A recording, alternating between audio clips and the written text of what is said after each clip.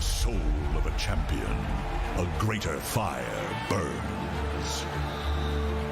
To follow in the footsteps of greatness, to forge a legacy of triumph that survives far beyond our years. Aster, eliminate LGD from TI. The eyes of the faithful are fixed upon them, roaring legions of passionate fans. Back through, the throw, die fast, 1,000 health, trying to finish up Team Liquid, they did it! Still, they answer the call to battle. Arrow connects. It is chasing him down. It's over. GG is called. Tundra. They'll be moving the upper bracket final. To endure a fiery crucible time and time again. Looking like it's over. That's it. GG secret. They fight to climb a precipice few have conquered, and those who have will sacrifice everything to reach that summit once more. 4 teams battle for ultimate glory. Only one can seize immortality. Who will emerge victorious? The battle begins.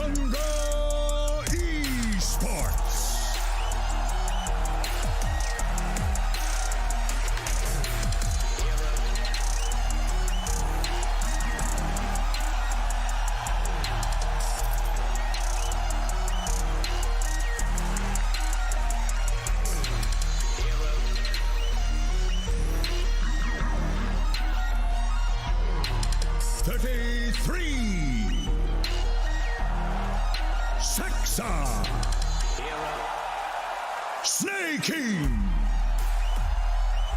Skitter, 9,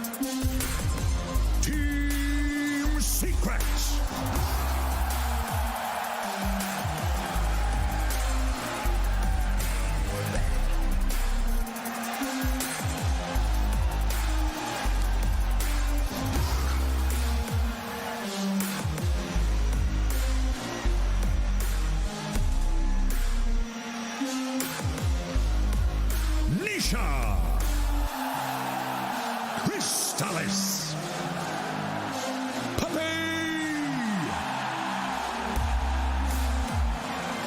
Zayak, Resolution,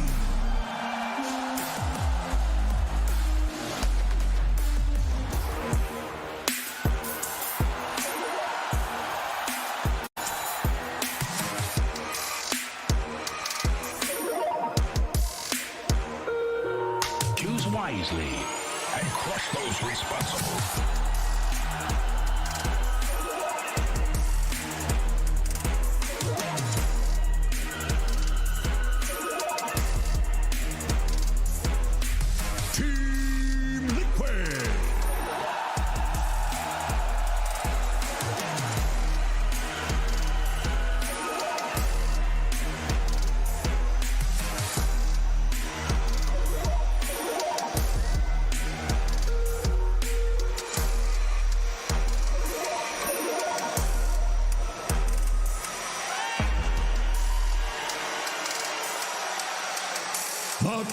man,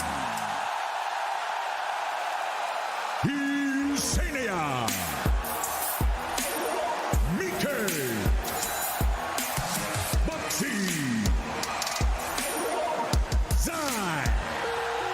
Choose wisely and crush those responsible.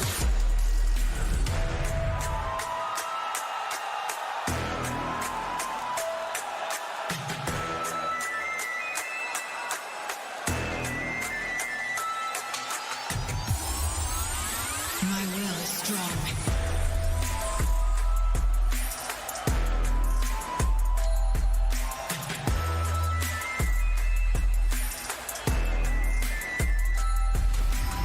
Team Aster.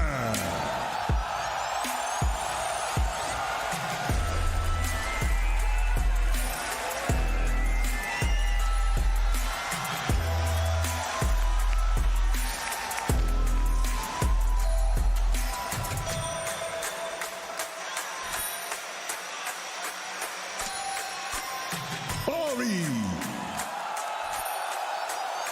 P-Tor, Boboka, Mone, XXX. My will is strong.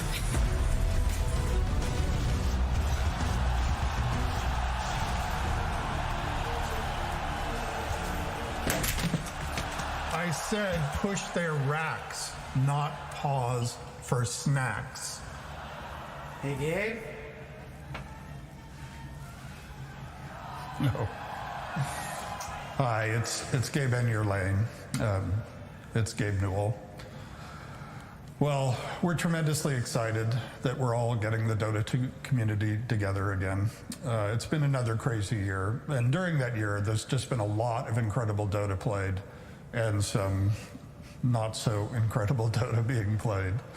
But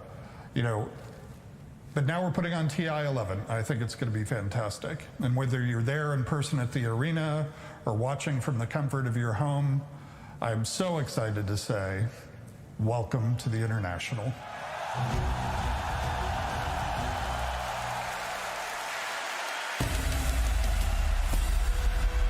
Welcome to the International Grand Finals.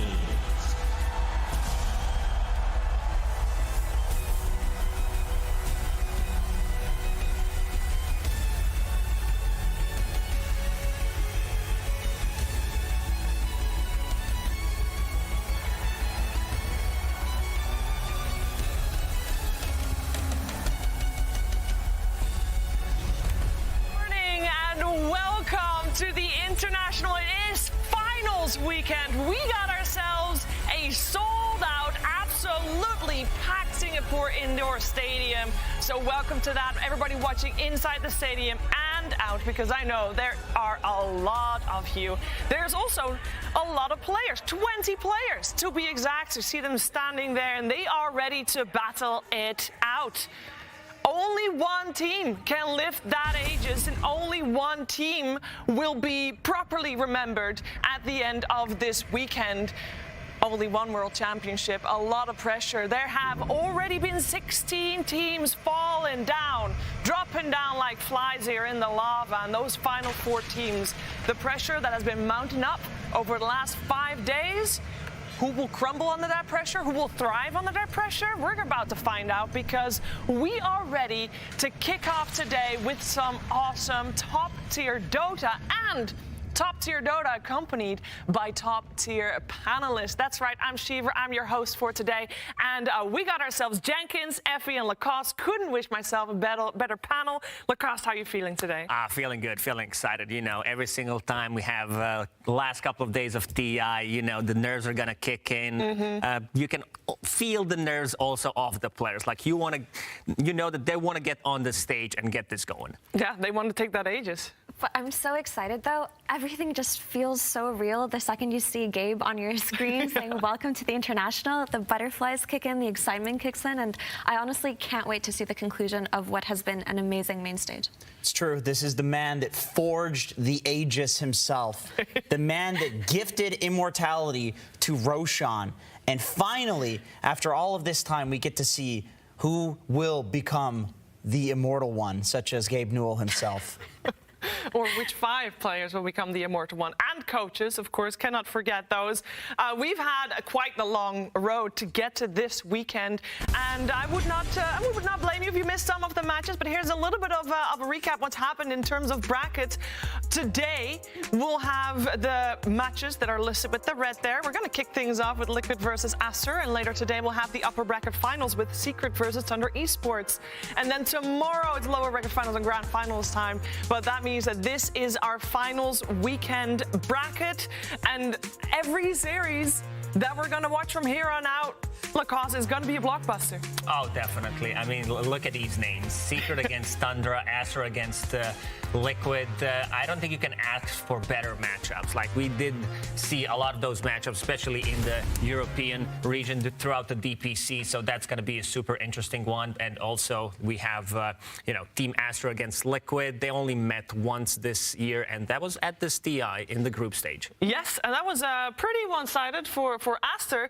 But since then, Liquid has had a little bit of evolving happening, and I think a lot of people will remember where we left off, because our final series that we had last weekend was Liquid versus Aster, and I think that's a series that's going to be in our minds for probably forever. It's definitely going to be in the minds of Team Liquid as we hear them talk about it. I mean, I think the Thunder series, as a group, that's, our best moment so far. We got away with one. This throne is going down here and now. Thunder, are you fucking kidding me? Game 1 against Liquid. Unfucking-believable. My God, this team, how do they win from that position? They were 2 minutes off buybacks for everybody in that engagement. What a demoralizing way to lose, honestly. They are going to have to mentally reset from that game again.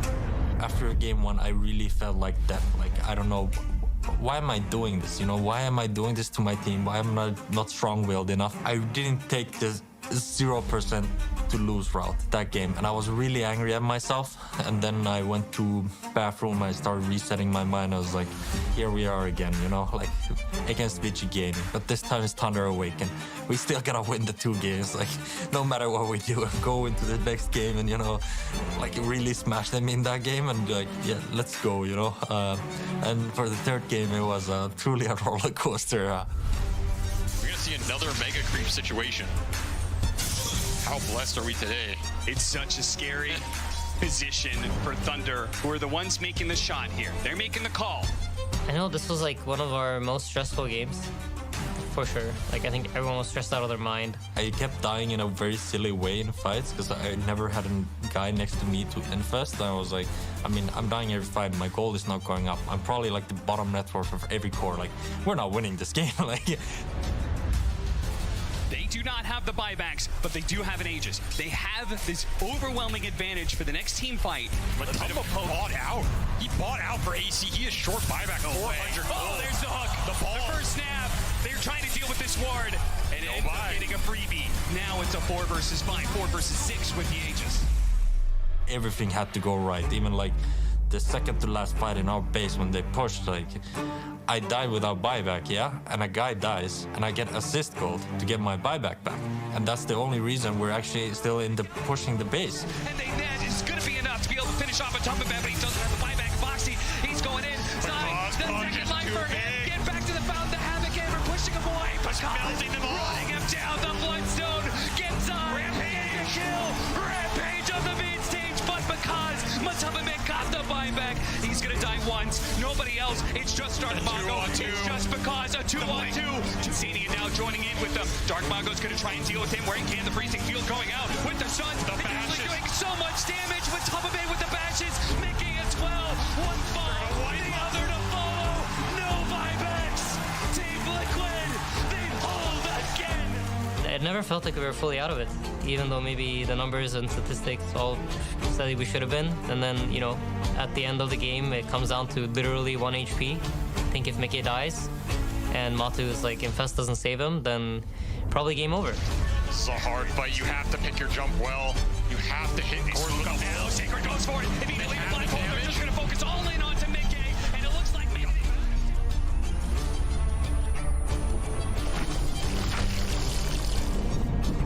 Down to enough. All over the side. Swatch will go over the Rolling Thunder on through them. Mickey surviving through it, and now the Marcy dies, and now they get the stun on the Sacred. Now he's at 12 seconds.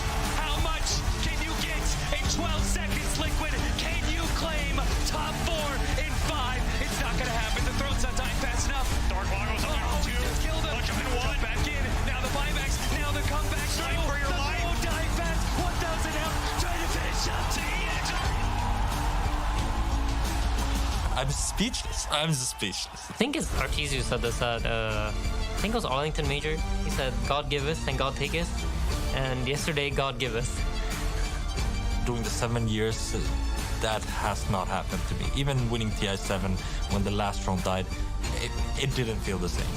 It's just the build-up wasn't there for it.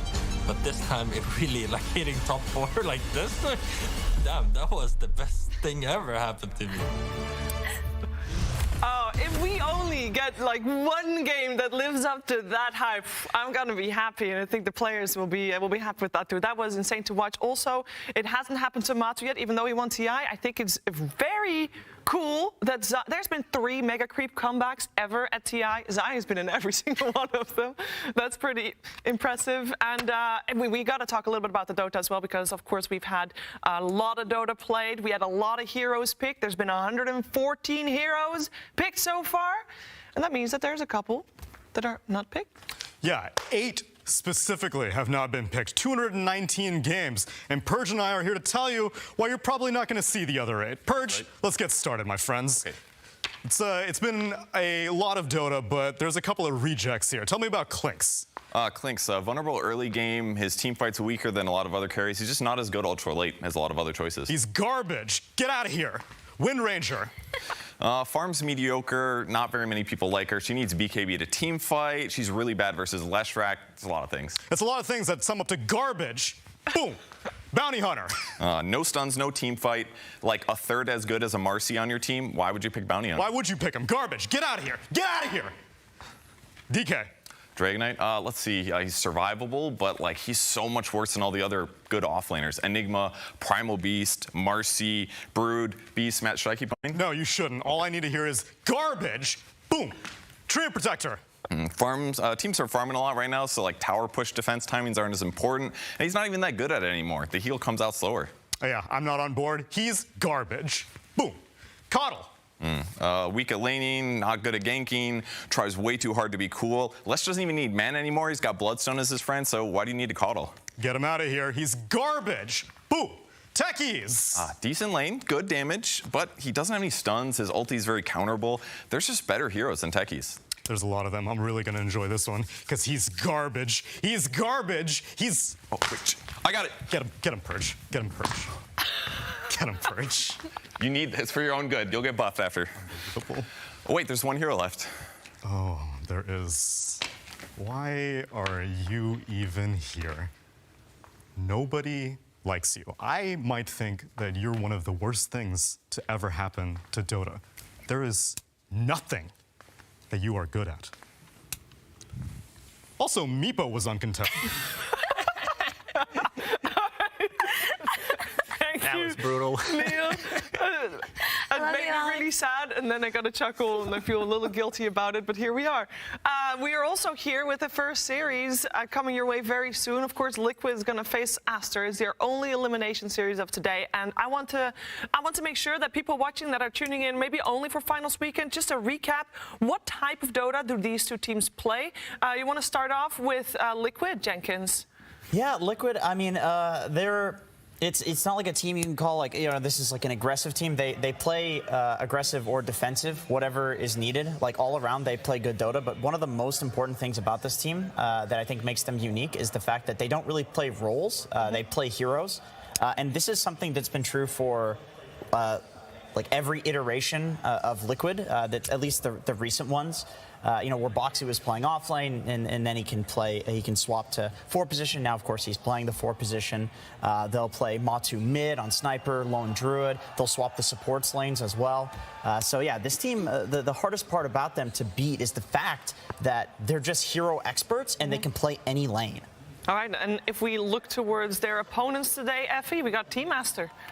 Yeah, so Team Master for me are incredibly fun to watch because this brings me back a little bit to the ESL Malaysia LAN that recently happened, and Aster proved to a lot of the fans watching there that individual skill is important, but it's not the most important thing in Dota. Aster are a very team fight-oriented team. They're always drafting in a way where they can come back from a gold deficit just by virtue of outfighting the enemy team. They play a really tight-knit formation on the map always, and the way that they distribute farm around the map is so intentional. Everything that they do, you feel they've discussed, they've calculated it, and they will always play for their specific timings, right? It doesn't matter if they don't have the items or the gold at certain times. They will hold their areas very well. They will not give up Roshans. Yeah, absolutely. I mean, Team Acer, they've always been in the shadow of LGD because LGD was always performing so well, and they showed that, third place at the Arlington Major and also second at DSL 1 Malaysia. They came here to play. They came here to play indeed, and guess what? We came here to watch some Dota 2. And we're going to kick things off for Game 1 with the draft. Let's go. Team Liquid versus Team Aster. Game 1.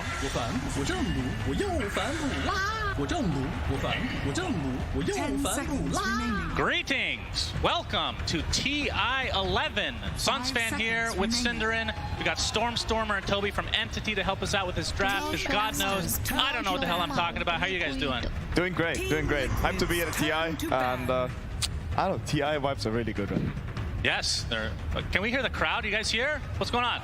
Oh, awesome. So Aster versus Team Liquid. Lower bracket, Team Liquid comes in with a ton of momentum, but now there's been a bunch of days off. I don't know how that would affect them. What do you guys think? Well, I got some background info. I know that Liquid was hella bored in some of those things. Yeah. Having a day off, but yeah, gonna be exciting. They had like insane momentum from the lower bracket, obviously. Had to come back from this 0-2 now against Aster. It's gonna be wild. I think a lot of the time when you have this long of a break, it's about not getting into your own head, right? Because you run this mock draft like 100 times and you start overthinking, okay, what are the enemy team going to do against us? Start playing this rock, paper, scissors with yourself. So there's different ways of approaching a 5-day break like this. This is kind of, unprecedented territory for us. Like, are the teams going to bring something new? Are they going to play what they did so far? And so far, nothing too surprising here, I guess you could say. Maybe aside from a first phase Sven ban. Did you expect that? Well, we just spent 5 days preparing to give the Marcy first pick. So let's see what the plan is. We highly respected Boxy Marcy all the time. I think that Marcy is still the top contested hero at this TI, I think, in terms of picks and bans, if I'm not mistaken. And I think Marcy is probably the most spooky Marcy that is out there right now. I think we literally banned it every single time we played against them. So what do you think makes him spooky on this hero? Like, what is it he does better than other Marcys? I don't know. He just gets to like 20 minutes, gets a BKB, and one-shots your carry. That sounds pretty good. Yeah. I like when my 4 does that. Yeah. So if I'm not mistaken, in the upper bracket when these two faced, Aster had Lesh every game, both games, and they 2-0'd. Very, very powerful and popular hero these days. Yeah, Lesh is crazy. We see the next first ban. Wow. To enable the Lesh. So, I mean, very standard though. Like the Maiden, I think Maiden, Leshrac is just pop up at this TI. Maiden is an insanely strong hero, and Lesh is probably the most contested mid lane hero right now. One of the most. 8 Broodmother is pretty interesting. What do you think about it, Toby? I'm the biggest Broodmother fan. I would have picked it. I'm not sure what Sai's gonna do with it. So I think we've seen in multiple series now Crystal Maiden as a direct response to Marcy. Obviously a good lane counter because you have a slow and a root as a support. Is there anything extra about this that makes Crystal Maiden a good response to Marcy? Is it just that the other 5s can't really handle her, or is it really that simple? I think the CM was more preparation for the 8-pick that was coming out, especially the Brood. And I've seen Sven and Lich against Marcy to give armor Yeah, I think Maiden's just, in any case, probably a pick that you just would love to have in the draft from the beginning on. Just a strong laner and, I don't know, just rounds out a lot of holes already before the draft. Second stage bans are pretty interesting too. Mars and Naga against Aster. I mean, just high contested heroes as well. I think Naga is a brute counter as well, right? The many carries love to lane against the brute mother, so that's why they get it out. Aster, meanwhile, banning the lone druid. I mean, there's Matumba, man. There's one guy on Liquid. He's probably the best lone druid out there playing this hero, so no surprise with banning it. And the 1 HP hero is getting banned out as well, the Pango there. Do you hit some crazy timing with Lone Druid Brood when you get the Lone Shard? Is that what they're considering? Or is it just like in general a worrying timing that you're facing? Is it just like extra strong or just a targeted player ban? I think what's scary about Liquid is that if they pick this lone, they can flex it on 2 lanes. They might play carry or mid because Mick is also very comfortable playing the carry role. So banning Lone Druid against whoa, super great here. As banning Lone Druid against Liquid is just a safe shot in many cases if you're not sure what to ban. I was going to ask what is left in the pool that's good against Brood, because we've seen a couple of Brood games where they pick it relatively early and it's been punished. Spirit Breaker is obviously very good. There's Kunkka. Anything else come to mind for you guys? They still need a carry hero that can lane against Brood. Yeah, that's true. Like, you see this Brood mother. The thing is, nowadays I think Brood is almost always on the off lane. You don't really see it mid. So, the thing is, like, obviously there's only a limited amount of heroes you can pick into this, right? You cannot pick any carry. So, I guess it's to assume that they're gonna pick it on 18. Knowing Mane, he plays both Monkey King and Gyro, who I think both fare pretty well against Brood, right? They have a way of dealing with the Spiderlings once you get the Flak Cannon up when Brood gets level 6. Is there anything else you're looking, like, you're assuming this is a Marcy Brood lane, right? And you have the Crystal Maiden covering you. I guess most carries can kind of float this lane until Brood is 6 and then it gets super scary, or am I underestimating Crystal Maiden's impact on this lane right now? Are there some carries that just can't play this lane at all? I can see a patch coming for either team in this phase. Hell yeah. Which first? Lich Lina. Wow. Okay, that's surprising. I didn't see that one coming. Double Spellcaster. I mean, they're just setting into the Mika Lina. I think Mika loves this matchup against the Lashrak. It's one of the favorite ones that they actually win 60-40 or a bit more even. And yeah, Sniper. After going for the 18 carry, it's a Sniper. Whoa. One of the only heroes that outranges Lina. If she's played as a core in mid, which is techies technically. Yeah, that is the other one, which nobody plays. Thank you, Shannon. Thank you. I can see mid sniper and Lash carry. Lash carry very good against Brood. Do they flex it ever? Does Monet play Lashrak though? I don't think so. I think Aster's read here is that, okay, this Brood we can handle in the beginning with our Maiden, and we obviously have the Spirit Breaker rotation possibilities, so we can get away with putting Sniper safe lane, and once Brood gets level 6, things might get dicey and they have to swap their lanes around, because Sniper cannot play this lane after Brood hits 6. It's actually interesting to see Sniper as a response here, because usually Brood was a massive counter pick to Sniper. I want to say half a year to a year ago when it was played mid more. Sometimes the last pick Brood would just ruin his game. So yeah, like it's a double range against double melee offlane, right? Like main Sniper against Marcy Brood. How do you think that's gonna be like? I think Brood can play this lane. I think it's a pretty good Brood lane. I hope it's Lash carry, to be honest. It's better? Yeah. Is it possible that Aster start at tri-lane for like a minute or two? That's what we've seen some teams do to try to shut down Brood in the beginning.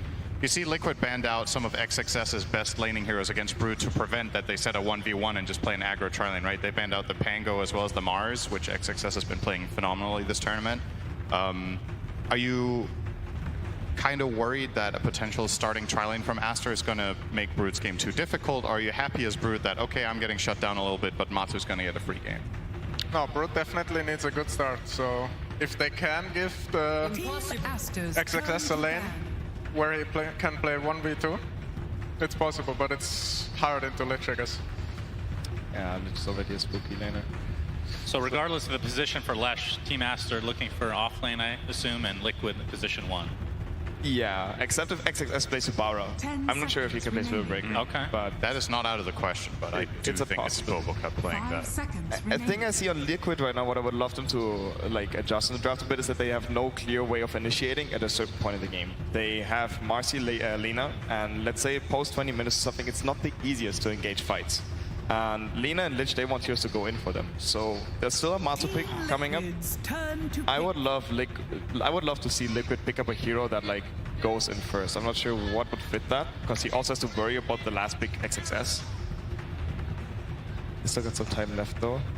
You also would imagine that it would be nice to have the carry use Frost Shield, right? You're picking this Lich early against essentially nothing that Frost Shield counters in terms of defense, right? So at the time when they picked Lich, they saw CM Lesh Spiritbreaker who have like basically 0 physical damage. So now that you've picked it in this manner, you would imagine Liquid have some sort of an aggressive plan. Like you said, carry goes in first, pop Frost Shield on him for the control. Yep. Or you put it on Marcy, but that doesn't really feel like that's maybe the most valuable. Bloodseeker is going to be the choice.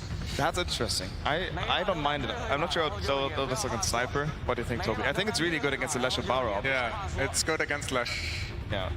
I think they have sniper problems. Yeah, there are some sniper problems though, yeah, that's true. But I like the idea, like it goes in for the rest of the team. Rupture is a very old school counter. Bloodseeker is not so popular in this TI. Team Aster's turn to pick. Yeah, it basically fits the gap of like frontlining and sort of lockdown. It's not a stun, but...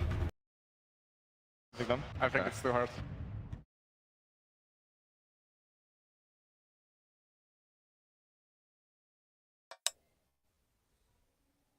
Right, they have made up their minds, so it's going to be another melee hero. It will be the Underlord. That's interesting. What do you make of this? I'm not sure. So, I mean... अभी तेरा clarity बढ़ गया audio का. ये बढ़ गया बोला अच्छा आ रहा है अभी. It's actually tough. The mid matchup is going to go pretty well for Liquid. They got the Lina against Leshrac matchup. He is playing against Power, which has always been a bit annoying for her to deal with because he gets on top of you. I'm not sure what the bottom lane is going to go like. This entire Bloodseeker Lich against... Pretty good for Bloodseeker, but doesn't feed on... सर्दी थोड़ी है. Pre-Brood game in my book. Pre-Brood game? Yes. तो time लगेगा मेरे को तो हफ्ता लगता है ठीक होने में.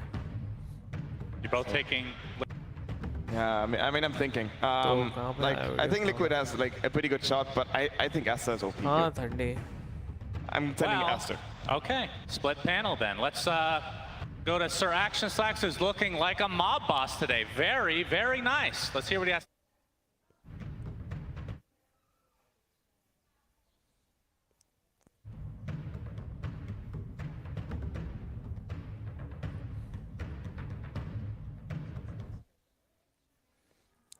मैं YouTube चालू करके देखता हूँ. बंद कर दिया था मैंने. तेरा वाला ही देखता हूँ. Singapore is ready, my friend, and it seems like you guys are as well. Disgusting draft, if I may. A Broodmother, a Bloodseeker. You really are treating this like an elimination game, huh? Yeah, shout out to Koikva for the Brood. This one's for you, buddy. Never left our team. Attaboy. So, are you concerned at all? I want to know a little bit about how you guys prep for this. You had a big, long break. I think most of it was on your big old brain. What did you guys do during that time off to get ready for a team like Aster? We did nothing. We sat in our rooms, chilled a lot, watched a ton of Naruto, which I'm slowly trying to get into potentially. And yeah, me and Matsu just drafted. We kind of just enjoyed the moment, you know? We had a lot of time to think about it, and what an incredible thing to be up here. We just kind of appreciated the moment. All right, well, all those weebs in my game with the anime profile picture, apparently that's all you need to do to get good at Dota. Let's see if we get a good match. And we'll throw it to Aster. Thank you, Sir. I feel like it's interesting very to have this much time to prepare and you don't really know what to expect. Semifinals of TI11, Aster versus Team Liquid. Something new here. They do get this D-ward, by the way, worth mentioning as a little bit of a head start for them in that here. Yeah, I mean, they're bringing some stuff here that we haven't seen them play this much time to prepare, and you don't really know what to expect. Playoffs, whereas Liquid are more sticking to their guns of what we've seen, so अभी मेरे भी mic मेरा चालू किया है. I'm very curious to see throughout this day in the next series as well, like how the teams prepare and have different approaches. I'm not going to say one is better than the other because I genuinely don't know, but it seems like the prediction कर दिया मैंने. बोलने रोशन kills और यही है. डिनाइस कर दिया मैंने. भूल गया मेरे को बताना. And looks like the bounties have been split evenly to start us off here for today. Yeah, and it will be the expected lanes here. So bottom lane ये will be pick हुआ है together with Marcy against liquid sniper लेते हैं हमेशा and finally top lane. ये time liquid ये ester ने लिया है against Lich Bloodseeker. So as we talked about on the panel, probably a slight edge in the mid lane to Mickey here with the Lina matchup against Lesh. We've seen क्या बोलते हैं respect ban करने के Lesh has been incredibly popular and Lina has been one of the best responses that we've set our eyes on. Speaking of which, setting eyes on, Bobaka is playing very aggressively onto Insania, skilling charge level 1. मुझे ज़्यादा players का पता some नहीं है, damage. कोई पता है। As Mickey and Ori facing out the mid lane, Lina versus Leshrac. See Zai getting harassed by quite a bit as we have a pause, and I don't know if those are oohs, ahs, or boos, or all of the above, Cinder, but हाँ इनसेनिया अच्छा support है actually alliance में था ना the crowd goes तब से अच्छा support कर रहा है What a pause! So I imagine we have a small tech issue. We have not been given a reason just yet for why this pause is, but this gives us a little bit more time. Alright, so disconnect from Insania makes it seem फिर से फिर उसको शायद अंडरलॉर्ड को समझ में आ गया तो वापस चले गया लेन में वो not GG, but of course that might not relate to these teams at all. ज़ाय भी सही खेलता है यार ऑफलाइन कुछ ज़्यादा ही अच्छा खेल रहा है ज़ाय I wouldn't imagine a player like Insania having GG in his इसकी career. मस्त हाँ क्या गेम चेंज करता You'd है be surprised once you know you might have your opinion on players and then you meet them in real life. It can be a totally different beast, you know. Never meet your heroes, and that's why I regret ever meeting Sir Action Slacks. कर सकता हूँ मैं actually He was your hero. That's true, actually. That wasn't accurate. Scoreboard मैंने लगाया I just wanted to और throw that थोड़ा out there. Delay में ही आएगा The conclusion is never meet Slacks. Yes. That's- That was what I was trying to get across. Appreciate it. And that's why you're here. You're analyzing my thoughts. Telling you what you wanted to say. That's right. Very good. Tell me, how does Zai play Brood this game? Yeah, so it sounded like so Topi is quite the Brood specialist, right? And it sounded like he thinks this should be a free lane for Brood. I don't play the hero much. I feel like from my perspective, Maiden Sniper probably does okay, at least for a few levels. Once Brood gets level 6, you're screwed down here as Maiden Sniper. You have to evacuate and solve Nike it, in but the that's where sense Aster have a hero like ये Underlord who could go aster there, के they जो could players walk हैं the वो Lesh there मतलब if they क्या really have to defend the veterans tower. बोल सकता But for है ये starters, सब I नए would हैं imagine मिके this double वगैरह ranged lane does fine against Brood. Zai Nike will शायद just try Biggie का to stay performance alive, फिर get भी some CS where he can. पूरे You're seeing throughout Foxy currently planning on tournament pulling में the wave अच्छा down था there to try to मैं उसको get a little bit of a different lane उसके ये positioning मैचेस so में that Brood liquid can के get closer ज़्यादा to his फॉलो tower. किया है ना मैंने उधर में भी And then Well, we're about to unpause. I want to get the crowd's reaction here. Let's do a पे दाव live लगाया मैंने poll बहुत since we have bar some time here. And I predictions hear के और who is इसके rooting अपना for Aster today. fantasy Aster. Okay, that was kind of underwhelming. I'm not That was gonna lie. lukewarm. And क्या what है about किसका Team keyboard नहीं Liquid? Working Oh my. Okay. So we have some bias here in the crowd. First it was OG, but they're not here anymore. So to the next EU. सनस्वैन सिंडर इनका casting सही है इन लोग का casting भी मेरे को बहुत पसंद आता है एक फनी लोग सीरियसली बकवास करते रहते हैं और अच्छा लगता है बहुत बार गेम से बाहर चले जाते हैं बहुत बार वो कुछ भी मस्ती करते रहते हैं और वही एंटरटेनिंग क्या बोलते हैं हाँ बस सिंडर का एक्चुअली बहुत मतलब बहुत सारी चीजें अच्छे से एक्सप्लेन भी करता है वो पर क्या बोलते थोड़ा बहुत क्या बोलते हैं मुझे टेक्निकल सही लगता है उसका काफी अच्छा है This is kind of a weird setup right now. Monet kind of on the other side of his tower. But the rebound is there. मरेगा स्नाइपर अभी On the right click away, no dispose yet. ये sniper और CM देखना किधर गए In the end, a lot of harassment damage traded each way. Yeah, if you play Dota casually, you'd be like, why are two heroes behind the tier 1 tower minute 1? And this is simply what happens when the position 4 in the enemy team repulls and repositions the wave behind there. You have to go and contest this experience in gold. You can't just let the Liquid side get that for free when you have this double ranged lane. You are willing to take those trades, and ultimately what ends up happening is that Zai has a grand total of 2 CS to the 10 of Sniper with a good head start here. Monet getting in behind there. Rebound, dispose is available this time. Shrapnel comes out to do some residual damage. Monet taking the brunt of it though. Do they have enough to get first blood in this game? Foxy continues first blood हो गया sniper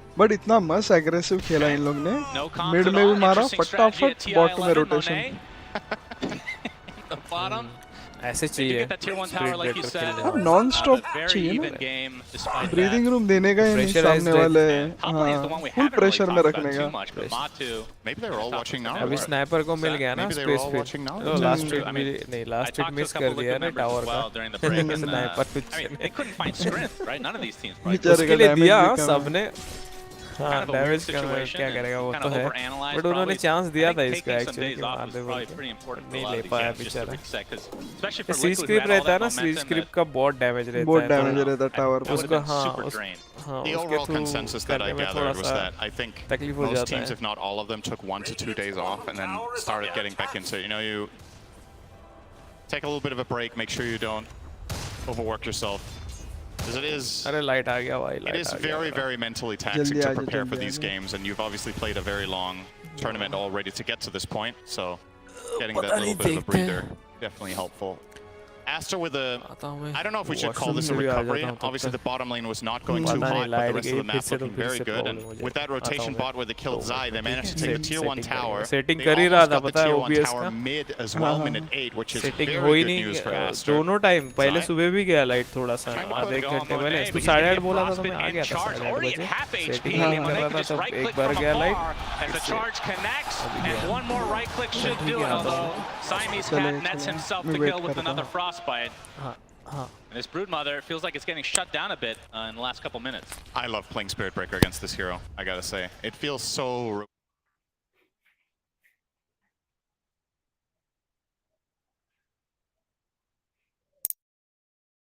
This long route and slow. You see Pichu in this game choosing to max out Frostbite, which we've seen sometimes.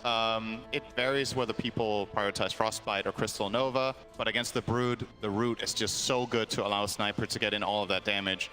Let's see if Monet skills Assassinate or not, because we've seen different Sniper builds here on level 6, whether you take that route at all, or if you focus on maxing out Headshot. All right, Boxy with the job. And that is enough burst damage. Baboka charge, not in time. Mika gets credit for that kill. That is his first of the game. He has a haste rune still, and with the Falcon Blade, going for the BKB as a pretty fast item. Matu getting chased, but just the other side of the fog here. So very good ward there. Pichu will realize this. Like he read that all too well. So gonna get the D ward, and they force out the glyph. Lesh will immediately rotate into mid. They don't want to lose their mid tower. Ori is gonna show here. Yeah, well, Mickey is getting charged, so now there's TPs coming into the mid lane. Get the LSA off. Oh, uses the horsey and gives himself enough distance to get away. But in the meantime, they're going to find Boxy instead, who was trying to help out Mickey, but wasn't really needed in the end. Yeah, it looked like Boxy was trying to find an angle where he could maybe get a dispose onto the Lesh rack, but what Aster did really well there was that they rotated not only the Lesh, but also the Crystal Maiden in the tree line. So when Boxy did try to go for that, it just gets frostbitten from the side and does not find any move. At the very least, the good news for Liquid here, bottom tower will be claimed. Brood is starting to build a new home here, as Brood does. I wonder what build Zai goes here. We've seen a lot of Broods go this Arcane Boots into either Pipe or Wraith Pact, these kind of auras. I assume this game will be no different, but I wonder what the priority will be. Pipe is making good. Yeah, there is a lot of random magic damage, and it's a great way of keeping your spiders alive during fights. He is taking control of the bottom lane. I mean, that's the one thing about transitioning out of this lane. Brood, he'll just take over. Which he has to be so careful with showing on the lane, though. He's actually showing his hero, and that means he's opening himself up to being charged at any point. Yep, all they need is a little bit of vision here as members of Aster in the cover of smoke, Zai in the trees, but his spidey senses are tingling for once that actually quite makes literally. Sense. Yep. Looks like he'll be okay, so a little bit of wasted time, although that he's in the area wasted here. though. Pops. Oh, Crystal Nova just off. Actually did connect, and now they have the vision. There's the charge from Baboka. In comes XXS as well.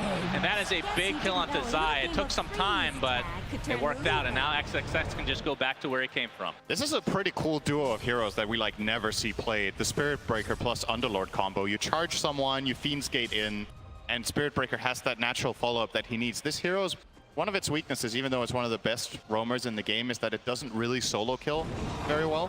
But, you know, if you have something like Underlord connecting or Sunstrike, like whatever it is at your disposal, then situations can suddenly look quite promising. Baboka with the charge, no rune here. Foxy is here. Nice pit of Malice though, but the dispose keeps XXS at bay.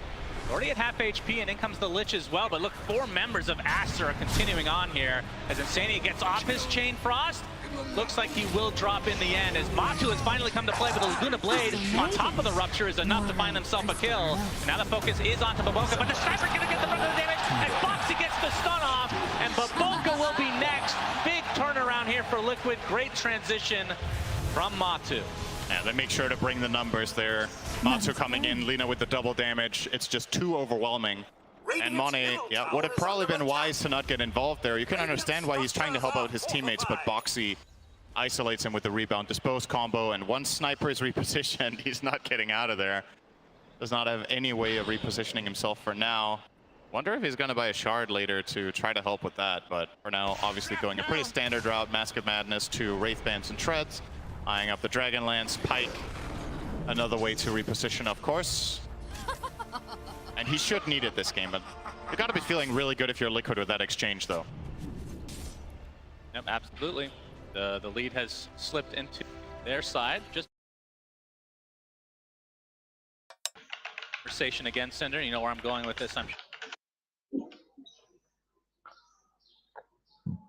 Insania, Ori is in the area, gets off the Lightning Storm. Hello? But the Frost Shield ends up mitigating a bit of damage here and forces the rest of Astra away. It's taken just too long to get a high five for their efforts. Which team would you say has the advantage in the Roche pit, both killing and fighting in the area? I guess for killing, I would imagine Liquid does it maybe a little bit faster. It's kind of close. ठीक है, अच्छी है. Quality is अच्छा good. ठीक. अभी stream चालू करने की कोशिश करता हूँ. हाँ. स्ट्रीम चालू कर देता हूँ. तेरा स्ट्रीम भी देखता हूँ. कुछ नॉइस वगैरह होगी तो बता देना. स्ट्रीम में वो मतलब हेडफोन डाला है तो आवाज का इतना पता नहीं चलेगा. They got done with चलेगा. their Naruto episode and now they're playing, so good to see. Anyway, you were saying about Roshan. Yeah, so I think overall, I guess अभी तो the गेम Dire, चालू हो रही है मेरा.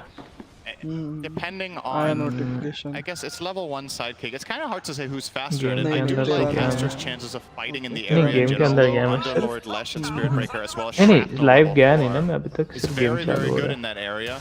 Live But I के लिए think मैं neither post team has create any कर रहा interest in हूँ. even पोस्ट क्रिएट thinking नहीं हुआ about अभी Roche for तक. quite a while. Neither lineup is title तेरा ही particularly कॉपी good कर at लेता हूँ. it. रुक. There's a lot of risk involved. Boxy will get charged. Charged in the top lane next to the tier 2, but the Frost Shield comes out again. Chain Frost not really bouncing, but finally does off of the creep, and that is going to cause Ori to drop. But Boka gets disposed. TP cancelled. क्या Second kill for beautiful dispose Liquid. था. A big Spirit punish in Breaker this था. top lane. That Frost Shield has been kind of pretty annoying for Aster to get through. Yeah, they chose to go for that with 5-second cooldown another strike. They didn't have Spirit Breaker ult, so missing that component, but also Liquid seemed like they just read that play like a book. You know, Mickey was in position immediately, getting that counterplay. Nicely done from them. They get those two. Mickey now rocking a BKB. Is very ready to fight. Liquid actually hitting a strong timing here, and this smoke could bear fruit. Mercy is there, he gets stunned and brought down. Huge kill for Liquid, but मर गया फिर से. XXS has come to play with his ult. Gets off the nice Pit of Malice and Firestorm. And Stania looks to be the sacrifice at the very least, but Mickey and Matu want to continue to fight potentially. They're going to try to focus onto the Crystal Maiden, and a nice stun from Foxy on the two heroes with Mickey's LSA to follow. Brood mother ने अंडरलॉर्ड का अल्टी use करके आया वो और वापस चला गया. Like अंडरलॉर्ड आया गैंग में अपना अल्टी यूज करके, उसके साथ में ब्रूड मदर भी आया. सही ना. अच्छा यूज कर लिया एनिमे को. कोई नहीं कोई नहीं बराबर. Tags Dota 2 TI11 2022 and that was the Bloodstone reveal as well on the Lesh, and it just gets destroyed. बाकी सब ठीक है. Not literally. Not एक मिनट मैं स्ट्रीम चालू कर देता हूँ. ये क्या हो गया? ये नहीं करना है मेरे को.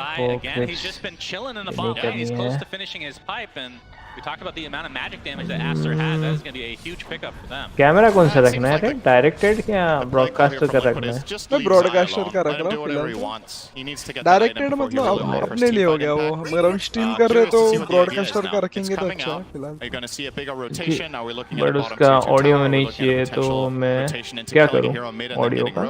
ऑडियो का बंद कर सकते हैं। ओ ब्रॉडकास्टर सिलेक्ट नो ब्रॉडकास्टर करो। हाँ नो ब्रॉडकास्टर कैमरा से उसका ब्रॉडकास्टर करो। और ब्लेड मिल गई लीना को। डैमेज वाली है ना? हाँ डैमेज वाली है। सही है आइटम। यूज करेगी कि नहीं पता नहीं। इसके ऊपर भी अच्छा है ब्लड सीकर के ऊपर भी। हाँ ब्लड सीकर के ऊपर भी बहुत अच्छा है वो आइटम। अच्छा मेरा स्ट्रीम हो रहा है क्या चेक करना? और स्ट्रीम पे एक बार ऑडियो वगैरह कुछ आती है क्या? लैटेंसी चेक नहीं किया मैं, लैटेंसी कितनी है तो सेट कर सकता हूँ क्या लैटेंसी को मैं? One thing we didn't really talk about कितना मिनट दिखा रहा है? To obviously face in the upper bracket, and we've seen it so many times. The upper bracket team that wins, that faces the team again in the lower bracket. The lower bracket team ends up learning more about that matchup overall, and they got to see Tundra beat Aster as well. Potentially, that's what we're seeing here right now. Standing onto the high ground, he is so tanky. ये देख ले resolution तो कुछ check ये नहीं है ना? Looks like it's going to be a trade for the position 5s. Nice freezing kill coming out, but it only delays the inevitable. Vision का जो resolution है देखने का कहीं उसमें तो ये नहीं है ना? Getting chased, but a nice pit of malice keeping Boxy and company in this area. पहले नहीं था क्या? हाँ तो उसका होगा and gets the charge हाँ off. तो The शायद right click उसका is होगा। coming for him. Is that enough? It अभी doesn't दिख look रहा है? like it. He shall live. मैं अभी तक चेंज What नहीं an हुआ। amazing escape from Baboka there, turning around to dodge the stun and then अच्छा छोड़ finding the आवाज charge का through बता दे everyone to survive. क्या है? I definitely had him expected dead there, but आवाज he का gets out of देखना there. पड़ेगा। Still, the big kill for Liquid is the mobile पे है Lesh. ना They वो keep ये finding him करना every पड़ेगा। fight. Zai, okay. अच्छा मोबाइल पे देख रहा था क्या?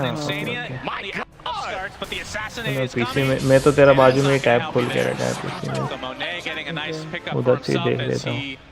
और इसमें टाइम 18:55 दिखा रहा है। In that area. I mean, how much of a comeback mechanic do you have on this hero, would you feel? Based on the items that he's going for, because he has Mask of Madness, Dragon Lance, he's going for Hurricane Pike, so it feels like more mobility / utility than damage. Yeah, I guess with this build you definitely do farm slower than if you had, say, Mom Maelstrom, but you probably just have to get the Pike at this time. If you go Mask Maelstrom, you just mobile पे आना चाहिए ना फटाफट gonna quality. take too mobile long पे before क्यों you have नहीं the आ रहा? essential items to be any sort of presence in a team वो fight. तू वाईफाई वगैरह रहता है ना, वाईफाई पे सेटिंग है वो सेटिंग करना पड़ता है वहाँ पे हाई क्वालिटी का। अगर वाईफाई पे नहीं चला रहा है तो लोग पे चलता है। वो सेटिंग चेक कर ले वाईफाई वाली। वाईफाई पे ऑल टाइम फुल रखेगा तो आएगा। पावर हाँ पावर सेवर क्लियर एकदम क्लियर है। 20 मिनट्स पे चल रहा है। हाँ 20 मिनट्स और गेम में कितना है भाई? हाँ 2016 है ना गेम में? 2015 है और गेम में 2020 है। कुछ सेकंड का इशू है ना, तो ठीक है ना? ठीक है चलेगा उतना इशू नहीं है। चल ठीक है। अरे तो क्या था भाई? तो अपन ये ब्रॉडकास्टर के साथ ही चलते हैं फिलहाल, इतना तो नहीं करते हैं फिलहाल क्योंकि वैसे भी डिले में चालू किया है मैंने, स्टार्टिंग से आया नहीं।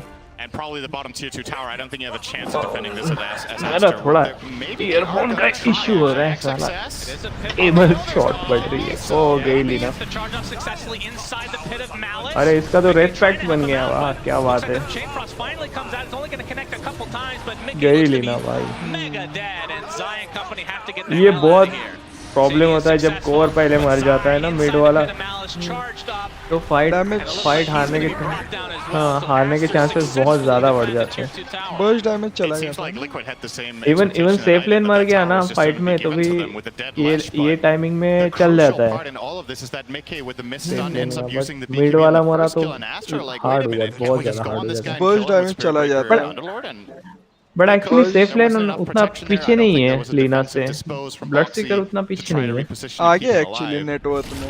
हाँ नेटवर्क में आ गया, एक्सट्रीम में ऑलमोस्ट उतना नहीं है, ज़्यादा फर्क नहीं है। वो भी 16 लेवल का है, वो भी 16.5 लेवल, अरे दे दे। स्नाइपर क्या बजा रहा है। ओह गन्ना फोड़ रहा है वो।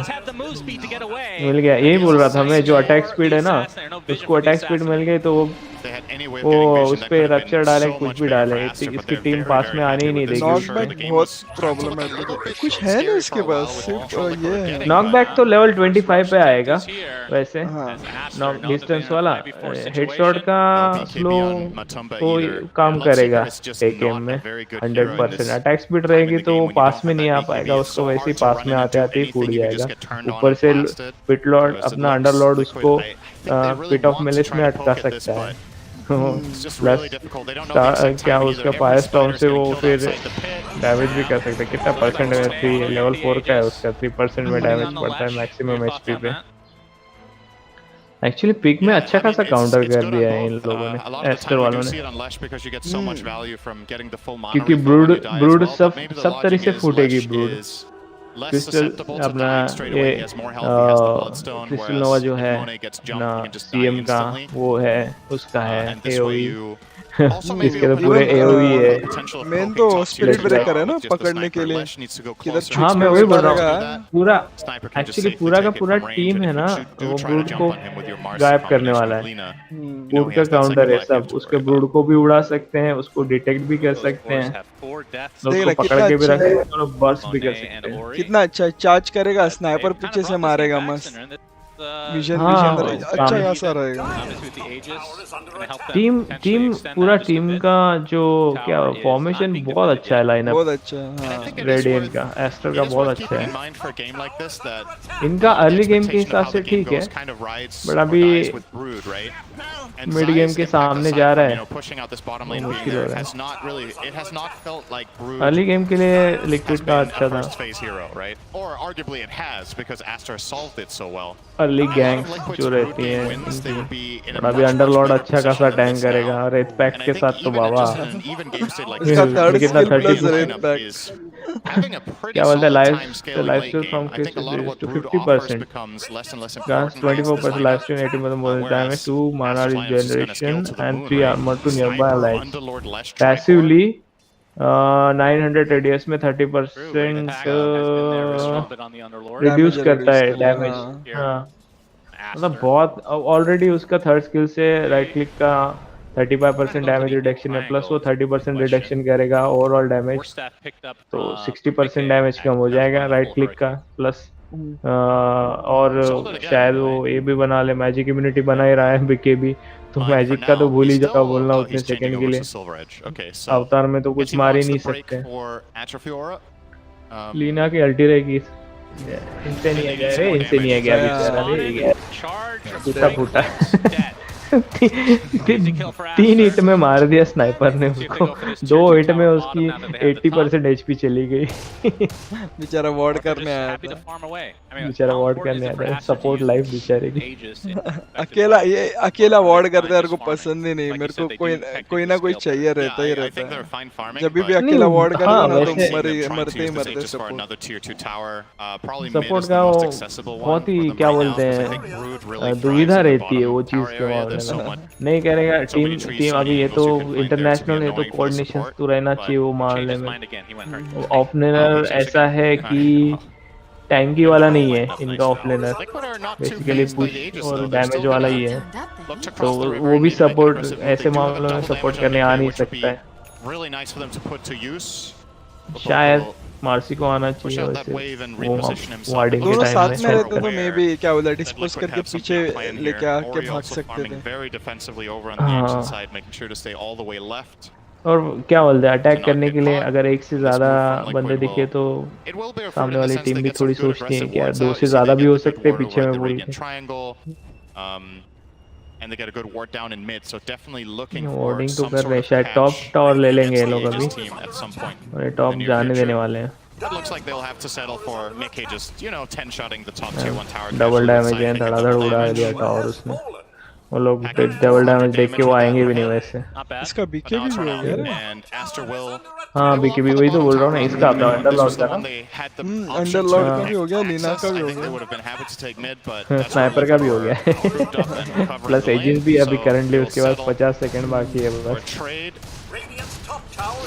शैडो ब्लेड जा रहा है तो पैसिव ब्लॉक करने के लिए कर रहा होगा वैसे और एक एक्स्ट्रा क्या बोलते हैं एस्केप भी रहेगा प्रॉब्ली ऑफेंसिवली यूज करेगा ऐसे लग रहा है मुझे वो क्योंकि करंटली पैसिव सबसे स्ट्रॉन्ग इसका उनकी अपोजिट टीम में तो ब्लड सीकर का ही है ब्लड सीकर से ज़्यादा स्ट्रॉन्ग मेरे ख्याल से कोई है नहीं पैसिव के मामले में फिलहाल डायर में और उसका पैसिव ब्लॉक करेगा तो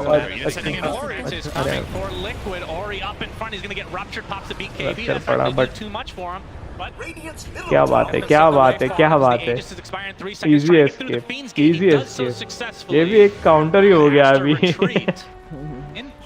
वापस भी आ सकता है ये कि वेव क्लियर कर दिया और थोड़ा पुश कर ले तो वापस भी आ सकता है नहीं जा रहा है वापस डिफेंड कर रहा है हाँ डिफेंड वो ब्रूड मदर शानी है बहुत जैसे गुपचुप में ले लिया उसने 90% क्या 90% से भी ज़्यादा हाँ कितना हुआ बाकी एक मिनट चेक करते हैं अपन ना ले गया ओ गया अरे पीछे इन लोग ने इसको उड़ा दिया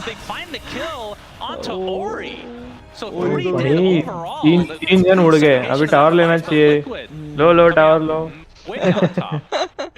नहीं बट शायद अरे लीना ने अपनी बहन को ही उड़ा दिया क्या है ये जलन इसको बोलते हैं जलन देख ना सीएम रेडिएंट में और लीना डायर में क्या कोइंसिडेंस मेरे को पर्सनल मिल रहा है मेरे को क्यों नहीं मिल रहा है अरे बहन तेरे पास तो आर्काना है दोनों के पास आर्काना नहीं है क्या तेरे पास नहीं है क्या झगड़े बहनों के झगड़े वो तो हाउस ऑफ द ड्रैगन्स में वो बोलता है ना लड़कियों के झगड़े खतरनाक होते हैं भाई डॉटर्स को हाँ ये करने के लिए but looking at Ori's item progression, obviously they had a plus up for long time. BKB is on 8 seconds. He's only used it once. BKB उसका कितना सेकंड यूज है अरे हो गया उसका फुल BKB यूज हो गया 6 सेकंड पे आ गया उसका तो स्नाइपर का 9 सेकंड स्नाइपर का 9 सेकंड पे है अभी भी और अंडरलॉर्ड का भी 9 सेकंड पे है लेशरैक का एक ही बार यूज हुआ है is a major setback. Leena का कितना यूज हो गया लीना का भी एक ही बार यूज हुआ है 50 CS advantage because of this. Push The thing I wonder defensive item है travels is actually the right choice because you're obviously playing against Rupture, right? So having extra mobility in the fight isn't necessarily going to translate to more safety or more damage. Fighting items. Whereas having items where you can just stand your ground. But team fight में अभी क्या बोलते हैं थी नहीं वो mid की तरफ थी टॉप में जा रहे थे वो मिक्स हाइब्रिड टाइप का प्ले हो रहा है शायद मेरे ख्याल से पुश भी कर रहा है और टीम फाइट में उससे के तो टीम फाइट में भी आके टीम को भी हेल्प करने के लिए कर रहा है मेरे ख्याल से ये सब ब्रूड को बचाने के लिए उसने डिफेंसिव आइटम बनाया शायद ब्रूड को टीम को भी ना ओरी का जो मैजिकल डैमेज भी बहुत है मतलब टीम का तो आ ही जाएगा शायद मेरे को लग रहा है प्राइमरी रीजन हो सकता है कि ब्रूड को बचाने के लिए कर रहा है क्योंकि ब्रूड मदर ऐसे मतलब मेजरली टीम फाइट में इन्वॉल्व नहीं दिख रही ना देख कितना डिफेंसिव प्ले हो अभी एक्चुअली हार रहे हो तो डिफेंसिव प्ले ही बनता है उनका एक्चुअली लीना कौन सा आइटम अरे लीना डेडलिस्ट जा रही है उसका डेडलिस्ट बस अभी क्या है 300 गोल्ड पीछे 300 भी नहीं 250 गोल्ड पीछे है सिर्फ 250 से भी कम आ जाएगा उसका डेडलिफ्ट उसका अरे उसका भी लिया है ना फुल डैमेज है लेशर एक्चुअली लेशर की अपोजिट में वही सही है फुल डैमेज अरे टीम फाइट हो रही है इधर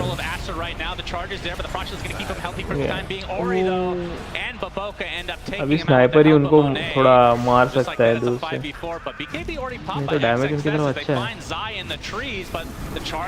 एक ब्रूड का टीम फाइट में अच्छा खासा टैंक कर लिया अर्ली में बट अभी नहीं कर पाया अरे चेन फ्रॉस्ट जल्दी निकल गया रे, बाउंसेस मिले नहीं शायद उसको। नहीं बाउंसेस 12 जोन आउट कर रहे थे, इनिशिएट भी किया और अभी लास्ट में भी किल लिया। अच्छा जोन आउट किया 12 ने। ये शायद फर्स्ट गेम एस्टर ही निकालेगा लगता है। हाँ अभी तो एक हाँ जीत रहे वो लोग। A very different fight in terms of positioning here, right? So you get the वो लास्ट टाइम में 3 किल्स जो किया लिक्विड ने वो एक करके किया ना ऐसे सेपरेट। वो सरप्राइजिंगली किया। Tons of space by just running in with a pit of malice and just frontlining. Snipers keeping them के पास बहुत डैमेज है बट वो क्या बोल रहे हैं उसको पोजीशन नहीं मिल पा रही वो डैमेज करने के लिए एनिमी को। देखना ये लोग को ये चाहिए, रोशन चाहिए तो रोशन पिट में ही बैठे हुए लग रहा है, आगते बराबर उड़ा देंगे बोल रहे हैं। 30 सेकंड बाद तो आने वाला है रोशन, बैठे ही है, टाइमिंग सही हो रही है। नेक्स्ट वॉर्ड करके रखा है, जंगल तो पूरा उनका ही है। हाँ हमेशा एजिस यही लेंगे मेरे को तो लगता है। एस्टर ही लेंगे क्योंकि टीम फाइट में वो स्ट्रांग है, टीम फाइट में स्ट्रांग है तो ये लोग कम्पीट नहीं कर पाएंगे रोशन के पिट में। और ऊपर से उनका टॉप जंगल पूरा खा के रखा है उन लोगों ने, टॉप में जंगल को क्या बोलते हैं यही नहीं कर पा रहे हो फार्म या फिर वहाँ पे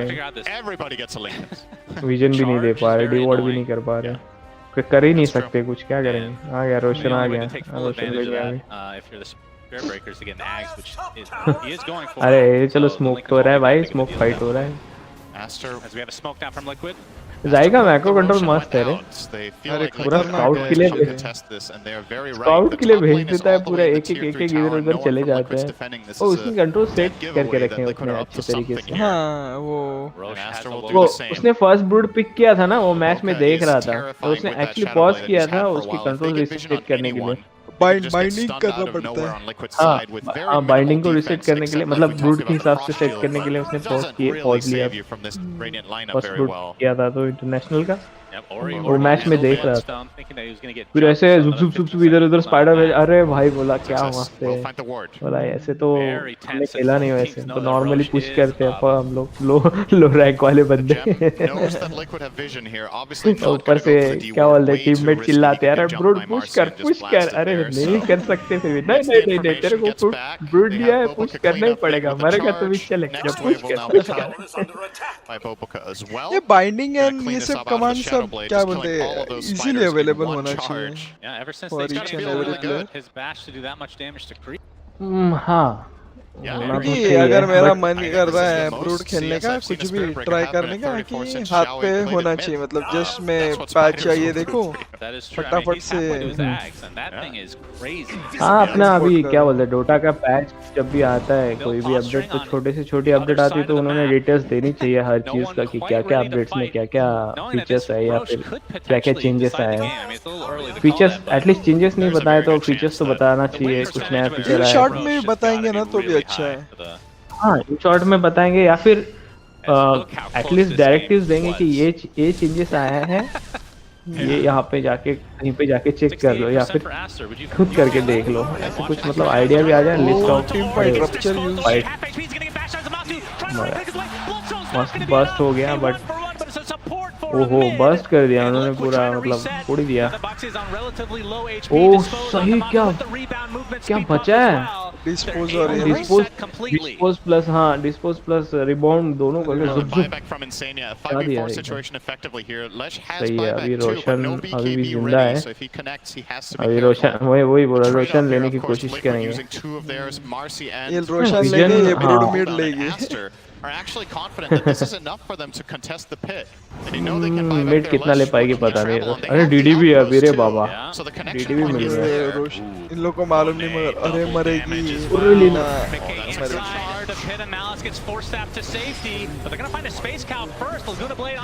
क्या डैमेज है लीना का यार, टैंक नहीं कर पा रहा है। ऑलमोस्ट अंडरलॉर्ड। हाँ अंडर ये तो गई, बैन को तो पहले उड़ाती है भाई, बैन चाहिए ही नहीं बोलती है बैन, ये बैन मेरी है ही नहीं बोलती, सौतेली बैन है, पहले इसको मारूंगी।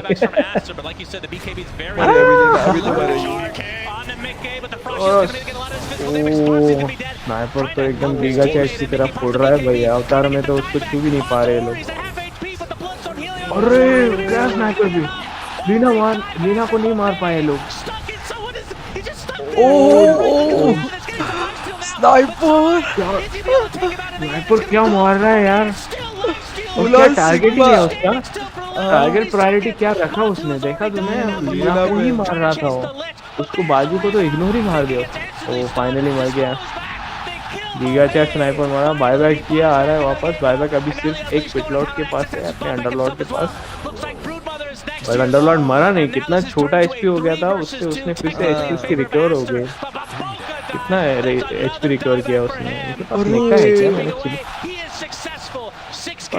क्या है सपोर्ट, इतना हील कैसे हुआ उसने, अल्टी मार के आया ना। ओह बेस में अल्टी मार के आया।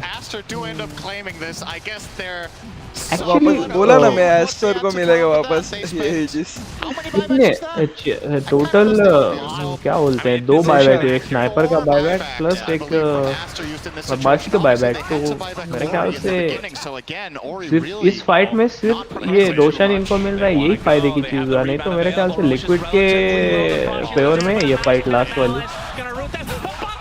अरे लिक्विड, और भाई ओ लास्ट हिट के लिए, ओ भाई लास्ट हिट लिया। अभी सिर्फ लिक्विड को मिला गोल्ड। हाँ मेरे ख्याल से ये सिर्फ मार्सी का डेथ जो है वो सबसे बेकार रहा, क्योंकि बायबैक का डेथ है।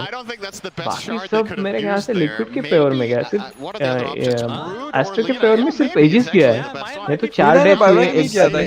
एक को लगा ऐसा लीना ने नहीं लीना ने बायबैक नहीं किया था, बायबैक सिर्फ मार्सी ने किया था, एक ही बायबैक किया था, बायबैक था ही नहीं किसी के पास actually. How long Monet stayed alive, right? And it's because he's getting Crimson guarded by the Underlord, so the spiders do 0 damage. Zai has a 0 damage item build, so he's basically tickling him. And Monet was just using Mask of Madness standing still. ऐसे exciting fights रही तो मजा आती है एकदम।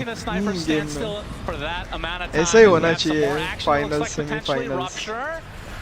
मजा आता है।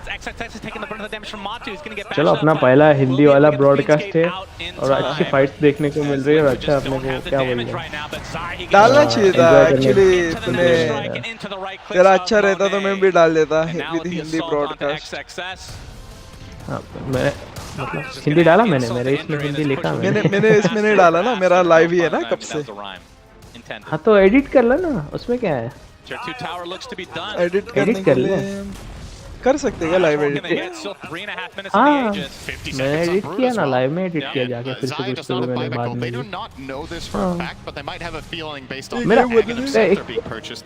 मेरे पेज का जो एक बार चेक करना, मैं तेरे को नेम का इशू बोला था ना कल, मैं थोड़ा से एडिट किया तो अभी कैसे दिखा रहा है बता, मेरा स्पेस निकाल दिया अकुमानो का, अकुमानो के बीच में था ना, क्योंकि नो वाला लोगों को समझेगा कि नहीं कि नो अकुमानो गेमिंग डालूंगा, जापानीज वाला समझेगा कि नहीं बोल के मैंने नो को भी जोड़ दिया अकुमा में। और वो क्या बोलते हैं, शायद होपफुली वो एम कैपिटल हो गया मेरा, सही लगेगा। 1 लाख वाचिंग है इस पे यूट्यूब पे, अपना मेन डोटा 2 के चैनल पे, एंड इस पे 1 लाख क्या बात है। और डोटा 2 का अपना जो है ना यूट्यूब का चैनल, हाँ मेन पेज ना, मेन पेज ना, और ट्विच पे भी 1 लाख के ऊपर है। सही है। और प्लस इन गेम तो और मतलब देखना इतना 3 होके अलग अलग कितना ये फेसबुक पे भी अलग है। 40,476 है करंटली इन गेम। मुझे तो सबसे ज्यादा इन गेम ही पसंद है। हाँ मेरे को ऑनलाइन ट्विच वगैरह पे देखने का सिर्फ एक फायदा है कि वो लोग जो रिकैप वगैरह थोड़ा स्विच करते हैं ना, वो अच्छा लगता है। बट हम लोग भी नॉर्मली स्टैटिस्टिक देख के समझ लेते हैं, कुछ एक्सेप्शनल प्ले हुआ तो अलग बात है, उसको फिर से देखेंगे। वो भी हमारे पास एक्चुअली रिप्ले करने के लिए है यहाँ पे टाइम बार है यहाँ पे सिक करने के लिए पीछे। On a wave, the spinner snares are starting to make life difficult. क्या भेजा तूने व्हाट्सएप पे, कुछ भेजा? हाँ वो आपको अच्छा नहीं ये नहीं बोल रहा था मैं, मेरा होम पेज बोल रहा था। मोबाइल में मेरे मोबाइल से नहीं देखेगा, पीसी से होम क्या बोले चैनल का होम पेज देखना।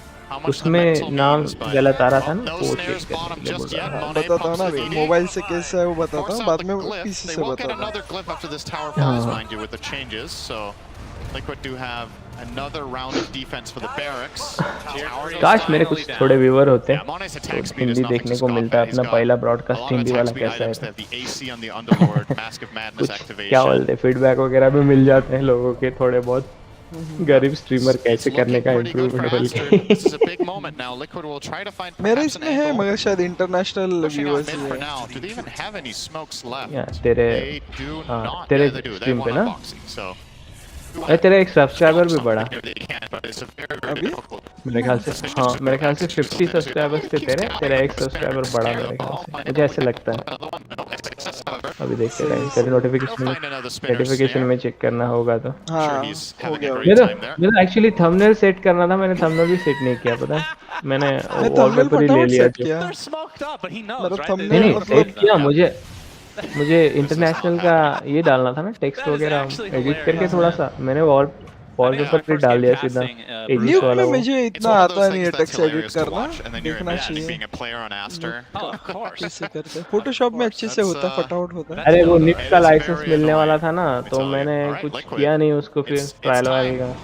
अभी एक चीज है फ्री में, एक क्या बोलते हैं ऑनलाइन ये है ऐप बोल रहा हूँ, साइट है फोटोपिया बोल के, ठीक है फोटोपिया.com। फोटोपिया मतलब पिया नहीं है एक्चुअली, फोटोपी है वो, PEA। मैं तेरे को स्पेलिंग समझ में आया इसलिए मैं बोला फोटोपिया.com, फोटोपी.com है वो एक्चुअली। तो ये फोटोशॉप भी है समझ ले एक तरीके से ऑनलाइन वाला, तो वहाँ पे एडिट कर सकता है और तेरे को इंस्टॉल करने की जरूरत नहीं, मैं डाल के वहाँ से एडिट करते हैं पास में। सब फोटोशॉप की क्या बोलते हैं सब फोटोशॉप की फैसिलिटीज वहाँ पर मिल जाएगी तेरे को। फोटोपी.com देगा तू क्या खतरनाक फाइट हुआ? नहीं मिस कर दिया मैं एक्चुअली, मैं कुछ वो अपना चैनल का नाम को बोला था ना, नहीं अरे बताना था तुम मुझे। ये स्नाइपर ऑल टैप में था, ऑल टैप में था। अरे वो एंड करने का देख रहे हैं उस फाइट। अरे वही है ना, क्या एंड कर रहे थे? स्नाइपर के पास बायबैक नहीं है ना, लास्ट फाइट में बायबैक किया था 45 सेकंड का उसको कूल डाउन है। अरे अकेला मार रही है ये क्या? अरे डैमेज है ना, और स्पैम, अरे स्पैम नहीं कर रही, क्यों स्पैम करना चाहिए। अरे हाँ वो ये किया है ना, क्रिम्सन गार्ड लगा हुआ है तो मनी वेस्ट नहीं, स्पेस वेस्ट नहीं करना चाहती। डैमेज प्लस ओ भाई फायरी सोल उड़ा दे। सैटेनिक है, मरेगी भी नहीं वो तो, सैटेनिक है ओ क्या भाई, उड़ा देना। अरे गई जीजी हो गया। जी मैन क्या epic game man. First game अपने को लगा था एस्टर निकालेगा लगा था, बट इन्होंने गेम चेंज कर दिया यार सीधा। वो बायबैक जो स्नाइपर ने बायबैक किया था ना वो फाइट में, जो मैंने बोला था वो सिर्फ एजिस का फायदा हुआ। फर्स्ट गेम ही इतना अमेजिंग हुआ, मुझे लगा एस्टर जीतेगा। हाँ मेरे सब प्रेडिक्शन गलत। क्या अनएक्सपेक्टेड गेम था ना, व्हाट एन अनएक्सपेक्टेड गेम। पूरा काउंटर करके ब्रूड को काउंटर किया था, तो भी क्या बोलते हैं उन लोग को ओपनिंग मिला अच्छा खासा। एजिस था ना स्नाइपर के पास, फिर भी मर के उन्होंने ये किया, मतलब क्या ओपनिंग पकड़ा। अरे ये एंडिंग पूरा वेल कैलकुलेटेड था उनका, वेल कैलकुलेटेड था। उनको पता था बायबैक नहीं है, लास्ट टाइम में जिसके लिए उसने बायबैक कर लिया। मेरा बोलना बिल्कुल सही हुआ। फिर लिक्विड ने वो फाइट भले ही वो हार रहे थे और एजिस भी गया, बट उसको रोशन किल मिला। सिर्फ एस्टर को एक ही फायदा हुआ एजिस का, और जो कि सामने जाके वो भी फायदा नहीं हुआ, मर गया स्नाइपर, जिंदा नहीं रहा। और उसकी वजह से बायबैक भी नहीं था उसके पास, वहाँ पे बायबैक वेस्ट हो गया उसका एजिस की कंप्लीट करने के लिए। क्या बात है, उन्होंने एकदम क्या बात है चांस पे क्या डांस कर दिया उन्होंने लिक्विड ने। सही गेम था, अमेजिंग गेम। हाँ मुझे बहुत पसंद आया प्रिसाइज कैलकुलेट करके उन्होंने एंड कर दिया बराबर एकदम डिसीजन सुपर ओ क्या बोलते परफेक्ट डिसीजन था हाँ वो जेनकिंस ने देखना वो एपी जैसा हेयर बैंड पहना है हैं मैंने देखा नहीं एक मिनट मैं देखता जा मेरे स्ट्रीम में जाके हाँ देख अच्छा ये इनको एक्चुअली ये मेरे इसमें भी दिखेंगे देख तूने वैसे कर रहा है क्या स्विच कर रहा है मैं गेम मेन गेम से ही कर रहा हूँ मैं स्विच नहीं कर रहा हूँ ओके इन गेम का ब्रॉडकास्ट में ये कर रहा है क्या हाँ इन गेम का ही कर रहा हूँ इन गेम का ऑप्शन है ना वो वाला हाँ रुक मैं देखता हूँ तेरा कैसे ये देख ये जो अभी तूने नया स्नैप भेजा ना ये मेरे को ये अपडेट नहीं हो रहा है मेरे को ओके ये अपडेट होना है हाँ ये अपडेट होना चाहिए ये सारा गेम अपडेट हो रहा है वैसे कैसे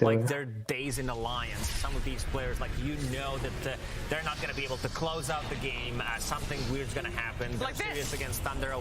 Brood coming through the portal of the Underlord. Yeah, Zai's like, yeah, I gotta check it out to see what's in this door, and yeah, he joins, but most of the time Aster kills में पीछे था, but overall gameplay में कि नहीं आगे था.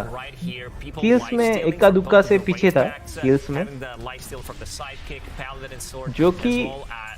जो कि इशू नहीं था एक्चुअली. मुझे नहीं लगा कि मतलब एस्टर जीतेगा. स्पिरिट ब्रेकर बहुत ही अच्छा खेल रहा था स्टार्टिंग से लेके एंड तक. नहीं उल्टा लग रहा था एस्टर ही जीतेगा बोल के.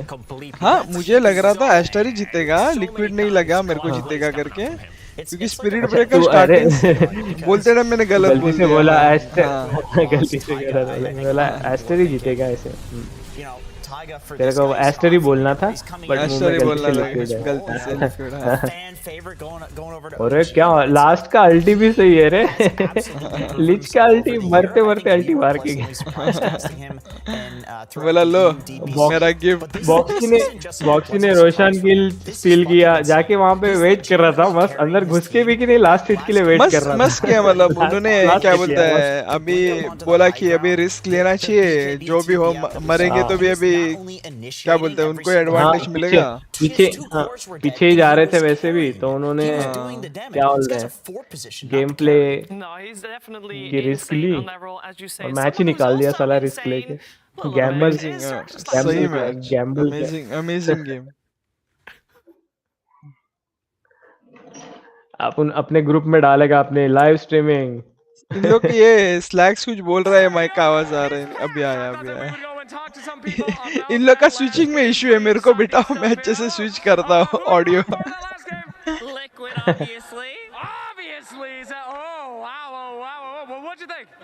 अपने ग्रुप में डालता हूँ मैं. लो देखो लाइव. ऐसा ना स्टूडियो का क्यों जा रहा है. अच्छा मैं गलत दिया. गलत लिंक दिया मेरे को. मेरी स्टूडियो लिंक दिया. दूसरी वाले देता हूँ. कहाँ से देते हैं भाई पब्लिक वाले. अरे लिंक कहाँ से शेयर करते हैं. स्टीम मिरर कॉपी स्ट्रीम में आ रहा है. YouTube also supports RTMS. अरे मैं लिंक कैसे शेयर करूँ रे. वो रहता तेरी करता हूँ तेरी करता हूँ मैं. छोड़ जाए दे. और दिस अपने इंडिया में भी होना चाहिए ना. अपने इंडिया में होगा तो मैं भाई पहला टिकट्स लेगा. अरे मेरा क्या बोलता है. मेरा तो लगता है इधर इंडिया में होना चाहिए. और अपन अभी शुरू किया ब्रॉडकास्ट तो अपने को भी मौका मिलना चाहिए उधर में जाके कुछ करने का. अपना इंडिया का तो भी सीन सेट है एक्चुअली. हाँ अपना कम्युनिटी ग्रो हुआ तो अपने को चांस मिलेगा.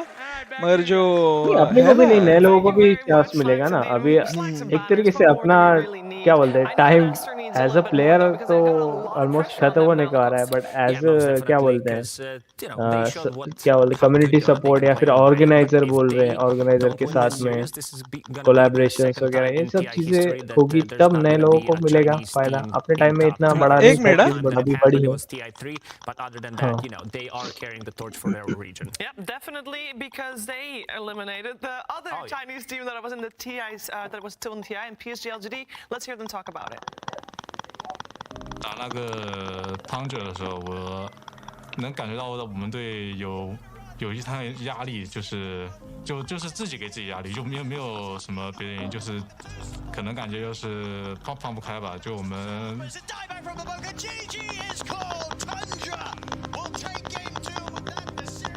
我觉得兰姆他就是，然后输给汤角之后，他还跟我们说了，是我们打的太没有那个进攻性了，就是打得太怂了。然后我们总结过了，就改天就打败老干爹嘛，就感觉老干爹一直是我们就是在中国赛区最大的竞争对手，然后之前也很多比赛被他们什么3比0、2比0，然后就各种被他们就是被他们干嘛，然后。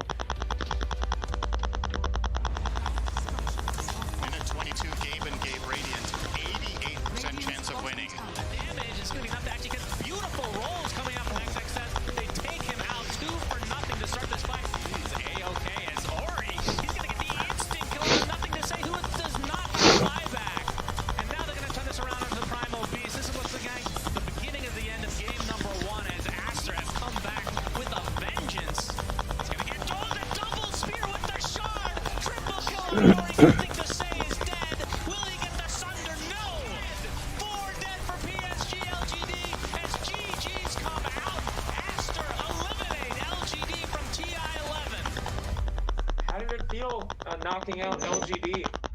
What was it like? 打完之后感觉又是挺可惜的感觉，就有被死边什么的，还蛮可惜的感觉。这次到了 TI， 肯定还是想往更高的名次冲刺，想把以前的那些输掉的比赛都赢回来。我觉得我们今年这5个人在一起的那一刻，我就觉得我们是奔着今年的冠军来的。我挺难忘的吧？这7年来，这是我第一次冲进 TI 4强，并且有拿冠军的机会吧，所以我非常珍惜这一把翻盘，然后也很珍惜和我的队友走到现在。我觉得不管是老干爹还好，还是我们，还是RNG 好，为了中国粉丝，尽力去拿下这一个冠军吧。然后之前中国赛区的成绩都比较不错，然后都是老干爹，差不多都是老干爹拿的。然后今年到我们了，所以我觉得我们也要接下这个重任，然后不负众望吧。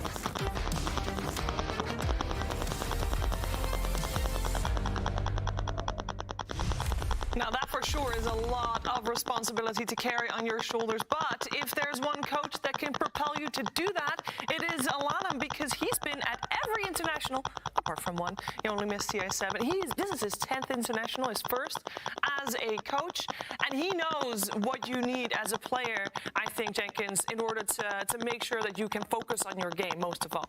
Oh yeah, for sure. He's been one of the most experienced people at this TI at the start and at the end, which it is funny that for this TI, a lot of the newcomers, the new blood, we're actually losing them. We're down 20% in terms of new blood versus old blood. Turns out experience is reigning supreme here, at least in the main stage of TI. Yeah, Aster still has also a first-timer, Effie. Yeah, in Siamese Cat. Interestingly enough, we found out today that he's the oldest player on Aster, but he is the newest to competitive play, which I thought was really cool because he's kind of like Aster's troublemaker in that he's always starting fights in pubs in China and coming up with memes. But I really like that you guys brought up the experience factor because that really feels like it was what Aster was lacking. Last year, they had really great results within China, but not internationally. But this year, they brought in Ori, who has so much competitive experience, and it really felt like that was the piece of the puzzle they needed. Just some in-game shot caller, someone to play around, someone who knows their stuff. And if you combine that with Lanham, who we've already talked about has so much TI experience, you can really see the effect of it on this team. You can indeed. Fun fact about Pikachu, or Siamese Cat, is that he went to open a pet shop. He wasn't playing professional Dota 2, but he is playing professional Dota 2. A cat shop specifically, by the way, what's in the name? And he is playing Dota 2. He's walking to the stage right now. We got Team Liquid and Aster for the second game of this best of 3. They'll be taking their places. The pressure is on. The crowd is there to give them the propel through for sure as they are taking their seats. Now, one thing we've been talking about Aster, and we can continue talking about Aster, but isn't it also a lot of fun to hear players एक minute पानी P के आता हूँ मैं एक minute हो गया Team Liquid talking about Team Aster? I think Aster, they're individual. They're very, very strong. A lot of the Chinese teams tend to have like a very good idea of like cohesion, and they play together very well, and they understand like how to ebb and flow around the map. Like when someone's being aggressive on one side, the other side is defensive, and they play this kind of map very, very well. I think their individual strengths, along with like I'm sure Lana brings a lot to the table because the cohesion and their overall strategies is also very solid. In a lot of games, you can see they get severely outfarmed, but it doesn't matter because they just construct this 5-man ball that eventually will win the game. You know, no matter how much you outfarm them, they will win the game. Is their style, and it works well for them, and we're gonna try to counter that. Well, and they did already in that first game, of course. I want to talk a little bit more about the game plan that we saw coming out from Aster. This is one of the faster drafts we've had, right? Because you do have 5 days to prepare. We saw the Underlord Spearbreaker, XXS Baboka have been playing together in the same team since 2015. That's over 7 years, Lacoste. Yeah, I mean, 7 years. Some people have not been playing Dota for that long that are in this tournament, which is, you know, pretty impressive. Sticking together, the chemistry is out there, and they're on to something. I mean, Monet did talk about, you know, I'm going to quote him, with the 5-day break, it feels like everyone's caught on a cliffhanger. Like, it's a lot of time to think about what you're gonna do, and I kind of liked what they had in this game number 1 with the Spirit Breaker and the Underlord, because you can have like a bit more of a global presence, and also Underlord against the Bloodseeker, where you can use the portal reset, going back to Fountain while you're ruptured and then come back in. So you know that they're theory crafted quite a lot. We could see this in game 1, but they might need to bang out something even stronger. But to talk about the other side of the coin, I think Liquid prepared for this match so well. I was genuinely so impressed. I did manage to talk about it a little bit, but they gave away Aster's comfort heroes. They gave away the 2 heroes that they lost to in the upper bracket, right? They lost to Aster's Lesh and their Sniper in that game 1, and they just comfortably gave it away with ideas of their own. And I thought that Broodmother into the Lesh was very innovative, because typically you don't really think about them as a timing versus timing hero, but that's actually what it turned out to be. And of course, Boxy, who lost on the Marcy twice to Aster, just came out swinging, right? He had a great upper bracket performance, but this one topped even that. So I feel like Liquid, their momentum didn't stop. The 5-day break did not hurt. That it would do. Actually, वो बोलता है gyrocopter को game से निकाल दे सकते हैं क्या? And going back to Aster, I don't feel like what they prepared is नहीं, उसकी टीम बहुत अच्छी थी, सपोर्टिव. अपन चला लेंगे बोल रहे. मैच हार गए थे बट बेचारे, है ना? On the Spearbreaker, he was, I think, some clutch stuff. Yeah, the same way that we're talking about Boxy playing Marcy. ऐसे पता नहीं क्यों लग रहा है कि एस्टर अभी cautiously खेल के मैच निकाल ले गए वाली. Second वाली. So I feel like the game just अच्छा निकालना चाहिए. close for the entire thing. Game 3 में जाना चाहिए, मजा आएगा. And it came down to like one. सब गेम्स गेम 3 में जाने चाहिए, ताकि अपने को देखने को मिले और ज़्यादा entertaining चीजें. मुझे वैसे ही लगता है जब मैचेस ज़्यादा चलती है तो अच्छा लगता है. I don't mind. Like I think Aster played well. और जिसमें मेरे फैंटेसी कार्ड लगे वो वाले प्लेयर ज़्यादा खेले. Liquid's way, because they used 4 buybacks and they didn't get too much out of it. They got Aegis, Boxy did steal shard, and it's a meme shot. You know, he also consumed it. Okay, guys, it is time. We're going to head into that second game of Liquid versus Aster. Let's head over to some experts for the draft. सिर्फ final बड़ा कितने बजे का match है रे? अरे यार सारा ये बहुत लेट रहता है रे ये मैच. होपफुली लाइट रहे वो टाइम में. Thank you, Voice of God. Suns fan here with Cinderin, and again joining us is Stormstormer and Toby from Storm भी अच्छा बंदा लगता है. What did you guys think? कौन? Exciting match. अभी बात कर रहे हैं ना. I think a lot of action in early and mid game, a lot of fighting. I think you could see the nerfs a bit as well. Like people tend to go for a bit more risky plays and stuff, but I mean, that's Stormer. Stage makes you do.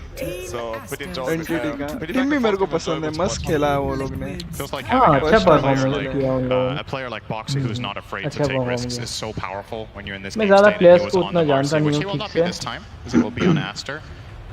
I think we unanimously agreed that it felt like Boxy probably the MVP of that last game. There's tons of playmaking, a lot of confidence, just really landing stun after stun. When his smoke breaks, he's just blinking in, setting things up for his team, giving vision. This time around, though, has to find another solution. ठीक है, चलेगा. Yep. Draft's looking pretty similar again. Esther ने Marcy pick किया. Oh, there's a promo beast. Oh, you're right. Yeah, Primal's in the pool. You're right. So you her game में लेशरा के यार, हर game में लेशरा के और मारसी भी है, दोनों में मस्त कंपटीशन चालू है अभी देख. आज शायद समझेगा.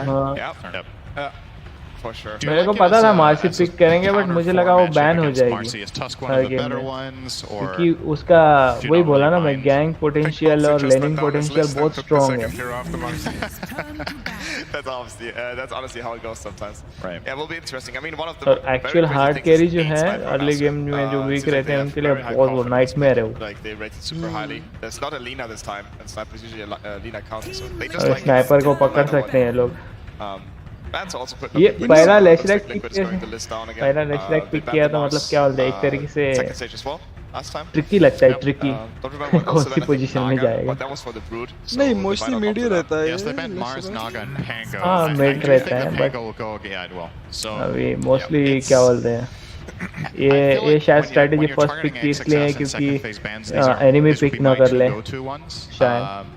A potential honorable mention to Brewmaster. I don't know if I guess Brew's a pretty good hero against Lesh, right? I've seen some teams use as a counter pick. Just, Lesh hits this amazing timing. ये अच्छा है, टस टस भी बहुत अच्छा है.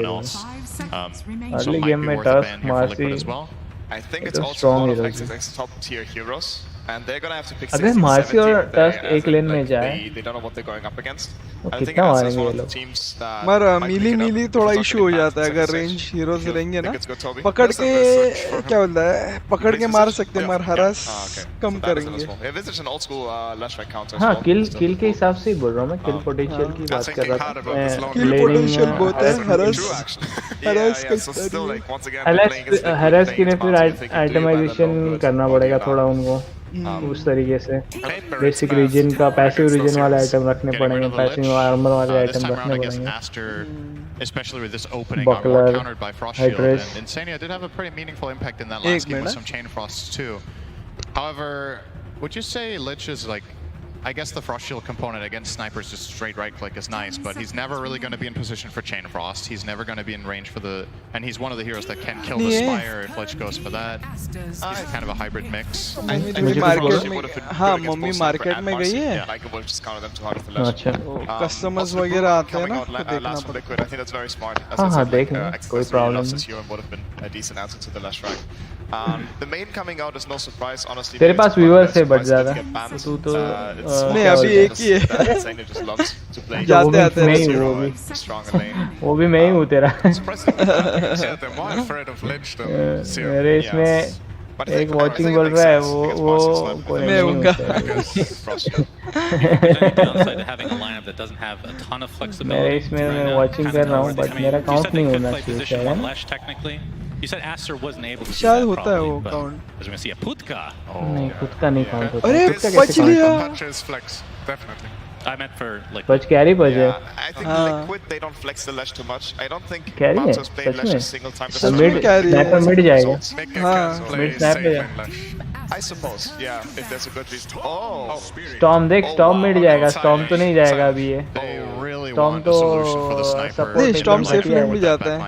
This is really interesting. नहीं मतलब अच्छा सेफ लेन में जाएगा क्या? It was Liquid against Thunder Awaken, where Thunder were picking Pudge into Lesh, and but यार लेवल डिपेंडेंट हीरो है तो वैसे no damage वेस्ट है लेनिंग में, सेफ में तो फार्म डिपेंडेंट भी है ना.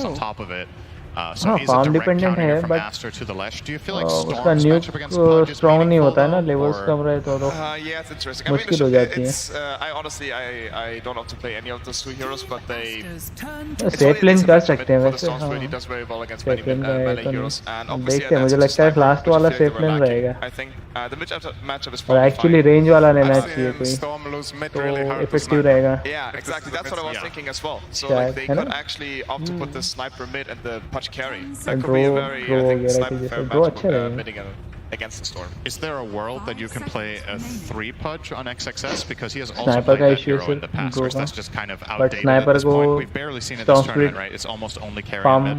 I think that would be wild. अच्छा डालने के That बाद would be a bit like crazy. BK भी आने Especially तक when member मार Nani के. and Ori are just insanely confident on it. Yeah. And I हाँ, picture वो है, XXS बचा as सकता sort of है. the team fight और hero actually player, Jakiro like बहुत the strong है Panda team like the fights Panda में. or the Pang or the Mars. They even banning like और one more jump at a time. आइस पास से think, jump there wants to वगैरह be a block weak हो जाती है control ना. on this last pick on Aster possibly. Liquid by being second pick will have the ultimate last pick of the draft. अभी You एक guys clip need to release pick हुआ a है, वो hero देखा for तूने Rubik XXS का? now. What's it going to be? Ice Like Path. you don't know your carry matchup. नहीं. So I'm assuming you're Rubik का trying to एक pick an talent tree है offlaner ना, that उसका initiates for your team and maybe has a solution for Storm to an extent, 25% or something same thing? Cooldown reduction है ना talent tree में. No. Stolen हाँ, तो space के लिए. permanent ice path. Yeah. So permanent तो नहीं, but Visage. Okay. इस लेवल पे की बहुत ज्यादा इरिटेट हो. परमानेंट तो नहीं बोल सकता, बट बहुत ज्यादा इरिटेटिंग. जकीरो हीरो इतना इरिटेटिंग है बाबा, कुछ तो करो इसको, नर्फ करो. बहुत लेनिंग में तो बहुत स्ट्रांग है यार ये. अरे मिड में तो हाँ, और अगर मिड में आया तो टावर तो ऐसे ही ले सकता है तो अकेला. रोटेशन भी गंदे रहते इसके. कुछ नहीं, थूक थूक के टावर ले लेते थे. ओ क्या बोलते हैं, गुटका कंपनी को बोलना चाहिए इसको स्पॉन्सरशिप दो, इसको और ब्रिस्टल बैक को. जुबा केसरी है उसकी एक मुक्की. एक मुक्की ये है. It feels like Dawn is a nice like एक खर्रा गाने वाला है. layer of protection for the sniper later on as well. Like it could be the difference maker about whether he stays alive or not if he gets jumped by like Storm Tusk. Maybe a Dawn can buy some time. You also have the hook obviously to try, and you have the. वो link कहाँ पे रहते हैं? Maybe stream का you वो can नहीं get समझा. dispose off, but most of the time that's going to video पे जाके एक मिनट में तेरे को बता दो कैसे है. ये स्ट्रीम ऐसा देखना पड़ता है. and now that's not an option for Aster anymore. वहाँ पे तेरे इसमें दिखा रहा है क्या? कहाँ पे दिखा रहा है? शेयर करता हूँ ना, व्हाट्सएप पे करोगे? Still the best one. चलेगा? Yeah, this is a tough one. WhatsApp में I'm not sure what else is even Snapshot still भेज left रहा in the pool, and you have to consider that Liquid has the ultimate last pick against WhatsApp it. पे भेजा मैंने. I'd say I've seen Lone Druid do pretty well against Dawn in games that I've watched. Not really here at TI. I don't think it's been a common मेरे दोस्त matchup, को but भेजा. just high देख रहा ranked pub games, Lone Druid fares well in that lane a lot of the time. Is that, are you thinking about Lone as Aster? You probably are, right? As an option here for Liquid, so should Nagpur you... का दोस्त को भेजा था link. Is that a concern for Dawn, उसने or is भी it वो still भी just देख the रहा है best stream choice you have and you just kind of have to deal with hi it? भेजा उधर. I think you just have to stream pick में. it. अच्छा There's दूसरा also the दूसरा underlord शायद that he जो played था last game. वही होगा. Maybe it's a tough line pick, but it's a decent fit. Omni Knight. Omni ना. Okay. स्नाइपर को बचाने अरे के ये लिए. अरे ये तू अच्छा तू मोबाइल से दूसरे अकाउंट से कर रहा है ना? हाँ. हाँ मैं वैसे नहीं बोल रहा था रे. अपन ये स्ट्रीम करते हैं ना स्टूडियो में. हाँ वो ऊपर ही है. बाद में मैं तेरे को बताता हूँ, ऊपर ही रहता है. ब्राउजर में शेयर कर सकते हैं. ब्राउजर से ही आता है ऑप्शन सब. ब्राउजर में ये तो ये स्टूडियो वाला लिंक दिखा रहा है. लिंक शेयरिंग एडिट में क्या दिखता है शेयरिंग वाली लिंक. मैं अभी एक्चुअली अभी जो शेयर किया मैंने वैसे किया ना. मैंने दूसरे वो अकाउंट से चेक करने वाले अकाउंट से मैं गया और उधर से मैं Something like CK can sometimes overpower it, हाँ but you're still उधर से against मैं flush link even copy here करके against इधर GA. वो शेयर किया मैंने दोस्त को वगैरह. तो मुझे वो नहीं चाहिए. शेयरिंग का लिस्ट आता है पर साला ध्यान नहीं आ रहा है. डूब लोग हैं अपन स्ट्रीमिंग में भी. अब ये स्ट्रीम यूआरएल होगा. टीआई पे स्ट्रीम कर रहा हूँ ना. क्या? Matsu plays Morph? No? अभी स्ट्रीम कर रहा हूँ ना, Maybe he hasn't played it this tournament. पहले He definitely plays मतलब it. क्या नहीं. I guess. I mean, there's always like, it depends what you practice the last couple of months and how confident you're on it. So, in any case, prediction साथ में करते हैं, but discuss करके करते हैं prediction. हो गया लगता है इन लोग का. What if it's an last morph आया. देख सेफ लेन है, मॉर्फ तो अभी सेफ लेन है 100%. with Omni support. That's also an option. मीके mid है, स्टॉर्म स्पिरिट मिड है, झाई है. अरे बाप रे, इनके तो तगड़े कोर है फार्म वाले. Nice call, Toby. ये फार्म वाले कोर है पूरे इनके. Ori mid punch. तीन फार्मिंग वाले कोर है. हार्ड है रे. एस्टर का नहीं लिक्विड का, एस्टर का नहीं. Okay okay. 3 है ना, 3 लोगों को आइटम चाहिए ना. उसमें से 2 इंटेलिजेंस हीरो जो प्लस लेवल बराबर है एक्चुअली. और जाई ऑफलाइन है ना, सिर्फ टैंक ही नहीं है इन लोग में. 3 कोर है, 2 सपोर्ट है, बराबर है. ब्लडस्टोन के बाद थोड़ा बहुत टैंक कर लेगा वो. बहुत टैंक करता है एक्चुअली ब्लडस्टोन के बाद तो. उसके वजह से नहीं समझ नहीं रहा है तुम्हें कैसे बोल रहा हूँ. ब्लडस्टोन के बाद बहुत टैंक करता है, बट वो मिड हीरो रहा तो अगर वो ऑफलाइन जाता है ना तो लेवल थोड़ी कम रहती है, तो जो डैमेज करेगा वो भले ही फार्म कर ले ब्लडस्टोन, बट डैमेज जो करेगा उसका लाइफ स्टील उतना थोड़ा सा कम हो जाता है. तो जो जितना मिड वाला टैंक करेगा उतना वो टैंक नहीं कर पाएगा. मतलब कर लेगा, बट जितना और इफेक्टिवली कर सकता है उतना इफेक्टिवली नहीं होगा. यार इन लोग ने ड्राफ्ट में ये किया है गफला की. देख ये एब्सोल्यूट ही रहे फार्मिंग वाले. हाँ, इन्होंने क्या किया, लेशरक पहले पिक किया ना, तो इन लोग थोड़ा क्या बोलते फंस गए. और स्टॉर्म भी लिया, तो वैसा भी सेफ लेन भी कर सकते हैं, मगर जो भी है अभी देखते हैं क्या है. मेरे ख्याल से ट्रिकीली उनको बहुत ट्रिकीली करना पड़ेगा. चलो highest amount of physical damage है hero do in one hit. शायद मॉर्फलिंग करेगा. मॉर्फलिंग और स्नाइपर मॉर्फलिंग करता है ना उसका फर्स्ट किल. अरे वॉलरस पंच है ना इधर, और वॉलरस पंच भी मारेगा ना धड़ाम से. 400 का क्रिट पड़ेगा लेवल 3 पे. मैं सोच रहा हूँ 75 to 1000 हो सकता है लेट गेम में आता एकदम. टीम विद मोस्ट रून पिक्स ये कौन करेगा? ये तो रुकते इसके लिए. Total number of trees 300 plus हमेशा उतना ही जाता है कोई भी गेम रहे.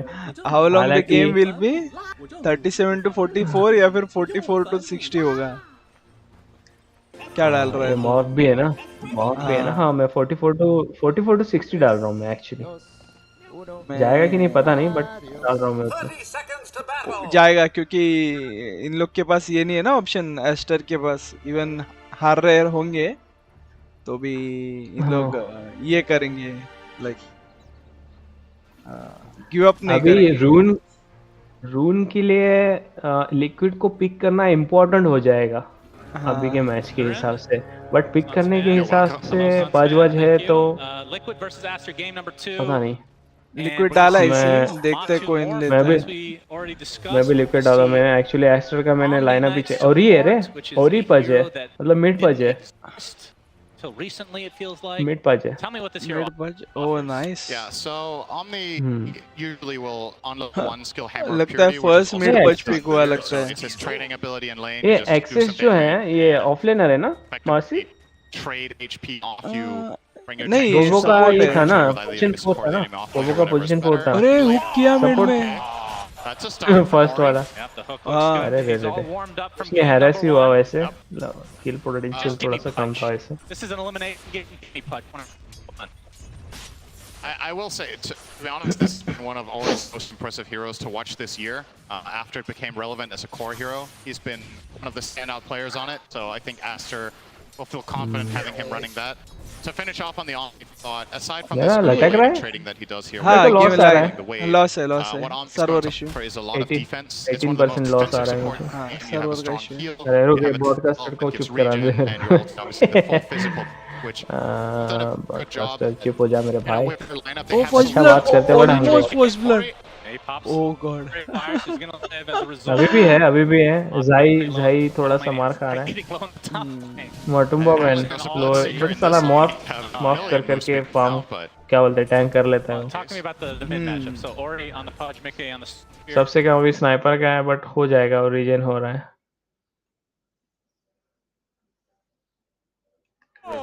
एक्सपी किसका ज्यादा है एक्सपी का दिख रहा है क्या एक्सपी ओह एक्सपी में सामने है पज मतलब एडवांटेज है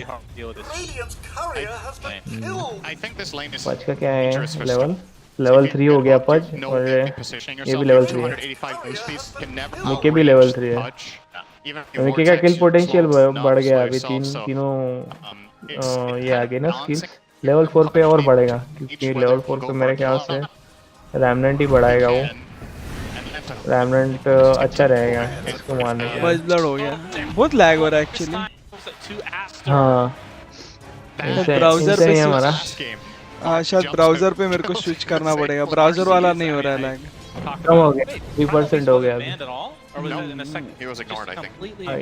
ठीक हो गया कम Primal Beast and Marcy, we were both expecting to be the most banned, but to get through at this late in the tournament, shocking. Yeah, and there's that train. Mara.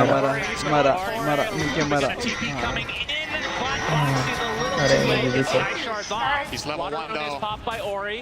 Hello. And looks like he's fine. Wants a high five. Will he get a high five back? अच्छा अपना है office set के लिए इसका office set वाले के लिए इसका कट कर उठा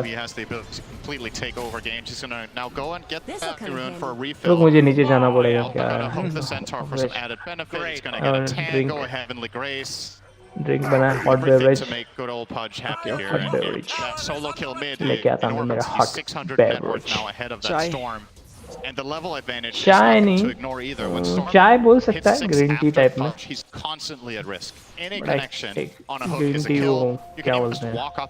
हेल्दी वाला टाइप का Positioning is है unfortunate for Mikko. He's not paying attention. being careful, green pulling up T all the नहीं time. है वो एक मिक्स वाला है अफ्रेश बोल के कुछ है Mid lane for Liquid, definitely not what they were hoping. कोई जैसे हो रहे थे ना हेल्थ वगैरह वाले उनका कुछ गया इंसेनिया फिर से बेचारी सी बोबो का भी गया ओ बोबो का बच गया इसके पास वेव फॉर्म नहीं है मरो मार देता ना मार देता नहीं मॉफ करके बच गया रहता वेव फॉर्म नहीं था ठीक है मैं लेके आता हूँ मेरा हॉट बेवरेज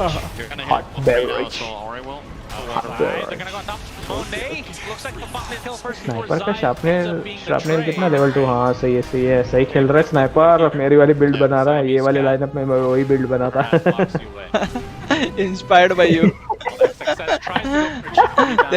तेरा स्ट्रीम देखता है वो स्नाइपर नहीं अपना क्या बोलते हैं अपना फिक्स नहीं रहता ना सिचुएशन के ऊपर रहता है अपोनेंट का क्या है लाइनअप है उसके हिसाब से रहती है मरा सकता है मेरे को मरेगा ये अभी टुडूंगा एक इधर से आपने टुडूंग आवाज This lane from Liquid, it's really fun this lane because it feels so different from most of what we've seen. Not the Lesh Tusk is pretty common, right? But the Omni Sniper might be the first time this tournament this lane is even played, I would imagine. It's very special in the sense that Sniper has basically no way of repositioning himself. Omni can make you strong enough to maybe stand your ground, even against Tusk Lesh. As long as there's creeps around that can eat part of Edict, which, by the way, Zai isn't even skilling. He's going Lightning Storm. Done for now, but Edict will be coming later.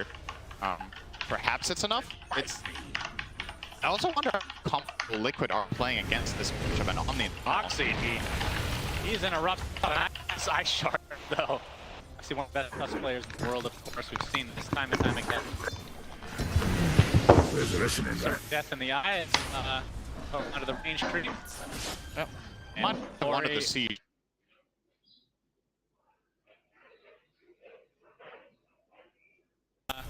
Poke onto the range creep. Might have wanted the siege actually, but yeah, possibly. Either way, the next creep should get him to level 6, and that is where Mickey has to be extremely careful.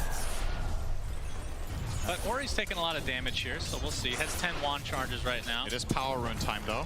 Yeah, there it is. And he's gonna go for it right away. Immediately, here comes the snowball to try to cancel, but the damage is already done on Mickey. Another TP to come out from Insania. Mickey dies first, though, as Baboka is the one technically getting credit for that one.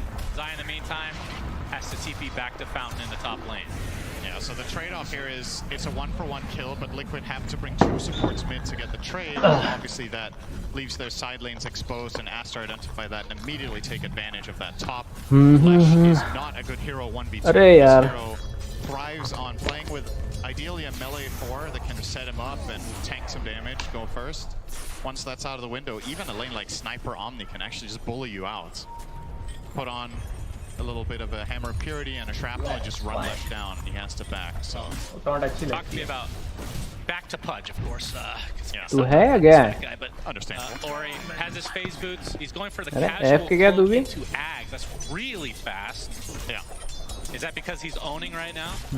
It's that and he has Omni, right? I think that that extra layer of protection really helps in speeding up your hero going for a faster pace, so I don't mind it. We've seen some different builds on Pudge. We've seen Blink Rush was popularized, especially in the China region earlier this year. Cloak into Axe has been run without Omni as well, so it's not like a first time. We've seen Hood into Axe. We'll see. If he dies once, he might just buy a Hood for value. But as long as he's balling like this, I mean, he has died once. If he dies again. Yeah, but that death, it was a good trade. It was a trade. He got the XP. Oh, close to hitting that hook on Mickey. Had the ward seeing Mickey's movement, which he's now going to ping, is like, why on earth would Ori ever hook here unless he saw me on a ward? Yeah. But Ori did not count correctly with the... didn't account for Storm's slow movement speed and threw the hook out too early. Mickey obviously not even having boots will make that movement. Imagine being that slow and it benefiting you as Mickey gets out the Electric Vortex. Boxy is here as well. Ice Shards to connect onto Ori. He's stuck here. Gets off the hook though. Instantly cancel on the Dismember, so no kill comes out from Aster this time. But that is a haste rune. Oh, this rune is insane on Pudge. Hello? Browser पे मैंने switch किया. Zips as far away as he can. अभी भी lag आ रहा है? Or he's going to see Boxy. He might just go for it. It's not. So, keep in mind, Ori's going for a pretty standard Pudge build here. He's going 1-3-2, which means when he activates तेरे इसमें मेरा Telegram का message क्या है? Notification. And when you have that haste rune, you can just run at people with Rot and Flesh Heap on the duration, usually enough to find a key kill in a fight. So you've got to be very, very careful as Liquid around the map right now. Yep, and they actually just drew. I believe that was Boxy. They know that this gank attempt is happening. Zai TP's out. Really impressive. Good attempt from Ori. ये TP हो गया बराबर. Pop the haste now and get back to mid. Great read from Zai to TP there. क्या time चल रहा है तेरे इसमें browser में? 8.59 minutes. So he knew that that was a haste. इधर 9.16 हो गया. थोड़ा आगे अपना in game. Still a very faster favorite. In game में ज़्यादा precise है. ऐसा वाला बड़े lag मार रहा है. तेरे browser पे with switch all किया. this movement, it's kind of created some space here for Matu to catch up a bit. He's top 2 net worth right now, so he's off to a pretty good start. अरे बेचारी CM. Oh, he's going straight protein. right away. protein है CM. Like super old school. Ori का protein है Ori का protein. It's not a build we see. Insania brand का. Liquid brand का. Surely Crystal Maiden doesn't run away from somebody. Liquid हाँ बराबर Liquid brand का Insania product. Insania product. And Ori gets another Flesh Heap stack to his name. फिर ज़्यादा protein वाला उधर में खा पी के मोटे हो रहे हैं और लोग वो मोटे लोगों को भी खाएगा फिर वो. That was like I thought it was slow motion at first. Big zip in with the oh, connection headshot. from Boxy. They're focusing on Baboka. They मैं get कर him. लेता हूँ मेरा भी. A little bit low on mana as मेरा Ori इसमें is now शायद TP'd मैंने in. स्नाइपर का सेट नहीं किया है हेडशॉट का. Faking the hook, not gonna go for it. क्या है भाई हेडशॉट किधर गया? अरे सेट तो किया तो इसका. कौन सा इमॉर्टल है स्नाइपर का? So immediately converting that to a support kill, not the biggest, but it's still nice for Liquid to force rotation नहीं. if nothing else from Aster. उसका जो आइकन है ना ये हेडशॉट का आइकन है उसका ये नॉर्मल आइकन है क्या? नहीं वो इसका है सेट है वो. Ori as well as Pichu's TPs on cooldown. अच्छा अरे हाँ इसका इमॉर्टल कुछ अलग दिख रहा है. फुल बॉल बोलना क्या बोल रहा है? इमॉर्टल नहीं है नॉर्मल है शायद वो. नहीं इमोर्टल है, बैक का है वो, बैक दिख रहा है ऊपर में 2 हाँ बैक का वो गोल्डन है, गोल्डन वाला है, अपने पास नॉर्मल वाला है, गरीब लोग हैं। ओ देख 360 का क्रेडिट दिया अभी बॉक्स के लिए। बॉक्स का आइटम क्या है, शायद ये ट्रैंकुल बनाया होगा उसने, क्या बनाया, हाँ ट्रैंकुल ही बनाया। मुझे लगता है मरे तो मरे, ट्रैंकुल नहीं बनाना चाहिए। वैसे भी मर गया है। अच्छा क्या बोलते हैं आर्केड, या फिर फेसबुड ही बना लेता तो एक अच्छा, उतना क्रिट का डैमेज बढ़ गया रहता। फेसबुड बनाता तो कितना है, लेवल 1 पे 300 का क्रिट है, 800 का डैमेज मिलता है, 18 का डैमेज मिलता है। ये पोजीशन 4 है ना,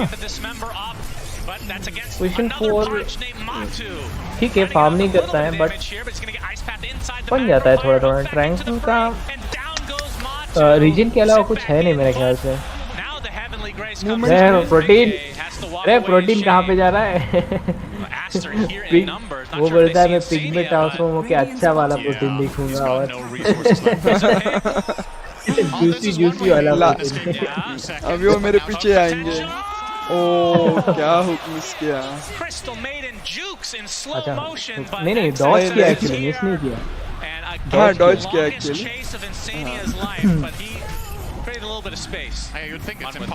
उसने तो अच्छा ट्रैजेक्टरी बराबर डाला। अरे स्नाइपर गया, मोने गया टॉप में, मोने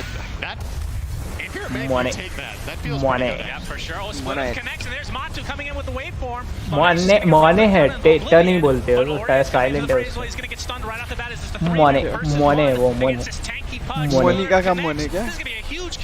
हाँ बड़ा भाई। For Siamese Cat. So 2 core kills for Liquid. Yeah, and a tower. That could not have gone. You would expect in that instance as Monet, it's the legend. Immortals नहीं है मटुम्बा के पास में, क्या है? बोलता है कि मैं अभी तो गेम छोड़ने रिटायर होने वाला हूँ ये साल, तो सब बेच देता हूँ मैं। अरे रिटायर वो इससे होगा ना शायद, क्या बोलते हैं, नहीं डोटा से बोला शायद, गेम से क्या अच्छा ऐसा है क्या? डोटा से हो सकता है, That was a savior friend syndrome, domino effect, something. But on the bright side for Aster, Ori is more than halfway to his Ags, and once he gets that against a Lesh, against a Morph, it still works that way in Morph, right? The health reduction. Mid में protein है भाई, देख उधर से पच की नजर है मिड में प्रोटीन के ऊपर। बॉडी में रीजन लेने जा रहा है भाई। अरे टू साइड चालू है, उनका आवाज आ रहा है। अरे 12 टी मास्टर, मैंने टी मास्टर रखा था, मैंने निकाल दिया रून पिक का। अरे ये ट्रू साइड का रिप्ले चालू था अभी, इन द सेंस उन लोग का वॉइस चैट वगैरह आ रहा था लाइव स्ट्रीम पे प्रो टीम का। मैंने तो मुझे नहीं पता वो चीज, कुछ बता रहा होगा कोई, कास्टर्स बता रहे होंगे कोई। नहीं उनका स्ट्रीम ये था ना, कास्टर नहीं, लाइव रिप्ले दिखाया कि अभी कैसे ये गैंग हुआ, और अच्छा उनका टीम का जो कम्युनिकेशन है ना वो भी बताया।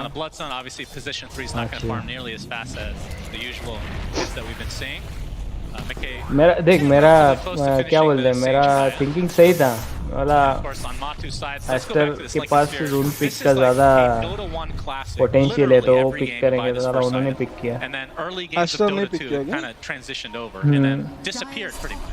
लिक्विड की जरूरत थी बट पोटेंशियल, और भाई तीनों के बीच में जंप किया मिके ने, 3 लोगों के बीच में जंप किया, क्या बात है। इसको बोलते हैं मर्दाने, बोलते हैं इसको मर्दाने। There is a fine line between bravery and stupidity. Juggernaut बोलता है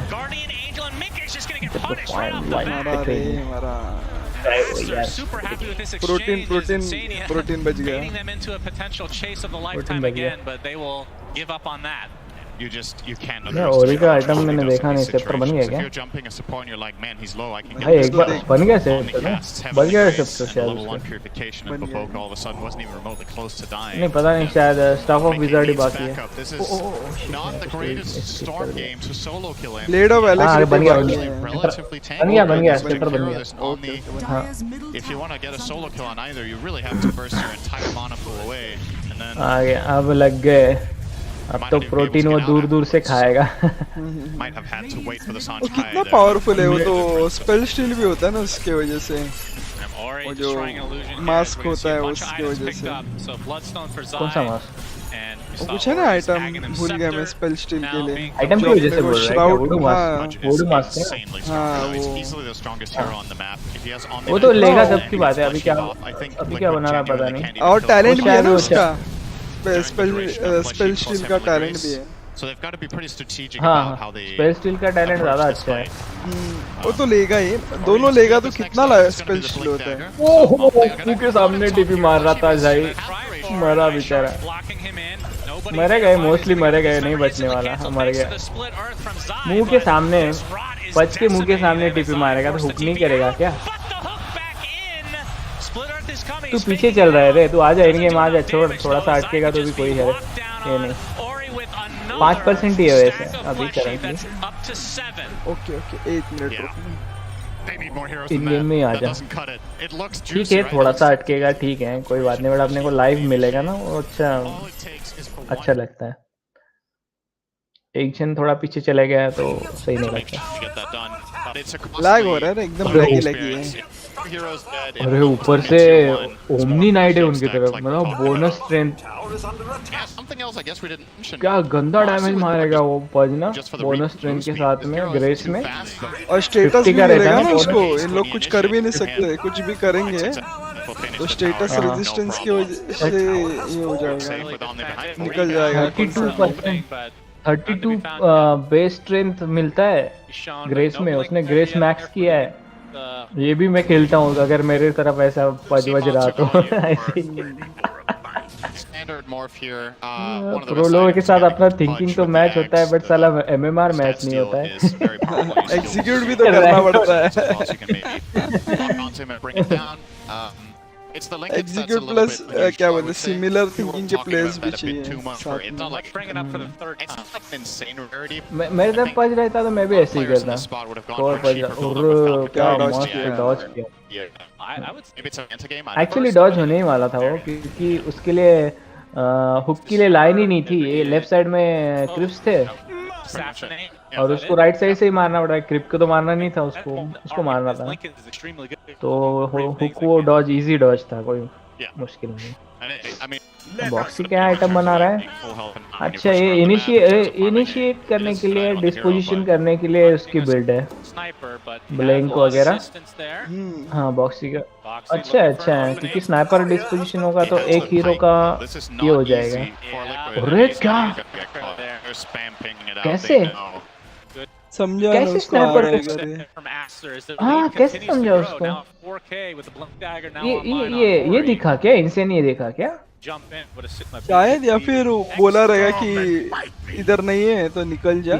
इधर में वार्ड है जंगल में इधर में वार्ड है शायद वो वार्ड में से है पता नहीं बट उसने मतलब इतना क्या बोलते हैं प्रिसाइज बैक किया उसने कि ऐसे लगा जैसे कि उसको विजन मिल रहा हो मस्त।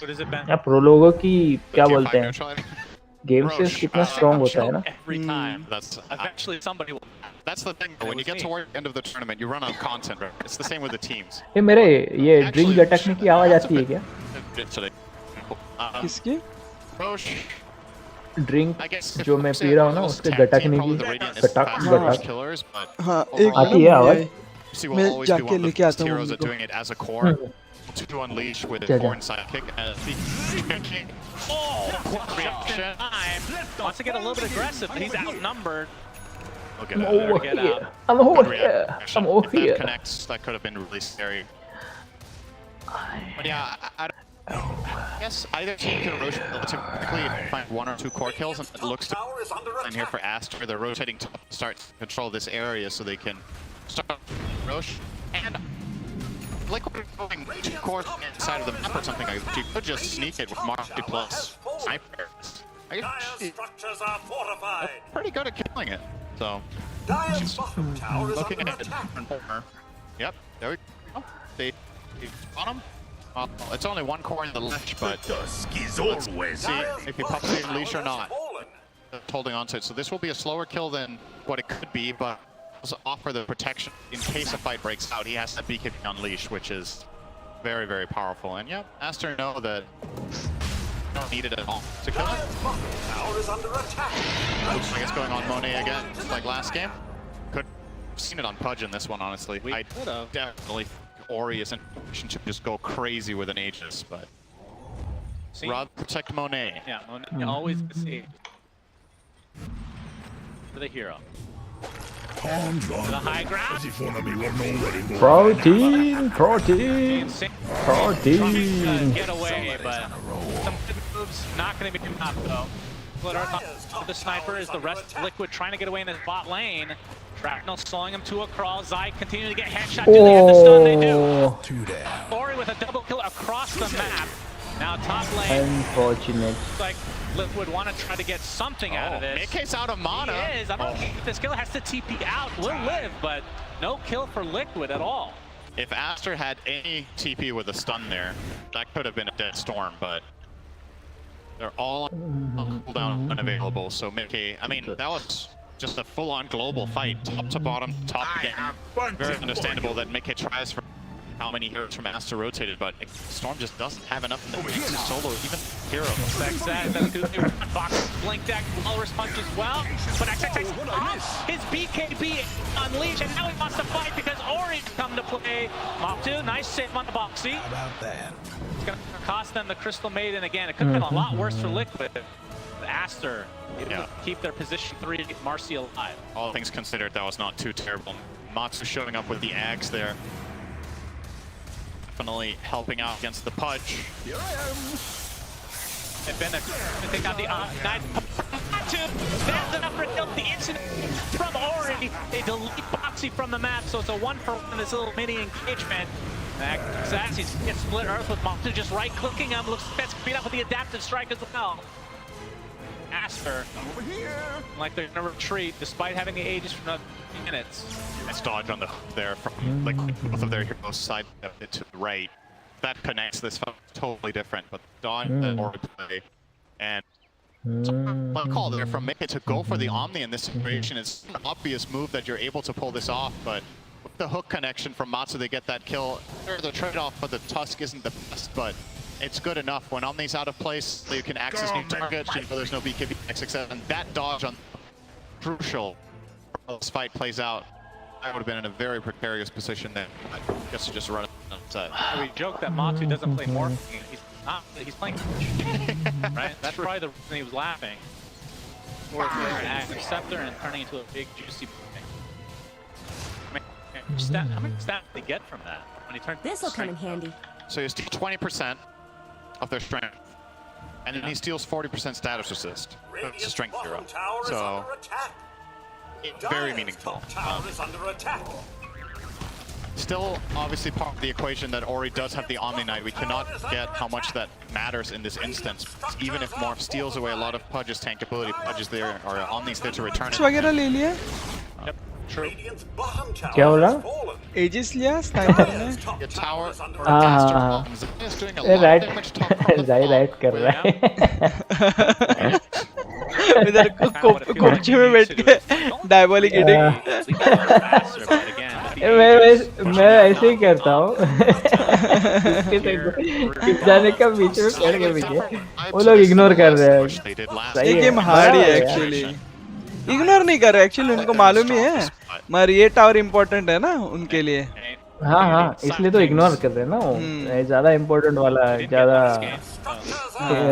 कॉस्टली वाला चीज वो लेंगे. बट गया उधर में देख वो लास्ट टाइम की तरह. तेरे को याद होगा लास्ट कोई सी टीआई में था तो पता नहीं वो मॉर्फ ने वो रैच कर करके निकाला था. याद है क्या तेरे को कौन सी थी? नहीं याद नहीं. कौन सा है? अरे स्टॉर्म स्पिरिट बच गया रे. वाओ मरता तो the BKBs are down on Aster. Actually, Zai मर गया. Liquid तो मर गया Zai. That is too powerful. Now this Rax is under peril. Aegis अभी भी है. कितने मिनट का बाकी है? 26 सेकंड का है. 24 second. Start finding kills when heroes stick around for too long, but Aster are not phased, not worried. They have enough in the team. Keep the heroes safe. You can see the Sal here from XXS going to be able to full health again. Hero, वो एक मुझे YouTube का video याद आया जिसमें ये Omni Knight वगैरह सब प्रोटीन देख प्रोटीन पावर और तगड़ा बना गया और तगड़ा बनाया गया 12 फ्लैशी पे 24 स्ट्रिंग गिव्स 24 प्लस इसका कितना 24 प्लस 20 32 और 50 स्ट्रेंथ मिलेगा इसको 52 ऑलमोस्ट क्या 52 मिलेगा सही और ग्रेस पड़ेगी तो और 32 ग्रेस उसमें और अकाउंट कर नहीं भाई इसका ही बोल रहा हूँ मैं 32 हेवनली ग्रेस का Start looking to push out the other tools on the map to keep this pressure now. 24 उसका है ना? अच्छा वो दोनों मिला के बोल रहा है हाँ 56 टोटल 56 हो जाएगा फिर Actually making a rotation like they could find Mickey up here. This time he will BKB again. It's been that long. अरे ये तो एक्चुअली मैंने ध्यान ही नहीं दिया तो दिमाग से निकल गया था ये रीजन डिटेक्शन का सेप्टर वाला 25% अभी ये 30% इसका रहेगा शिवास का कितना 30 रहता है कितना रहता है शिवास का देखना पड़ेगा लाइफस्टाइल बाय 25% 25 प्लस 25 ना कितना बोला था मैंने 25 बोला था ना 25 हाँ 25 प्लस 50% रीजन रिडक्शन होगा इसका फिर इसके लिए इशू है पैलेडिन स्वॉर्ड मिला भाई बच कोई खाना चाहिए टैंक कितना टाइम करेगा गंदा हो दोनों को मिला पालाडिन स्वॉर्ड एक्चुअली लिक्विड को भी मिला और एस्टर को भी मिला लिक्विड में कौन कैरी कर रहा है अभी तक ये स्नाइपर कैरी कर रहा है नहीं लिक्विड में कौन कर रहा है कोई नहीं कर रहा है ये शायद ये कर रहा है क्या अपना For Liquid problems, they don't kill the heroes they need to kill. So it's too tanky. इधर में कौन कर रहा है स्नाइपर इधर में स्नाइपर कर रहा है प्रोटीन हुक हो जाता अभी protein bar right protein for right person कुछ कर नहीं पा रहे हैं लोग बेचारे ये बैकअप करने की कोशिश कर रहे हैं ओ अल्लाह अरे बचा लिया अरे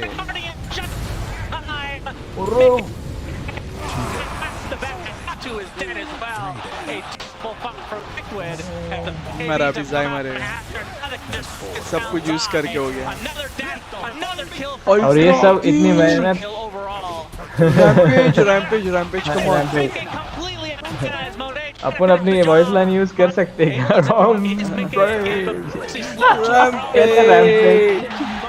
मोने रैम्पेज है जीजी बोलो बोल रहा अभी जिम कॉल कर लो भाई हो गया तुम्हारा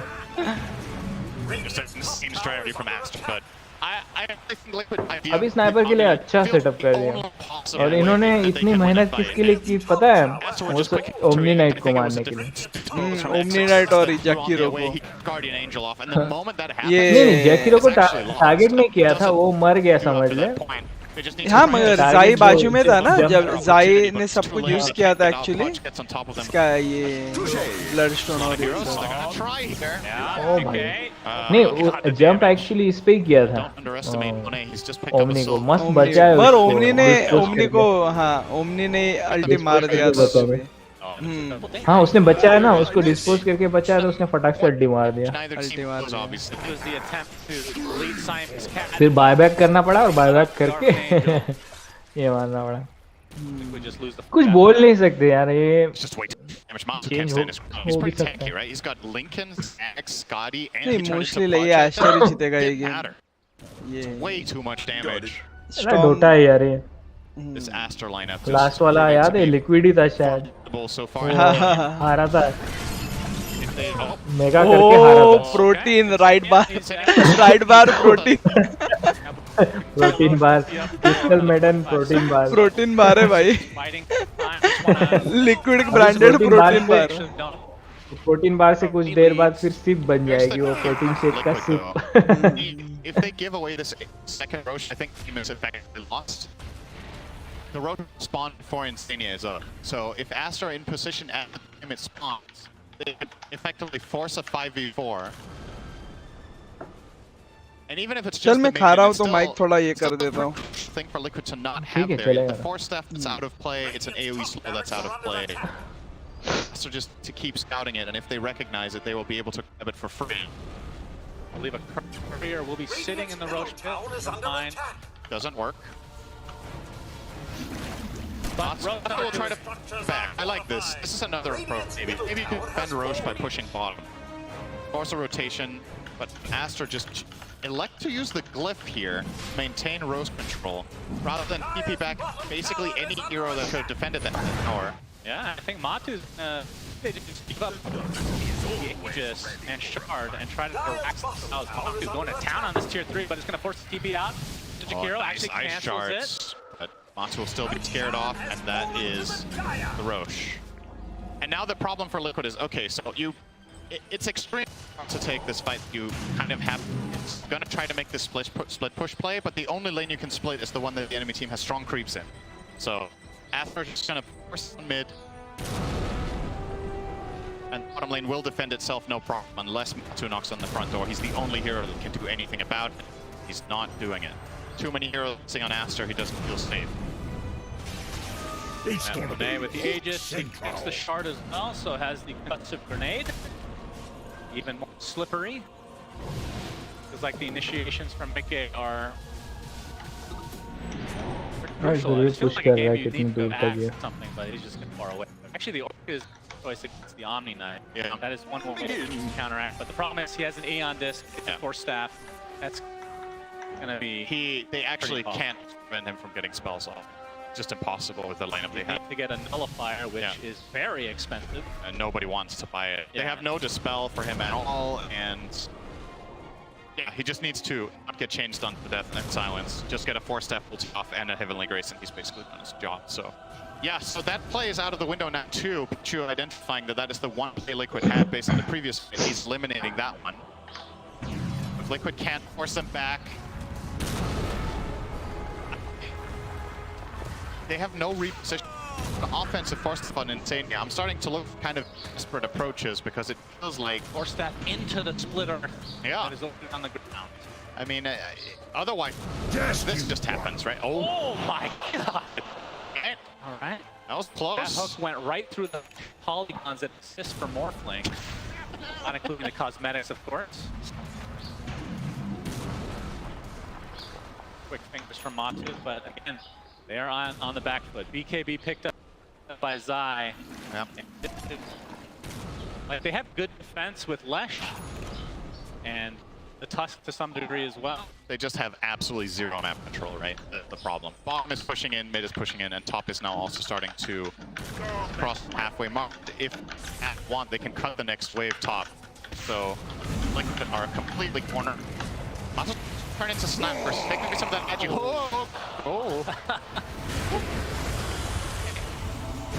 There's a little take aim action to himself. A little right-click action from Matu, but they're delaying it. But again, the lead is still growing in Aster's favor. There's no technical rush for them. And Aster's probably going to find this ward now, giving Liquid some really good information, right? Because now this is blocked, and they're like, wait, what? They're the last little bit of vision that Liquid had left, given away by the game itself. And you might wonder, like, why do you it's a ward there? Isn't that going to be obvious to the enemy team when the camp doesn't spawn? Yes, but at the same time, it's really not an obvious spot to place it to begin with. So the sentry you usually put in this area, which you see from Axe, the first sentry that they have, not the ward, but ultimately they get it. They jump onto Matu. They're all smoked on the low ground. Overwhelming blink, not quite up yet for Ori, but this is kind of telegraphed because nobody is Like, Zai is getting pretty far top. Yeah, Nobody's showing it. They just scanned it right now. Trying to delete the ward. They do so. The hook is in. Oh, But not able to connect. nicely ward. Having to reset. Still with a minute 20 on the Aegis. Now they can do the old sniper trick again. Get the or kill. Biggest thing from getting at the high ground anyway, on top of the splitter, of course. Lincoln's is up now. Hook not connecting from Ori, but there's the punch. Boxing. Oh, sniper पकड़ा गया. अरे कुछ कर नहीं पाएंगे but full immunity. Magic plus right clicks.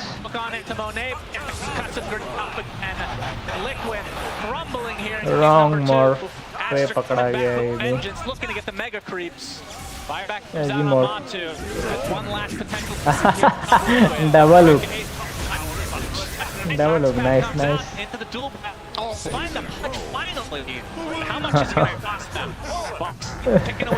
क्या सही था वो? एक दूसरे को हुक किया. स्नाइपर फोड़ रहा है बट पीछे से धड़ाम धड़ाम धड़ाम धड़ाम कुछ कर नहीं पा रहे लोग. एक गेम एस्टर का ही था. गलत. ये इन लोग का क्या बोलते हैं? 3 हीरो थोड़ा अजीब हुआ वो. गलत मॉर्फ में पकड़ा गया वो. एजिलिटी मॉर्फिंग में पकड़ा गया इसलिए मर गया. ओमनी नाइट का पिक काफी अच्छा साबित हो गया है. मार ही नहीं पा रहे. क्या बोलते हैं? लेशरैक लिया ना? ऑफलाइन वही गलत हो गया. ऑफलाइन में नहीं डालना चाहिए था इसको. GG कॉल हो गया.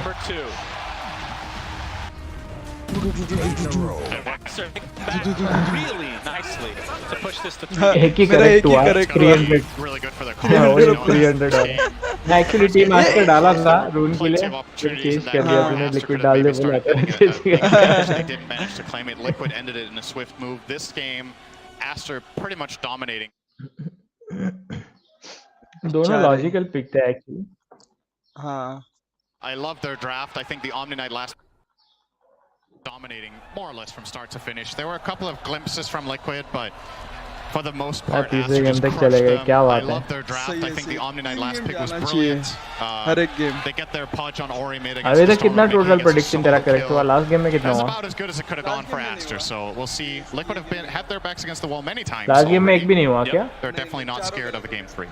That is very, very true. This is going to be a hype game 3 for sure. Let's go to the panel, see what they have to say about this punch performance from Ori. Omni Knight last pick था क्या? Indeed, a game 3. We wanted a game 3. We're getting a game 3.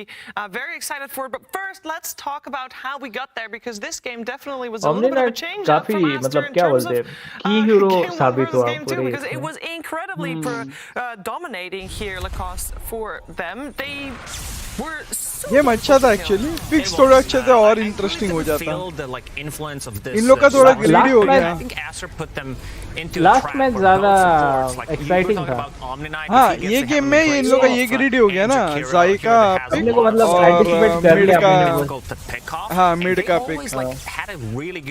हाँ वही. नहीं अपन ने anticipate कर लिया एक point में जाके कि एस्टर ही जीत सकता है. मॉर्फलिंग पे बहुत स्ट्रेस था मेरे को लगता है ये. ज्यादा कुछ कर नहीं पाया वो. Letra gets the bloodstone and then taking a fight, reducing Morphin's healing and also healing from the bloodstone. All I'm gonna say, ये हेडफोन वगैरह पहना है ना मेरे को. You got nothing to worry. Earphone और हेडफोन दोनों पहना है मैंने. आवाज नहीं आए इधर उधर से बोलने.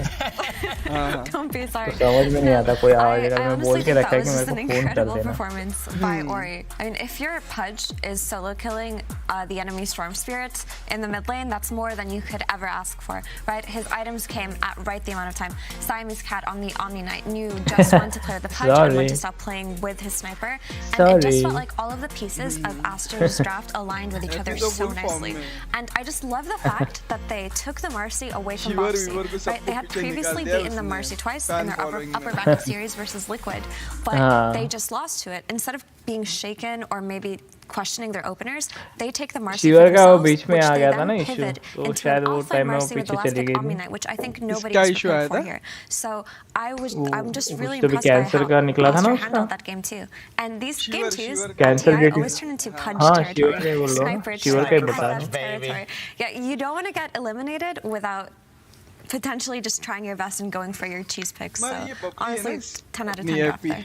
Yeah, I agree. I mean, like we've talked about, and Liquid even said it in the that Aster, they play together.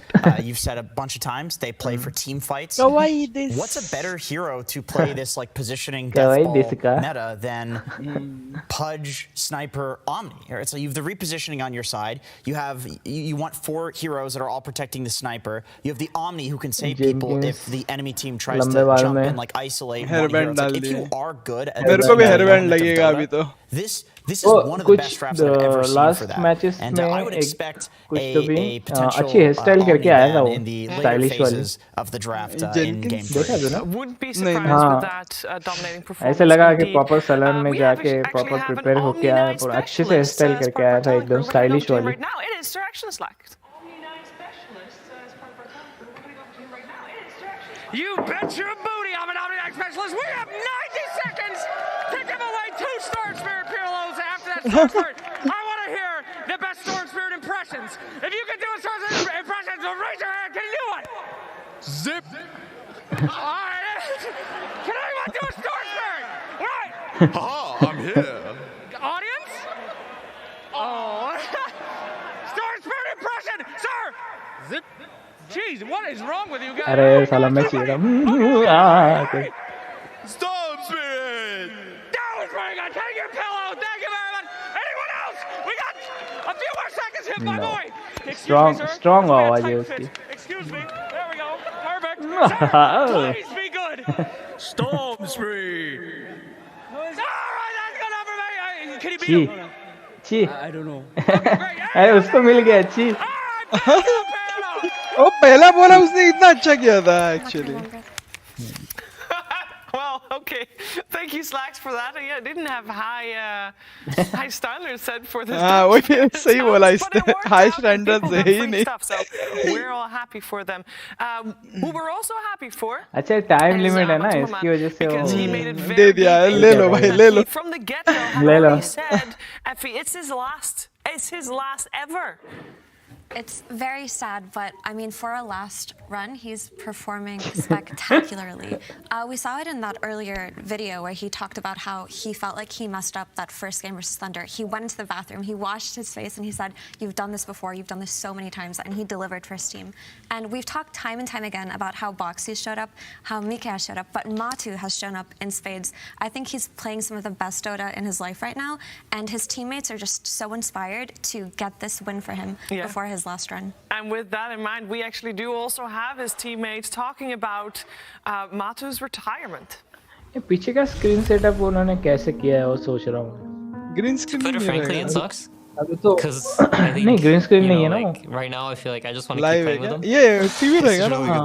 Television. Screen It's रहेगा. very stoic, it's very finished, but it's also very good at Dota. वो screen ही है. मैं बोल रहा हूँ वो उन्होंने कौन से सॉफ्टवेयर यूज किया है. जैसे अभी नए में तो लाइव में वो अनरियल इंजन चलता है ना. इनका इंजन तो सोर्स का है. वो सोर्स का यूज कर रहे हैं. कोई और पता नहीं. A little bit less. I mean, in the moment, you always go with the most. Custom भी रह सकता है. Not better. His mind just keeps like barraging you with these feelings and like what you should have done. Did you throw the game for your team? And it's truly miserable feeling. Feel like this was your worth, kinda like what you put into this year. This moment was the worth, and you weren't good enough. This year, obviously, I mean, I was crying after that lower bracket final against Team Spirit. I mean, it's heartbreaking to lose that way. Will he get another Secret की team में भी था क्या? Secret में था ना. It's a they're gonna call GG. The underdog story is still alive. Team Spirit move on to the grand final. It just doesn't satisfy me equally anymore. Like I just feel tired. I'm doing it out of sense of it's my job and duty to become better, or like stay at least like as good as I was before, or like maintaining the form. I feel like whatever you choose to devote all your life for, you better do it like fully hearted. Like there's no way I'm gonna half-ass this thing. Like it's gonna eat me alive. That's how I feel. I think this year, especially on the team that we're on now, he's kind of embraced more of a leadership type of thing. So he's kind of got that. Yeah, he's our stoic, bearded, Finnish leader. For me, I think this year maybe not that sad because I get to relax after this and enjoy my retirement days. So for me, it's really a win-win, you know? It sucks. There's no real other way to put it. The Dota scene, I think, is gonna miss him once he's gone. I don't think it's like a very reluctant leave, but hopefully he'll do what Jerax did and come back in a few years, and we'll be waiting with open arms. कुछ तेरे mic से ये आ रहा है क्या disturbance? Wow. Noise? किस तरीके का? किस तरीके का? नॉइज आ रहा है. कट. बाद में देख लेना स्ट्रीम और. And he has had a fantastic career. Still having it, by the way. He's not out just yet. ये बहुत इंटेंस है क्या? Of course, one more game. He could potentially go. Just आ रहा है वो बता रहा हूँ मैं. But we wanted to make sure that we highlighted because this is a TI winner, one of the two still remaining in the tournament, and Lacoste. It is definitely a guy to be celebrated. Oh, most definitely. I like how like the rest of the team also does celebrate Matu in a way. You know, even after a couple of years, if he wants to come back, they're gonna be waiting for him. Definitely a good dude. You know, gives you that energy. And I like the way he talked about you know, giving his 100%. You can feel it in the way that he plays, also taking the leadership role a little bit. But he gave everything. This is what you need to do when you're playing professional Dota, like at this level. And I think we can, you know, see Matu in the next 3 months sitting at the boat, just enjoying himself. Oh, you know he will. That makes sense considering he was part of 4 anchors plus the C captain. I believe he was the C captain. And if he wasn't this, if he was an anchor, he has definitely qualified as officially a C captain. He's definitely not an anchor of this. Not an anchor. C captain in the eyes of millions of people out there in the world. For sure. We all know a retirement in Dota 2 doesn't mean it's hard. Apparently people can't. It's too good. The game just keeps pulling you back in. I think that if you're competing at this level, you have this strong drive to just always be good, to be the best, to play for that glory and not necessarily for financial reasons. And this sense of competition inside of these players is so strong that it's hard for them to stay away. But he did mention in the video that at this point he's just tired. It feels like a chore to him right now, and when you reach that level of burnout, you do owe it to yourself to just see what your next step in life is. So I fully support him in all of his endeavors, and I mean, he's just one of the greatest players to touch Dota. His results have been excellent. He's been on some of the most emotional stories, from winning TI with a team to getting kicked, to then getting 3rd place, to now going through the last chance qualifiers when people counted them out. I mean, this guy is just really part of so many awesome stories. Yeah, he also was in the live that got the one. Stream lag हो गया. HP Pango, I think that moment will be immortalized in Dota 2 history for sure. Just like I think all TI winners are immortalized, and all these guys want to be TI winners. Yes, Matu and Poppy already still in and are already immortalized, but they want to do it again. And all these guys going back to their booths, they just want to make sure to win just one game of Dota 2 to make it to the final day, because that is all that is standing between them and lower bracket finals. One game, Jenkins. That's absolutely right, Shiver. He is from Finland, but of course Matamamet does not want to be finished after this game. He wants to continue playing. Yes. High five, Lacoste. Yeah, very good. Go on, Jackie. How long were you sitting on that? At least 5 minutes. Well, thank you for getting that out just in time. Now, we've talked a lot about the teams, and earlier on we heard Team Liquid talk about Aster, and now we're going to hear Aster talk about Team Liquid. Liquid 其实在这么些年一直是一支很强的队伍。我觉得他们因为一直在进步吧，因为他们球员从突围上打上来的，然后一直在就更新自己的打法，然后再努力的改进自己的错误。我觉得他们的那个教练挺能领神的，因为我昨天在网上看见了他们的那个语音聊天，他们在赛前，然后他们会一起团结鼓励一下，就是说一些大家能团结的话，这样。我觉得他们主要是马图巴曼为这个队一直在改，就是他能适应各种的打法，就是马图巴曼就是为这个队付出很多。虽然之前我们2比0了他们，但是他们能重新杀回来，但是然后也是不容小觑的吧，所以我们依然还是会很重视他们。And they have been taking them very seriously, which is why we're here in this third and final game of this elimination series. Who will take that spot tomorrow? We'll have to wait to find out. But I want to hear from my panel what's going to be the key element in this third game broadcast कर रहे हैं online. According to them, I mean, Team Liquid, they did go like full 5 heroes, blue heroes, last pick, water, literally, and it didn't work out for them. And also one thing to know is if we want to like check the pattern that has been happening during the main event is all Western European teams are eliminated by other Western European teams. So, you know, Team Liquid does have an upper hand here, and then we have 3 European teams left in the top 3 that can eliminate each other. इन लोगों ने बोला था sound proof booth रहेगा शायद, है कि समझ में नहीं आ in the रहा top 4, and after having eliminated PSG, LGD, who are the fan favorites in China, Aster are really feeling that pressure of needing to perform here,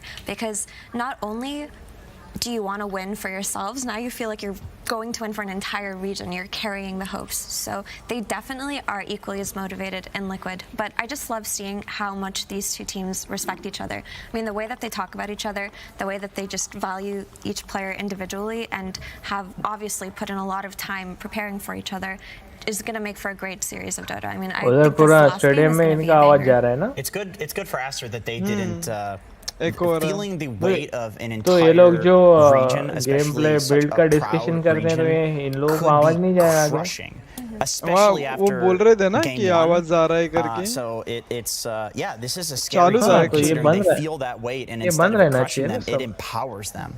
And maybe that's our boy Lanham that's you know, देखना partly पड़ेगा कुछ अलग तरीके से किया है क्या इन लोगों ने. For Aster, I feel like personally they perform the best when XXS is on an initiator type of hero. We saw in that game 1 he was playing the Underlord, who obviously provided a lot for the draft and the team in terms of map movements.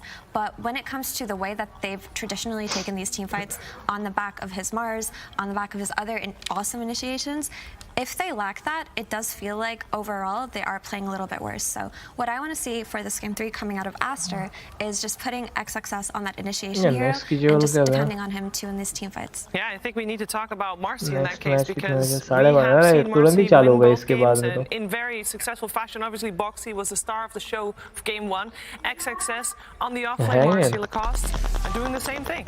Yeah, the hero, I mean, this is the reason why this hero is the most popular hero of this international, just being able to close the gap. Strong laner scales really well into the mid-late game. We saw Boxy in game 1 that he can also scale from position 4. Like, people did figure out Marcy going for BKB instead of the previous builds that we had. Like, light वाले का इधर type of a build, and bill भरो ये भरो ऐसा win both games, but also last rack lost both games, and that's a big हाँ जो भरते नहीं उनके लिए रहता है whether teams are going to prioritize this hero. बहुत लोग डिले में भरते हैं ना 2 महीने के बाद 3 महीने बाद. I think there's still merit to this hero. They just have to kind of set up for it a little better, right? Because, for example, if that Pudge from game 2 had been a Leshrac potentially playing with an Omni Knight, it could have looked better for him, but I do agree with the cost that it does seem solved at this point. अच्छा है बाबा creepy बना देंगे कुछ दिनों बाद इतना nerf करते हैं लोग. Like, he has been the bread and butter early game winner for Liquid. He's the one who goes from lane to lane. He just has so much impact early on. So absolutely do not put this man on some support. Do not do it. Just give him what he's best at. Team के पास में fight में थोड़ा सा involve हो पाएगी नहीं कर सकती है मर जाती है. Yeah, he did very well in that game. I mean, especially after the game 1 performance, it's like no. और ये इंसिनिया तो पूरा क्या बोलते हैं offensive right now, but in game 2 I guess he was actually literally on fire given the Jakiro. Only one half. Yeah, only one. Yeah, 50-50. But no, he played really well. I mean, the thing. Doctor अच्छा रहता है last game में. For Jakiro, kind of is an initiation to a degree, because like if you're coming out of a smoke, for example, you can have like a clutch ice path. Like at least there still is like clutch potential with Chikiro because of the ice path ability. Other abilities are not as flashy. Like you can't really do much, but he did some work. Yeah. He really put in some really good work. It's time to find out what's going to happen. Game 3, Aster Liquid. Let's go. Picking phase चालू हो गया ना? Liquid versus Team Aster. Game. थोड़ी देर बाद में जाता हूँ मैं वीडियो वाला ही रखता हूँ अभी तक. Game number 3. Loser goes home. Team Winner stays alive. Liquid. A lot of storylines, of course. Last Versus Chinese team. Team Aster. Talked a lot about him. Game Everybody's rooting him on, of course. But last game, what kind of? ये announcer है क्या ये जो बंदा announce करता है इसका announcer है क्या? हाँ ये अपना in game भी उसने Neither team will get Marcy. Yeah, get that hero out. Won both games when it got picked, and also once और again. मैं बोला ये किधर जाके बैठ गया बोला. I think it makes total sense. I think these teams almost always first faced Primal Beast when it was in the pool. That's एक टाइम पे वो Yeah. आया भी था स्टेज पे से माइक पिक था उसका स्पेशली और वो बोल रहा था Yeah, लाइव so बोल if रहा you're- if था you're अभी भी new to शायद Dota लाइव and रह haven't watched सकता so है. much, generally in best of threes, a hero that loses the first 2 games is then first pick in the 3rd game. That's very normal. Happens all the time. CM first pick. Because there's nothing Aster better का. than seeing a hero that got crushed twice, winning the 3rd game to show that you're the best. It's not her fault. Give me Nick Slash. उनको strainer लेने पड़ेंगे अभी. Nick Slash. अभी निक्स लेगा देख ये. I wonder also. I mean, what's in the Liquid. heads of Liquid right now? Probably it's a Sniper 8. Like Aster seems so अरे confident with that hero. कौन खेलता है उनके इसमें? Last time, and Liquid right now is उनका probably next like player कौन है? not in the easiest spot कौन about सा this. पोजीशन है? You're probably Boxy. already making up your minds for it. But Nick Boxy. Slash might be decent no matter what. Nix is pretty good against a sniper. You can carry place a shrapnel if it would come out. निक्स बहुत powerful hero है team When fight you में. say Sniper 8, you mean the उसका 8th overall Scarface choice of बहुत the strong draft. है. Yes, Both yes, teams have done sorry. 2 bans. Yeah. That means it's the 4th pick. Yeah, sorry. This is It's like pro player lingo. Yeah, it's pro player lingo. I'm So sorry, yeah. it's a good way of referring to, like, once you're in the lingo, of referring to the order in which heroes are picked. But if you're not familiar with the lingo, you're like, That's Sniper clear. 8? I thought the highest roll was 5. But Okay, That's so clear? they do the Tusk Lina over the Lash track. So They're preparing for Lash. preparing for Lash, yeah, it's good अच्छा against तू Lash in game if they देख रहा है would क्या? pick it. नहीं नहीं I think इधर Aster देख could रहा go हूँ for the sniper browser once में. again though, if they wanted it. I mean, they picked the ना sniper ब्राउजर against में तो Selena क्या in the first PG series. अच्छा अच्छा in the okay first game, तेरा sorry. So they could just opt for it again. 5 seconds. It's also Nixon pool, Lash pool. Is Lina good against Primal Beast net? That's the question. I think it's definitely like decent for sure. Like you should do pretty good. has Ori played Primal much this tournament? Yeah. Oh, yeah. He has? Yes. Okay. Lina का arcana upgrade क्यों नहीं करते रे बाल थोड़े सही करने चाहिए ऐसे बाल में इशू बाकी तो सही है एक्चुअली थोड़ा भी ये करेंगे ना मस्त वेवी बाल बनाएंगे मजा आएगा थोड़ा हाँ बाल अच्छे बाल अच्छे बाल अच्छे करने चाहिए I think pretty likely. It's fire में थोड़ा at the क्या end, बोलता है but, like Lina's बाल usually do डालने fine, चाहिए but it's a bit like two-sided हाँ because like the वो Primal Beast can also get on top of the लंबे Lina, थोड़े से so, चाहिए वो with like one वो rotation, अजीब for लगती example, चिपकाए Lina was जैसे just जेल scared से of, like, गंदे वाले potentially dying. सलून में जाके फुटपाथ के सलून में जाके जेल से चिपकाए जैसे लगते हैं कैसे भी काट के Also, Oracle Light Stealer ban. I don't quite get the Oracle सब ban. क्या होता है सभी हीरो को अपडेट करना Did they ban it last चाहिए game? I don't recall. Revamp करना चाहिए एक्चुअली बट वो रिवैम्प वही जैसे लास्ट टाइम बोला रिवैम्प नहीं कर रहे Liquid sticking to the Mars Drow ban का is मस always क्या a- वैसे they इसका भी did the करना best or get the pick the last 2 times.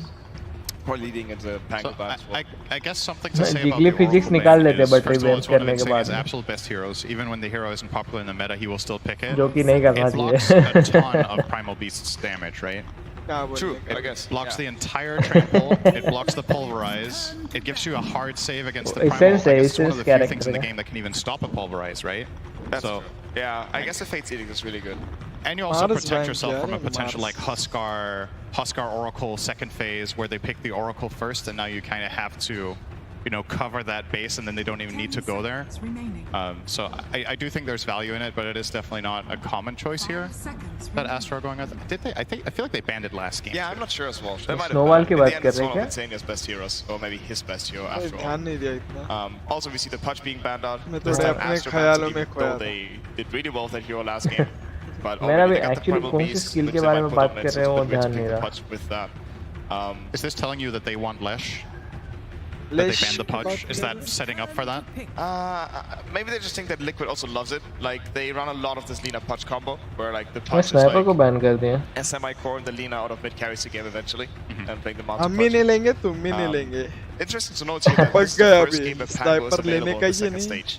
As in, like, ये तो Liquid बोला था banned it, किसने they तो banned भी the Omni itself, ban which looked pretty damn iffy ने good. बोला था क्या ओमनी भी बैन हो So जाएगा Pango बोल is के definitely in both teams' minds right now. Liquid might pick it up Yeah, right now नहीं as देख- both make नहीं it. बोला था नहीं था ना तभी पोस्ट गेम में अच्छा तो नहीं था क्या नहीं था A hero that was first picked many Undying games भी आ early रहे on हैं। in the tournament.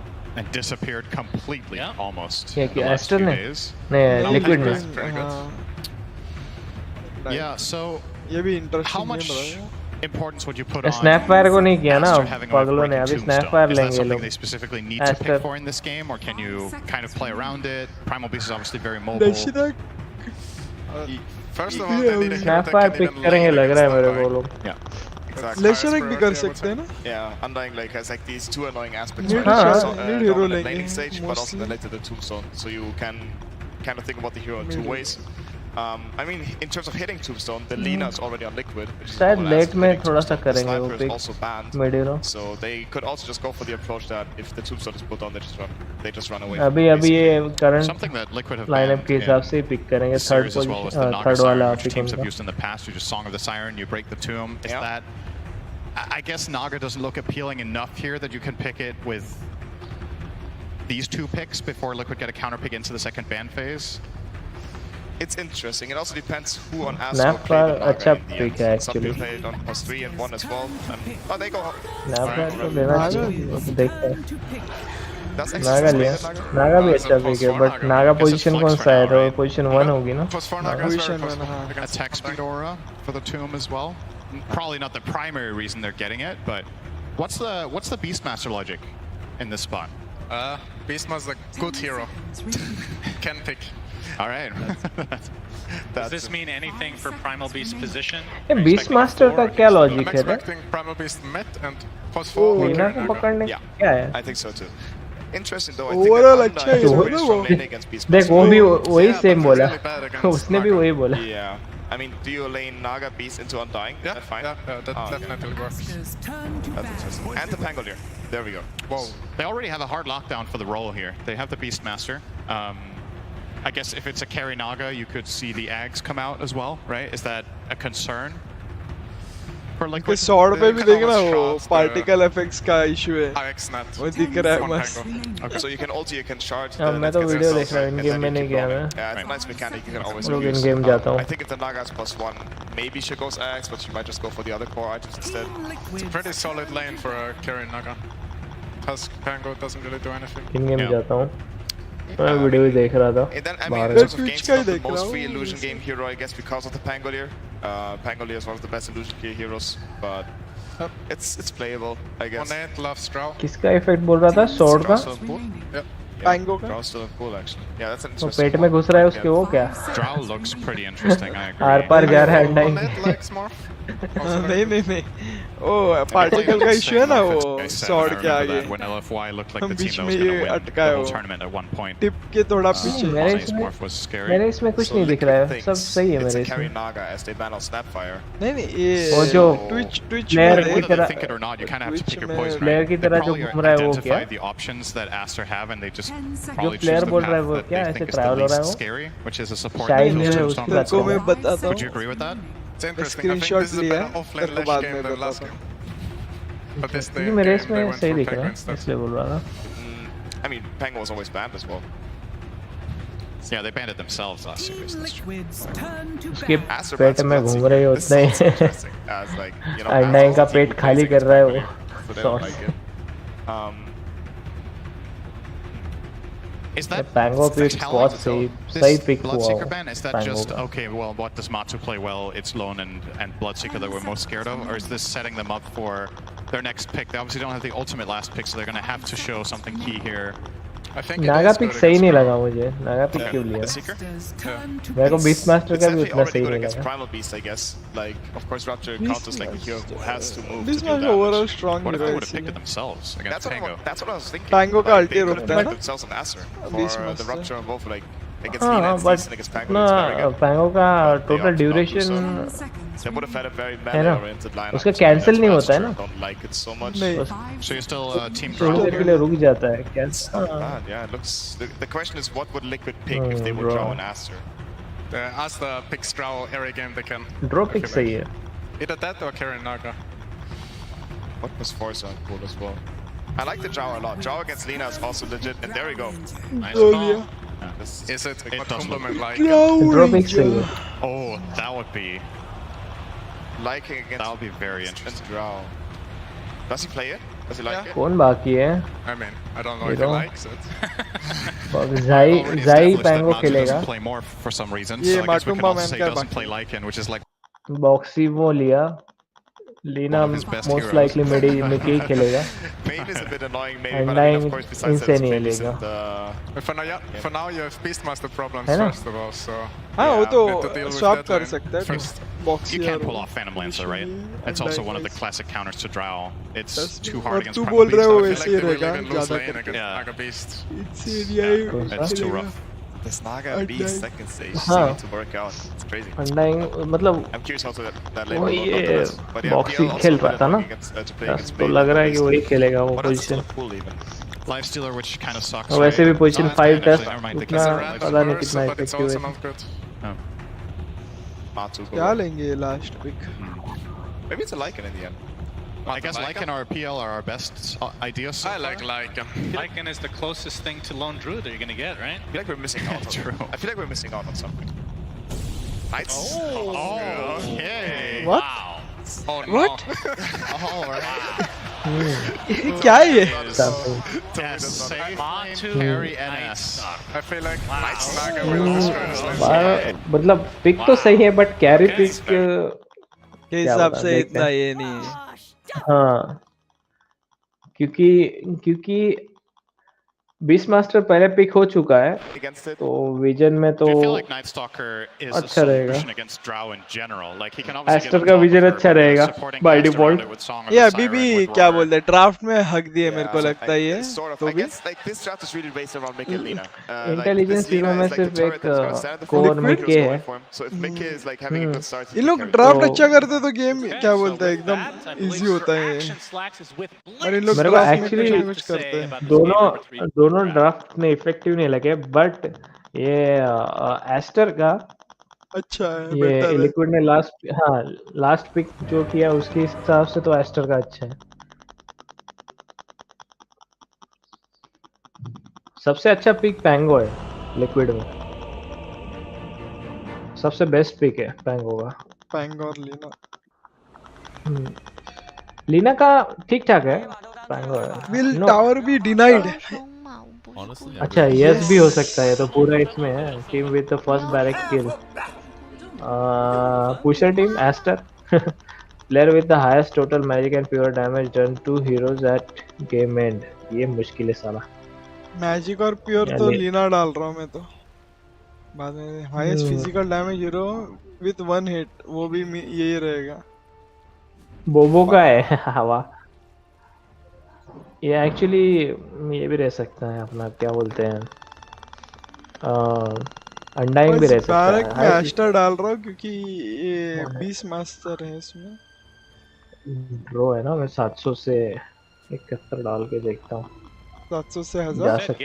750 ड्रो है ना. ड्रो का डैमेज पता नहीं क्या ड्रो है. का भी है और ये लीना का भी है. लीना का भी जाता है. लीना भी क्रिट बना सकती है. डिनाई का क्या है. कौन सा हो सकता है डिनाई तेरे. हो सकता है क्या. हाँ ये क्या गाना डालूं? पूरा गेम में हो सकता है ना. मोस्ट ज्यादा चांसेस है मगर कम ही होता है ठीक एक्चुअली. You तो भी can डाल you देते हैं. can क्या even humble the Overlord even. इनका क्या बोलते हैं. It's the only thing in Drow the game pusher है that ना. counters that, which I think was a big part of what tower inspired secure the हो Great जाता है Games. ज्यादा. Yeah. Enjoy yourself, but not vision. Believe so. ये information वाला information के लिए ये क्या है बॉक्सी.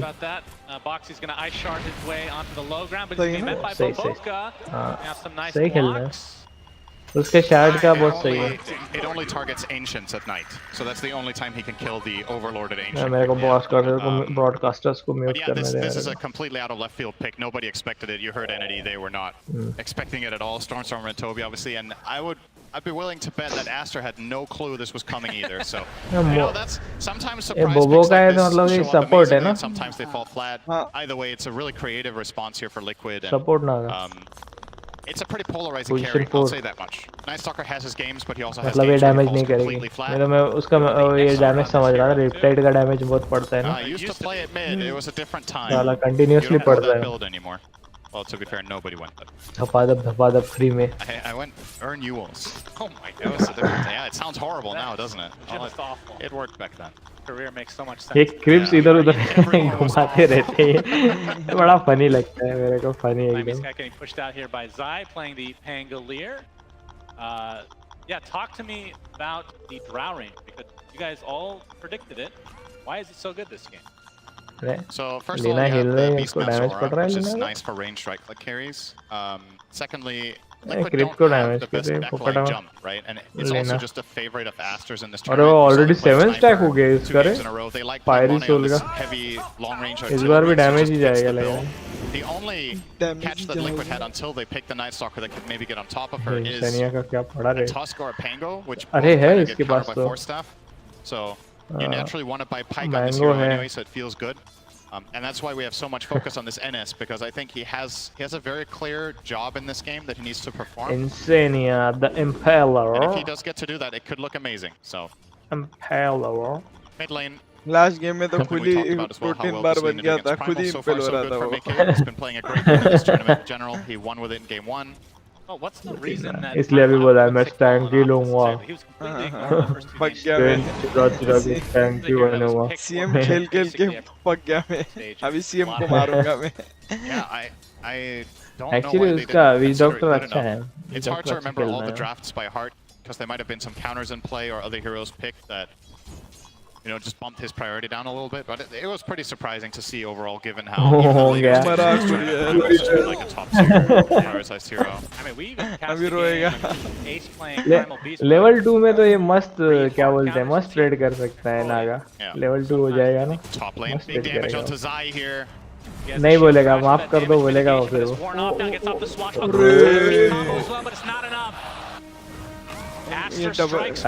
Bad luck. अच्छा बैड लक नहीं, उसने वो लिया है. लकी शॉट है ही नहीं उसके पास.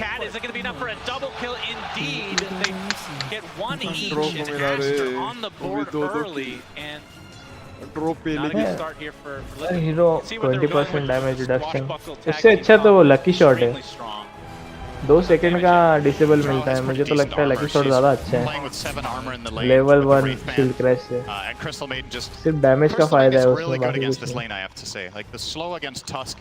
2 सेकंड के लिए डिसेबल होना होगा. There's not enough in the tank there for Liquid. अगर एक ही टारगेट पे लंबे देख लेवल 2 में खा रहा है वो. I wouldn't say they're desperate, but they're really eager. अभी फिर से इल्यूजन आएगा, फिर से आएगा. इल्यूजन के आने के बाद आएगा वो फाइट करने फिर से. But that was just not the time. Maybe a level 3 time would have been a lot stronger for them with 2 in tag team. Insania कुछ नहीं कर सकता लेवल 1 पे 1-on-1. Crash or swashbuckle. उसके इल्यूजन आ रहे 4 सेकंड में खा जाएगा वो. तुम को भी तोड़ देंगे. Swash off, but he's gonna lose a lot of creeps to deny. Yeah, फिर से मार रहा होगा वो. Insania के पीछे पड़ा होगा. ले इल्यूजन छोड़ दे.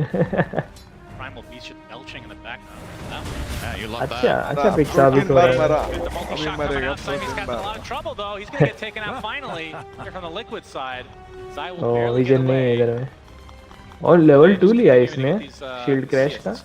16-5 right now versus the Night Stalker, which is Matu of course.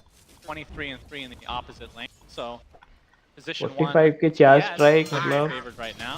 But obviously kill wise not so much. 80 160 40 200 का damage. Great farm for sure. He has 3 mangoes that he can use during night time, which is coming up. That could lead to a क्या chase. Slow के लिए लिया क्या? ये slow के लिए है क्या? He's gonna get the multi-shot. He's gonna turn this around onto Zai. Nice kill for Aster. Attempted TP out from Boxy should be fine.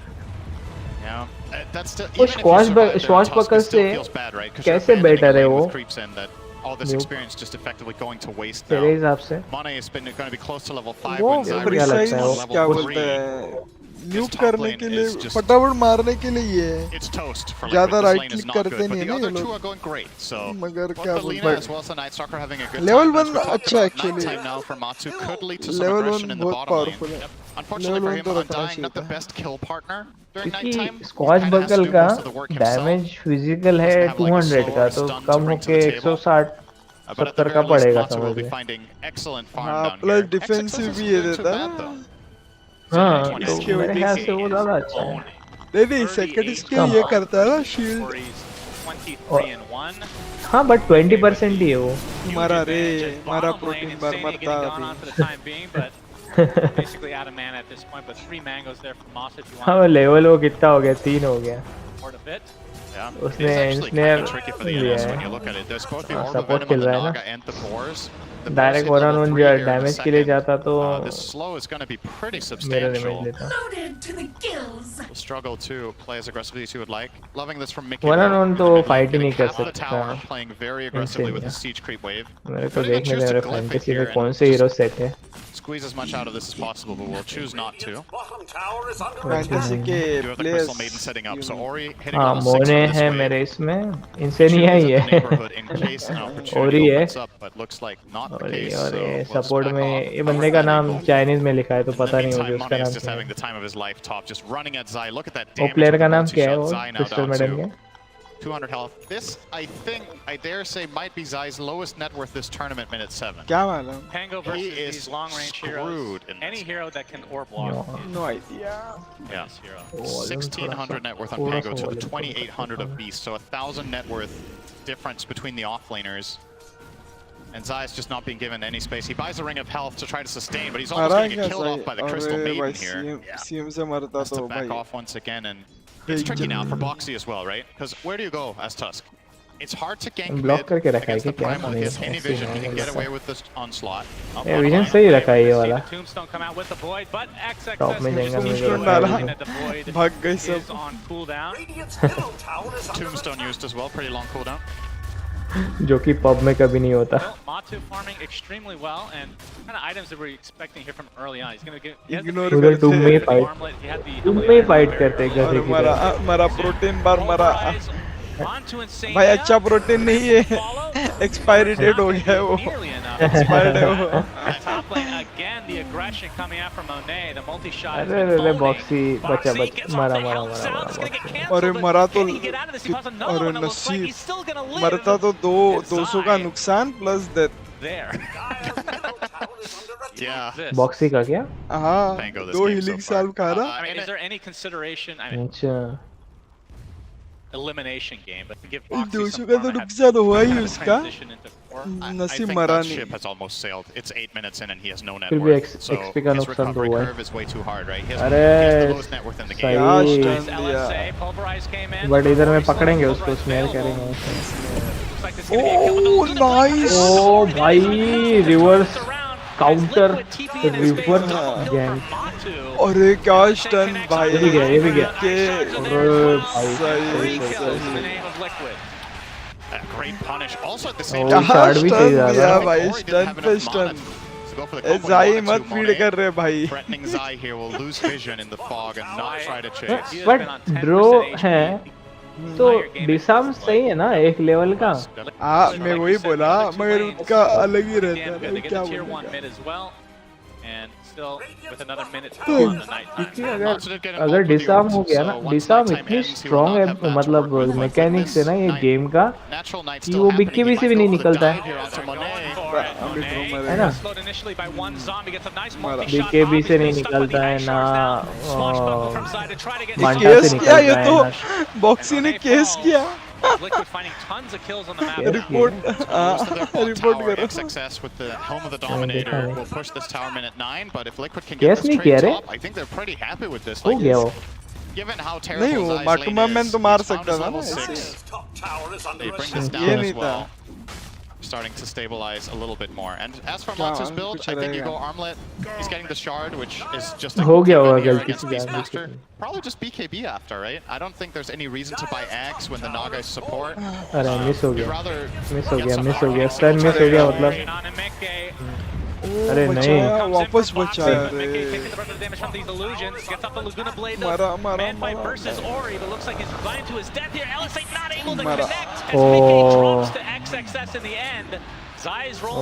उसकी क्रिप ने किया टॉर्नेडो छोटा टॉर्नेडो क्या नाम है रे उस स्किल का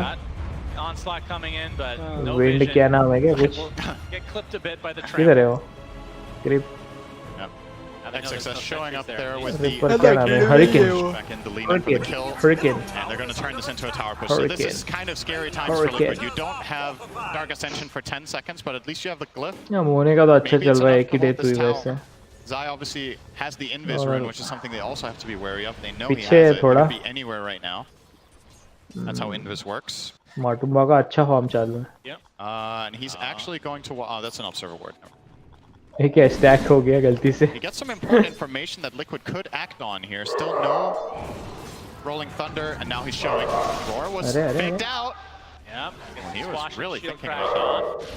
इसको क्या हुआ अभी? Right now, but a lot of it has to do with the fact that a lot of it चिल्ला रही है. the area. XXS is कौन चिल्ला रहा है? quite tanky. ये Or कौन तेरा? हाँ मैं भी वही बोल रहा था एक ही चिल्ला रहा कोई आया होगा. Because he can eat it. Because of NS. Like maybe it's not worth it. चिल्लाता है क्या? It's only half the time. नहीं चिल्लाता नहीं है कोई अजीब जो कचरे वचरे वाले आते हैं ना पोता वोता लेके रहते हैं. So you bring your ancient, he eats it, and then and even उसे if you're using it to डर spell push, लगता you're है essentially उनको just तो funneling भोगते हैं in a lot of उनको. gold into NS. नॉर्मल लोगों पे नहीं भोगता है. नॉर्मली नहीं भोगता है We've वो. seen this before when बहुत Night कम Stalker भोगता है. offlane started becoming a pseudo counter to Beast, that Beastmasters would just bypass Overlord because you're kind of just giving too much over. ये डिवार्ड नहीं कर रहे यार उधर में वार्ड है. देख अभी इसको तो जाई को पता भी चल गया था वार्ड. विजय ने बोला रहेगा. और क्या बच गया. ये protein bar I. Protein bar. A lot of damage coming out from Dark Ascension. But that's Dark Ascension. I think he was hoping to get a bigger kill on the Primal Beast there, but Boxy's shards just barely तो आगे भी है ना. short, not clipping. पता नहीं वो झगड़ रहा है क्या. कभी-कभी चिल्लाता है वो आगे पे. What a weird net worth distribution this is. Liquid easily have the top two. इसने ऑर्मलेट बनाया क्या? Which isn't too unhealthy for their lineup, to be honest. If there's a hero in this game that can have low net worth and still find major impact, it kind of is the Pangolier, right? So it's not a requirement for Zai to be farmed. Maybe he's going to go something like a dagger and just try to find a good क्या था hero इतना there, short or at pause least क्या keep the रहता है roar ये? for his Night Stalker, which is also really important.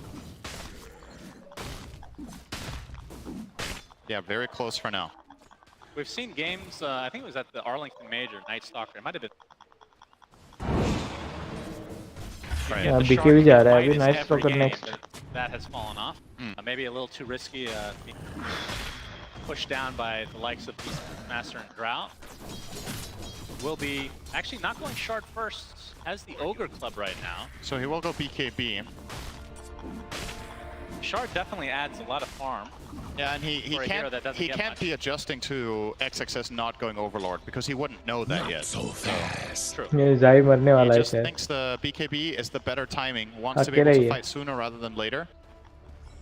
And it is a mandatory item in NS carry this game. You can't play without. He has to have it. कितना Sentry डाल के रखा है इन लोगों ने? It's gonna get kited too hard. Showing in the bot lane now. जंगल को secure करने के लिए. Here, Ori going to town, but fail हो गया रे. Connect onto Matu, but the TP is coming in, so Liquid want to defend. Onslaught. Troll Summoner out and about, got the rally skeletons ready to go. Actually, it's only one singular rally, not very powerful at all. Matu defends successfully. In terms of itemization for Mickey, it's like I think they're trying to line up these BKBs on both ends. Aster का warding बहुत अच्छा है. Matu, right? Mickey's already picked it up actually. See if they fight a little early on, but Tier 1 tower might get denied. No, not even a chance here. A freebie for Aster. Beastmaster with a troll creep and 2 Boris.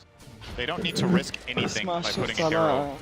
in range of that tower. Just let the summons do its overlord thing. लेके बहुत powerful हो जाता है. And Boxy also doesn't really dare to commit onto killing the summons. First of all, he's terrible at it, but even if he were to try, he could die in Aurora. So you just have to give that one up, but you can look for your own move. Liquid, we'll try to find some sort of opening. There might be a little bit of a false feeling of safety here with that Hog finding nobody. Warlord के नहीं बना रहा है Liquid शायद know वो it's there because they have a red side sentry. बना रहा है.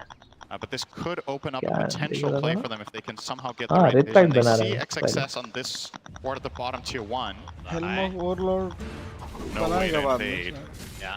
So it's just gonna शायद बाद में बनाएगा. पहले red pack को priority दे रहा है. you did bring up the potential Aghanim Scepter. Actually वो not a carry Naga of course, basic वाला भी है ना Helm of Dominator वाला वो क्रिप को वो भी अच्छा खासा strong ही बना देता है. Pango does go shard every game anyway. Yeah, then you ensnare the Night Stalker instead, which is true. Mega high impact. HP movement speed तो अच्छा खासा मिल जाता है. If he gets there on the Naga, it could be a game-deciding item.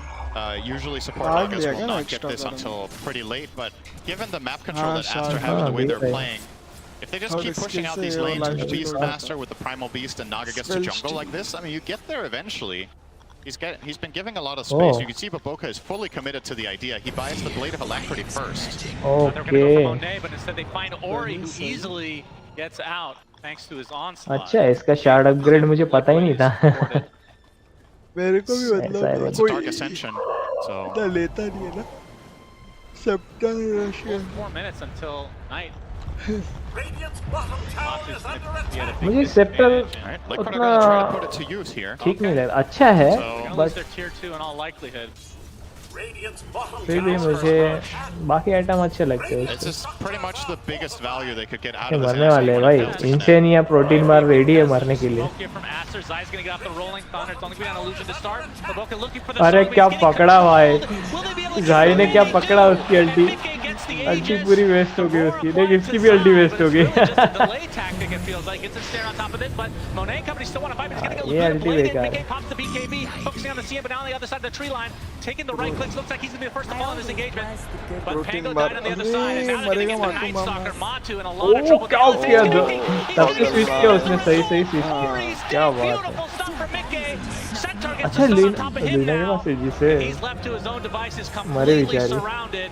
The gust is there, multi-shot and the प्यारी मर गई. axes. So Aster, they get some kills in retribution. Top मेरे को लगा शार्ड के जमाने में उसने ये इसका खाएगा direct That creep. was just perfect armlet toggles, keeping him alive Oh, 2 times in a row. dominated. So at the हाँ, very least, Liquid dominated. kept with him alive, but they do lose their Aegis and the second life on Lina, so can't really consider it a true win.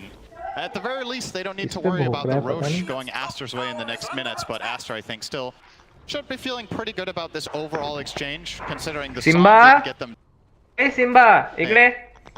And they rode the Pango, which you said, just to save the Naga, so they didn't have this for the Lina or for the NS, which also prompted Liquid to feel strong in this fight, right? Yeah, Keep a Simbo. look at Matu here. So first the Pulverize here comes out, no follow-up damage is available. He's frostbitten.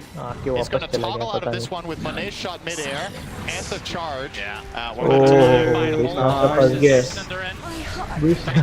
Protein bar तो पहले गए. ये भी गया.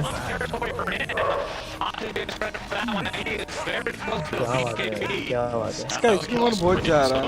Nice shot का. हाँ tank ही नहीं है ना. अभी एक्चुअली ड्रोन ही ज्यादा डैमेज किया उसको भी last 2 fight. minutes in the night time. और सब क्रिप वेब भी उसको ही टारगेट कर रहे थे ना. With nighttime still, see if Liquid wanna take advantage. Of course, still has Dark Ascension.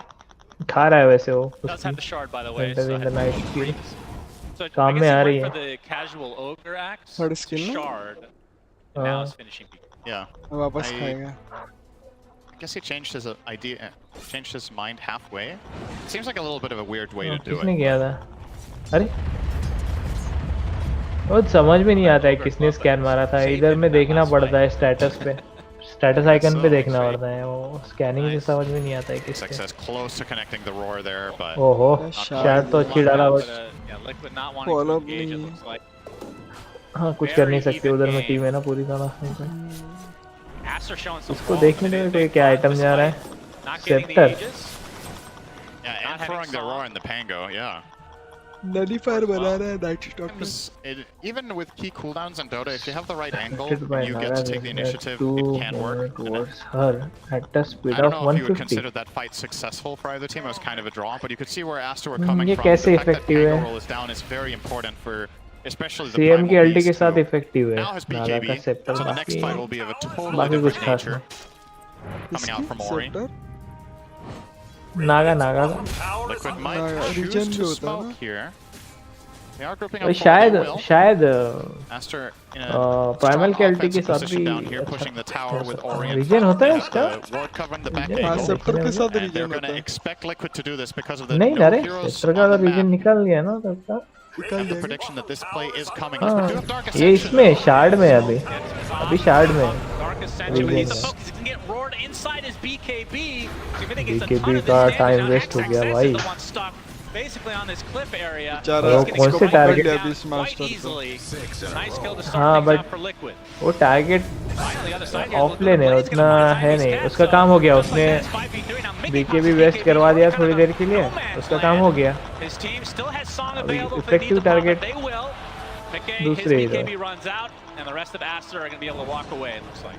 Protein bar तो पहले खा लेते हैं Outstanding लोग fight from Liquid there. Their BKB गप्पा usage was लेते just हैं perfect, right? Matsu gets it off before he gets roared, and Ori thought he was going to connect on the roar outside of BKB, so he committed all his stuff to go in on the Beastmaster, or sorry, on the Night Stalker, together with Beastmaster. That play fails, then Beastmaster's isolated and gets killed. Pango, in the meantime, is completely cutting off Drow from the entire fight for like 10 seconds. We're going to see the replay here. So look at this. This BKB crucial, right? Otherwise, Ori plus XXS and the Drow probably just kill off Matsu, but he stays alive. And now Pango on the bottom right is just rolling Drow out of the picture. Quite literally. Entire fight until he finally gets to turn around now. The fight's already over. This play was kind of crazy for Mori. I don't know if he accounted it for if he thought Mickey had used BKB. It turns into a BKB trade in the end, which isn't all the worst for him, but तो बहुत सामने है वैसे Okay, lead now for Team Liquid.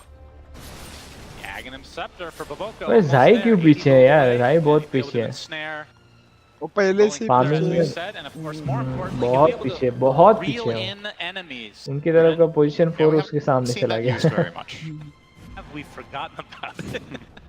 Almost same है concept, but सामने मतलब definitely need. It has not been very favored to do in this song. I mean, other than that, the हार action's great. सकते हैं Liquid है game See थोड़ा here, बहुत very लफड़ा हुआ shortly, तो why that is. Yeah, so Zai is not buying the shard that Toby talked about as kind of a pseudo counter to ensnare Axe, but he's going Lotus, which is another way of solving it. Doesn't have it yet though, so this coming fight could be a big surprise factor for Zai, where he's relying on going in on the Drow. If he gets ensnared and Drow gets to focus him for a few seconds, he dies, the fight's going to be of a totally different nature than the last one. Sector ready है भाई नागा का Way more expensive than Shard, obviously. Yeah. नागे sector में क्या होता है The upside is he can use it on ये NS रिलीन है if ना he gets वो ensnared. वही तो बोल रहा हूँ मैं ये इतना कुछ समझा नहीं मुझे कॉम्बो है सीएम और ये प्राइमल के अल्टी के साथ में but How rough of a game it has been for Zai. पता नहीं पोजीशन वाइज कितना ही है कैनॉट बी डिस्पेल्ड है और स्पेल इम्यूनिटी थ्रू जाता है टावर गया इनका अच्छा तो वो सबसे स्ट्रॉन्ग चीज है स्पेल इम्यूनिटी थ्रू जाता है नॉट डिस्पेलेबल है प्रोटीन बार को दिया चमाट क्या तू नाचरी इधर आ I think it only just came up toward the end of that. गंदा आ रहे हैं त्रिकी के लीड हो गया BKB TP'd out, but I guess maybe Tusk और was in XP range. अच्छा खासा मिला एक्चुअली उनको But yeah, these engages from Ori have just not worked out the way he wanted it to. He's charging up the onslaught, and the moment he does that, Insania drops the tombstone before he gets jumped, and the follow-up damage just wasn't there anyways. They didn't even kill the guy to start off the fight, and Liquid make a very easy fight out मैं of that लफड़ा one. कुछ किया तो ester तो ऐसे खत्म कर देगा हाँ उनके पुशर है तो धड़ाधड़ खत्म हो जाएंगे Too late.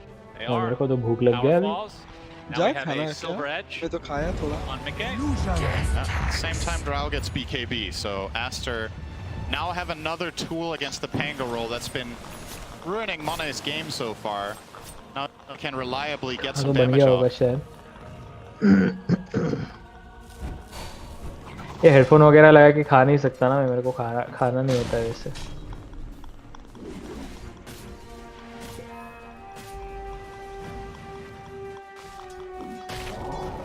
रुक वैसे करके आता हूँ, मम्मी को बना के दो बोलता हूँ, चम्मच से खाता हूँ बोल। Seemed surprised that he was there. Like, oh, there's a primal beast here all alone. आज कॉस्प्ले कंपटीशन भी है, कभी आना रहेगा। अच्छा रहेगा तो ठीक है ना, बकवास नहीं रहना चाहिए अभी। अच्छा अभी क्या बोलते हैं अपना अपन के हिसाब से ये इंडियंस भी जा सकते हैं, सिंगापुर बाजू में है तो अपने इंडियंस। हाँ बट अभी क्या बोलते हैं स्टैंडर्ड्स बढ़ गए ना अभी कॉस्प्ले के बहुत, तो अच्छे ज़्यादा क्वालिटी वाले कॉस्प्ले देखने का मन करता है। अपने इंडियंस भी अच्छे हैं, अभी सिंगापुर का भी अच्छा है एक्चुअली। नहीं फाइट आ रही है भाई, फाइट आ रहा है, फाइट आ रहा है। अरे फिर से सेम हुआ। जाई मरेगा बट क्या बोलते हैं, अरे भाग गए। अबे उठा के लेके गए। नहीं शार्ड लिया, चार्ज लिया बोला एजी उठा के लेके गया था। और भाई बैटमैन आ गया, बैटमैन ने उड़ा दिया। और क्या बात है भाई, बैटमैन के साथ क्या बोलती है कैडगल आई, कैडगल ने ट्रिपल किल ले लिया। जाई ने सही किया उधर ने तो एजिस जाता था। अरे लास्ट टाइम भी सेम वैसे ही किया था। लास्ट टाइम नागा को अल्टी वेस्ट किया, नागा का भी अल्टी वेस्ट हो गया और वो उसका भी अल्टी वेस्ट हो गया। अभी मरा इसलिए क्योंकि ड्रोन ने उसको अच्छी तरह डैमेज कर दिया इसलिए। किल किसने किया उसका वैसे? ये इसने किया, इंसेनिया ने किया। नहीं बॉक्सी का किलिंग लोग किसने दिया, कैसे देखते हैं? चैट में देख रहा हूँ। हाँ चैट में देख रहा हूँ मैं, बट इसने ट्विस्ट नहीं दिया। 6 की लीड हो गई भाई अभी तो। Yeah, that's very surprising. I wonder which the best one is. Like maybe Drow? I don't know. It's maybe Drow or Primal Beast would have been good choices. Beastmasters is the best by far, surely. Diving. Bichara Uri. Yeah, the thing about dive bomb being a root, right? They already have the Lotus, which I believe counters it if BKBs. So I'm not sure if that does enough. Liquid ने late game नहीं लेके जाना चाहिए. Either way, they now have a song that heals. नहीं तो बहुत खींचेगा. Could have had rock throw for God's sake. Yeah, I think the rock throw could have also been good this game. If that's in the pit, that's amazing. Late game में तो drop खाड़ देगी because it gives him a reliable cue that he can go in. Like if he hits a rock throw और नागा भी say the Night Stalker, perhaps he has the confidence to get a charge that is going Qalandar item बनना है। हाँ actually Naga को ज़्यादा item की जरूरत नहीं पड़ती है, कुछ कर सकती है। Covered really well. They're now going to take the top tier 2. मतलब ऑब्जेक्टिव के हिसाब से, building their lead to now team fight के हिसाब से नहीं, ऑब्जेक्टिव के हिसाब से नागा अच्छी है। डीडी को कैश कर पाएंगे कि नहीं पता नहीं। एजिस अभी भी लाइव है, 2 मिनट का बाकी है। एजिस लिंकन बन गया। Not only makes him tankier and a little bit more right clicky, but pushing towers is going to be even easier. Yeah. Ancient को भी यूज कर सकते हो शार्ट से ही। What are the items that they're waiting? हाँ but night time में, सिर्फ day time में नहीं। The BKB is still not there, about 1,000 away from finishing that, but looks like they're going to smoke into this Aegis. Maybe they'll catch Liquid off of guard here. इसका percentage का कुछ दिया नहीं है क्या? Max health restore 35%, max माना restore 25%। अच्छा। Liquid kind of know this is happening. They break the illusions here. Yep. Just pops there. ओ सीएम पकड़ी गई, प्रोटीन बार सॉरी। नहीं गए। प्रोटीन बार को बच गया। इस बार का ब्रांड है एस्टर ब्रांड। प्रोडक्ट नेम क्या है? प्रोडक्ट नेम मैं पढ़ नहीं पा रहा हूँ, मेरे को नहीं पढ़ना आता। ये टाइम इतना क्या बोलते हैं टेस्टी नहीं है, लास्ट टाइम का बहुत टेस्टी था लिक्विड का। लिक्विड फॉर्म में था प्रोटीन, लिक्विड फॉर्म में। ये टाइम एस्टर ये क्या हवा, ये हवा में क्यों ट्रैम्पल मार रहा है ये? Starting to look better and better for Liquid. Mickey is now solo pushing bottom tier 2. Super confident here. Yeah. Knowing where Aster are. नहीं उसने सब खलास होने के बाद एक्टिव किया इसलिए होता है. Very right. वो गंदा नहीं करूँगा. Poke at the tier 3 a little bit if मस्ती he कर रहा wants. था इसलिए ऐसे इधर में आके नाटक कर रहा है. Arriving. कुछ बदमाशी कर रहा था. Right now 77% for Team Liquid. वो आगे को डांट रहा होगा. And guess what? It was 81 for Aster earlier. Protein bar को छोड़ दिया रे. Yeah, I couldn't believe it when I looked at it. It's like बोला ना इतना ये नहीं फ्लेवर पसंद नहीं आया लगता है एस्टर का. लिक्विड वाला ही चाहिए. अरे अभी फिर से देखा तूने ट्रैम्पल फिर से खत्म होने के बाद. Literally nighttime related, perhaps. क्या लपट गया बोलता है. I don't know. I do feel like they could have put this a bit more to use. To be honest, I think there was a way for Mickey to push out a little bit more, but like you said, nighttime might be a concern. And also, trample ने tantrum मार रहा है. This is maybe the one way you give Aster a big comeback is setting them up for a successful kill in their base into Song and more kills when they try to escape. This way you can just keep controlling that. You're closing in on the 18 and 9 soccer as well, so that's going to be a part of the next fight. It's coming out now, as a matter of fact. So yeah, they're just keeping it cool. It's obviously a huge moment for them. This is a very... This is for top 3 at TI. Don't want to mess it up. Well, zero. Wait, zero. मुझे लगा वो मरा नहीं इसलिए मैं confirm करने के लिए देखा.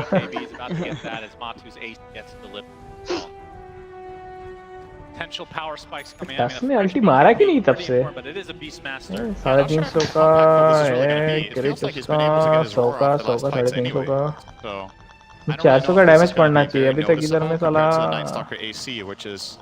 254 का ही है. मतलब अल्टी मारा ही नहीं उसने काफी देर से किसी ओ प्रोटीन बार पहले उड़ाया रे. प्रोटीन बार अभी मैं बोला ना बहुत देर से मारा नहीं. अभी उसने 424 का डैमेज दिया. As it looks like Boboka will be the sacrifice. So 2 quick kills for Liquid. Tombstone has been expended along with the Dark Ascension. Now the high ground लगा ना उसको तो लाभ एक कौन सा भी दे दो चलेगा.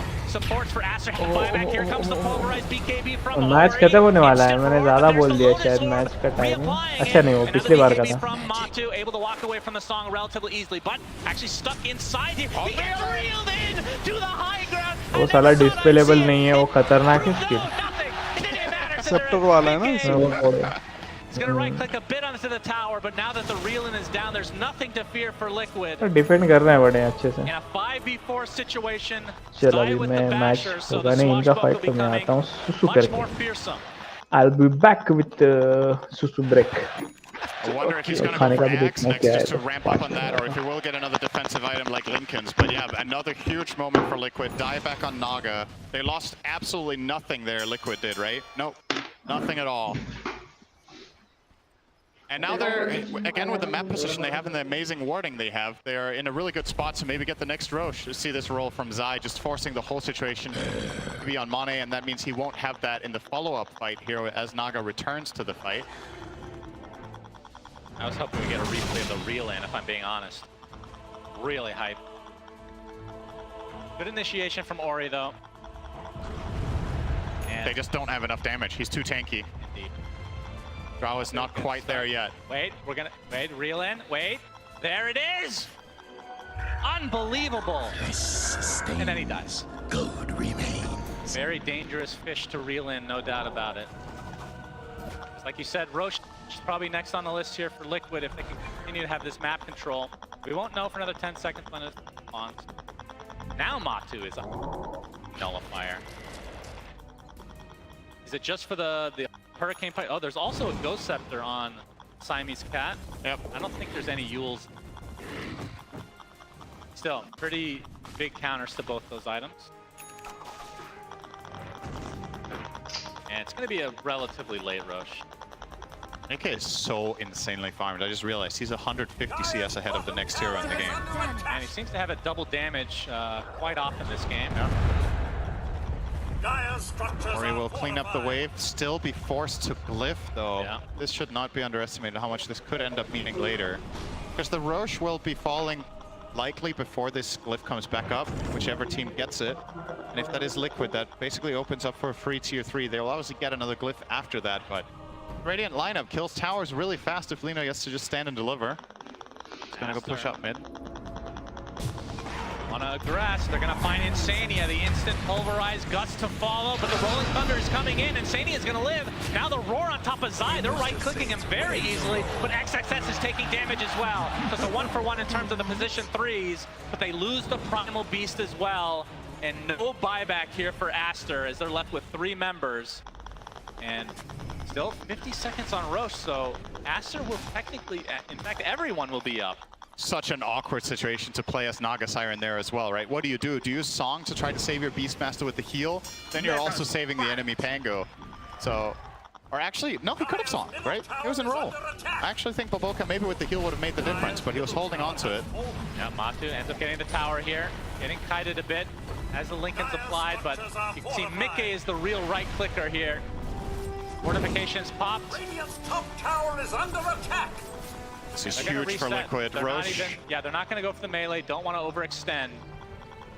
10 seconds on Roche. And they do have Natural Night for 4 minutes, so Night Stalker is still very powerful despite not having Ascension.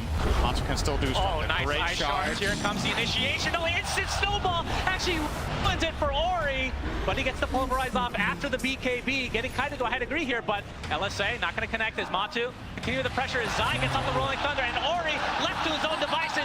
1 minute of no Primal Beast. XSS takes the Laguna Blade and takes another death to his name. 5 versus 3. They're going to get the melee racks and likely go for Roche after. Although there are no creeps here, so the backdoor protection is enabled. The wave is coming now, though, so easily going to get the first lane. The question is, are they going to stop there? Mickey is insanely farmed. He's so far ahead. 10k over the Drow. 460 CS. Yep, they know that these buybacks are long cooldowns. That's 2 sets, and they probably still have time to go get Roche. But they do have to be careful. We've seen the Song come into play, and it's going to be up in 6 seconds. Yeah, Matu does not want to go home today. Could have been his last game, but he's 10-0 and 11 on the Night Stalker that his coach said he can't play. 24 so kind of making a point.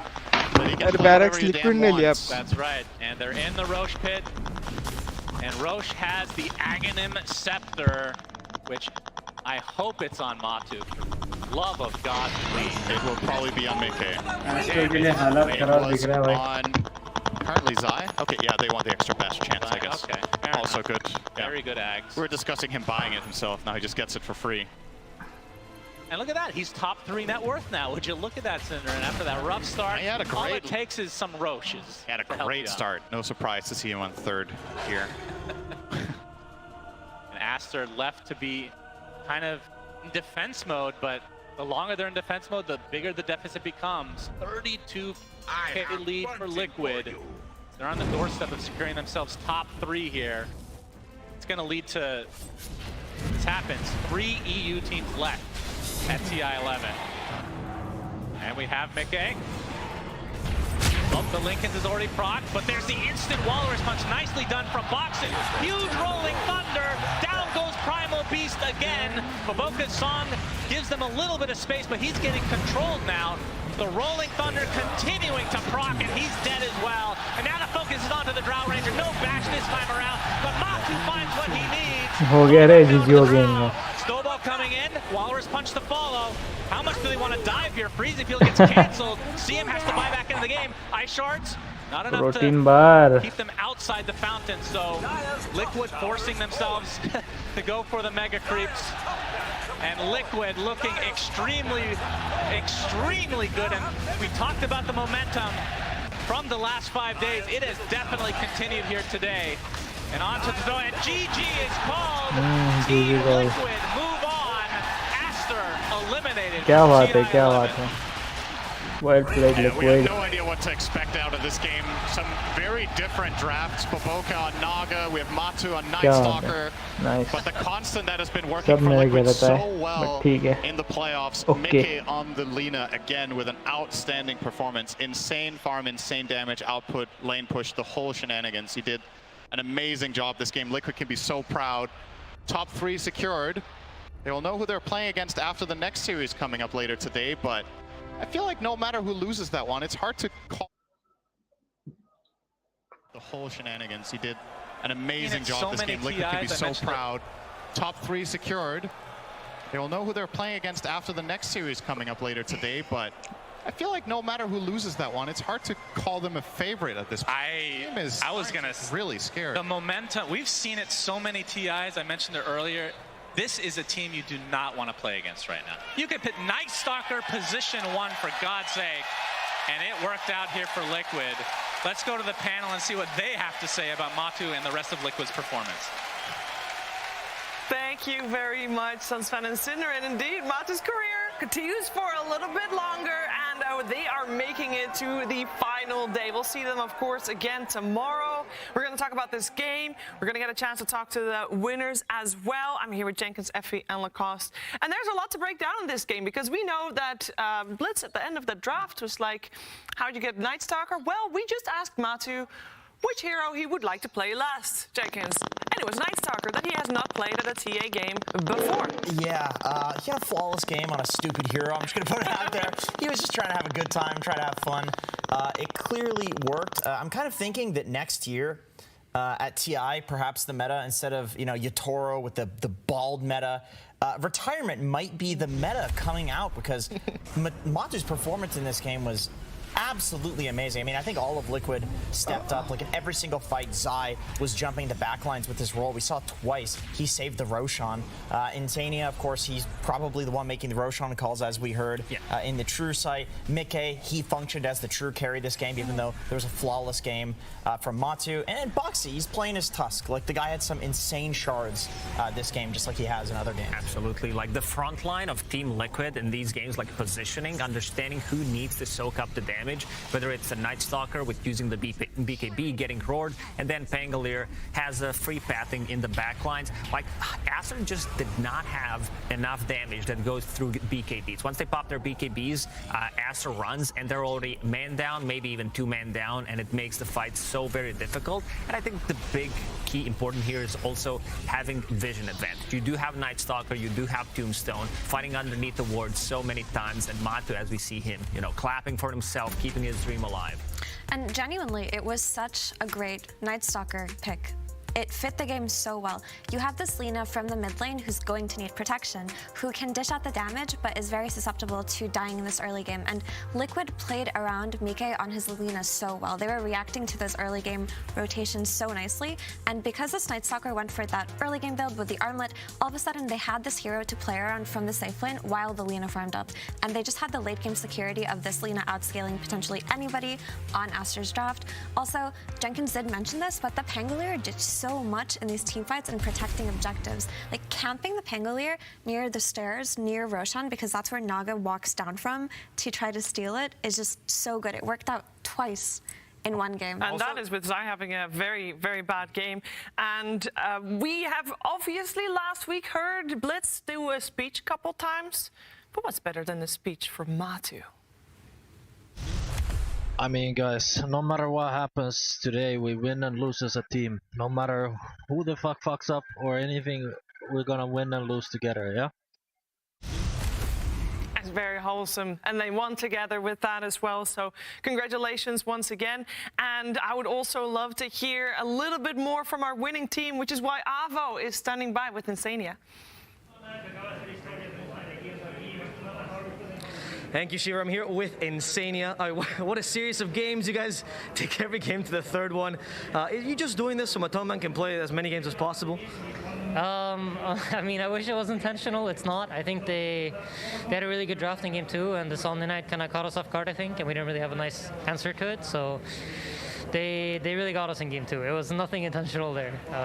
And they're a tough team, like it comes down to very small margins, and I think they really got us there. In the first game, you guys managed to beat the sniper pick as well, which was a big thorn in the side for a while. Was that a bit of a morale boost for you guys? Did you come in confidently against that pick? I think game 1 went a lot according to plan. Maybe not gameplay-wise. I think having the 5-day break, we were kind of a little bit nervous, I think, when we started playing the game, but like halfway through the game, we got comfortable again. And you remembered, like, it's the same event we've been playing the entire way. Right. So yeah, no, game 1 went pretty well, I think. Yeah, Sniper, I don't know, it's a good hero, but I think we had good answers to it. And finally, Matu, with the last pick, the Night Stalker, a new pick for him at TI. Was that a little bit of a pocket pick you had prepared in these final days, or spur of the moment kind of thing? I'm trying to think if we actually did scrim it during these days. I'm not sure, but he's been playing it for a while. Like, he played it back when there was like this big puck meta. He would play it mid. So it's not a new hero for him, per se. But it's also kind of funny. Blitz said, like, Matu, what do you want your last hero at TI to be? And we're like, what are you saying? And Matu's like, this is not going to be my last hero. And then he picks NS. Well, we're going to thank you for the interview, Insania. A pleasure. Congratulations once again. And I'm going to go back to the panel to analyze that game.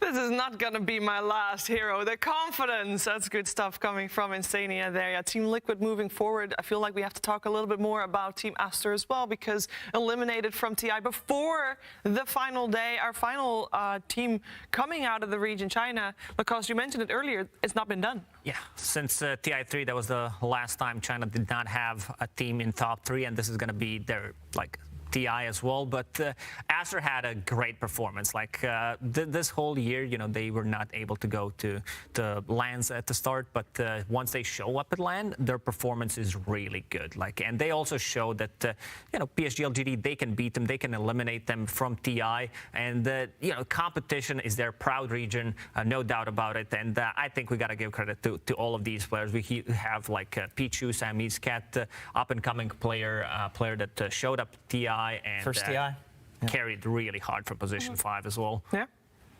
And XXS, I cannot emphasize enough how much this player does for his team. He is such a clutch player. He's not just the playmaker, but he's the one who folds least under pressure. I can recount so many times where things look bad for Aster, but then he just comes out with these big black holes or these big arenas. So just having someone like that on your team who can bring things together for you is so important. And of course, Ori, who we mentioned, he really just pieced together the team. I think Aster should be really proud of their performance. I remember in an interview, Monet said that once they were at Arlington and they heard the crowd cheer for the first time in a very long time, it just re-energized them and it gave them the excitement and the motivation to just play well. So I really hope that they can hold their heads up high and be satisfied with the results they got today. Yep, XXS and Baboka. I just hope we get to see them together again next year. The greatest bubbies in Dota 2 history. I think they're #1 for played of all time.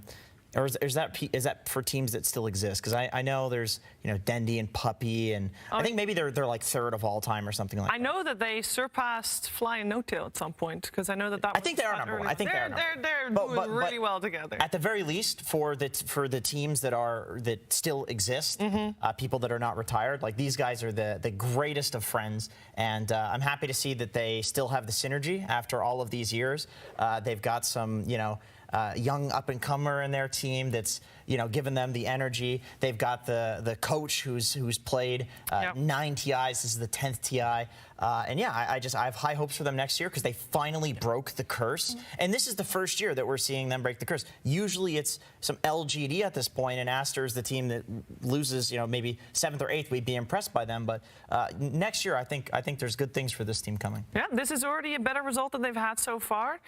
Monet, of course, he did come 3rd earlier, but the rest is top 6 max, or as you heard from my panel, Pichu, this is the first TI he's played at. 4th place? That's amazing. 4th place is insane. Lanham, his highest position as a coach. He did come 2nd at TI1, but you know, it's a pretty formidable team, and I'm looking forward to seeing what they can do next year. But first, I'm looking forward to hearing some final words from them as Avo is standing by with Baboka. Thank you. Here with Baboka, and you guys, for Team Aster, there's been a big redemption year, especially in comparison to last year. We've seen an incredible improvement for you guys, both in majors and TI. How has this journey been for you guys? How do you feel about all the effort you managed to put in and seeing the fruits of your labor finally flourish? Aster 在这一年当中有很大的进步，无论是打 Major 还是本次 TI。然后在这一年的努力当中，看到现在这种成果，你觉得自己的付出有成果了吗？我觉得我们整个这个队 Aster 都尽力了吧，但是我们就还是差点吧，就是我们就没怎么经历过这种比较激烈的时候吧，就是还是有点太急躁了。I think as a team, Aster tried our best, but as a team, we lacked experience and we didn't play to our fullest. Is there anything you'd like to say to all the fans that have supported you throughout the year and will continue to support you after this TI performance? 有没有任何话想跟一直以来支持你们的粉丝说，然后本次 TI 支持你们的粉丝？这只能抱歉了呀，感觉是有希望的，就因为自己的没打好，还有我们队整个的运营就没打好嘛，就反正是有机会的，说声抱歉吧。All I can say is apologies. We could have done it. We had the chance, but we didn't play to our fullest. So all I can say is sorry, apologies. We're gonna go now back to the panel. Well, I don't think Aster has anything to apologize for. As we have highlighted, this is still top 4 TI, a very, very good result, something to be proud of for sure. We are, of course, moving forward without Aster. We've got 3 teams left remaining, and those 3 will stay until the end of the day. No more eliminations. This was our only one that we eliminated today, so you know it's always a painful moment, but it has to happen. But it's a good thing that we are one step closer to crowning a champion, and we are going to be having a little bit of a relief, of a breather, with our Dota 2 historian, Pyrian Flax. I read more twists. How did they get the recipe? I don't even have that one in the archives. Ah! A welcome appearance and impeccable timing. A fresh import from our old friends Sithel and Quirt. Now they're engaged in a triumphant revival with something called the Candy Works. By all means, sample the fare. Oh my, could it be? But it is. Here in my archives. Greevil Taffy. Exceedingly, no, astonishingly, cosmically rare. It would have to be. Can you imagine the nightmare of maintaining a healthy supply of Greevils? Records suggest only Roshan even likes the stuff. But I've also heard a different tale. That Roshan's not the only Dota beast beset by a craving for... So, how about it, pro players? Remember when you first played Diatide? All I can say, like, the first Diatide was kind of epic. I feel like that was like the best mode ever released. It was like 2013, 2014. These events I used to have like play with a lot of friends, and I used to look forward to the holidays because there would be some cool event that comes. It's also might be good at team building. Good. Was that? No, the very idea is absurd. Technical difficulties strike even the best of us. A coincidence of little concern. Bring on the next dapper guest, one who surely remembers when. 可以跟自己的一些好朋友去参加，或者也可以跟一些。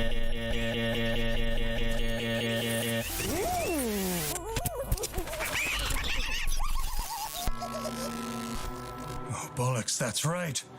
Where there's Greevil Taffy, there's Greevils. They'll ruin everything. Diatide. My archives. My Ascot. Wait a minute. The Greevils aren't a problem. They're an opportunity.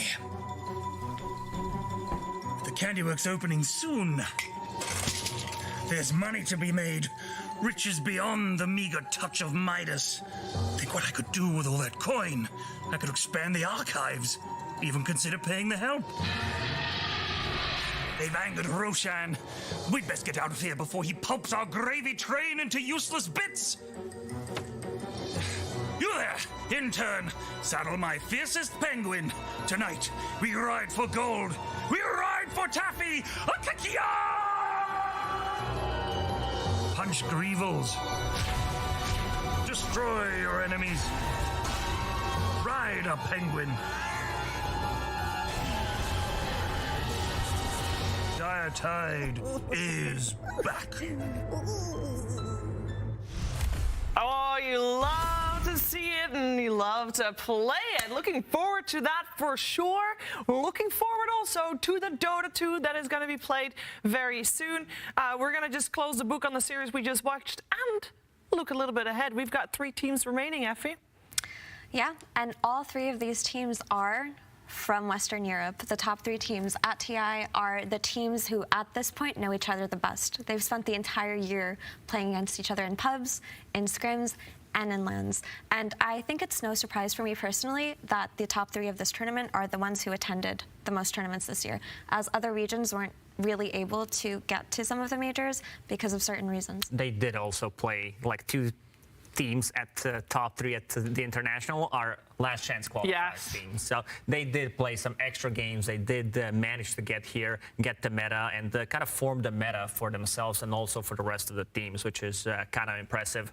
It is impressive indeed. We've already seen Liquid play. We still have 2 teams to play, but before that, we're first heading to the arena to see what Slacks is up to. Hello, everybody. It is time to show you the end of a very long journey. It's one of the best times of the year for me. It's time to tell you who won the Dota 2 short film contest. Now, before we get too into it here, I just want to say a word to everybody that submitted one. I mean, again, the Dota 2 community is so creative. Everything that you guys make has so much passion, and this is the moment for us to celebrate some of the hardest working guys in our community to show their love of Dota. So before we get to 3rd place, ladies and gentlemen, can you please put your hands together for everyone that submitted to the short film contest this year? Thank you so much. I'm sure they appreciate it. All right, well, time to get into it then. In our 3rd spot, it is a very exciting video. It was done live action, which is extremely rare, and it's very hard to pull off without being cringe. As you can see, me up here, completely cringe. So let's go ahead and take a look at our 3rd place winner.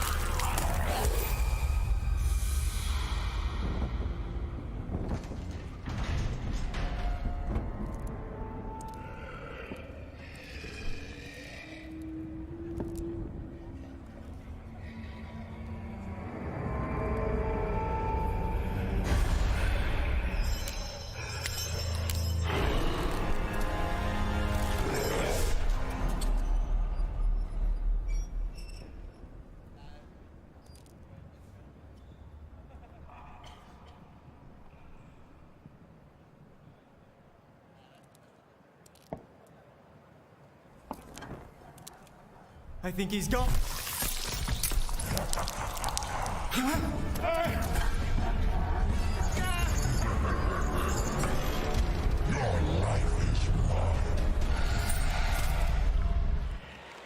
There you have it. Congratulations to Fierce Lego Link. I mean, the costumes, the set design, everything about that, and the live steer itself, absolutely incredible. But coming in 2nd place is another very unique submission. This time, animated, hand-drawn, I believe, of an incredible moment that you might recognize. Let's check out our 2nd place winner.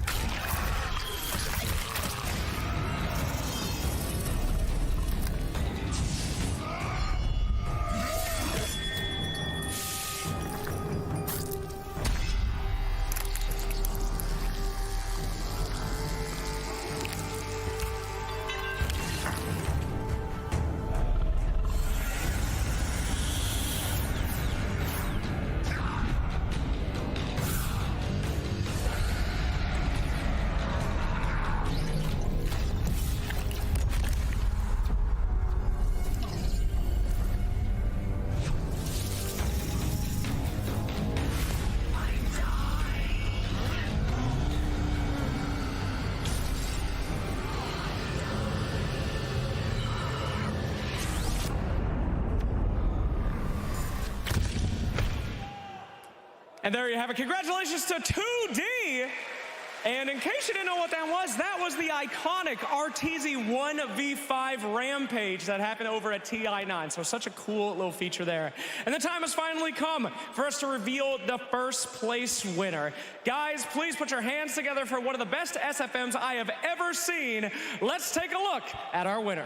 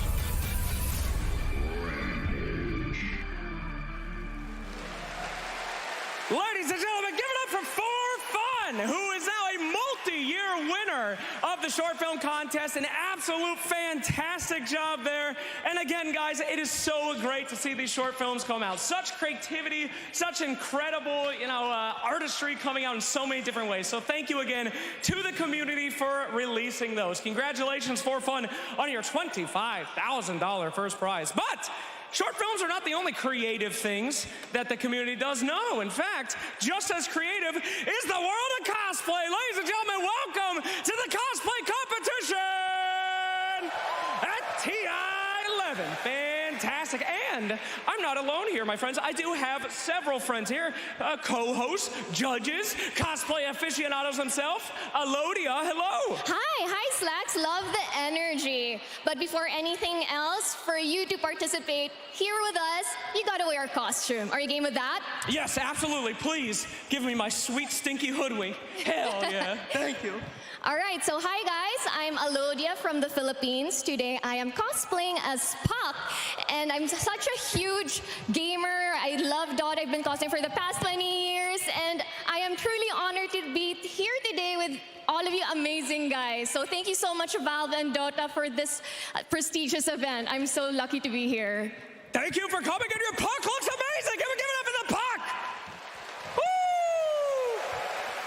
All right, fantastic. We also have some judges here as well. We have Tasha, of course, a fellow cosplayer. Fantastic, thank you. And you will be judging. And then who do we have over here? Vera Chimera. There you go, Vera Chimera. Give it up for our judges, please. There we go. All right, guys, we have got some fantastic cosplay. We are ready to go. Are you ready? Are you ready? I am ready. I've been ready. I'm in the hoodwink. I'm set. All right. All right, game. Yep.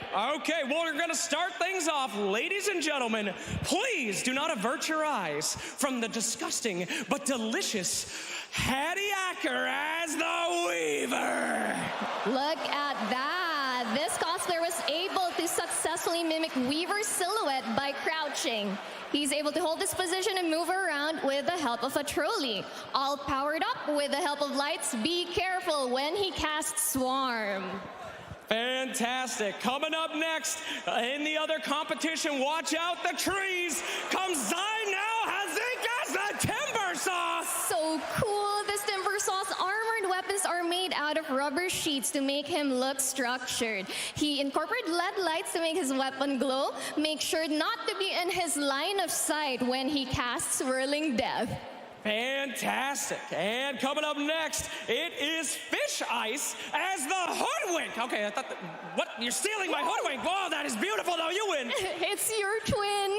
So adorable. So you think Hoodwink's weapon is made out of wood, but it's actually made out of rubber sheets painted to look like wood. So make sure to dodge his acorn shot.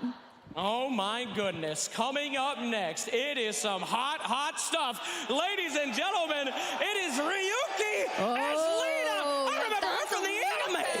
It's amazing. So if you look closely, look at her heels. They are transparent to make her look like she's floating, which is similar to the game. So also held up by her wires, her skirt is actually there to keep it rigid. So watch out for her Laguna blade. Oh my. Coming up next, Artificer and Avion Tees present the Rubik. Oh! Lifting them up and putting them down. Insane. This Rubik, if you look closely, his staff is powered up by fairy lights cleverly embedded within the crystals. It has also used rubber and wood to craft the leaves. So, yep, no magic is definitely safe with this Grand Magus Spell Steal.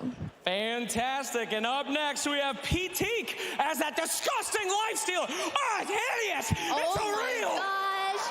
Look at his stance. It's pretty intense. His suit is actually made of silicone, so it's more flexible for more movement. So don't let your guards down when he casts Infest. Oh, infest me any day, my friend. Coming up next, we got Shabazz as the Ember Spirit. Oh. This Ember Spirit's costume details are insane. The structure and shape are made out of rubber sheets, also using reflective and neon paint to make his weapons glow. Watch out when he does Fire Remnant. Okay, and next up is King KJ. Is that really Lich? That's really Lich! Yeah. Nobody could be that tall! Oh my gosh, he's huge. If you guys are here in the stadium, he is 2 meters tall. And if you look closely, he's using 2 poles to control his arms and hands. So be sure to disperse when he casts Chain Frost. Fantastic. Coming up next is Mizuki Ottawa, as you know him from your band list, the Huskar. Wild. Huskar used a combination of silicone molded to look like muscles for more movement and rubber sheets for his weapon. His eyes are also glowing with the help of LED lights. Always be on guard when he leaps on you with Life Break. And last but not least, the librarian with the most. Ladies and gentlemen, put your hands together for Rukia as the Warlock. Amazing. Would you look at the Warlock's lamp? If you look closely, the mask and the lamp are all 3D printed to get that precise angles. All right, before we give it up to our winners, please can everyone give a round of applause to all the cosplayers here today. Absolutely fantastic work here. And we will begin. Now, our first category here is called Best Technique. What exactly does that mean? The Best Technique Award is for the cosplayer with the most clean and precise work. It should be designed to be easy moving and durable. That's right. It's all about the movement, the preciseness of the animations. Yeah, just like Hoodwink. That was perfect. Ladies and gentlemen, your winner for Best Technique, it's Artificer and Avion Tees as the Rubik! Give it up! Ah, yes, fantastic. So next up, we have Biggest Transformation. So this is the cosplayer with a demonstrably impressive costume that shows a marked transformation in the cosplayer's appearance and physique. All right, so Biggest Transformation Award goes to... The Biggest Transformation Award goes to Mizuki Ottawa as a Huskar! Transformative. All right, judge's choice. Now, can we talk a little bit about what a judge's choice is? Absolutely. Well, judge's choice, it's a mixture of both portrayal and precision of the character. So we want to find a nice, healthy balance of all the little talents that we can find so this person can really up their cosplay career. All right, fantastic.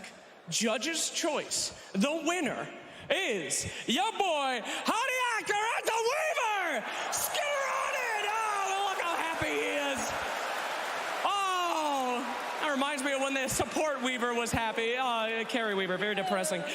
Anyway, ladies and gentlemen, it is time now for Best in Show, the most coveted of them, the best overall, right? Are you ready? Ready? Are you ready? Oh, very. Yeah? All right, I'm ready. Okay. All right, Best in Show goes to the cosplayer who scored consistently in all areas and criteria, which is accuracy, craftsmanship, portrayal, presence, and creativity. Fantastic. And your winner for Best in Show of Cosplay TI-11 goes to Ember Spirit, the Shabazz, baby! There we go! The stance, the weapons, the flames! I'm feeling hot, baby! There it is, absolutely gorgeous. Ladies and gentlemen, give it up for our cosplayers! Fantastic. Alodia, what did you think of all the cosplayers here today? They were amazing. Like, we saw them also the other day. It's like we were so excited to be here for you guys to see them in person. Absolutely. Well, guys, thank you so much for hanging out with us, seeing all the creativity of the Dota 2 community. We got short films, we got cosplay, and we've got such more great Dota to see here today. But you don't want to go anywhere, because we got something I know you're going to want to see coming your way right now.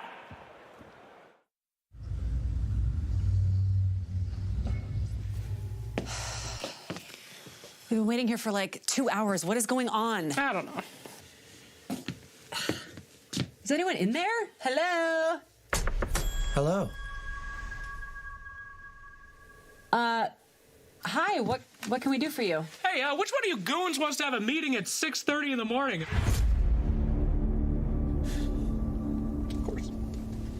They're firing us. Okay. They're firing us. Calm down. They're not going to fire us. I'm sure it's fine. No, it's fine. I'm sure it's fine. Mr. Newell called you in today concerning last year's Gabe Newell Mega Kills pack. Okay, yeah, they're going to fire us. Okay. Mostly you, but... Listen, I have zero money, okay? I spent every penny I have on the battle pass. My wife has no idea. I sold the car, I sold the house. I needed the naked ass. All right. Okay, we'll talk about the naked axe another time. You listen to me. All right. I don't give a shit whether you're naked or not. I'm going to get us out of this, okay? Okay. I got you, girl. All right. Am I back? All right. All right, listen here, Gabe N. If you so much as think about firing us, I'm gonna pluck every last hair out of that giant beard of yours and burn this building down with you in it. Do you understand what I'm telling you, friend? No. This is not a package deal. You want to fire her? I'm cool. Mr. Newell is amused. Yep. That's why this year he would like to record a follow-up to his greatest success, his Mega Kill Pack. But this time, it's going to be recorded by you two. Oh, that's great. All right, that's good. Yeah. Okay. You'll find scripts personally written by Mr. Newell himself on your respective stools. All right. One for Casey and one for Jack. Okay. Jack, it's actually Jake. Gabe knows that, though. We've worked together a lot of times. Your name's Jack. What? It's Jack, okay? You're changing your name to Jack. Listen, this guy's fucking crazy, all right? Last year, I was the taste tester for pet food, for pet food. But now, I'm the VP and my name is fucking Gary. Gary, all right? So listen, just be happy that your new name starts with the same letter. Okay? Could I please be Karen? I don't know. Does the script say your name's Karen? No, it doesn't. No, it doesn't. Okay, you guys are doing great. Keep up the good work. Help me. Asshole. Let's start recording now. First blood, vast implications into the lore. Nice. Double kill, dab on those haters. Hello. Oh, yeah! No, none of that. Stop that. Monster kill. Is this what you guys want? Because I'll give you what you want. Gabe, is this what you want? Because I can do more. A lot more. He hates it. First blood. Huh? Do that one, but with no teeth. Okay. Unstoppable. Oh my God, this is awful. Are you guys liking any of this? Because we both know it's not working. I think everybody knows it's not working. Be cool, man. Unstoppable. Rampage! Yes. Dominate! Yes. Yes! Good. You did a good job for once, Good huh? job, I know. Nice, all right. Thanks, Gabe. Bye, thank you. Perfect. Thanks, We had a Gabe. great time. Invite us again. When do you think it's coming out? Well, let's see. They've got to edit. Why is this door locked?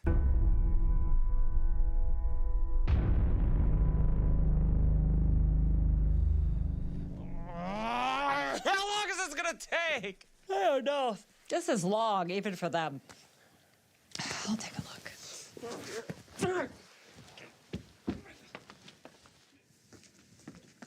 Hey, how much longer are you guys gonna be? Gabe?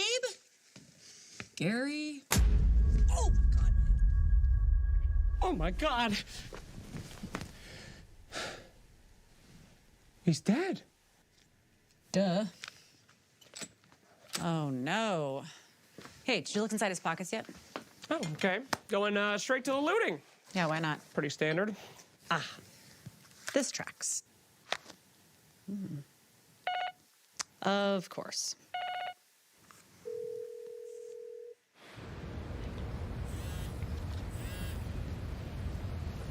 G-Money.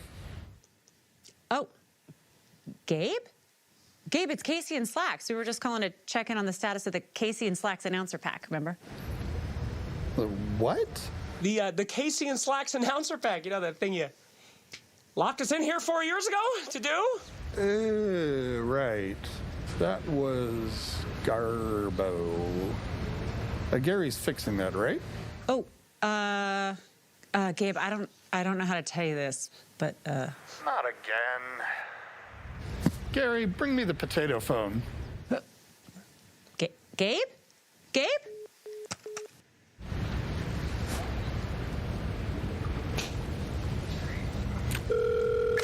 Gabe Johnson here, founder and CEO of Aperture Science. Welcome to this phone call. K-Man, it's G-Fat. Who? Gabe.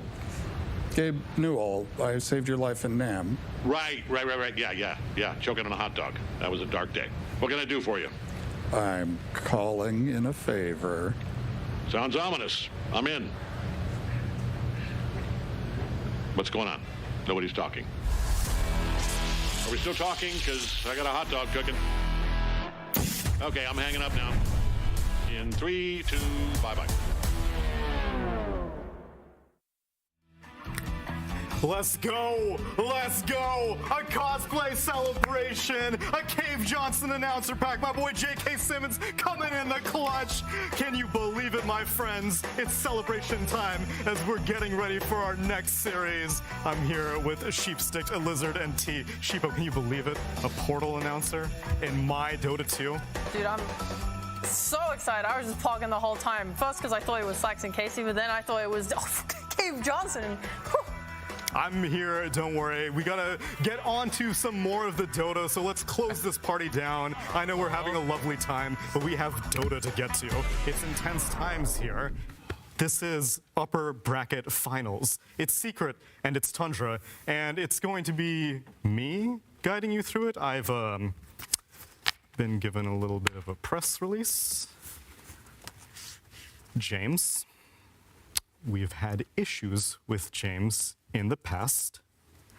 And that's not the case this time. No, he's actually feeling a little bit under the weather, so you're stuck with me for the rest of the day. Hopefully he will be back tomorrow. I'm sorry, people in Singapore, and I'm sorry here in Norway. Apologies, friends. You've been doing a great job building up all the chemistry over all of playoffs, but now I'm here to mess it all up. So, T-Gov, tell me about... no, not me first, not me, No, please. don't worry, it's brackets. Let's talk about brackets. Is this my camera? Is that my camera? Brackets. Let's talk about brackets. I think that's how it works. Or we can talk about the state of the Dota. Yes, we just saw Pick your Liquid. mind. Okay. Choose one thing. We just saw Liquid take down Aster.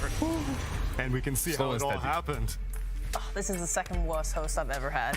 Good. We're setting the bar high. Lizard, you haven't gotten a chance to talk, and I know Too Good regularly stopped you. So here, the floor is yours. Where were we at in the bracket? Should I even try talking? Or I'm are not gonna going to cut you off.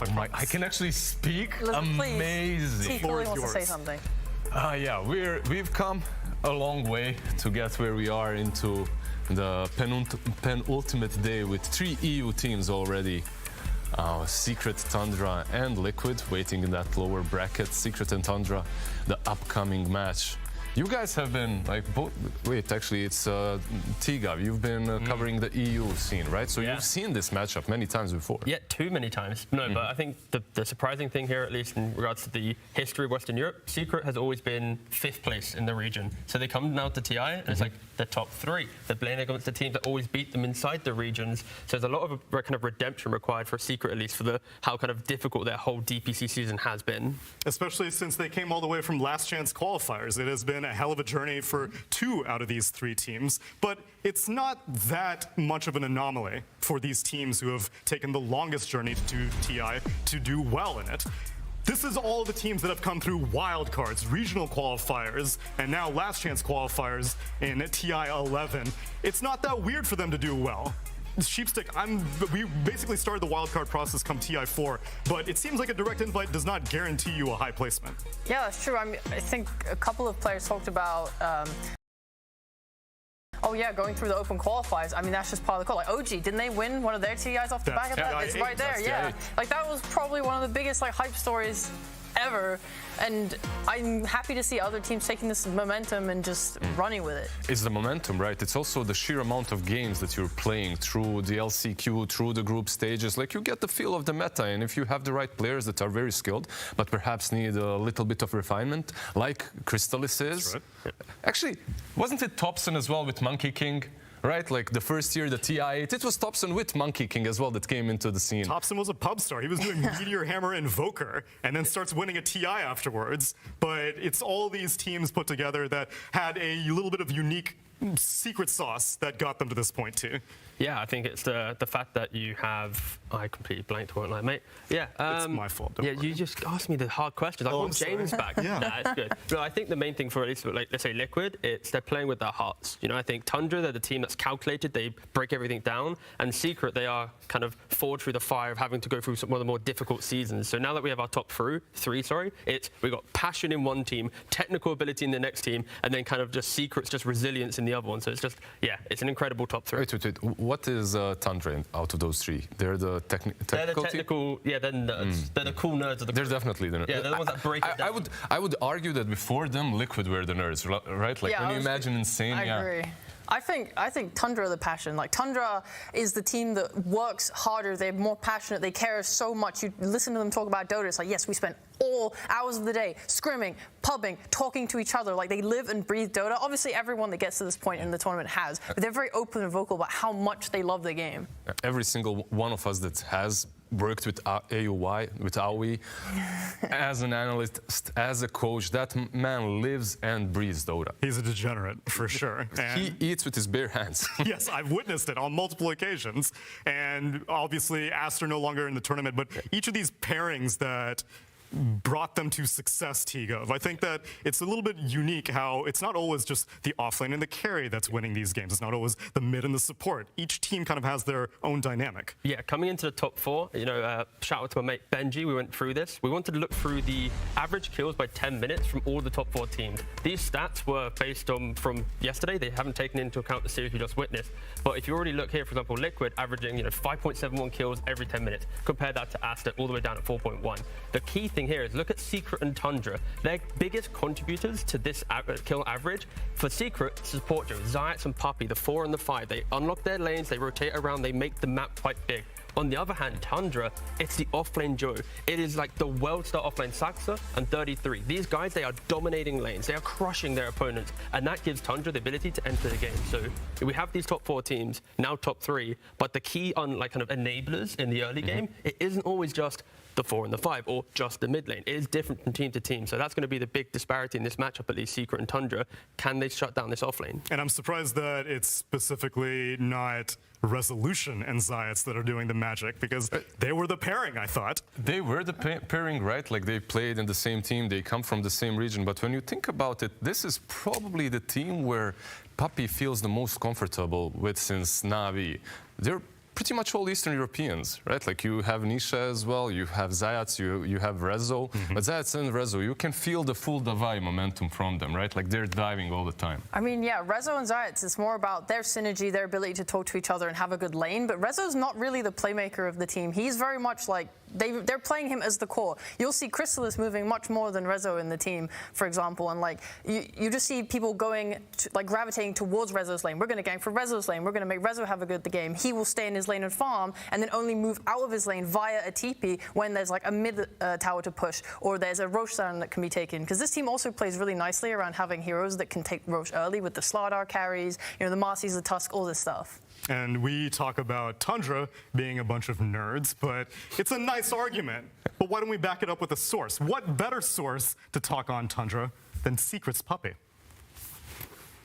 I think Tundra overall have 5 skilled players, and they are a bunch of, I call them cheaters, you know? They're just a bunch of cheaters. They got some cheaty strats, you know? 33 is just gonna come up with some stuff, and you're gonna look at it and you're gonna be like, yep, that's cheating. That's just cheating.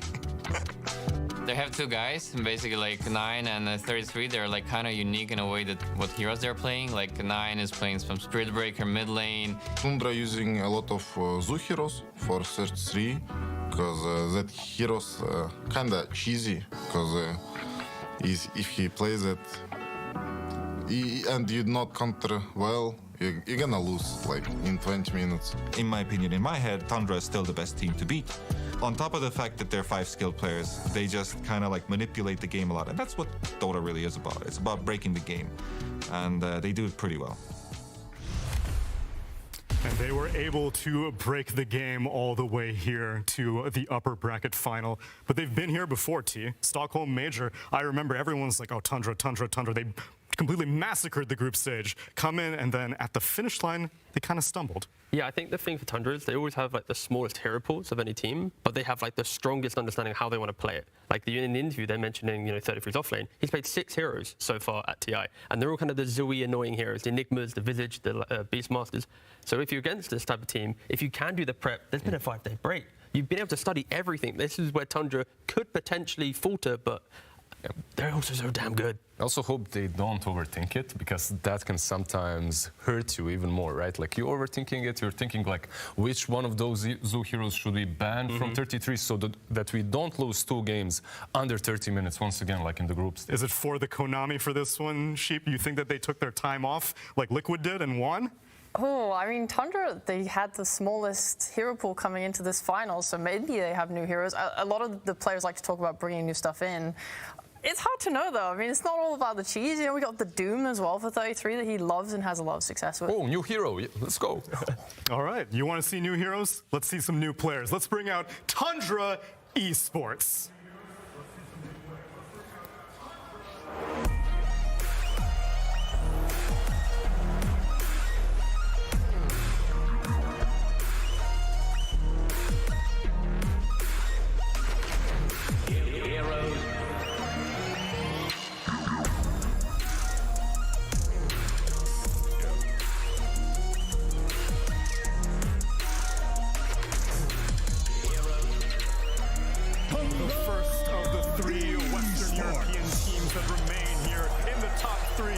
TI11. I'd say Western European though, but I broke up the British panel so I can root on my boy Snake King, doing it for the USA, repping NA, but he's gonna have a hell of a journey to go through as they make their way up the journey, because they are going to face off against Team Secret.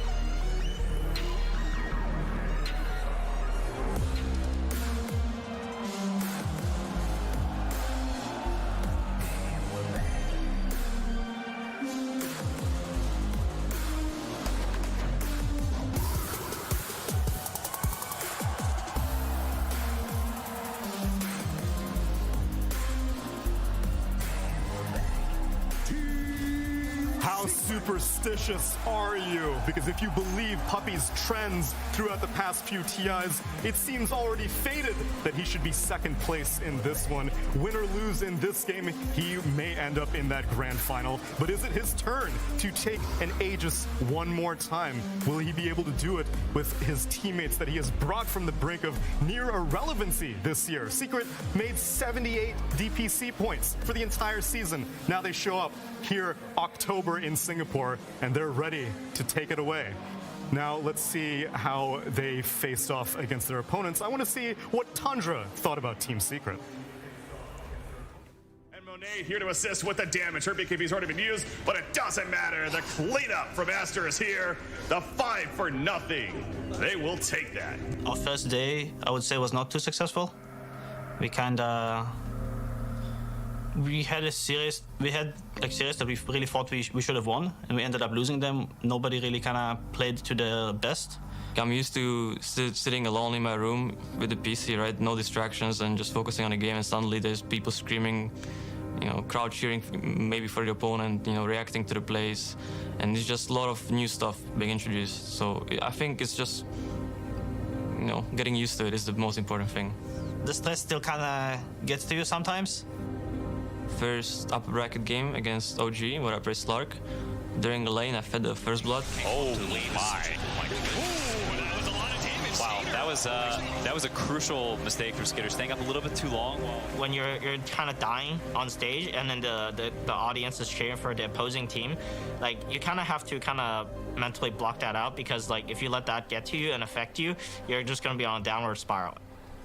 He's got a BKB. Charge from behind. Jump out there. Ooh. This is interesting. Manage gets 2.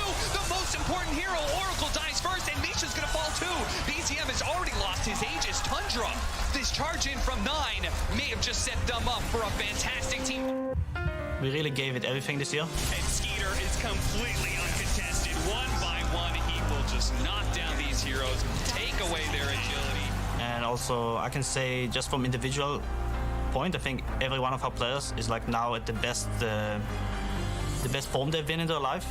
I can say for myself, this is the best I've played. I feel very confident, and I think it's the same for my teammates. And when these things happen, it's just anything can happen. This is my first TI, first time on a really big stage. For me, it's all about managing stress. I like playing against EU teams because it makes me feel way more comfortable, because we know them, as you said, so not much of a surprise if you play them. We kind of know what's gonna happen. We all accumulated so much knowledge over the years, try to learn from all the mistakes, and I think we managed to create a really good structure. And I feel like we understand how to get to the top, and we are trying to prove it to ourselves and to the world.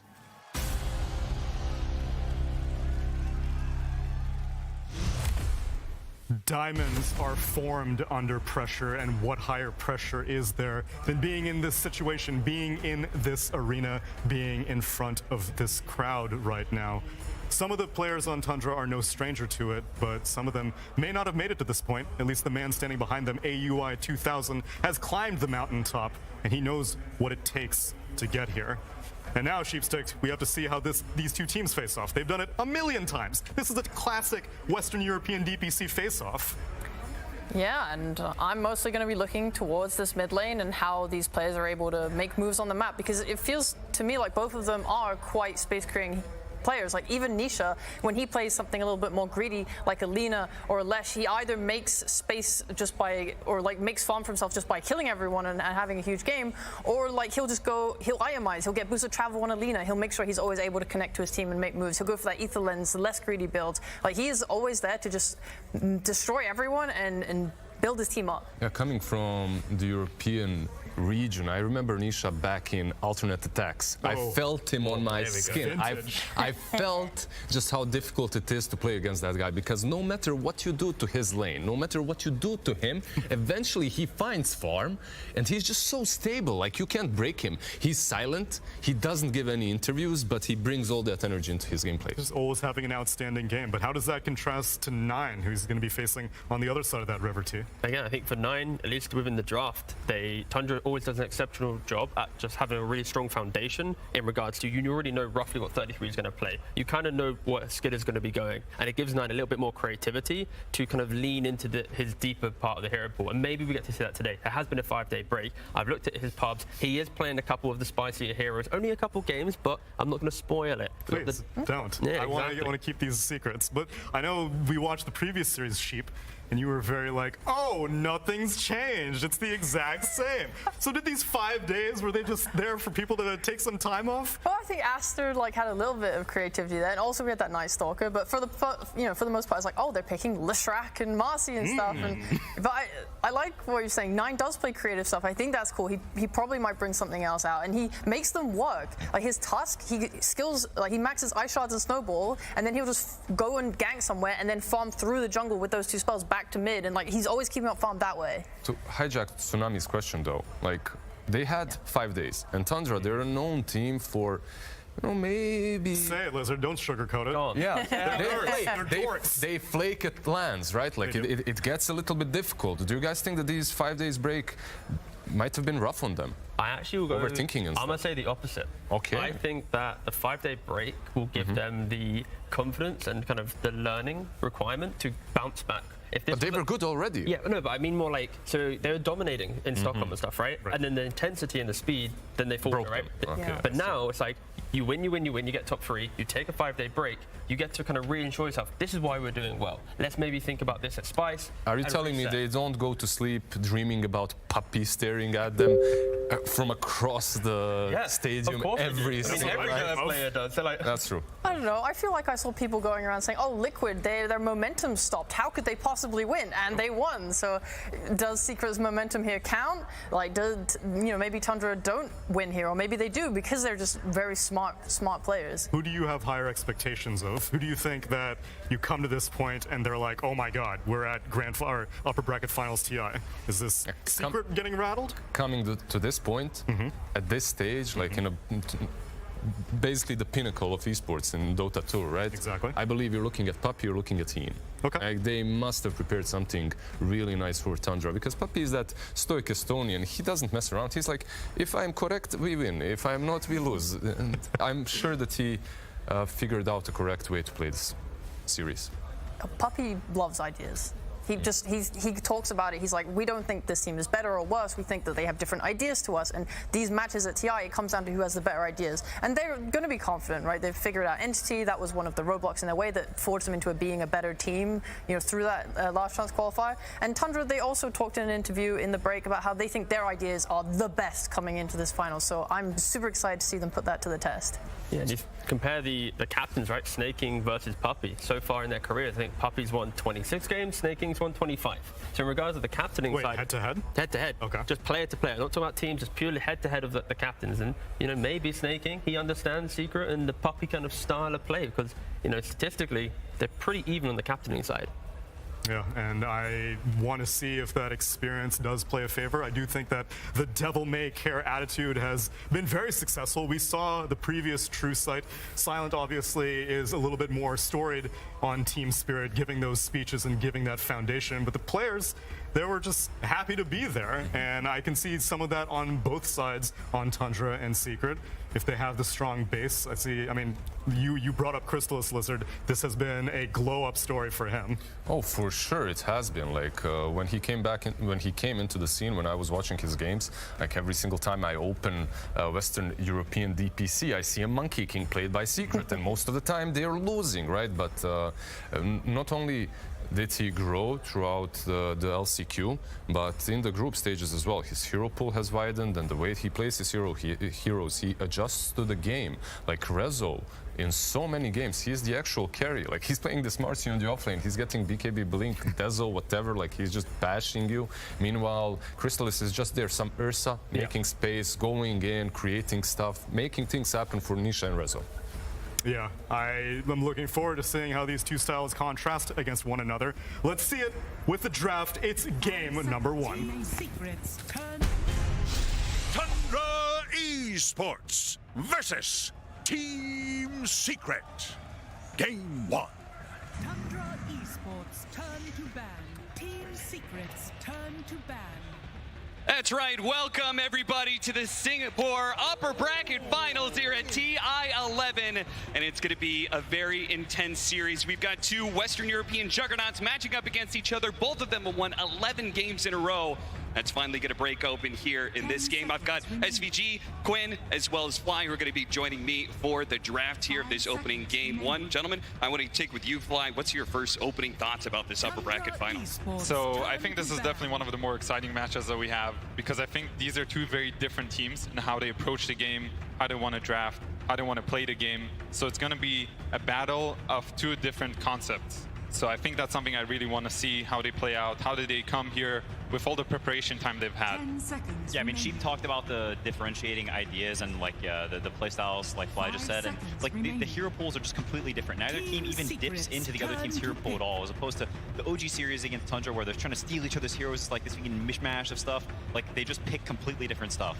I mean, we already see where the bans, right?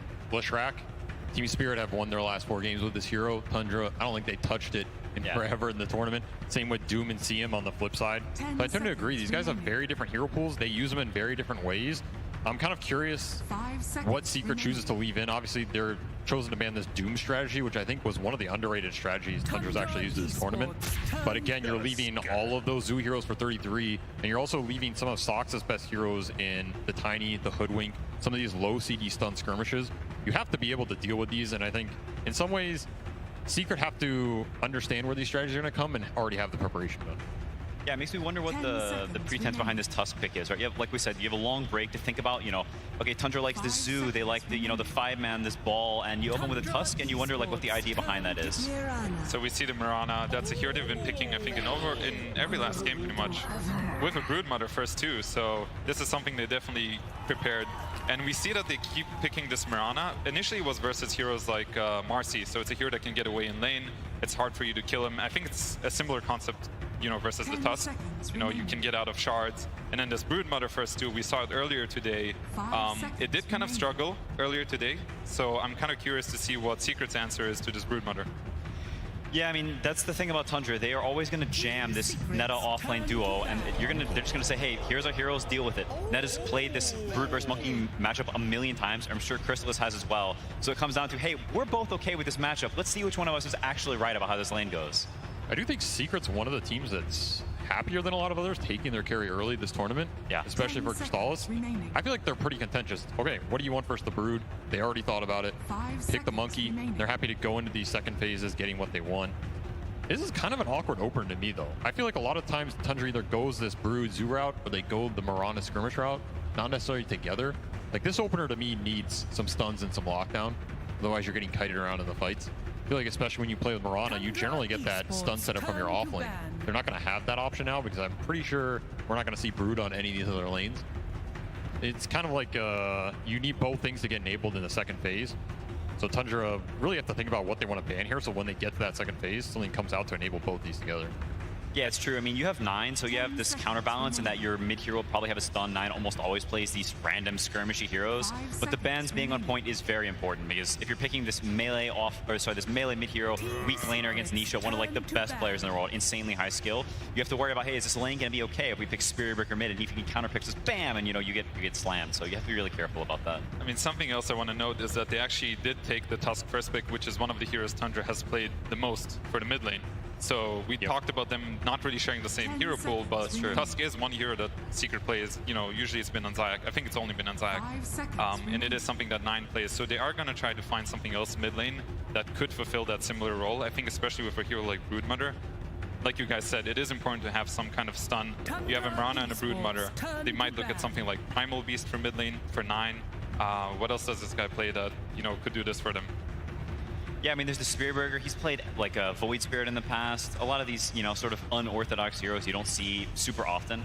I mean, Avery talks about the Brood and Potem being sort of awkward, but I think there can be some sort of similar dynamics with Tusk Monkey King. Generally, when you pick a Tusk first phase, you sort of balance it with some magic damage, maybe a ranged hero to lane with it, and then pick the Monkey King instead because they're getting that response to Brood. So you look at a first phase where both teams have heroes that they want, but maybe the heroes themselves, in terms of the way they interact, is just a bit unusual, which I think adds to like how will things turn out, because it's not very common hero pairings.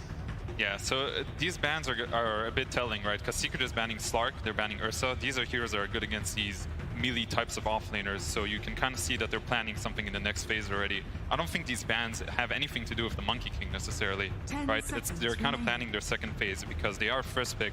They're gonna have to pick blind. They're gonna get counter picked. So it's interesting to see. Like this gives us a clue as to what they're up to. There's also a possibility they just want some beefy hero for Rezo in terms of Tide Hunter. We've seen him played a couple times. That would indicate the Slark Ursa bans like you're talking about, right? And then go. I honestly think this Enigma ban is kind of whatever for me. Yeah. I think when you do this Brood opener, I don't think you care about Enigma. And I think if Secret really wanted that Tusk Enigma, they would have taken it. And I think it's almost like a bait at this point. Because I'm more in line with what you're saying, Tal. Like, they're probably going for something to help deal with the Brood in terms of AoE, that they're afraid of the safe lane, just run at you, beat you down heroes, making the lane matchup too unplayable.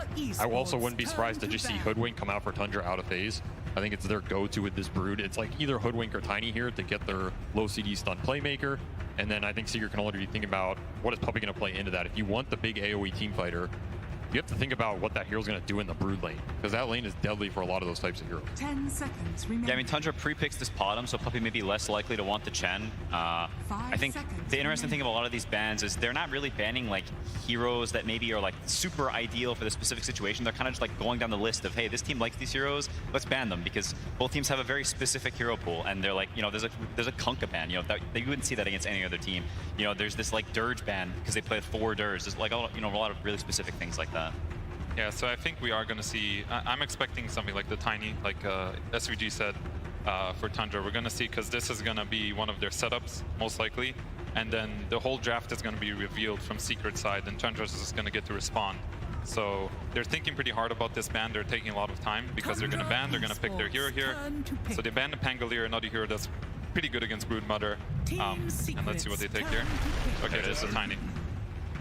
Yeah, good call, has good synergy. I think heroes they're all very, very comfortable on. Soxa is very, very good at laning on the hero. He'll skill the tree, they'll go in lane, they'll contest every CS. Like, they're not going to give you these denies in CS free. They're going to fight them. They're going to double last hit. They're going to use this tree. You know, maybe he'll pull some wave by throwing the tree. Like, they have all sorts of shenanigans up their sleeve.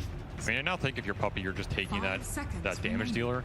I think your options are like, we've seen Jakiro and Lich played a lot this tournament. I think both be solid. I would like to see a Wyvern, but you'll end up going Disruptor. That is a good killer for both Broodmother and Mirana. She cannot leap out of the kinetic field. It's also, if you ever get to see Broodmother, you get to glimpse her back and you get to contain her, because this hero is very hard to kill otherwise. So it is one of the best Brood killers. And I think this other pick is going to be something along Tidehunter, Mars. Those are what the bans indicated to me. So something that deals with Brood again, because you do have to address this hero. And they go Magnus, actually. That's a different one. That's a very interesting choice here. We actually, if we were looking at pub history, Rezo was playing this a bit in pubs over the break. So this could definitely be some mag strat they built and having a good idea going in, like, hey, we're going to get second phase mag, because nobody was going to ban mag going into this game 1, right? I think it's also not out of the question. This is a soft flex. Niche is a player who can play practically any hero in the game. Nine's not a player who picks like super hard lane counter picks, so likely you'll be playing in something that's somewhat playable. Maybe they get some Viper, some sneaky hero last pick that makes Skitter's lane almost impossible. Yeah, I think that's a really good call, because it is something that Puppey as a captain has always taken a liking to, being able to flex his heroes, whether it's a Monkey King that can go middle or safe lane, in this case the Magnus. They are willing to put supports in either lanes. And we see the response, Naga Siren. Okay, how do you guys like that? The Skeeter classic, right? Manta Orchid Heart every game, push the tempo, abuse the early team fighting. It's also an arrow setup. You get this sleep and that combo, which is really nice. The lane always feels good because you get the minus armor with the extra Mirana right clicks. Again, I think the more setups you have for this Mirana, it's nice. I think it's also a combo they've abused vision-wise a lot this tournament. Like Naga's pushing in the lanes, making people show, sending illusions in the fight, and then at the same time you have this Pada multi that's hiding your backline. It's super deadly in these team fights. We're talking about a team fight from Secret, which might be predicated around glimpses or big RPs. Suddenly you have illusions going in, and you can't see anybody through the Mirana ult. Makes all of those spells tremendously harder, right? Yeah, I mean, I think the theme of the way these team fights play out is super interesting. Like, depending how the early game goes, there's a world where Team Secret has an impenetrable wall. They're chasing you. You can't run into them because they'll glimpse you back. They have this RP waiting in the wings, a really fat Monkey King. And there's another world where Tundra has all this garbage running at you, and you can't see anything, and they see you, and they kite you, and they poke you, and you have Disruptor playing on the defensive, which is just generally not what you want. They're basically the zookeepers here. I do think Tundra is definitely going for this vision type of game, right? They're going to push the lanes in, and Secret has to show in order to push the lanes back. They don't have that much nuke right now. And then they're going to play around with this vision. They're going to set up kills on the map. And meanwhile, Secret's just going to want to fight them. Whenever they see them, they can bring numbers. They can just take the team fight. They have a bunch of strong spells, you know, RP, you have the Disruptor ulti, the Monkey ulti. They have all these team fight spells and Tundra doesn't. So it's, again, two different approaches, which is what we were expecting going into this. And this Wyvern ban is actually a pretty smart one, I think, because 9 does play Wyvern mid, and this is a fantastic Wyvern game if I've ever seen one. Yeah, that was a really clutch read, honestly. Yeah, one of the old school mag lineup counters, right? I mean, do you think the lane shove here for Secret is going to be an issue in terms of like Disruptor Tusk? Not the greatest heroes at dealing with these illusions later. They can't really interact with the brood lanes that are ghost shoving waves. It kind of forces Secret's cores to show here a lot in the game. And then at the same time, you have a support duo that kind of wants to set up kills and make stuff happen. I feel like you're getting split up too much. You're not going to have it. You might fall off with the damage at a certain point. Yeah, I mean, that's where they could be looking for something like a Zeus, which, you know, maybe helps with the damage, gives them sort of this global presence so they can help deal with the lane some. I think this, you know, sort of sneaky, maybe niche mid hero you wouldn't think of so much. This type of hero for Nisha could be very good here. Sounds Zeus like Tinker, he's... Yeah, sounds like Tinker to me. What do you guys think about a Timber Saw for Secret? Could potentially go different lanes. They don't really have any damage for him. They do have a Vessel Buyer and a Mirana, so they can't find an answer. But this Batrider ban is also something that's potentially giving a hint towards Timbersaw. But I do agree, either way, they need a hero that can deal with these illusions, with these summons. Just something that can also connect to the team, ideally. So, you know, you might see a hero like Ember Spirit as well, something like that. I think anything mobile that can deal with the lane pressure so that other heroes can group a little bit where those spell synergy will shine is going to feel good for Secret here. And like you said, I mean, any of those heroes is right up Nisha's playbook, right? We've seen him dominate the year on a lot of those spellcaster carries. I mean, you can see Tundra, they're thinking about the Magnus mid potentially as well. They banned the Darkseer, so clearly thinking, hey, this Magnus is not guaranteed to the off lane, so you could have some flexibility here. Like, let's keep our mind open about these bans. All right, clutch call is Timbersaw. Otherwise, I'm going to go with something like Ember Spirit or Storm. That's my call here. Let's see. I respect the chatting up. Let's see the Tinker. Tinker? Bust it out. I'm down for it. If they go Tinker, I feel like we'll see an immediate Zeus. Yeah, that is the very classic 9 hero, so I'm not feeling the Tinker right now. It is an extremely good Zeus game for Tundra as well, if depending on what Secret's pick is. I do really like Zeus for their heroes. It's perfect for how they want to play this map. Do you think they just steal it here? Like, is Puppy thinking about, hey, if we give him this last pick Zeus, suddenly the global threat with so much lane shove just becomes debilitating? It's not bad, actually. It's not bad. They don't have that much reach between their heroes. They have the sleep, but other than that... Ember Spirit. Okay, they go for the stable pick. And it soft blocks the Zeus a little bit, right? At least you're getting some gap close on him. You're going to threaten him a little bit. You can control the runes against him, which is nice. Early game tempo is quite nice. All right, Quinn, what is he going to play mid? I feel like this is your wheelhouse. You see an Ember Spirit. Your name is 9 right now. My name is 9. I mean, I think the Zeus is honestly not that unlikely. Tundra I think them having this sort of long range, like if you look at Secret. I feel like 9 is such a unique player that it's very hard for me to call what he's actually going to. With the Mirana was the Spirit Breaker game that he had. I think it's pretty tough against Ember Spirit, right, Quinn? I feel like that one's kind of hard. The game, I mean, you just can never charge him. He just presses W. Fingers are on the keyboard. You're not stunning him. Play Huskar? Not even a consideration here into the bag is a bit spooky. Are we okay with Tiny Mid? There is OD. He's also played a lot of OD. That is just in the tail end barely of he locks it in. I mean, I was thinking, you know, because every time they see this morph, they see this Ember, they're thinking, you know, Hour of Devour. I thought they were going to pick it earlier on in the tournament. He goes Midas, he goes Ags. Suddenly the multiple saves come out in the fight for RP and Static Storm. It's going to chunk through the cores without BKB. Pretty obnoxious pick. Yeah, fits that style, fits that long range, sort of gives you that damage scale, so you aren't all in on this Naga who's playing into Magnus, who's playing AoE clear, and the Ember and the Monkey powered. I think it helps their lineup a lot. Yeah, it's also decent against Disruptor. I'm gonna go with Secret on this one still. I think they have a really solid lineup. I think Tundra has to play a very concept style. It is their view of Dota, and they have to really make it work this game. But I think Secret has a easier understanding of how they're gonna play this game. They can just brawl. Tundra has to which fights they take. Yeah, I mean, ease of execution is definitely on side. As the game progresses, this Ember and Monkey with Empower, your Brood Mother impact starts to dip a little bit, Naga Illusions start dying. Suddenly you don't have this vision advantage anymore, and just terrified of this RP all the time on OD. You can't hit, you just wait. So you're both favoring Secret right now, right? I'm favoring Secret. I think so, yeah. Avery, last one on the panel, and I'll just remind everybody, 100% win rate, 9 OD. There have only been 4 games, 3 of them have been Tundra. They've won all of them. So you're convincing me with every stat you throw. You gonna stick with the stats, Avery? I think Tundra might take this just because this type of playstyle with the lane shove being super obnoxious on the map, so many summons, so many illusions. You lose one hero, your map starts to crumble. It's so annoying in a game 1 scenario. I think that's when you're the least mentally prepared for it. Like, you think you're gonna deal with it, but then you get halfway through and you're like, well, too many things on the map right now, you know? And this exactly harkens back to what we said at the start. This is a clash of styles, right? You guys said that Tundra has a very set style. Secret, they need to find a way to counter it. This draft pretty much spells that out, right? Yeah, very much so. I think this is exactly the type of lineup you want grid against Tundra. All right, Fly, any last thoughts? I mean, what do we need to see from the side of Tundra? I think Tundra has to do well in their lanes, especially when you got to counterpick their lanes. If their lanes go well, they can slow down the grouping up tempo of Secret. I'll cut him off. They're good to go. All right, and the side of Secret? Don't feed too many kills around the map. Make sure you take the fights, you drop the hammer on the OD instead of the other way around, and you get the big RP with your KB timings. Secure Roshan. Make sure you fight around good areas with your vision. Don't get outclassed by that Mirana ulti. All right, everybody. I know you want to be able to see Secret versus Tundra, but of course, we got to be able to check in with our favorite man on stage. It's your Action Slacks with the coach interview.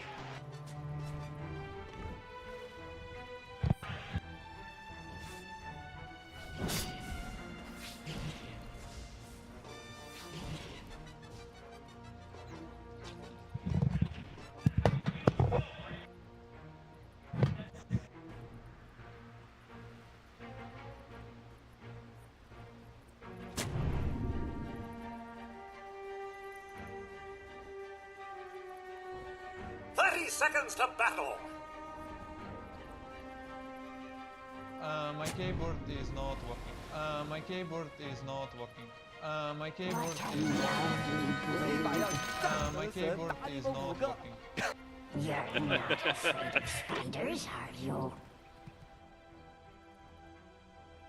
Thank you, Slacks. That's right, it's Cap and Avery in case you forgot, Slacks. But here we are. We got to pause just to be able to catch things up because we did have this situation where we had the teams kind of walking around while this coach interview was happening. Fortunately, we got this pause. Avery, we were talking about it before this game started. What was the storyline to this upper bracket finals? And for me, you actually said something that I thought was very fitting. You reminded me that Tundra was once upon a time 1 series away from being able to go to TI 10. They barely missed out on that one.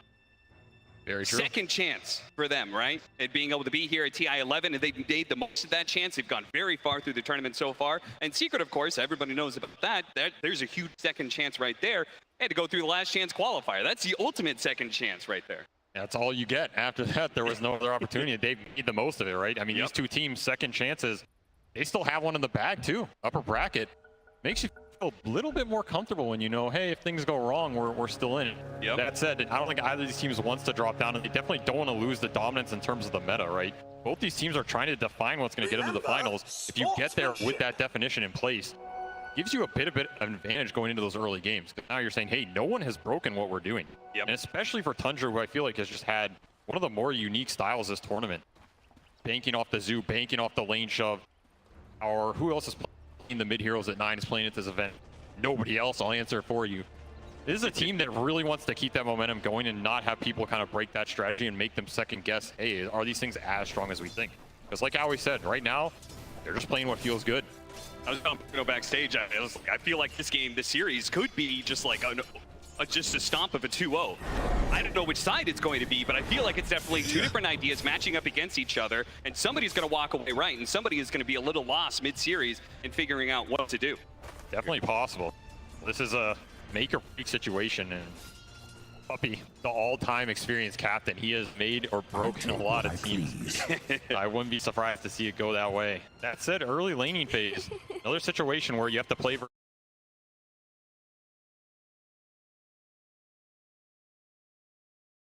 you get that 2v2, so he's already doing a little shenanigans with Soxa down here, chasing him down, trying to beat the waves. Of course, this will give solo XP to the other two, but does not want to run through mid. And this is kind of what Puppy was talking about when he was saying that they're just kind of like, I like to refer to Tundra. I'm not sure if I would call them dirty cheaters, but I would say dirty and nerdy.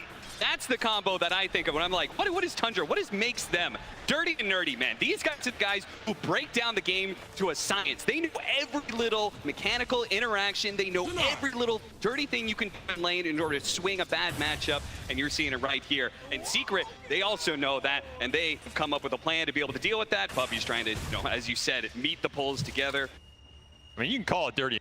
Yeah, I don't know. If you're in top 3, I call it just good Dota. Yeah, that's a good. Figure out the mechanics of using better than your opponent. It's one of these things that these guys do the best.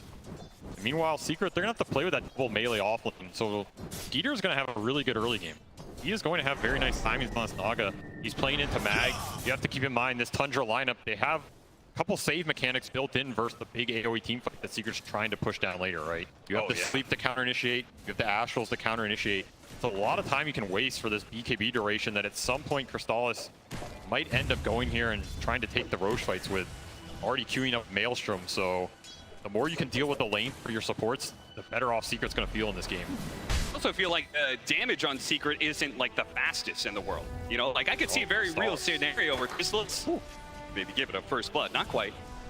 But just the damage could just be a little slow. There goes that save, there goes the song, and you're going to reset. Like Secret, they choose a target in this game, and they choose to go on it, you have to commit, and you have to commit hard. You also have to get out of these lanes. Like, we've seen the Brood just destroy some of these side lanes. 33 is having a pretty good time. He has not had to invest a huge amount on regen. Normally, these super early waves can struggle, especially in these core matchups. Like Monkey, that tend to abuse him. Oh, 9! Fairy Fire. Just, we showed the stat there of how successful OD has been at TI, and specifically, there it is, the 9 OD. The only other team to try out this hero was Spirit, who ran it the offlane with Collapse. Didn't quite work out for them. It is interesting, though. It's the first time they're going to be playing Dire side OT. Wonder how much that changes. Quick TP mid. Yeah, an early rotation that's going to catch 9, perhaps. Oh, no, he ended up on the wrong side of the cliff. 9. I don't know if that was intentional or what. Maybe it was just good old-fashioned luck, but close enough to the cliff there that it put Science on the wrong side. Too bad. Nice little move. He'll sure it up. Still at Fairy Fire. I'm not sure he goes down. There's just not a huge amount of mana in the tank for Nisha either way, but I think they're happy to get out of this lane in a pretty good position. Thinking in his career. I'm not going to be too happy about that one. Oh, even worse. Our Ember Spirit did not actually get a chance to refill his bottle, so talking about being low on mana. It's worse. Looks like Snake King, it's just going to fall. Resolution. It's way too hard with the 2-2-0 build he's got going on. Yeah, this is the buff, the Shockwave, right? This Mag hero is pretty strong in lane. Like, he's just chilling here with the ring. Downside of Mirana Naga is you can't pressure super early. So Rezo's just having the time of his life up here. Even CS with Skeeter, first blood gold on top. Even more unstoppable. And him having a good game is really nice because he has the most flexible item choices to some degree. He can go more early utility. He can go the Vanguard, Arcane Boots, Mech. Some of these early items can help them skirmish and accelerate the tempo. And at the same time, he's going to scale his other 2 cores. He steps a little bit too far forward. Crystal's going to come in, trying to help his buddy out here, but it's not going to be enough. Too much damage from 33 and Zoxa. As I believe Puppy thought he was doing a little bit of pulling. 33 is going to take some damage in return. He can jump under the trees and make a go for it. As you can see, Zoxa was even trying to cut down trees to make sure Crystallis gets caught. But ultimately, feels like just pushing the Broodmother out of lane is good enough for him. And honestly, giving Monkey some solo XP might not be the worst. I don't think Puppy wanted to stay on here too much longer. That was a close call. You see that 9 tried to stop Nisha from being able to pass over the bottle over to the Disruptor. But it did go off and he did get that refill. Every little thing on the main stage adds up. Puppy's lingering around here, maybe trying to secure the vision for this 6-minute rune. They would really like it to go the Ember's way. Since this OD, of course, not one of the bottle mids. This gives an opening for Nisha to really get these 6-8-minute runes, power up on the map. If it's haste or double damage, he's going to be in heaven. He's got 3 angles to the bank right now, and he just needs 1 creep to die, and he'll have level 6, and that's where that kill power, the OD especially, he's been ramping up all of those imprisonments. So this is a dangerous situation. There's 3 over. That 1 creep, they could die right now. He's going to get his level 6. Now they've got to open and drop it. They won't go there. They kill the Ember Spirit. The Atlas begins to chase down Puppy as well. Puppy, with a spiteful last breath, kills the Arcane Rune before he does die, but it's successful rotation by Tundra. Pick it up 2. Testing that 6-minute rune, getting the level advantage on OD. Those little lane things matter. And 9 will drop that first hammer, cement his fate. No rune for Nisha. That was one he really would have wanted. We can also see like some of this minor synergy. You're gonna have to care about the Astrals a lot more in this game because every Astral means a free arrow for Snake. In the fights and the skirmishes in the river, we didn't really talk about this OD Potom combo, but it's a classic for a reason. We end this today. Uh-oh, Chrysalis. He go a little bit too far forward here. He's trying to get the Jingu stacks up and then be able to swap over, hit the big swing that gets him back up the full, and it's 33. Who thought they could challenge the Monkey King? Step to the king, Avery, you best not miss. Damn straight. That almost pushed him to level 6, so Stahl's having a pretty good time down here in this bottom lane. Like, he is really taking it to the Brood, which is exactly what you want to do. You need to slow down this Brood's level 6 timing as much as possible, because that's when he can start to ignore your core matchup, get into the jungle, cut waves, accelerate the farm, get into that Wraith Pack pipe or whatever utility he wants to go. That's what unlocks Tundra's 5-man team fight. If all that gets slowed down because your Monkey King is killing the Brood early, it means your time to get to this Mag and power ramps up considerably. So Secret, I feel like they're having a pretty good time on lanes here. This is probably in the upper band of what you would expect or hope for, especially from a Mag lineup. Talking about that, Mag, when you talking about, okay, more time for the Empower to kick in for the Monkey King and the Ember Spirit, do you think that also means that they feel very comfortable going like pretty far into the late game against the Naga Siren because they have these big steroids coming in? Oh, bottom lane, 33. He's going to be kept in place. Not long enough, though, for the Monkey King to get those stacks. I mean, I think you're always confident going late game with a triple melee core Mag lineup. Like we said, Tundra does have some of the saves utility to play around with it. Nisha tossed over, jumps over to his Remnant. Didn't have enough mana for that one. That's a DD. They can skirmish around mid with it. This is a lot of damage. Dust is coming in. Max Slight. It's dangerous, though. The imprisonment, the self-save underneath tower. You get one last hit. Ooh. He's going to go for it, Nisha. He wants his kill. 1 second for Slight. Out of range, far enough away, he's out of range. And now they've got the toss up in the air. Oh, into the snowball pickup. Dodges the arrow nicely. They are going to be able to get another round Slight. Look at 9. He's creeping in on the side. He's going to come in at the last second to be able to bail out Saxa and get the kill on his Zayat. Tundra bringing the numbers again to shut down this Ember's momentum. That's a huge rune. We can see the damage coming through. And of course, the whole time that flies out, 9 gets to complete his Midas. Already proccing it. This is the build he is favored on this hero the whole tournament. Midas into that Axe Rush. It's gonna be extra attack speed and extra item progression for him. Arrows and arrow. Ooh, little early. Range creep first. A gift from the Both teams really trying to play around these mids. Oh, goodness. Look at that stack. Rezo is gonna be huge. No stacks on the side of Tundra, so this is gonna be, they're already up a bit in net worth. That'll continue with stacks like these. And 33 just has to walk out of base here. He's choosing to save his TP. Guess they're gonna send him mid. He's tired of going against this Monkey Disruptor kill combo. At the same time, he can't really go against Mag. I don't think he feels great just sitting up there potentially feeding Spiders playing into Vanguard. 33 a little lost this early game. This has been one of the rougher starts for him. I feel like I've seen all tournament. Yeah, I mean, he's jungling with Insatiable. This is not the route of progression you want for your off-lane Brood here. Trying to get to level 6. No, you're supposed to get, you're supposed to get 6 in lane, and then, you know, you just are able to, even if your lane is hard, you could still jungle so much faster. In fact, he has to do it at level 5. Ugh. That's going to feel terrible for him. It also pushes Saxa more towards these mid-skirmishes, which again, we're seeing 10-minute rune. Might be in a bit of trouble. Depends how much Secret commits. Snowball afterwards should be able to keep him in place. Zero sneaks in from the side. Oh, actually tosses over Zayas at the last second. Hello. Tries to block him off, but is going to be caught.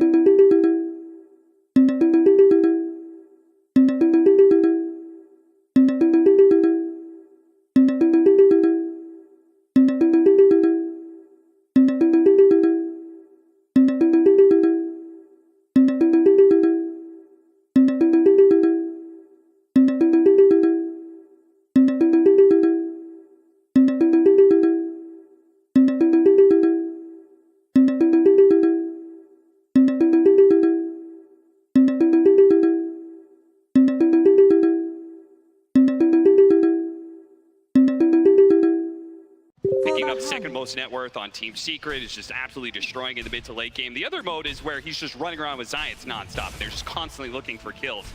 It's definitely going to be the former one, where Rezo's just going to take a lot more time farming in this game. Play carry Mag to a degree. He did opt for the Vanguard, will go Blink. It is a tri-carry lineup. They're fine going moderately late here, no matter what. quick smoke from Secret, trying to activate the Strengthless Magnus with the catapult. Push this Tiny out of here. They don't want to let Tundra just sit up here and leech XP, especially when nobody can defend this tower on their own. If they successfully kill this Tiny cleanly, they can go ahead, take the tower, get a decent bit of map control, especially since Crystallis is still able to hold his safe lane, no problem. Tundra just really hasn't been able to activate around that. Yeah, I mean, you have to double man smoke yourself, which is exactly what Tundra is doing. Found him. Caught him in. Shards, Shockwave, and Soxa. Well, all you can really do is delay the inevitable at this point in time. There is going to be the rotation to bottom, so now we are seeing that activation to the other side of the map. Question is, Crystallis should read this though, right? Yeah. You know no one's defending top. This Naga's sending illusions mid. It's so greedy to try and hold your safe lane tower like that one. The arrow's going to come around, but he was already on the trees. An interesting interaction where midway through the air, he got hit by the imprisonment, but managed to land on the trees anyway, and the arrow was off the mark as a result. I mean, what is an astral prison to a king, Cap? That's true. He does not care about your physics. To have this. And that's a huge gank dodge, because that kill is the kill that's going to convert on this tier 1, right? Now he can stay down here, he can play in the trees. Secret can have teleports up to take the fight if they want to. Especially with Ember, the mobility on the map. Secret's invading your jungle. This lead can build a decent amount here in the next minutes if Secret make like one more good move. Meanwhile, Puppy just been soaking the levels mid. I mean, he's 6.5 with Arcane Boots. He is farming up a storm, as Puppy likes to do. That is true. He's had a very long career, and most of it has been playing sort of a greedier style 5 position. Denied. Because he's still, like, you know, you talk about, like, the captains, the old dogs who play 5 positions still. There's so much talk about, like, oh, well, the strategy and drafting they do. But Puppy, when it just comes down to the play, he's still got it, man. He is still one of the best 5 positions from a mechanical perspective. Oh, absolutely. He's also one of the best at killing creeps. This guy gets that's a mechanic of sorts. Invis, Moonlight Shadow, they're going to be able to set up the toss into arrow combination that catches Nisha looking around in that dire jungle. Tundra reclaim that bit of real estate, while they're also simultaneously taking the mid tower. Maybe not right now, but the Spiders, they'll eventually do their duty and bring it down. So this is the downside of Secret support duo. They do not deal with the Broodlings. So 33 can have his way in terms of cutting waves, pressuring buildings, forcing Secret cores to split up. And that's where those moves from Tundra with Moonlight Shadow or the vision they have on the map from Naga makes it a lot easier for those to work. This is where Secret have to choose how they play the map, and they have to choose it carefully. If they have more anchor points like this Monkey or Mag they feel are strong, they just group up. Blink reveal, skewered back, small little distance. They do hit a nice combo onto Zayas here, but they might be able to catch both here with a beautiful static storm. The chains on top, Snake King's gonna get run down. Zoxa does get bailed out though by 9. He hits pretty hard. They don't want to play around him. They want to finish off that support, and they do claim it. 33, he was kind of hovering around here, isn't able to do much considering the lack of farm that he has. Doesn't really have an item to play with just yet, which is going to be that Wraith Pack build. Ended up claiming that tier 1 mid with the Broodlings on the back end. That's nice. And steals the rune from Nisha. So getting a little extra damage in. Of course, that was the Mag Blink reveal. Maybe not the best target Secret wanted there. They would have really liked to just RP this OD and take the fight without that save. That's going to be a big consideration as well, right? When Rezo blinks in, you have to keep track of the Astrals. You have to keep track of this Nagasol. As you get turned around on, all of a sudden, maybe your Static Storm is gone. Maybe you expended some remnants in that RP. Fight's looking a little worse, right? Yep. Wukong as well. There's a lot of static spells that Secret can drop in these team fights. It gets reset. You have to rethink matters a lot. So when Rezo wants to fight, kind of the big key here for Secret. Ooh, nice sidestep there. Instantly read the where award was going to be. He actually picks up the last hit before Snake King can get the deny. Secret baiting this bottom. Rezo pre-TPing. Crystallis might get aggressive here. He has Maelstrom online already. Hit it with the stun first, follow-up snowball, just 100 to 0, nice and easy. And now Tundra, this little push that they were looking for, it's immediately denied. Secret is doing a very nice job of holding their map. They're not building a huge advantage, but it's hard to do versus Naga Brood, who are just going to excavate the lanes no matter what. Yeah. The one advantage they're building is some of this XP, right? You look at Rezo, he's level 12. Compare this to some of the Tundra cores. Skeeter just got 10. The Brood was suffering for a while, still only 9.5. So Secret does have a decent level advantage here, especially on their Monkey and on their Magnus. Here's another smoke, looking to use Magnus' strength right now. Convert it into some map control. cleared out that bottom right-hand side of the map. Now they're going to sweep through the map and try and catch somebody at the very opposite end. The problem is this Naga Siren's pushing in so aggressively. It's no heroes are showing on the map. Tundra's just playing safe. This is going to be the name of the game. Like, if you can get these smokes to land, they're crazy valuable, but good luck, right? How are you ever going to catch anything in this map when Tundra can always just force you to show? Now you showed Rezo back on his own. Here's the setup. Arrow on the wing. To Arrow, snaking. On wait there, and before the mag even wakes up from that stun, he is dead. Also look for that. We've got a Blink Dagger Tiny now on the loose to the side of Tundra. So this just increases the kill power when they do split Secret up, when they do force them to show on these side lanes. This individual kill power of Tiny and Mirana, or the OD Mirana, whatever it is. It's going to be scary, especially for Chrysalis, who keeps on trying to hold this safe lane and doing so successfully, honestly. I mean, he is known as a Monkey King expert, and he's showing why. The fact that he's been so wily, staying away from Tundra this entire time. He's gonna have to tank the smoke. But the Coyote might have just finally... Oh, that rotation was close. Chrysalis, once again, hypes away to the trees. So that Blink Tiny here. And also Blink and eat his tree. Does that Boundless. Catch Snake King, thinking about the Wukong's man. Now, this is a little bit of a stretch. Chrysalis really trying hard for this one. The rest of his team not quite there. Snake King is going to be caught. No leaps in hand. And they do get the glimpse backwards here with a snowball on top of that one. 2 pickups. Very valuable for Secret. Those are 2 big killers on the map. So now Secret, they could split up probably pretty aggressively here and try and push in the waves. That was one spot Secret wanted to bring everybody because it's where all their vision is. They don't have much vision on any of this top portion where Skeeter has just been constantly pushing his lane, stealing triangle farm. 33's in their jungle, scouting out with broodlings.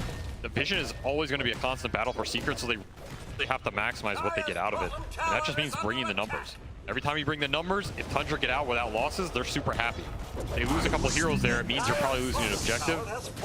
Secret get the most out of that play, and it's going to push this Monkey King up to BKB, 200 gold. It's a very big item for him. It means he can commit in the fight. Your Astrals don't control him as much anymore. Can't just arrow him. It's also great for split pushing, right? Like he can deal with the split pushing because now if he gets imprisonment, okay, I'm just going to pop BKB if they try and arrow me. So every item that helps him stay out on the map independently is going to be amazing for Secret here. It's going to be Ags done on Outworld Devour, I believe. So this is a big power spike for Tundra. They also have Orchid on this Naga. The rune of regeneration. You're not ready. If you get Orchided out on one of these cores, Nisha is not close to BKB. He's still 1,000 off. Tundra really want a big core kill into Roshan here. Oh yeah, getting a pick off on Nisha would definitely be the most amazing opportunity for Tundra. I mean, look at Secret group though. Yeah, the Spider crawling all over the map. This is one of the advantages of the Broodmother. You feed away a little bit of gold and experience, but what you gain out of it, the vision, what you see, that information is very much worth the exchange. And sometimes what you don't see, that scan clipped them on Roche, so Secret thinks they're roaching right now. And nobody's home. Yep, it's gonna break. He's staking.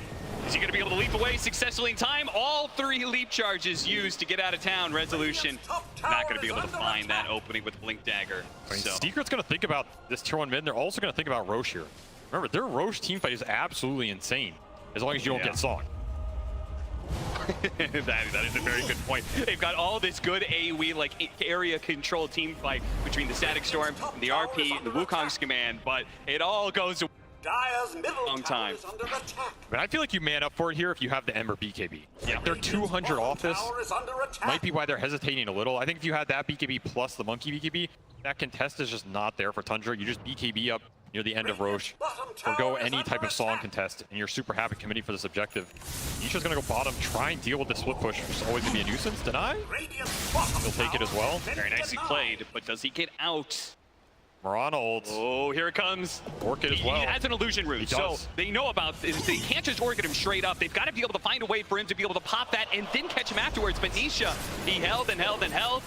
He's like, I'm not popping this. I bet the only reason he went to that bottom lane was because of that power root. Definitely that deep, yeah. He would have been out of there way sooner. Yeah, out of that. Saves his life from the shadows, quite literally. And that'll push him to his BKB. I think Secret is now a lot more confident to force his Roshan, and as we see, straight into the pit. They have max tag team out on this Tuskar, so this is pretty fast. Tundra do have an option to contest here. Remember, they have pretty much everything up, and they have this Wraith Pact on Brood. But it's going to be a little too hard to push through this middle lane. It'll be an objective for Secret and a big one. Wow. Very surprised they're giving this up with the Naga Siren on their team. But at the same time, if they contested and lost, I feel like that would be the beginning of a Secret would just take a huge lead at that point in time, right? You would get map control.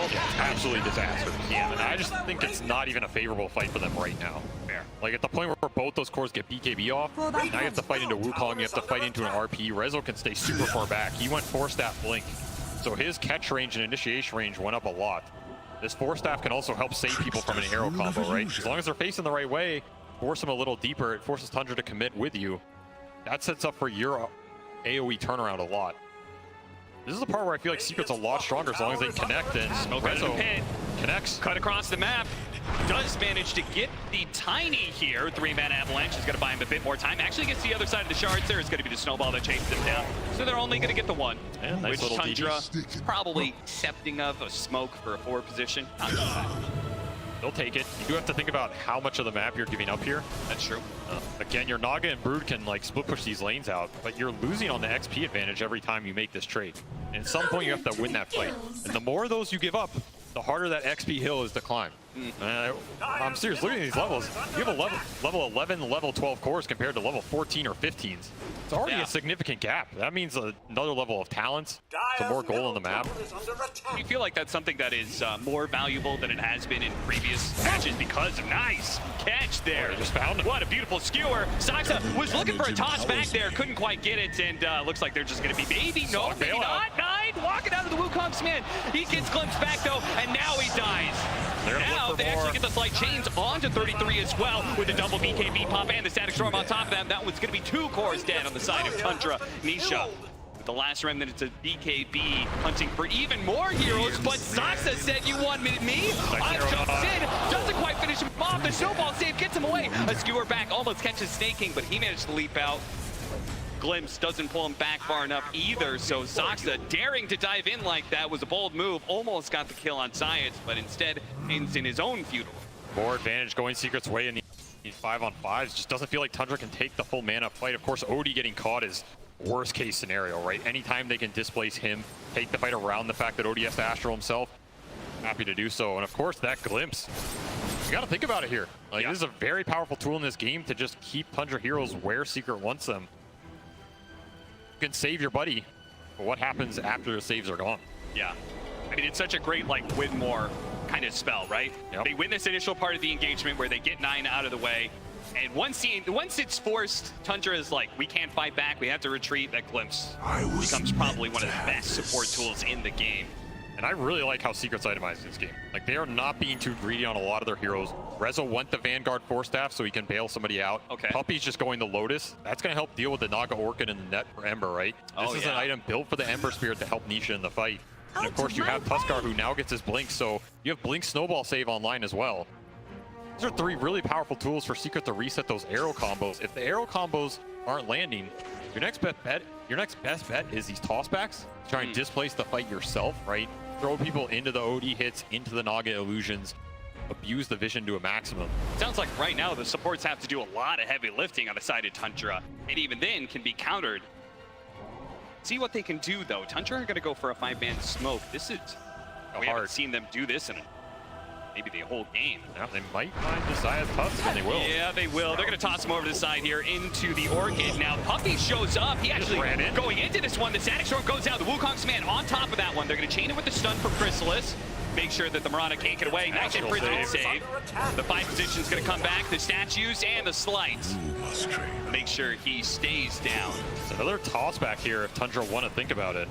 Oh, Rezo is going to displace him first, though. Yeah, there goes the toss over to the side. So both the repositioning spells being used here by RP, locking out the 2 of them. The OD ultimate was dropping on BKB. Nisha, they're going to fight it out with Chrysalis, so the song isn't going to be enough for Skeeter unless, there it is, the imprisonment with the song on top of that one. Now with the BKBs failing out, can Secret continue this fight, or Tundra? Are they going to be able to be the ones to catch over hero after hero? A glimpse back, not going to do enough though, as it's going to be Nisha caught by the Orchid.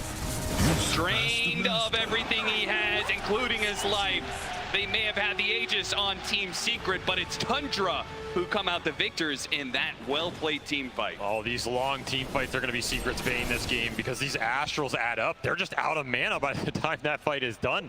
You look at that Ember's mana pool and the death pool, it's 580. You got nothing left to do anything by the time this fight progresses past that song. Just an awkward initiation too, right? Both Secret supports pretty much taken out at the start to some degree. Puppey has to drop the full kit. Just look how much this Mirana death gets stalled. Was a snaking by, but now we're getting more player arrow. mid.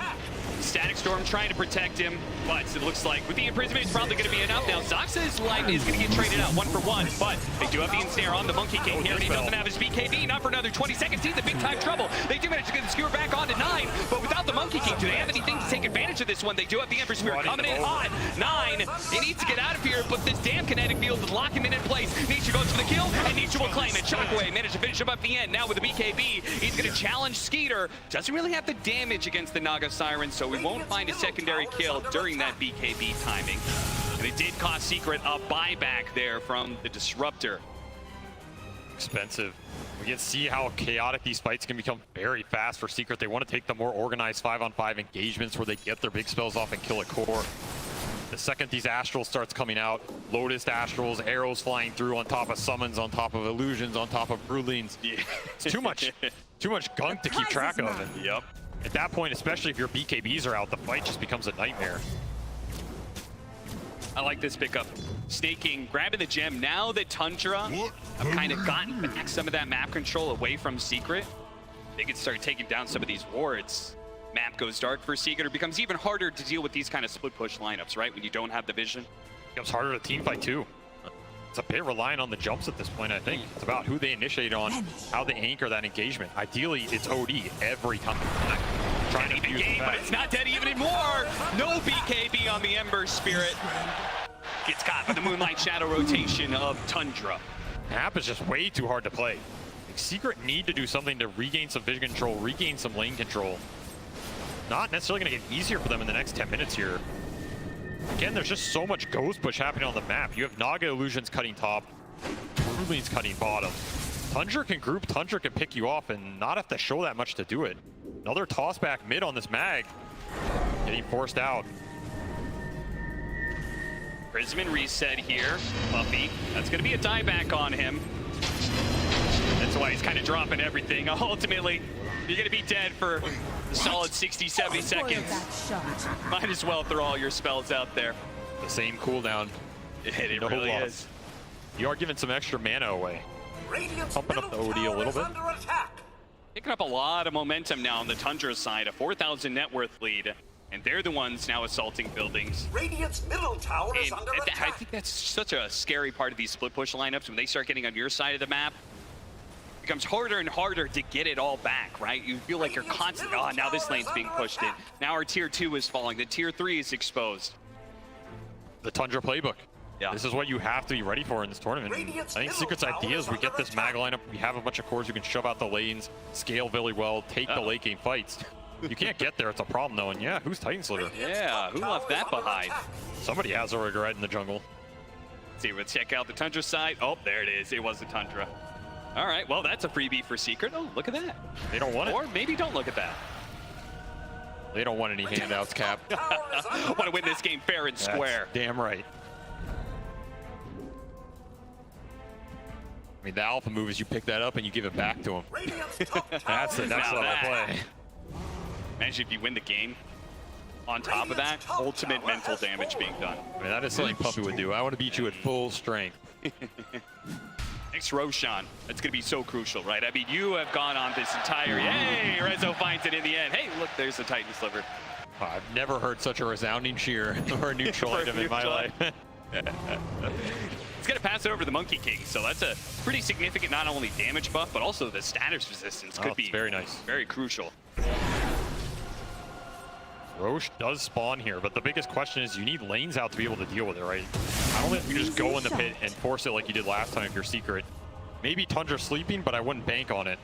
They always have that sleep up, so you have to find a way to deal with these lanes. It comes down to this Ember just reading the map super well. there's a limit to that. When you have Moonlight Shadow, when you have all the vision Tundra has, yeah, it's just too much weight for Nisha to do it all. Now you're forced in a position where you gotta win the 5-on-5 clash. Tundra doesn't have to force it here either. They do have a Hex on Brood. This is an absolutely nasty item if he gets the initiation with it. Might be something Secret does not expect and does not BKB preemptively for. They throw an illusion up into the triangle area, trying to get some information. Secret is smoked up, though. So Tundra, they start moving north. They think, okay, maybe they're up here somewhere. Not actually the case. You've got to find this OD, or you've got to skewer one of these cores back pretty deep. And then just triple BKB man up. So you think of the state of team fights, it's much easier for Tundra to win, and it's Secret who have this, like, the onus is on them. There's this one play they have to do in order to win a fight. I think Tundra's super comfortable in this game state. I mean, they're also Dire. They can abuse buybacks on the Dire outpost for this Roche fight. Oh yeah, that's true. There's a lot of things going their way right now. It's just so hard for Secret to make a move without Tundra knowing it and without knowing where they're coming from. Bailout tools. They can use support backs on the front line. They can use the toss back. They can use a Force Staff. It's not, the initiation is not guaranteed to go Secret way. You might just get hexed when you blink in. You might get Astral. Enough. You have to worry about them potentially just forcing it as well if you don't have vision. The Glimpse checking the Naga status. It will be real. Yep. Of course, what you're referencing there is illusions. They do get one shot by Glimpse, so if you hit an illusion, just instantly pops. Problem is, there's so many of them. Radiant's middle tower. Hope he doesn't mind doing a little illusion farming in the downtime.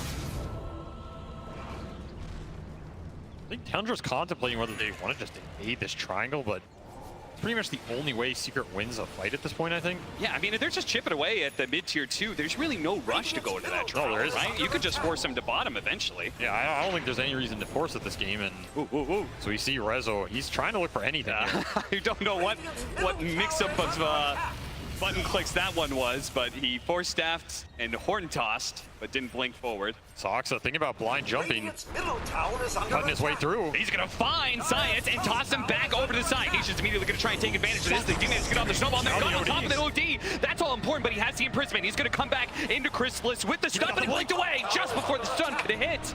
And that is so much of the team fight on the side of Secret now. Tundra is going to continue to retreat, though. Instantly the side forward onto the Magnus. He tried to go forward, but he had an Aeon Disc as well, so he's going to be okay. And that hammer did absolutely nothing to him, but it did almost finish off the toss. The Ember Spear stuck inside the ensnare with no BKB. He will die, overextending. Now Nine goes in teeth, though, with the RP. They land exactly what they needed there to turn the fight. 2 cores going down on the side, down with a buyback on sides. They're going to finish off Soxo. He gets tossed over, maybe snaking low, beaten down. Chrysalis versus Skeeter, a one-on-one carry matchup where Skeeter has the health advantage, and he's got the ensnare, he's got the illusions, he surrounds the Monkey King, and now Nine comes back into play as well for the +1. Rezo for Staff Skewer on the way. They're trying to catch him, but Nine so close to be able to get off that extra imprisonment. But the blink goes first. Ultimately, Tundra walk away the victors. I mean, honestly, it's not the worst outcome considering that Wukong stun completely whiffed on that OD. I thought that fight was going to be way more hard. And of course, you force this OD buyback. So that's a huge deal for Secret here. You're going to lose the Roche, but this Roche was just... I don't think it was in the cards at this point in the game anyway. You're going to have to kind of wait out this Naga's timings, go ultra late, abuse buybacks in a 50-minute plus situation here. That is the key to victory for Secret. And right now, Tundra, they're going to have free reign on the map. OD buyback, but he gets the Aegis.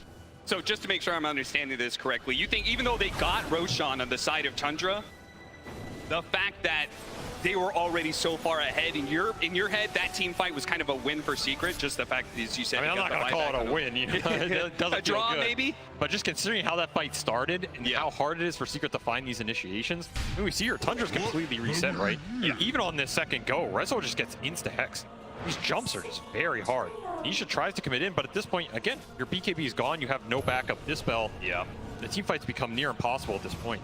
So the fact you got an OD buyback out of missing a Wukong stun is pretty good in my book. Yeah, it's fair enough. And it's all thanks to Resolution being able to hit that RP. And perhaps a little overextension there from Nine, but ultimately he had the buyback, was able to use it to secure Roshan, and has the Aegis now for the next 4 minutes. You were talking about that hammer doing nothing. Something I've just been laughing over in this game is I've been running around with this Eye of the Vizier. Yes, the minus 15% Yes. max mana. That's how much value he puts on cast range. He's just playing for the Astrals. I don't need a high mana pool, you know? I'll make it up with the saves, make it up with the dispels. Of course, you get mana from the Astral, so... I mean, he's probably it's just jealous funny. of Puppy. Puppy's sitting there rocking a psychic headband. Very true. He's like, that's the cast range item that OD really wants. This is the future of Dota, where ODs lower their own mana pool for the dub.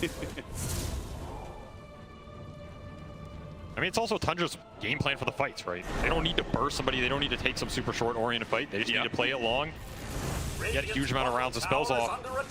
Both the supports getting caught here. It's Puppy who's going to be run down. No place here. Looks like the Tusk maybe got away. He did. Well, he almost did. Well, Resolution is going to be found. Uh-oh. Now he's got Skew and he's got Aeon Disc. So let's see how far away he gets here. Is an opportunity for him to be able to blink away during this Aeon Disc, or no? Hit by the arrow. Oh, he still gets it off. As status resistance lasted just long enough. He fogs him and TP's out. What an escape from Rezo. Twice now, the Aeon Disc that he picked up comes in clutch. Absolutely clutch. Doing a little tree work as well. Never hurt anybody. Yep. That's a lot of time. Every time Secret buys some time, it means they can get another lane out. Give him some remnant of map control and vision. They're pretty much stuck in the base at this point. Of course, I don't think they have any inclination of fighting this Aegis too much. No, absolutely not. And Tundra's caught up in the levels. They caught up in the items. Skeeter is super far ahead in this game. 30k net worth. Opted for Bloodthorn, Butterfly, and BKB. This is like a man fight build, right? Yes. This is a build where he just wants to run in man fight secret cores. You're not going to be able to out right click me. Allies. Yeah, that Aeon Disc status barely able to get away. Gonna work. Back in live, we have the RP, and lands onto the Naga side, but he's so damn tanky. They need to be able to 100% him there, but they've got the imprisonment plus the shard. So he's going to be able to walk it off, all thanks to that Roshan pickup. What a Gleipnir, locking out a bunch of heroes. They also got on top of it. Once again, the OD, they're just walking away from this one thanks to that imprisonment save. They jump back over 33, who look to be able to finish off, but he has an Aeon Disc, and now the song reset comes in. Tundra, they've built up these imprisonments. Nine's in the position. Arrow goes out. BKB from Chrysalis. Takes that one down. Secret on full retreat here. Are they all going to get away from this one? Tundra, do they have anything left? Nisha, he barely got away. Glimpse back, goes around. They have the Lotus Orb to deal with the silence. That part is so hard. I love the Lotus Orb from Puppy, but it's so hard for him to be around this Ember Spirit all the time. Toss away. Skewer back at the same time. The slide and the jump away from Nisha. Saksa thought he had an opportunity to trade his life for a big core, but Nisha's Ember Spirit is just too elusive. No more tosses for you. Rezo's getting fed up with these tossbacks, man. He is the ultimate displacer in this game. These fights, they just go long. Gotta save those BKBs. I was surprised Cristal still had his arrow at the end. I thought it was going to be expelled for sure. Very patient here from Seeker, and of course the tactical retreat. Not losing anybody in all of that? That's pretty crazy. Even Puppy was on like 10 or 20 HP there to Broodlings in the back. Yeah. Managed just to walk it off. Fluffy hat. Sometimes the 40-minute Fluffy hat comes in pretty handy. Don't take away that hat. Took him straight from Zayt's probably. These Astrals are going to be a problem. Like, Puppy's building towards Ags, but of course, OD Astral doesn't care too much about the Ags unless you're catching him in it, right? Yeah. That's true, which you kind of need. So, oh, it's a two-man skewer. Do they have any sons to follow it up? There's the RP. Right in front of the tier 3 with the static storm on top of that one. The imprisonments, once again, the BKB is going to go out from Skeeter, and he gets the song up. Once again, they find this beautiful initiation, but Skeeter's Naga Siren is too tanky. He doesn't die fast. We talked about that problem 30 minutes ago.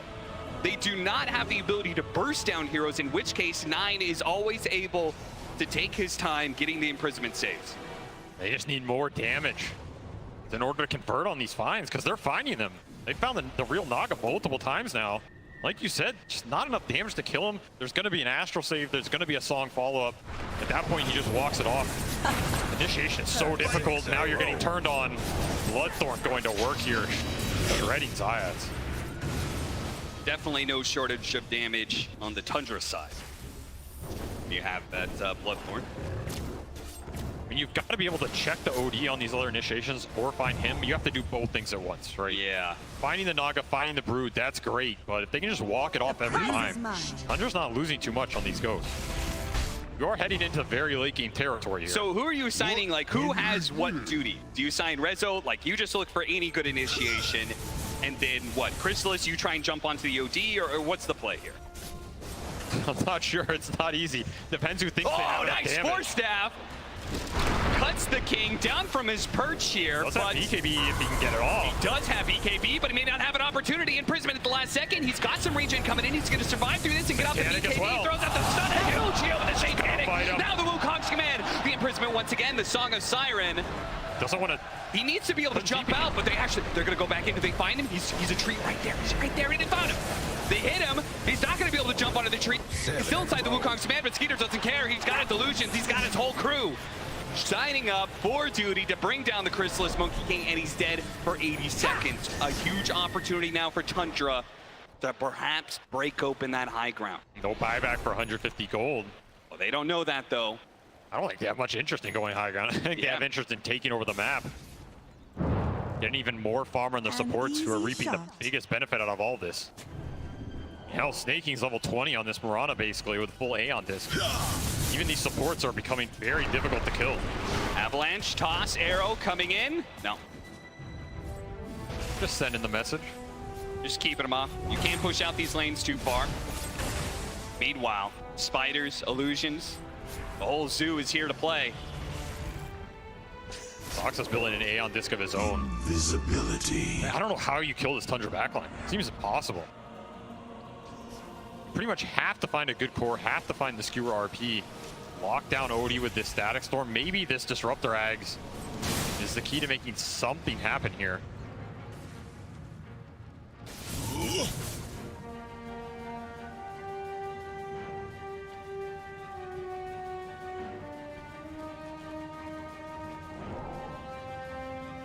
For the hunt.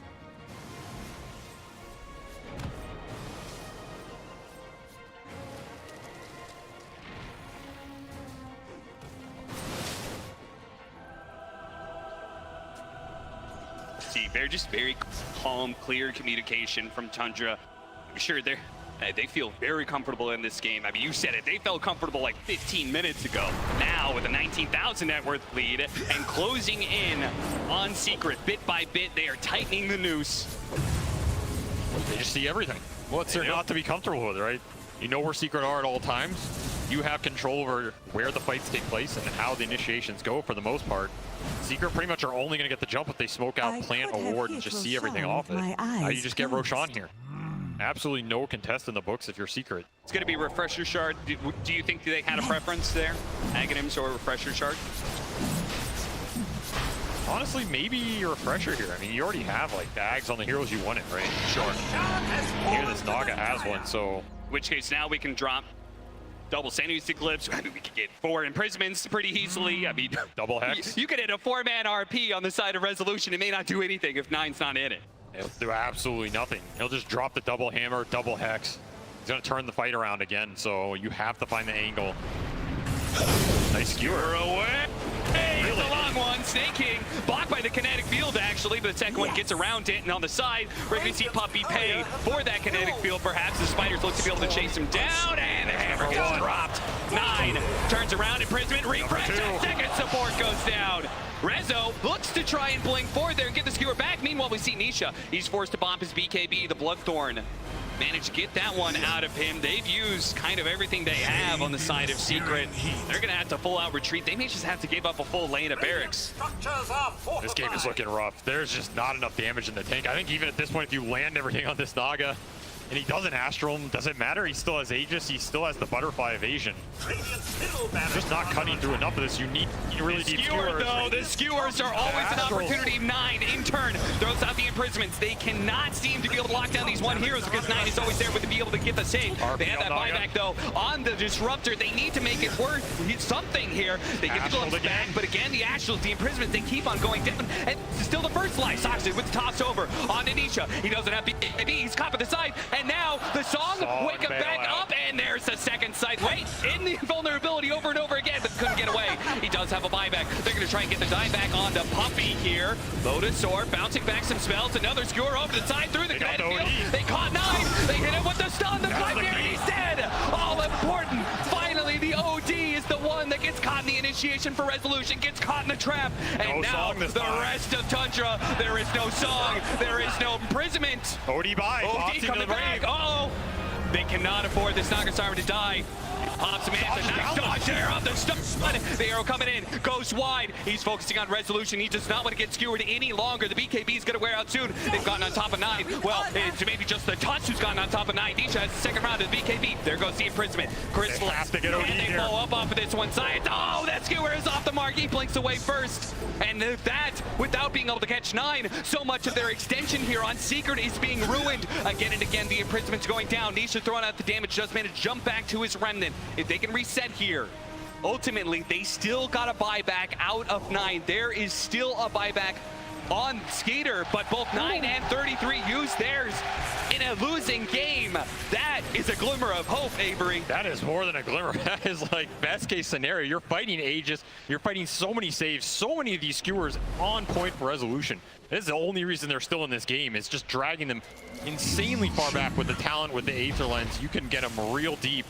And of course, that's a 3-for-3 buyback situation. I don't even think you're too sad if you're Secret out of this scenario. Yeah. We saw a whole lot of this guy at TI-10, the Magnus. The hands of Collapse now. Channeling Resolution, channeling his fellow countrymen in Collapse, trying to show off. You have to fight these tossbacks as well. Skewer, man, crazy. I mean, it's another scenario where your Wukong does absolutely nothing. If anything, Naga's just healing for it. Your Ember's dying to the hexes in the back. Yeah. We do see, though, this OD, if he gets caught, I mean, what a horn toss skewer here. Yeah, they got stuck on the static field, but I guess it just gets overridden. If you can find that OD and take him out, all of a sudden, Tundra have to route. Like, their saves go away, a lot of the chip damage and the glimpses and all of this become way more powerful for Secret. But you have to be able to find him, and that is the trick in this game. Yeah, like, Secret, they may have gotten the buyback out of them, but I feel like they're not going to be able to take advantage of it. I think they're going to be stuck inside their base. There's no way they can go for some crazy all-in. It just comes down to one team fight sort of play. I think Tundra is just going to lock them out. Just wait for the buybacks to come back up. That's why I said this game is going to go late, because I don't think Secret's giving up their base easy, and they're ready to defend it. At the same time, Tundra's building damage is very poke-oriented. They can't just force the throne in a buyback situation, right? Yeah. That fight does not favor them, especially when you start getting skewered into the fountain. I mean, it's not normal that you're talking about skewering into the fountain for a viable strategy, but at this point, it is something Secret can think about. Like, the ranges on some of these, you have a refresher as well. You can blink RP, skewer, refresh, skewer again, RP in the fountain again. Yeah. That's one way to help deal with some of these heroes, or separate the fight by such a distance that the Astrals just can't come through. That level 20 talent in the Aether Lens. And as you said, the refresher, it's a very real possibility. And if they get the right initiation, maybe they don't even need the fountain anymore, because now they've got an Aghanim Scepter Disruptor. So if you hit 9, he's done so. He gets the Static Storm on top of him, he's not going to be able to do anything to stop it. He'll just melt. If you hit him, beautiful. Even if you don't, you're doing that to make the OD show. Yeah, that's like, true. 9 has to think about when he shows in these fights and how he's doing it. If he commits to try and get the save, he opens himself up. Right. That's when you get chains into a Static Storm, something like that. I mean, remember, this OD has been playing this whole game without BKB, without a huge amount of defensive items. He's even gone Moon Shard.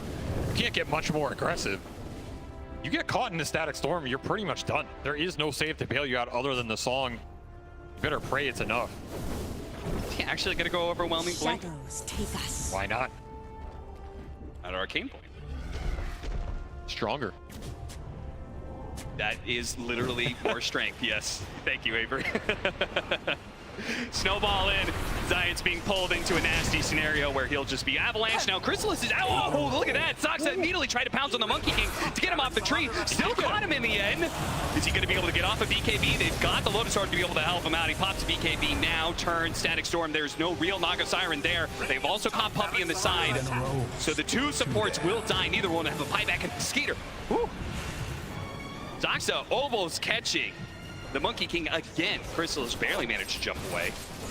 These retreats from Secret have been on point this game. These are not easy scenarios to get out of, and they have done the correct job at bailing on a lot of these situations. Because messy fights like that, there's absolutely no way you're taking that type of engagement. So you need to get your cores out. You need to get them well. I even feel like sometimes Puppy's just running in to try and take some of the spells, get his cores out of that situation. As long as all 3 secret cores are alive, they can take a base defense fight. They last showed on the bottom side of the map, so they smoke over to the top side, see if they can get a pick here. Maybe an Ember Spirit or Magnus out of position. Failing that, okay. Don't find that opening. No BKB on this monkey. Skeeter, he's up the Bloodthorn Nullifier. Oh, there it is. Instant size being used as he blinks in. Aeon Disc gets just wiped out. The Nullifier completely disrupts that one. They do have a buyback onto Rezo. They're probably going to have to wait out the supports, though. We're almost up here. Do you want to play Restless, you got to be careful. He's BKB. He's still not back up. They're going to go for the buyback now. The Magnus needs to be able to bail him out, but there goes the song. Perfect timing. Can they get out of the glimpse range, though? Puppy is going to be able to force that one. The man to dodge or the imprisonment. Oh, he got the dodge out. Nice illusion dodge there. And the arrow. Now the jammer's being dropped. Almost finishing off the monkey. He turns around. Pot Satanic gets a little bit of heal. Not very much, though. Secret, they got to get back to the fountain. Any more glimpses? No more glimpses, apparently. Oh, he needs to heal. Oh, Sayats, he got songed on the blink in punch. That might be a very different fight if that happens. And of course, some sick Manta dodges from Skeeter this game. Yeah, very well played by Chandra. Nice reset by them. I mean, they are just playing this like Secret. They're holding on by a thread, and they're playing really well to keep this game still going on. But Tundra, very disciplined. Poking at him and getting a little bit more resources out of him, a bit more. And they're saying, this is fine. We love this game state. You're losing range barracks, you're losing melee barracks. You're losing Magnus buyback? Yeah, Magnus buyback. Like, you will eventually run out of resources. We are going to drain you dry. And even if that doesn't happen, they still have full control of Roshans. They can still infinitely farm. But they just keep sending the Broodlings in, too. Now, you just watch these mini-maps. It's just dots of every color going into Secret space, pushing the waves in. It's a very tough spot to be in. Yeah, even if you did ever push out the lanes a little bit and 5-man smoked out, like, it would be so obvious because the illusions and the spiders are always inside the Secret space. Game has gone on that OD buyback is up. So that's 6 or 7 minute window that Secret had to maybe abuse that. No way to capitalize on it. Instead, they had a quick smoke bottom and break. They actually chained him there. They actually do find the OD. Moonlight Shadow goes out, and it almost seems like Secret is just making a break for trying to kill as many creeps as possible and get back to base in time. Lincoln's on Nisha. It's gonna help him a lot this game. Not get Hex, not get Astral. Be able to come in the fight.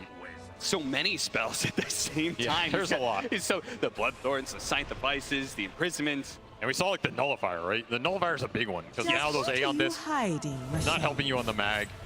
You're gonna purge a lot of this stuff off. It becomes even more obnoxious to jump. Sox has got a full Octarine core. These Tundra supports are so farmed and they are so annoying. And who's gonna take the Aghanim Scepter? Gonna be the Broodmother. So now, talking about the spiders being in the base, and now you're gonna have these spinner snares just sitting all around. If you ever try and step out of the base, there's probably gonna be like 10 spinner snares you're gonna be running into. Starting to feel like we're at the point where they need 5 or 6 Lincolnses for the mag. You know, are we at that point again? Somebody help this man get the skewers off. They kind of do. They kind of need just that. Or PKB here, but he's just so far from it. Setting up Sansa, finds the initiation. 2-man avalanche with a toss back as well. They do manage to get a skewer back into the tier 4s. So as long as nobody dies on the side of Secret, this is going to be okay for them. They did use the BKB, and Saksa was walking off with the Aeon Disc, the Forest Staff away, and now the Song of Siren allowing him to get out. So he forced a BKB. I think Crystal has used his. How do you kill any of these heroes? I don't know. If you're not killing him in that scenario, I mean, you need Nullifier. You just need it. Oh, didn't quite get it. The skewer almost going off the Nullifier. He's going to make that Aeon Disc useless. Oh, he dies. 9 minutes him off. There's going to be a dieback. Now it's going to be a 4 versus 5. Crystal's in a good position, though. And goodness, 9 just exploded at 33. That's the Squat Spider as well. They do up buybacks, though. Secret got to be careful as they push out, but they really want to be able to force more. They want to be able to stop these supports. There goes the buyback. Bloodthorns there. Onto the Ember Spear. They need to help them out. And here comes 9. They've got the imprisonment going down. This is maybe the last stand from Secret, and it's all up to Crystallis. They need to be able to fight through. Skater, he's going to fall once. 9, a dieback on him. They just changed the game for Secret, but Crystallis, he's not sure if he can go for it. They're going to stick up Skater instead. Sasha comes in, lays down a combo, almost enough to finish off the monkey, and he does die. He goes down. The one-on-one against Nisha. now sneaking joins in the fray. He jumps forward, Nisha. He must get this kill. He needs it so badly. Another round of slide. Not quite smart, but the double slide gets him before he dies. He finishes off 9. He gives Secret a small chance. Tundra are gonna go high ground with 4. Just the 2 possible for a hold here from Secret. It's gonna have to be some sort of crazy tier 4 defense, all up to Crystallis and Puppey. This is one BKB. That's it in the tank. The Puppey buyback. Static Storm in 30. He's getting Snare, getting Illusion. I don't think the Monkey King's stopping this, but he has one last Wukong in the tank. The most veteran TI captain in Dota history.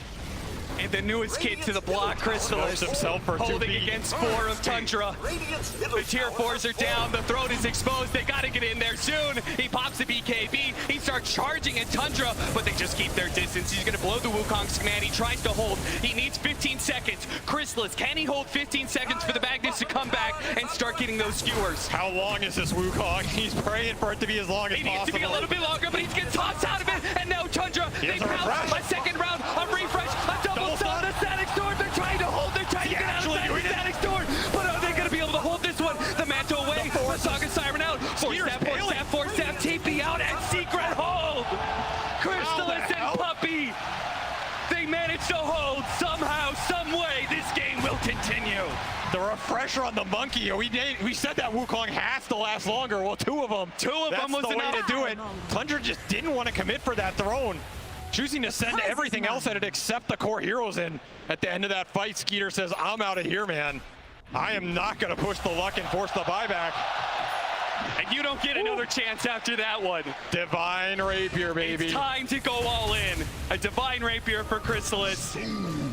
It's the only real way this could end. I mean, a beautiful setup here from the Boundless in a 2-man Static Storm static field. That's the only way you're killing these heroes, or at least threatening them. So like we said, it was only Crystallis and Puppey. That's all you need sometimes. That's true. Now they're looking for more, trying to abuse the window they have. Remember, no buyback here on this Brood for 70. No buyback on this OD if he gets found. Crystallis just running it down tries mid. to sneak it, Saxa. He tried to kill a creep wave. He really does not want to let this opportunity for Secret to go high ground while there's still 60 seconds for 33. I mean, this is 50 seconds, no Brood. Divine Rapier up on Monkey. No buybacks for Secret. They need this throne, and they need to race it. Tundra's pushing it bottom. Nisha, if he could just even hold these heroes here while the rest of the team pushes down that mid lane, but they're actually going to come back. Secret want to take the fight. They do not want to end up in a throne race. Hit the glimpse. Oh, Puppey. So much time cost here. But of course, you have an exposed throne on half HP. No glyph. Secret just have no choice in that scenario. Have to come back and play the defensive position. You have to imagine if they'd gotten to Tundra's base in that interval. Oh, yeah. What is this? Now, this is absolutely next level. What did I say? Nerdy and dirty? That's the only way to play it right there, Tundra. That is nerdy and dirty to the best of degree. Pulling the creep wave with his courier, and he keeps it alive, too. Goddamn brilliant, Tundra. He didn't have anything else on the map he could have done that with. With all the gunk on the map. Even the couriers making it hard for Secret to get these lanes out. It is beautiful stuff. Just when you thought you had to fight everything, they throw a little bit more your way. Yep. That said, Secret, they are smoking up mid. Remember, no buyback on OD Brood. Divine Monkey might just 1 or 2 shot some heroes here. Refresher coming up in 15. Oh man, a double Boundless strike would actually just one-shot some heroes. Glimpse on the back Brood. first thing, fine, 33, instantly he goes down to 2, 9 with the save though. 9, he's being chased down by the snowball, gets the first half away from Stockstead, he locks down the 2 supports, and bam! There they go, there goes one hammer. 9, setting up for a little bit more, gets the reset of the song. So now with just the cores alive, they are trying to get out. They can keep their distance and maybe get out fully. Saxa, no maybe buyback not so on lucky. Tiny. That is going to be very bad if he dies here. Another hero with no buyback. Again, Secret, they have been down and out this entire game. Anything that resembles parity in this game has got to be a win for Secret. They are just like stuck inside their base for like 90% of the game. And now we've gone to a point where we're kind of even, and there's 60-minute items. Secret can actually get out on the map and pick up these 60-minute items, which are a game changer. Apex for snaking here. Tundra is definitely going to do some farming and choose who to give it to. Still, you have 100 seconds, no Tiny, 50, no Brood. Secret can get lanes out. Remember, they're not Mega'd in this game. They still have bottom barracks. They can push it out pretty fast between Monkey and Ember. I think you try and find something here. I don't think you're just complacent with trading neutral items and letting this Tiny Brood respawn for free. That said, it's obviously easier said than done when you have so much trash just pushing in your lanes. Yep, that's exactly what Quinn called it on the panel, right? You've got these spiders running at you, these illusions constantly. You have to have a way to be able to deal with it. Secret's idea was the empowered triple melee lineup, and it's still not enough. I'm amazed at how much they found in these late game fights. The discipline and the target prioritization. The mirror shield. I almost want to see that on the Ember Spirit, so yeah, you reflect a spell, deeper. reflect an OD spell here. Might just win you the fight. Yeah. You know what I love is that Tundra, is that they got the Pirates hat. So as if, you know, like they already have a 38,000 net worth lead, but let's go ahead and give them a little bit of extra booster. It's actually, they actually got it on the side of Secret now too, so they can both be digging up bounty runes nonstop. Shuffling items around. I don't think is there really anybody who wants that? Oh yeah, they got a Tiny, Giant's Ring Tiny. How does Tundra always end up with a Giant's Ring? I feel like I've seen Skeeter end up with a Giant's Ring so much. Yeah. I doubt he's going to take it on Naga this game, but guys just always get it. Of course, we're going to wait for the Tiny respawn just to see how big this Tiny gets. Everybody Can we wants see a to BKB Tiny with Giant's Ring? The most un-tiny of all time. Secret still need 2 more. Oh my lord, he's a big boy. Show him. Good God! Now that's a hero! Mamma mia! Is that a hero? Is he bigger than Roche? He's coming for you! Where's Roshan? Put him in the pit. Ultimate rock monster face-off. Put him in the pit. Put Roshan in Tundra's base. We'll swap him out here. I mean, that is a visual monstrosity. They have been inside their base so long, by the way, they haven't finished up their tier 5 items because tier 4s are also dropping for the side of Secret. You got to farm through them. I mean, yeah, they still have 1 tier 4 and 1 tier 5 left. Pretty much all you got is Fallen Sky on the Tusk. You've got that Mirror Shield. They're going to give it to Nisha, so he has Lincoln's plus that. Trying to keep this Ember alive as much as possible. He got the Refresher, too. Almost level 30. These late game team fights are not as straightforward as they used to be 20 minutes ago. Like, there is a lot of gas in the tank for Secret now because of these Refresher orbs coming out. Yep. Multiple Wukongs, multiple stuns, multiple DKBs, multiple ults. This is going to come down to buybacks and how much Tundra presses their advantage with the Roshans, which they're still probably going to get him, but how much does an extra Axe do for Tundra here? Not a lot. How much does an extra Refresher Shard do? Not a lot, right? Yeah. If you're just now joining us, we're 63 minutes into game 1 of the upper bracket final here, Secret versus Tundra. If you're wondering what all this craziness is going on in your screen, it's a lot of tier 5 items going into play. It's Secret who have been pretty much, it felt like they were kind of in that like 5% win chance for the last like 30 minutes, but they've held on. Has through sheer perseverance. What, you think that was generous? There it Very is. generous. Saxa! He is actually bigger. has fallen to the dire. Glorious. I'm just basking in the beauty of this Now guy he's right got now. tree volley too. Does that increase this? The tree is huge. I feel like he's gonna throw that and knock out the ancient just with 1 punch. I have nothing to say. I'm just admiring the beauty of watching this walk around. I don't think I've ever seen such a girthy specimen in my life, Cap.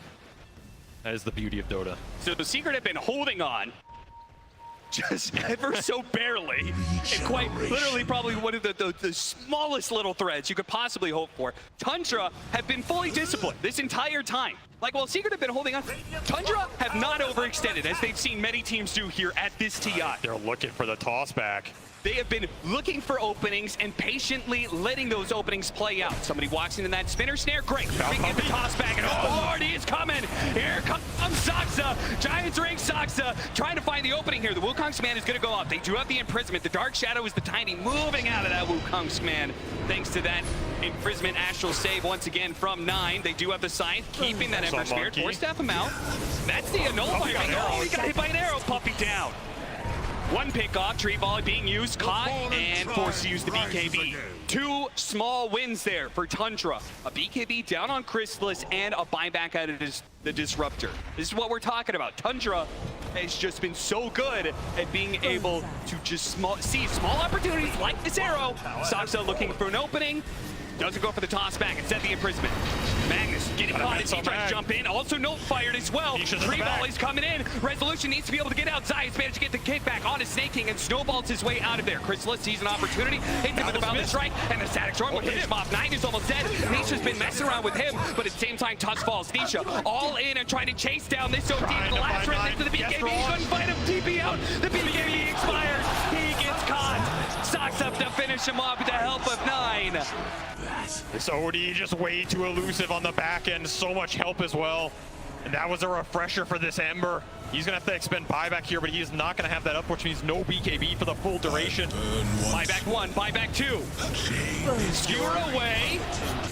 Pulled out, but at the same time, a dieback on the Disruptor. Chrysalis jumps in, immediately in prison. He's not going to get off the Wukong's command. He hopes for it, and he doesn't have the BKB either. Starts fighting up against Skeeter. Trying to hold it. Oh, what a kickback! Right in front of the Monkey King. What a beautiful kick! Buybacks here. Odie coming back in. With the song, setting things up. They have the imprisonments ready to go. They're going to focus on this Tusk first. They know this repositioning is so damn bad for them. And Avalanche on a 3.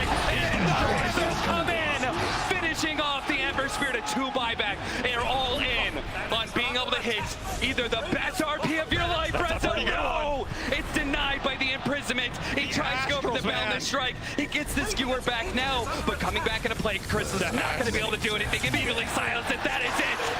Tundra, they will take this game 1. Just the most beautiful, disciplined play you could possibly hope for to see on the main stage from Tundra. They worked Secret bit by bit. They wore them down until they could finally break them. How many Astrals, how many tosses does it take to wear this Secret team down? My God. I mean, it just felt like people are getting Astrals for over an hour in that game, and every single one was more annoying than the last. There's Brulines in the back, there's Naga Illusions in the back. Somehow, Rezo's finding these skewers to keep him alive, but at some point, one of those spells is gonna miss. And then the gunk just gunks you up. It's just too much, man. Of course, Tiny's probably taking up half your screen as well. So many individual fights too. You have this duel on the backline between Nisha and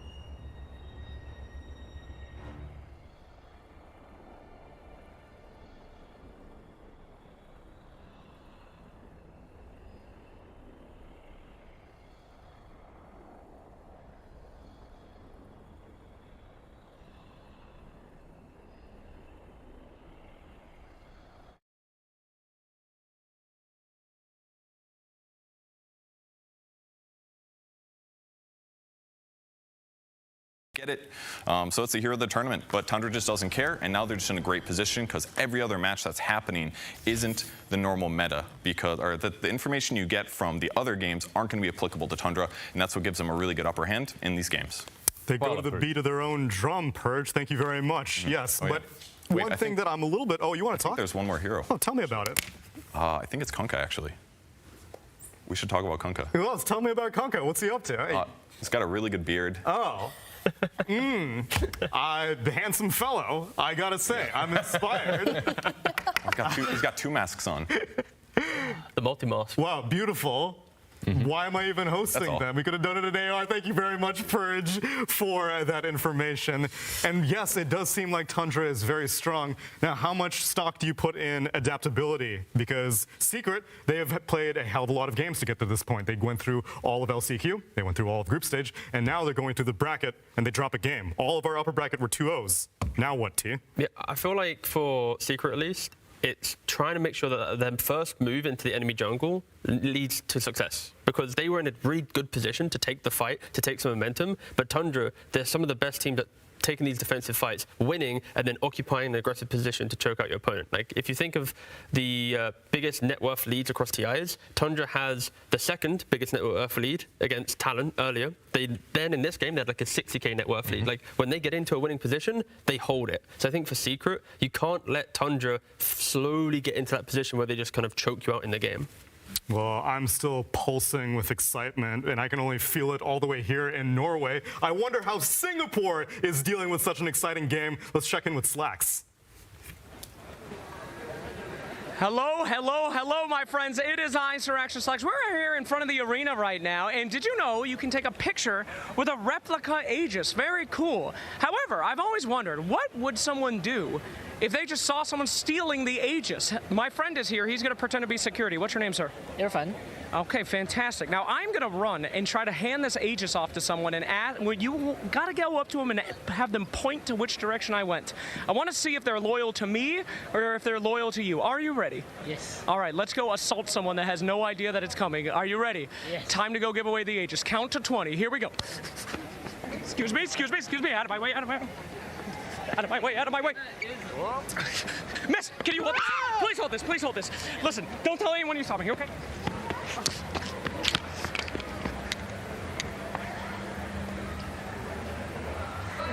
No, sir, I'm still alive, I'm still alive, sir. Okay. Did she just get to keep it now? Yeah. Is she taking the final slot? No, the winner of TI now has to go find that lady in the crowd. There you Can I have it back, please? We just won the tournament. She's giving it back. You were supposed to run. What a good you ratted me out? You ratted me out? How could you? I thought we were homies. Why did you rat me out? Thievery, not allowed. Not allowed thievery. Thank you. The Aegis is safe. Honestly. All good. Thank you. We are honest people. Honest people here. Thank you. Oh, yeah, take it back, guys. I'm sweating my booty off out here. Everybody yell! Put him in the mouth! Woo! Yes! And Aegis Snatch was not successful in this game. Poor Slacks sweating his ass off, but it is an honest group of people. No malicious behavior there. I love you people are honest. Give me back the Aegis. Yoink. I would have stolen it so fast. So apparently what I think is going on is that you can go and take pictures with the replica Aegis, which I remember that during TI-10, when there was no crowd, I very surreptitiously walked up to the real Aegis and like snapped a quick selfie and I was like, oh my god, this is like... Did you touch it? Did you? So I asked permission and I was not granted permission. It should actually tour the world, you know, on the downtime, like football does. Just well, right now it's looking like it's about to tour from Eastern Europe to Western Europe because it's going from Team Spirit to one of these three teams that remains, looking like it might be a compelling case for Secret, for Puppy to put his name on it again, T. I don't really know. You think that Tundra is going to turn it back around or what? I think Tundra is going to probably, I mean, they're the favourites. They've taken game one here. I think they're in a really solid spot to get to the finals. I think Secret, their storyline isn't to win this series. Oh god, they can hear me now. It's to bounce back in the lower bracket. Oh god, they can really hear me now. Yeah, I'm kind of believing in Tundra just because of how dominant and methodical that game one was. And the way they're playing, right? Like Naga, the way they even approach the Naga drafts, the fact that he is going for this new build, it's not that new. It's been being built in pubs for quite a while now. But Orchid, the way they combo that with a Mirana Mirana that's a 4 or a 5. You always have that extra surprise coming from Mirana's ulti, and then into the Orchid, then into the Ensnare. Also the fact that they buy a gem very, very early on, they devoured it, and they always send the gem back to the base, right? Like they secure the map, they secure the vision, and then they set up these ganks with heroes that you don't necessarily expect. And we had a lot of skepticism surrounding this draft, Sheep. I know that you saw Brood and Naga, and you were like, oh, I don't really think that, I mean, there's a lot of clear on the side of Secret. Whoa, whoa, whoa. This is backstage talk. These are off thoughts that don't truly reflect my feelings on the draft. You hate them. As I said earlier on the draft, it had problems. When Secret properly applied pressure, that draft really struggled because there wasn't enough farm distribution for everyone on the map. However, they made really good comeback plays, utilizing Sax's Tiny. His tossbacks enabled so many of those fights during their comeback when they were starting to reclaim the map. That was good. This was good. This was what made their stuff work. Skitter is so confident on his Naga, on his CK. He plays these illusion heroes like they're not illusion heroes. Yeah, and sorry for exposing off-the-record knowledge. I'll give you something that's on the record, though, because Tundra had some thoughts on Secret. I think Team Secret is a very formidable opponent because I think they've defined their roles for each other very well, and they know exactly what to expect from each other. I mean, obviously they have Puppy, so it kind of goes without saying, honestly. It doesn't need to be explained. And by this point, it's also for Nisha as well. It's just such an amazing player. If you were just to think of each of their player, not even looking at any particular game, you kind of have an idea of what each hero will play. Nisha will generally play like a very high damage hero, and then Crystallis will either be some sort of utility or counter pick for the lane, and same thing with the Resolution. They know their lane matchups very well. It's like they play these stupid combos that you feel like the lane shouldn't be strong, but then they know something about it a bit more than you do, or like the synergy is a bit better, that they manage to win these lanes, and suddenly they have very good synergy in the game. The last time we played them in a group stage where we 2-0'd them, I think they messed up their drafts in both of their games, so I don't think we actually got to play the real Secret. Like going into this match against them, I think we are kind of on even grounds. Like both of us have kind of, since that match, both of us have kind of gone through a win streak. Yeah, I think we are on even footing, and just excited to see how the game will play out. The footing is becoming somewhat uneven, though. As we saw, game number 1, Tundra, they do their own thing. You heard it from Purge. They set dynamics throughout the group stage. They throw them out the window whenever it comes to playoffs time. Now, upper bracket finals, we see Zoo, T. Do you think they go back to the well on that one, or is it too telegraphed? No, I feel like this game 1 was a perfect example of Tundra getting what they wanted. Secret, when you enter that first phase of bans, you kind of know what's going to be hitting you. Tundra, they're not this unpredictable team in regards to their openings. It's normally like kind of 9 specialties. I feel like for Tundra, they just keep doing what they're doing. They won the first game. They're looking good. They're looking solid. You don't need to change up. For Secret, though, it's if we do the same bans and maybe let Brood through, do you want a different answer? They crushed him in lane, but the overall game, losing out on map They came presence. back. They made a comeback with the Brood that got crushed. You don't see that very often. And also, if you're Tundra, you're probably feeling really good right now, Sheep, right? Because in group stages, 2 games lasted 60 minutes. It's true. Now you win with even the tier 5 items coming into the play. Yeah, I think they should feel confident but not cocky, because like we talked about, Secret did have that early game advantage. They were starting to creep ahead in net worth, and they were looking very scary to fight into. So for Secret, I think it's more of tightening up that area that they struggled with in the last game and making sure they can cement their lead. And for Tundra, it's, do the same thing. They made the right moves to come back. They kind of knew what they had to do, and maybe they want to adjust how they play that Brood lane. It just went so bad. Still seems like you like it being a top priority for Tundra, that Brood mother. I really like the Brood. Okay. I just think it presents a lot of problems, and because her item build is so generic, because 33 also plays Tide the same way. You say that now, but I thought the dynamic for the longest time was I have to go Wraith Pact or Pipe every time. He did. He went Wraith Pact. Then where were you getting generic from then? It's something that is good no matter what the game is, right? You're not going, oh, I have to buy like a Solar Crest for armor or whatever. It's just I'm going Wraith Pact, it reduces damage. I have to just say that I am worried for Secret, because the games where they performed maybe overperformed were the games Nisha played Leshrac. Yeah. And that's what I believe. I don't know who, Slacks or someone said it just a moment ago. I doubt Slacks said it. If it was smart, I don't think Slacks said it. Yeah, they had 4 out of 5 games on Leshrac, and they won all 4 of those. So Lesh is their comfort hero, and it's also a hero on which Nisha can definitely just put them all on his back and carry it. That's probably not getting through the draft, right? Yeah, most likely will not. Yeah, it was banned in the previous game. Probably going to get banned no matter the pick order again in this game as well. Well, let's see how these priorities pan out as we get into game number 2 of Tundra versus Secret. Team Secret's turn to ban. Tundra Esports versus Team Secret. Game 2.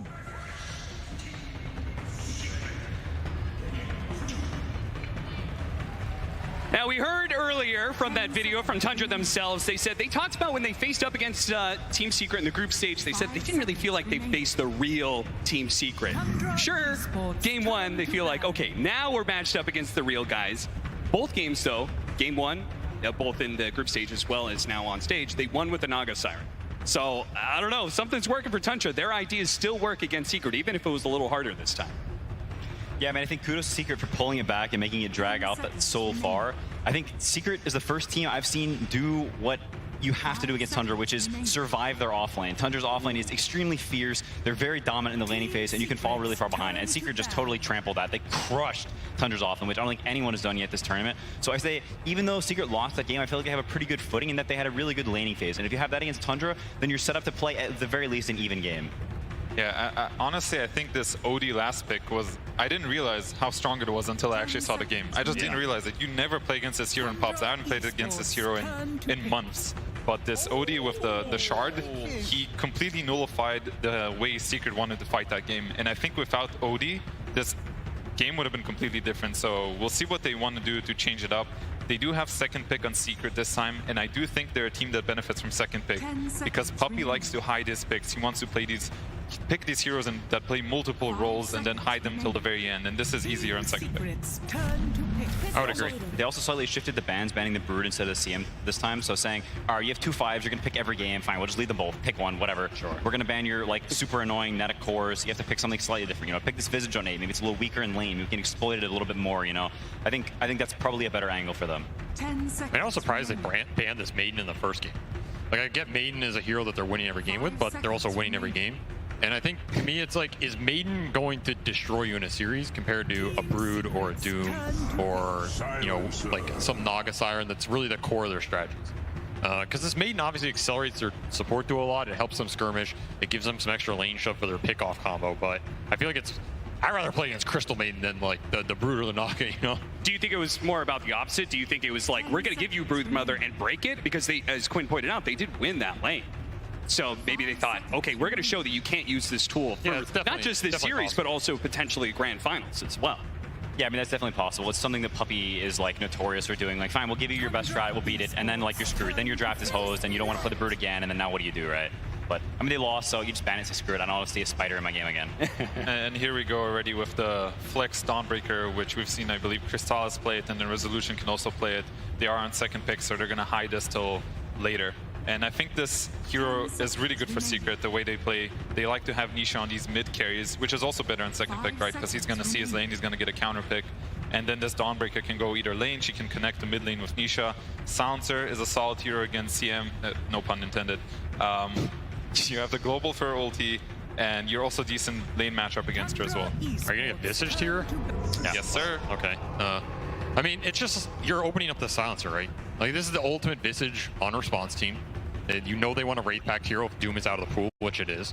And Brood is out as well, so if you don't take the Wraith Pact hero here, you're maybe not getting the second phase, and I feel like they really want a Zoo hero versus Silencer. It's one of the best ways to abuse this hero. Even if you end up getting countered in the game, your lane's terrible, you can always just throw birds on him, and he's kind of forced to make a decision in terms of spellcasting because the hero's just too slow. He's very clunky on the map, he needs a lot of farm. So I think Tundra got a pretty happy Visage pick, but I agree that Dawnbreaker should be very good for Secret in this matchup. Like, it's one of these cores that can shove waves, deal with the early skirmishes, and still scale, and help their mid-hero scale. Yeah. We've seen these Dawn Storm, Dawn Shadow Fiend combos be really powerful this tournament. Yeah, I mean, I think if you compare these first two heroes from Secret to the first two last game, I think they're a lot happier in terms of, like, it gives them more flexibility in what they pick in the second phase. They have a lot more damage, a lot more, like, casual fight. It's not two heroes that sort of do the same thing. They have pretty good magic damage. They have decent scale, you know, it, like, sort of balances in a lot of ways. I think they're much happier with that, because now Nisha can play, like, the, you know, the carry type of hero, or we can play the spellcaster type of hero. Rezokin has different options. I think they're more open in terms of, like, what they can pick down the line. Yeah, it's going to be interesting to see if they want to address this Wraith Pact in any way, because I felt like last game the Wraith Pact actually had huge impact. They didn't have a simple way of killing it. You know, Ember doesn't want to hit it, Monkey doesn't want to hit it. You want these kind of range heroes. Sometimes, you know, people would pick a Snapfire, something that can actually deal with the Wraith Pact timing. So I'm trying to think what they're going to pick for Secret in the next hero. It's going to be Zayak's hero, most likely. And they could set up a way for the Silencer to lane away from Visage too. That is also a possibility. They only really have been playing melee fours for Zayat, though, right? Like, when you think of the Wraith Pact killers, I think of, like, Piranha, Snapfire type deals from the 4. And he's pretty much just playing Earth Spirit, Tusk, Nyx.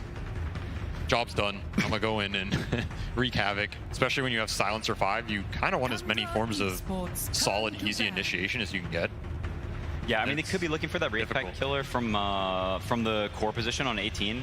When you look at Tundra's heroes, they're a bit clunky in the way they fight. It's very like, we stand in a ball, we hit what comes into us. So if you have this sniper, this SF, this turret hero, says, okay, that's fine. If you're gonna sit there, I'm gonna sit there too. I'm gonna punch you from farther away. I'm gonna beat you backward. Like, that type of thematic fighting for Secret, I think can be very good, and also like helps give them an answer to this, you know, Wraith Pact, which is super obnoxious. Yeah, they're banning Naga here, though, right? I'm trying to think about it. I feel like you ban Nog. I don't think you want to play another Nog game. Even if you're confident you're going to get the cores, I feel like it's another hero that makes the way the fights play out very difficult for Silencer. It's just very obnoxious. He sends stuff in, he sees you, you start getting chipped. I mean, the question is, if you have 2 cores that you can pick against Naga, do you still need to ban it? That is the question here. That is a big question. You do get to counter it, and it also depends a bit on what support they want to pick here. And like you said, he's been playing mostly melee heroes. Which one is the best here? And they do ban it, so I think it's an okay thing to do. They keep losing to it. Clearly, Tundra is an amazing team with Naga Siren, so I can see Clock here, I can see Tusk, something that just fits with his MO, which is just pick melee heroes. Do you like the Earth Spirit? I feel like it is one of those old school Visage counters in a way. Like, you can get on him, start burning the stacks, be extra tanky, you just get BKB, he doesn't do anything to you. In theory, he is stronger than the other supports in how the fights break out. He is weaker in lane, but you're right. It is a lot about fighting. You come to LAN Dota, it's a lot about fighting. You know, logic kind of goes out the window sometimes. Very true. That's what happens on stage if, you know, you play in front of this huge crowd. But they do go for Nyx Assassin, which I do think is a weaker hero against, you know, Visage's timings. Yes. I mean, there is the upside to this Nyx hero that the combo with Dawnbreaker is pretty powerful. You get this 10 stun increase talent, and you just get chain stun. The Nyx hits you, stuns you, Dawnbreaker drops on you, and you just get chain stun for like 5 seconds. They full to zero you. So, I mean, we saw last game Tundra playing this more of this pickoff style, whereas I think Secret this game has much more of that than they did last game. So maybe, you know, being able to split the map a little bit more. You saw them sort of, you know, gridlocked at this 1K, 2K gold lead for quite some time. So maybe this Nyx Dawn gives them a little more global presence, a little more pickoff potential. Maybe that gives them the opportunity to like build more of this gold lead if they have another good early laning phase. So I think this is going to be the hardest phase for Tundra, because they have to decide what to show here. They go with Clockwork, which is definitely good against all these heroes actually, because it is a solid support matchup. And then which core do they go with here? What do they want to address? Do you want to address this Dawnbreaker, which can go to multiple lanes? Do you just want to pick something that's just good in the game with Visage? You know, like for example, they've played the CM Chaos Knight lane a lot, and that's a very hard lane to beat. I could see CK, I could see Ursa. They want something to just go in the Roche pit, try and abuse the Wraith Pact early. Like, your Global's on cooldown, your Dawnbreaker ult's on cooldown. Just go in the pit, start getting the Roshans up. I'm feeling CK. I'm feeling CK. CK? Yeah. I think it just fits their MO, you know? Again, it's also true. summons, it's illusions. Yeah, yeah. It's not a Naga Siren, but you still get to throw stuff out there. You could go Ags. You can go Ags. You know, you press BKB, you press Ags, you dispel global from everybody else. Pretty nice. Pretty poggers indeed. Very poggers. That was for Quinn. Thank you, I appreciate it. No, I mean, I think this, like, Secret may have the more pickoff than they did last game, but in terms of just like raw single target damage, okay, so they do go for the 9 hero. I mean, it's definitely, it's not the worst of Primal games. I wouldn't say it's the best either. It sort of has like back and forth matchups against a lot of these heroes. I could see their ideology being, hey, Secret has a lot of these magic damage, like not super scaling heroes, and we see, you know, potential carry options that could be good on 23. Like, we just need to see that one extra pick. Maybe we get to see a lane, or we know the Dawn's going, we know the carry matchup, and we get like this really powerful carry pick. And you know, maybe they feel we're gonna pick 9-0 anyway. It's gonna be some melee dude who's gonna like go do some stuff for us. He's gonna run in, so they're like, just pick it now, whatever. They'll counter it sort of. Primal's not that easy to counter in lane, and we'll get this like slightly better carry pick that gives us, you know, a better game matchup as time progresses. I think it's pretty smart in a way because it fits in how they want to play the game on Tundra's side. So they want to open up Visage's lane right when you hit 6. That's generally what they like to do with Zoo, this team. And Primal is one of the best hero at rotating to your lane. He's just fast with trample. He's always going to get on top of somebody. And when Visage hits 6 with Primal Beast coming in there, if he's not too far behind in lane, which is one of the weaknesses of Visage, they can pretty much kick out anybody. So I want to see what Secret addresses here. I think they'll pick their mid hero.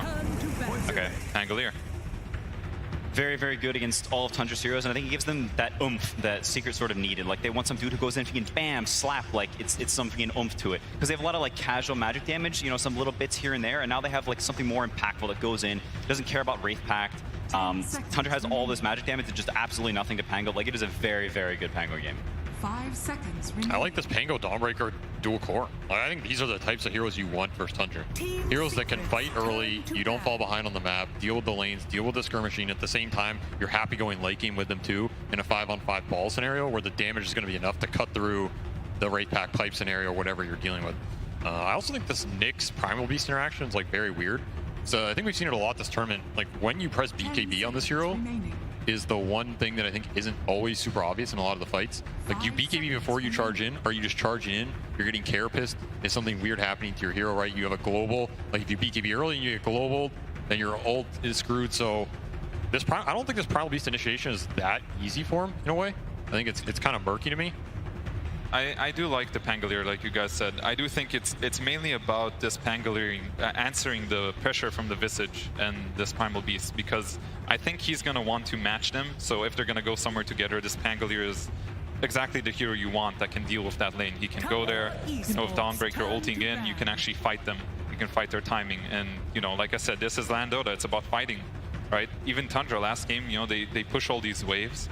But to what end? They want to be able to fight. They want to be able to see somebody and start casting spells, start poking them.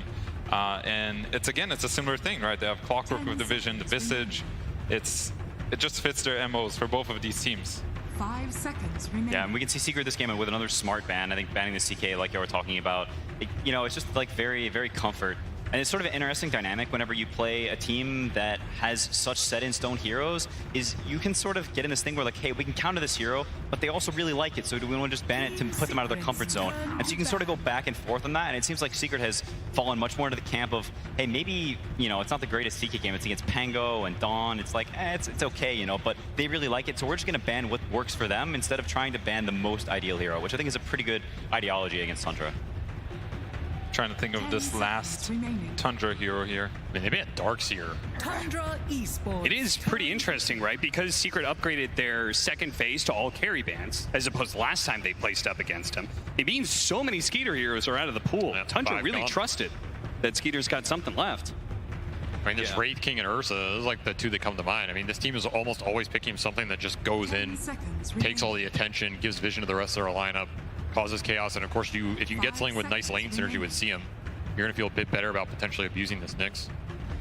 Yeah, I mean, this is the risk of saving your carry for last pick, is if there's, you know, 15 more billion heroes, carry heroes banned, then you can end up with, you know, questionable options, and you come out and you're like, are we really happy with this? You have to think about their counter pick as well, and is that going to mesh properly? It's not a tricky, or it's not an easy pick.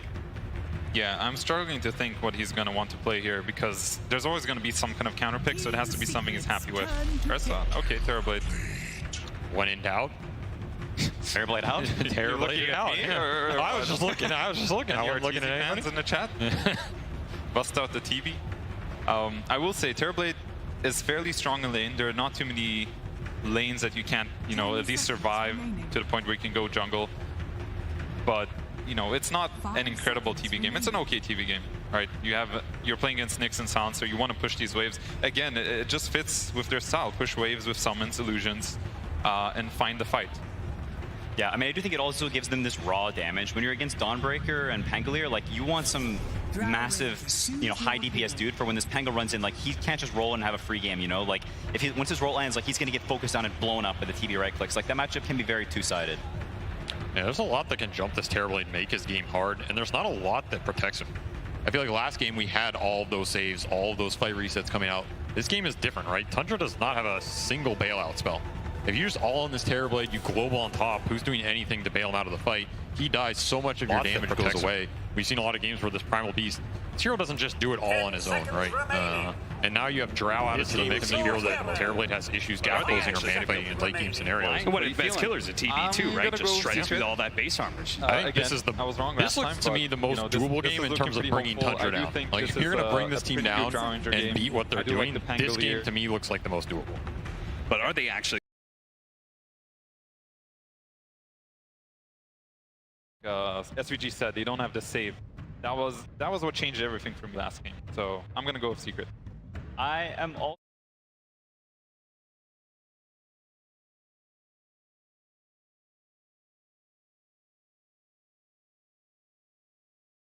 All your towers, and you're very sad. So he's gonna have to lane the Silencer against the Christmas Maiden. I'm pretty sure they're gonna Nyx, Drow top. That's what I'm feeling at least. But then they're breaking the Rezo-Zayak combination, so maybe not. Yeah, you're throwing Nyx potentially into Clock Visage, which is much fun for him either. That's true.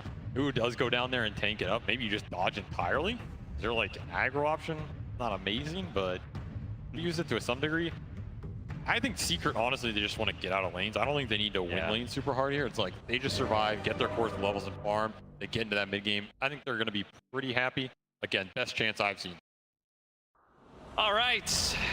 Secrets versus Tundra. Game 2 is almost ready to go, but we got to check up. The man on stage, Slacks, has got Heen for our last minute interview.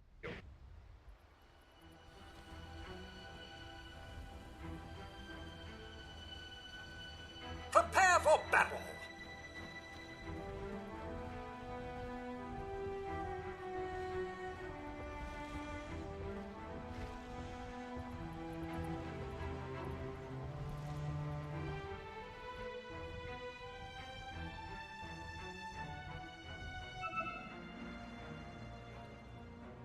My keyboard is not working. My keyboard is not working.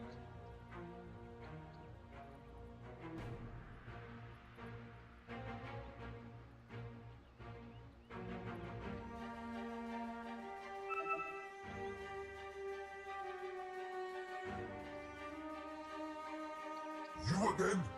And Heen pointed out that, like, listening in on the comms, he was able to pick up some of the frustration from some of his players. I mean, that just did not look like a fun game to play for Secret. With that many saves and that much split pushing, it just felt like everything that they tried to do was immediately stymied. So this time around, I mean, you pointed out early on, there aren't those kind of saves. There's still the split pushing. There's still going to be Visage Familiars, still going to be illusions running around, but no saves. They can actually go in and try to kill something and probably actually succeed.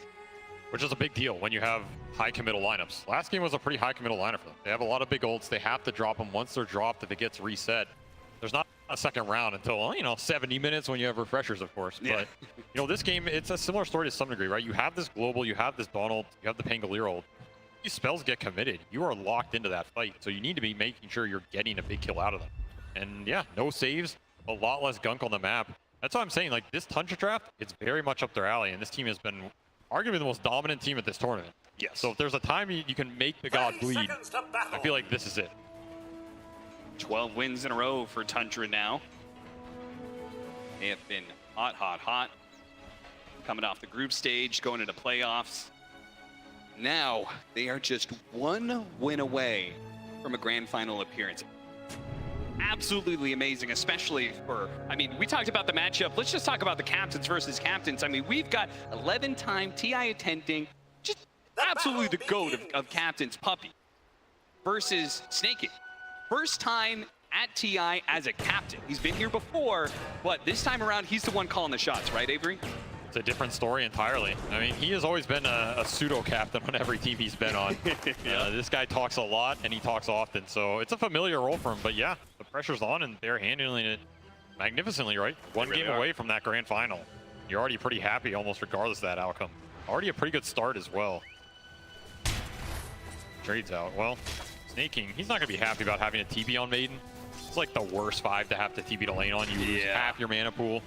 Pushes him down to triple mango. Lost some int, so Secret, any little start they can get off these lanes is nice. And like I was talking about, they did end up putting the Nyx down here, swapping that Silencer up towards the Crystal Maiden. They're trying to take advantage of this Dawnbreaker Silencer lane. You sacrifice a little by putting Nyx down here, but honestly, he wasn't going to do a lot top. Sure. And you know, this Tundra off lane, they pull waves a lot. So if you're going to throw something in a random lane and hope to get out of it, it's probably this lane to some degree. The pull action already on time and on point. Yep.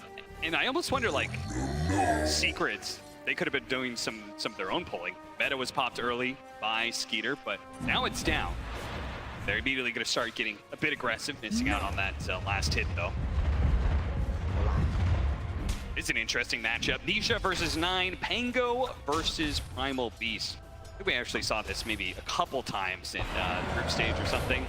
And it's a matchup that both of them are just going to be kind of bleeding each other constantly. Particularly the Pango, anytime he puts damage on the Primal Beast, he starts getting those stacks up.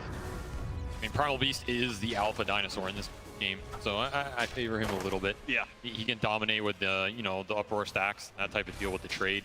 But obviously Pango shouldn't really die in this lane unless you're super aggressive. I mean, it kind of takes me back to that Spear Breaker Primal Beast lane. Yeah. Where like you charge and your charge is on cooldown and he runs you down, right? Yep. But Pango does have multiple spells to at least cause a little bit of a gap. Primal Beast wants to make some of those early rotations. I mean, we saw even starting the last chance qualifier, the way Thompson would move around pre-level 6 to some of these side lanes. Look for that Pango, who is a little bit more reliant on hitting his ultimate, but he's just a great counter initiator, right? I mean, was it Fly who said he just constantly is going to try and follow the Primal Beasts in the Visage wherever they try and put pressure on the map? Yeah, you just need to check 9 in this game. Just don't give him like some free rune into a bottom rotation that breaks the Drow lane. Yeah. That's the lane Secret really want to think about. Like, the Primal Beast going top for a Terrorblade, who really cares? It doesn't progress the game for Tundra. Sure. Primal Beast going bottom, killing your Drow, breaking this lane open, giving Visage extra levels to get to 6, that will break this game open. So that is the one big move Secret need to think about. And if they can make this bottom lane go a bit better for them, it's also going to help that. Nice damage coming out. God, Visage hurts, man. He certainly does. Little clashes back and forth. You see what 100% win rates on some of these heroes. The Primal Beast for 9. Now also Zayat's on the Nyx Assassin, also 100%. Isha going for a little bounty rune steal. 9 says no, sir. I am the beast. You may be mobile, but you're not going to go farther than that onslaught can take the Primal Beast. Puppy getting chased off lane a little bit. Second meta pop top. There's another one. Puppy even on the silence. 9 is dominating the lane in terms of resource advantage, right? And that's where, like, if he ever forces Pango to base, suddenly the map opens up for him a lot too. Yeah. Level 5 to 6 timings just become crazy strong. He's dominating the resources, but not so much the CS. Nope. Isha doing very well in that regard, 19 and 3. There's a few more creeps available. Zion's getting caught inside the cogs. 33 throws out the big nuke. Spike Carapace is already burned through, so Zion's is going to be run down underneath the trees. The battery sold the last couple of ticks. Not quite enough, and 33 couldn't get the final shot off either. Damn. So, the first blood still available for the taking.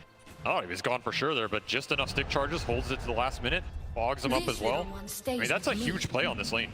Like, he gets the trade-off for his Drow. Now they can turn around as well. Both side lanes. Well, there's an opportunity. Resolution swinging through Snake and getting that kill, and 33 almost dying on the other side of the map as well. So once again, the side lane's not doing too badly for Secret, though they certainly are not, actually, not doing too bad. I mean, 33 sitting at 12 and 5.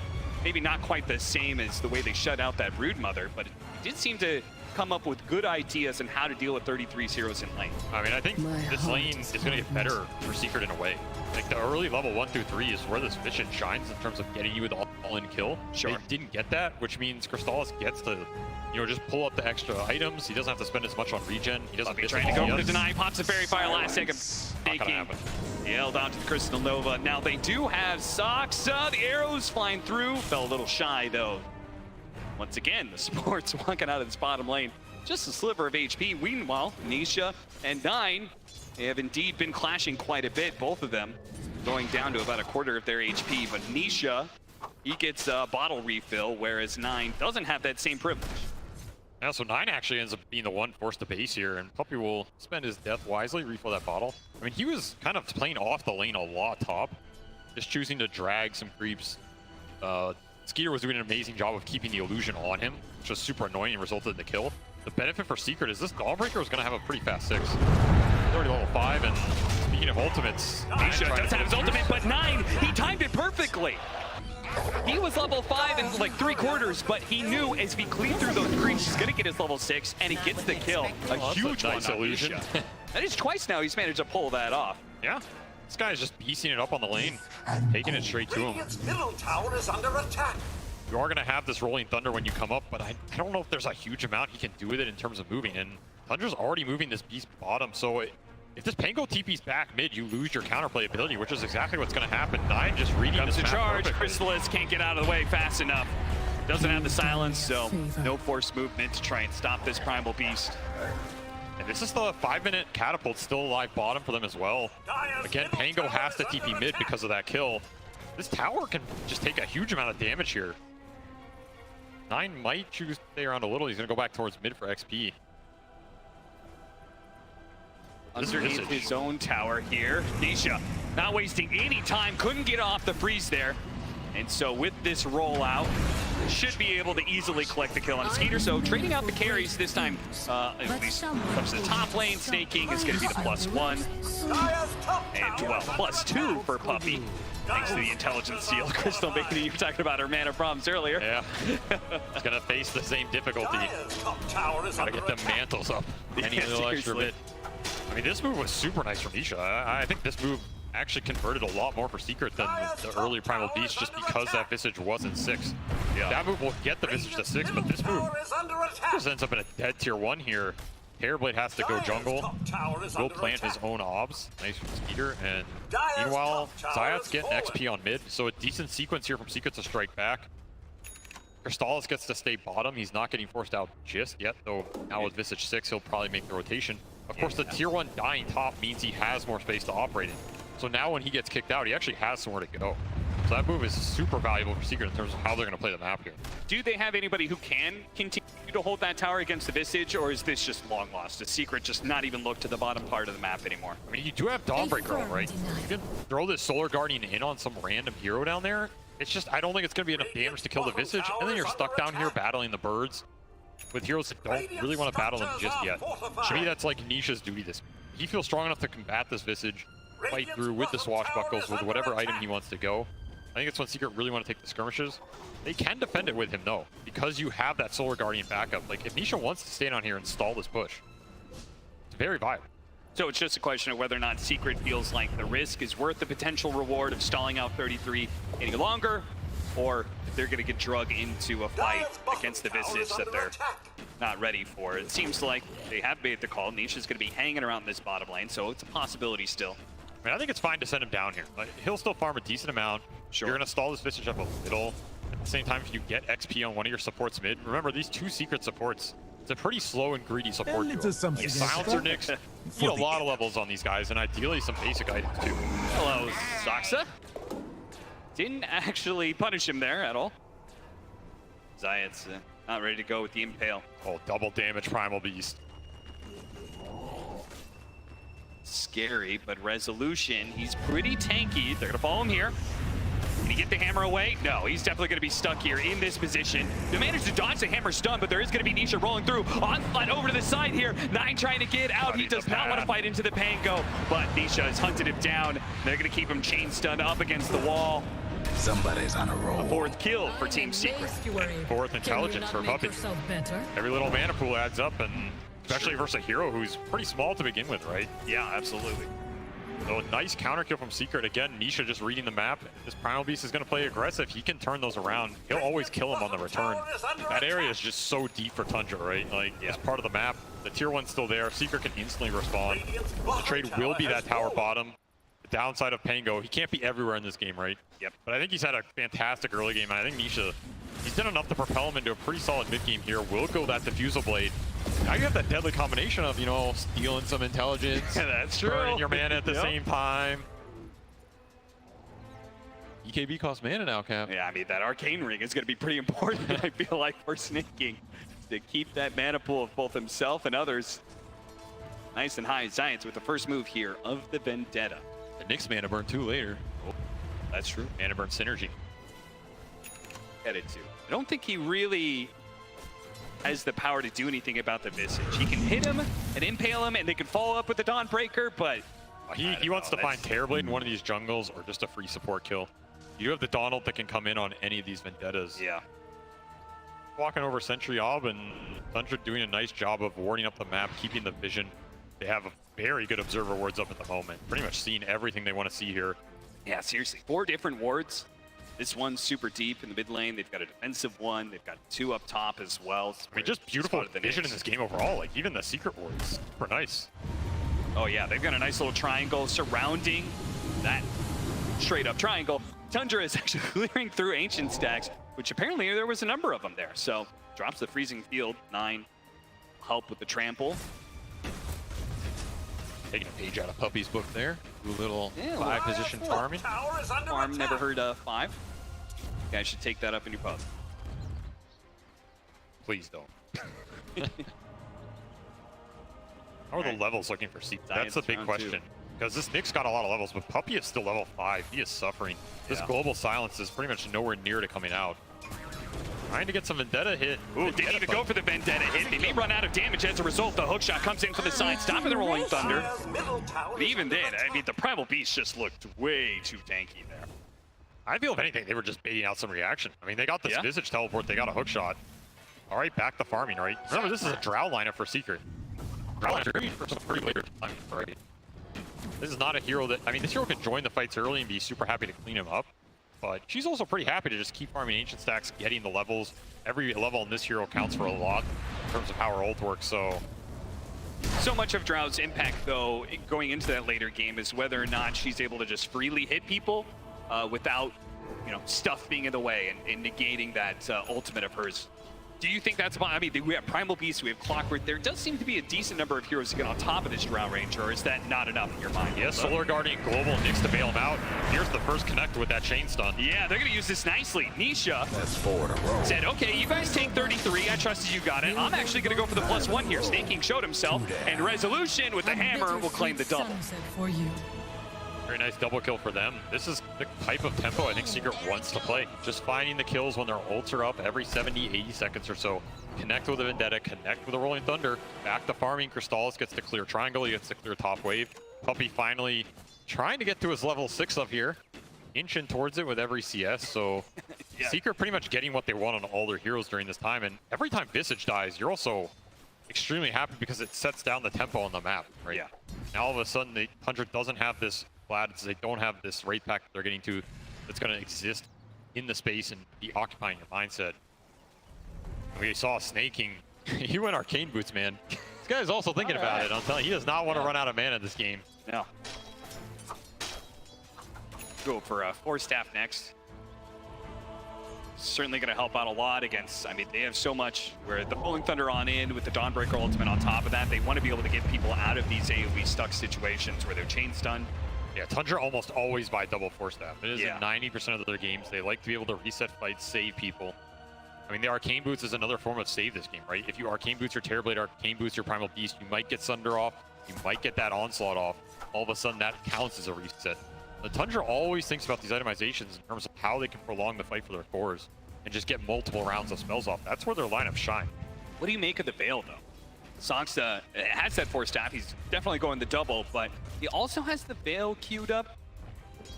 It's gonna buy Veil. It's an AUI team. I mean, this guy's been buying Veil for almost a decade here. This item is efficient. Like, you get the mana regen, you get some aura. It produces a significant amount of damage increase in the early fights. Question I always have with this item is if you don't get the early fights, does it feel that good going into the later game, especially versus BKB cores or cores that jump you on the backline, right?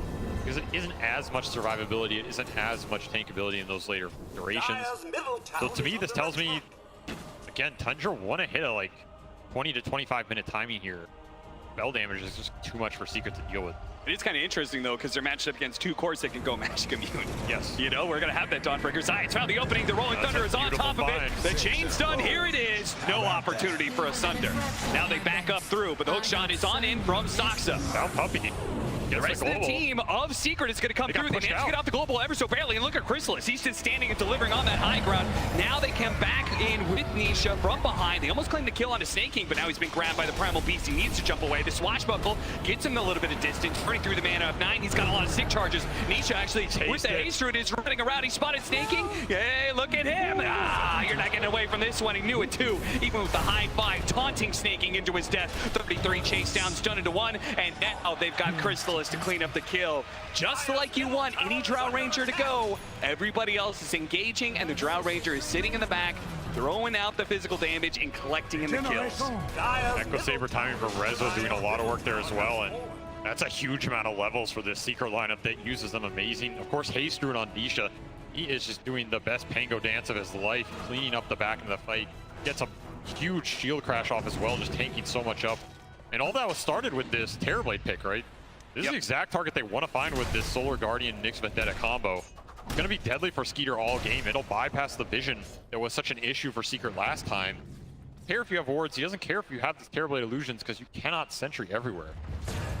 That's going to give him a window to start a lot of these engagements with the core down, and just beautiful teamfight execution here. Again, the Carapace messing with these heroes, the mana burn in these early fights, doing a decent amount of work, and Nisha just playing with him, man. Puts the high 5 up at the end. See you later. Yeah, he's feeling himself even after a game 1 loss. Nisha showing that he does not lack in confidence on the main stage here. I want to point out the fact that Wraith Pact was alive that entire fight. That cannot feel good for Tundra that they recently picked up this item. If they used it to the full extent of its abilities and they still lost. Very true. Zions, you got to be careful. Oh, 33 drops the familiars first. Narrowly escapes that vision. He was really close to just dying there. He has full wand, but that was a bold move. Very bold. Indeed. Maybe just about as bold as 9, who was thinking about Radiant's middle tower is Puppey under showed, attack. maybe diving in and trying to quick kill and get out. Pretty hard to out-farm this Tundra team, but I do feel like Secret, they have it's an advantage right now in terms of the actual 5-on-5. Outside of that Wraith Pact, they have their Diffusal, they have their Echo Saber. Solar Guardian's pretty powerful for giving you the numbers advantage. Visage, he's top. You know, if you find an opportunity to get a 5-on-4, a 3-on-2, some of these number fights with the Vendetta global ability, Secret's going to take those every time because they have global to back it up as well. Maybe part of this Veil on the clock is also Soxa just trying to find Puppey in this game. That is his MO. Yeah. Find the silencer, hook him. If you Veil him, maybe it gives you the extra damage to just kill him faster or solo kill him even. Yeah, I can kind of see that. Especially 9's going to follow up. He onslaughts and tramples through. Like, that's one-shot territory for sure. Now they have Zions found the opening. They have the Rolling Thunder as well. The Dawnbreaker. Tundra did not see this one coming fast enough, but they do have in that back line. Skeeter has popped the meta, so Secret needs to be able to reset a little bit, especially with Soxa getting on top of the Drow Ranger, making it even worse. Puppey's going to get grabbed. The 2 supports of Secret die. Despite the fact that Secret are the ones finding the initiation, it's Tundra who get the better of the engagement, and as a result, maybe take this mid tower. I mean, beautiful hook shock to the backline disrupts the whole fight. Nisha's going on this Visage, but it's not really the target he wants to start on, especially if it's just him. Like, you're basically just wasting Rolling Thunder at that point. They can't come through and turn that fight around post-BKB or post-Terrorblade initiation. And Eater joining, pretty nice Yasha timing, along with that Mithril Hammer, just dealing a decent amount of damage and putting up 2 kills into a tower. That's the type of fight Tundra wants to be able to take. Visage tanks the initiation. Terrorblade gets a free fight. Nisha just going into all that of is a shield crash on 2, but I don't think it's enough to save him from this sticky situation. Not sure what he was expecting there, but it was certainly not 3 heroes from Tundra. I think he just wanted an easy bounty rune, but nothing. Nothing is easy on the TI main stage, Cap. No, certainly not against Tundra, who have been, they really have not given much ground to Secret in either of these games. There's a lot about BKB timings as well, who can just commit in the fights and get the damage done during those intervals. We'll have BKB flying out for resolution here, so he is pretty strong in the 3 top. Of course, he can TP to these lanes no one else wants to go to, still join the team. It's in time for Secret to try and find something. Remember, meta has been down for this as well, 50 seconds. Skeeter does not want to join a fight. Rezo just pushing in here. They're gonna spot him. Gonna get off his BKB in time. He's gonna be chain stun here. Beautiful combo from Tundra. Nine and Soxa not overlapping there at all. Very nicely played. That's the bailing. Yeah, that's true. Did there for that bail. So this extra burst, have to try and account for it. Players here. Now Secret is willing to fight. They have a blink on Tango. Oh, it's gonna be revealed though. Off the Rolling Thunder. Just try and slow him down. They're going in pretty deep for this one. I'm not sure if the rest of the team really wants to follow this one up. They're gonna try with the Impale, but here comes the Primal Beast running over the Nyx Assassin. The first use of the BKB. And of course, they gotta get out. Leave their supports behind. They are fodder in the face of a Tundra team. Oh, fast little arrow, and now this Visage. Though they do have Skeeter coming in from the side. The meta pops out. He does Gus, pushing over to the side. Ooh, Soxa, that's an awkward conks. Blocking Skeeter from his retreat. Jumping back in, Nisha claims the kill onto 33. Now with the resolution closing in here, they can throw out the stun. Skeeter's gonna pop his BKB to the other. BKB needs to get off the stun. He gets it off on Soxa. Turns around and kills the Drow Ranger. A beautiful play by the young man on stage that is gonna be able to claim 2 core kills. Zayat's looking to find something, but there's just not much to claim. Skeeter back up to full HP here. 9 full resources as well. Impale off the mark. And with that miss. no. 9. It's not that crazy. Oh, that was almost a nice Terrorblade kill. Saw Rezo manning up. He was chunking him down, but just getting in that Sunder range. Enough to propel him back up to full. Skeeter has done a very nice job of joining these fights at the right time and in the right place to get a decent position. That said, Nisha is really carrying this early game. Like, he is doing so much of the damage these early engagements, going in, going out, trying to bait out the spells. This global is not really what Pumpy wants out of the spell, right? Like, he's getting trampled down during a global. Doesn't feel amazing. Imagine they have that later on because he can survive, but the long-range damage is for the Secret lineup. You get swashbuckled, you get hit by this Drow, you have some silencer dots on you. Look at this play from Nisha blinking back in to claim that Visage kill. I mean, that was beautiful. Massive. But Skeeter burst is pretty close. The BKB and the attention to put it onto Soxa to give him the most HP rather than the Drow Ranger. Was very nice. Very heads up. Skeeter, I mean, he's not had a long career. He started off, I mean, he first learned about Dota during TI2 when he was still in elementary school. He was watching pro gamers on stage, and that was the first time apparently that he learned you could play video games for money. He said, that's what I want to do. And here he is in the upper bracket final for the most amount of money, He's playing him for a little bit. Just a little bit, yeah. Just a little bit. This gamer thing is working out all right for him. He seems to be doing just okay. And hook shot. Soxa killing the creep, chaining the stun there with the cogs, but the rest of the team, they called it off. They said, this is not the fight that we want. Soxa says, okay, thanks guys. I'll see you later. Splitting the map. Snaking trying to do a little the roll up. Work. Hey, forces something out of him. Forces 2 ultimates, in fact. Snaking, I mean, he dies, he doesn't get a kill, but he did get a lot out of Secret in a way. I think Secret, like I said though, I think Secret is happy to play his tempo where they get these kills. Like 40 seconds on the sideline for a 100-second ult.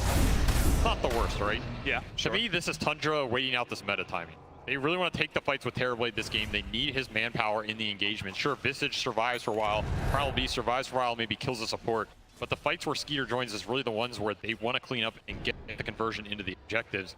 Next one being Roshan here. He has full Hurricane Pike, so you can get pretty aggressive in these engagements. Just Hurricane Piking in, meting, taking the fight to this Drow if she gets caught. Would expect Tundra to group up and probably try and smoke for some sort of good fight with Vision very soon here. Get the right kind of fight, take Roche. Snaking, he's just going to teleport in on cue. Okay, here comes. Smoke everybody but Skeeter, let him show somewhere, send illusions down the lanes. I mean, with BKB and an Aghanim Scepter on 9, this Primal Beast is so scary when he goes in. What gets popped? It's going to break, drop the sentry, doesn't catch Zayats fast enough. They're going to threaten the Roche though, and Secret need to think about whether Tundra's committing to this. They don't have an easy way to get Vision in that pit. That is super awkward. I mean, somebody kind of has to put their life on the line to get that information. I mean, it's a mind game. Turns into a free pick, perhaps, especially now with the ward going down. Situations can be very awkward, especially when the enemy team has ways to force you to show elsewhere. Similar to that last game, Skeeter, he's on an illusion hero. His job is just be super obnoxious with these been shoved the waves that Secret doesn't want to go to. Yeah, but if they find this initiation, I mean, Skeeter, this could be the best hero they can find. Okay, they're not going to be able to get a fast initiation for it. Oh, the roll up. Is he going to be able to get off anything here? Nisha is just dead immediately. The physical damage overwhelms him, and now Zayat's going to be chased down. They spotted him. They're going to pop the drums, chase him down. They've got the slow, and that should be it for our Nyx assassin. He's got a Vendetta up in a second, but I'm sure they have detection, even if he tries for it. She does not hold on to that spell for now. Stay dead. That's kind of awkward because they're running into the BKB carry. Yeah. I don't know how Secret would be able to chain stuff. It would have to take. They needed vision over the Terrorblade, I guess. I mean, I think they're just hoping to force a reaction, maybe get out. If they find another core who doesn't have BKB, they're happy to take that fight with the Solar Guardian Global. At least they got this meta out on a good portion of the map, right? It prevents Skeeter from just instantly going into Roche with meta. That said, he did have a TP up. That was the dieback for the Nyx, so he was dead for 70. Gonna give a decent window here for Tundra to just clean it up without that meta. Now you're in a position where you can test as your Secret, and how do you even contest it? There's no way without Pango. It's gonna be very close here, but not close enough. Yeah, I love the fact that Tundra recognizes we don't have the meta, so we need to throw all the damage we have right now. They're gonna do it just in time before Nisha could get into the pit with that Rolling Thunder and disrupt things and cause a bunch of chaos. So, I mean, great read by Tundra. They got that timing down to a T. Fast plays win you games. Yep. Making every second count here. That's going to be Aegis for this Terrorblade. Makes him even scarier in these engagements, and Ag's done for 9, so his Primal Beast damage is starting to ramp up. The initiation, though. Nisha, they had the vision to be able to get the opening. The Drum Ranger's going to get run over, though. 9 popping his axe, but he has to chase in real deep for this one. Can anyone bail him out? He's just getting trampled to death. Somebody help Crystal. It pops him in at the last second, but 9 grabs him in the end, pulls him down. Now, underneath that tier 2, I mean, he's fast. Can he get away, though? No, the final swashbuckle gets him in the end. But they get drug in a little bit deeper. Zayat, he's going to be chased down on the side here at the same time. 33 is kind of toying with them, trying to bait Secret into going for more, but they will not get baited. 33 just straight up throws damage onto the tier 2, saying you guys can't fight right now. Force staff aggressively, force staff in, force staff back into line, but Resolution cleaves out the support. The stone form gives him a little bit of time. Nisha has got to keep his distance here. That's Thunder. Secret can keep poking here. They can. Can they actually keep them in place though? Slowed down by the curse and the hammer. Nisha comes in through the side. The shield crashes there. Boom. Visage. There goes the Wraith Pack. Popped as soon as the cloak is gone. This poke and physical burst is ramping up for Secret. Desolator on Resolution. Just doing a huge amount of work in these engagements. You get the proc on any hero, throw the swashbuckle on top. And suddenly it's a decent amount of minus armor coming your way. I mean, Rezo is the carry right here. You know, it really is. Going back to his days with the multiple TI runs here. Not unfamiliar territory for him.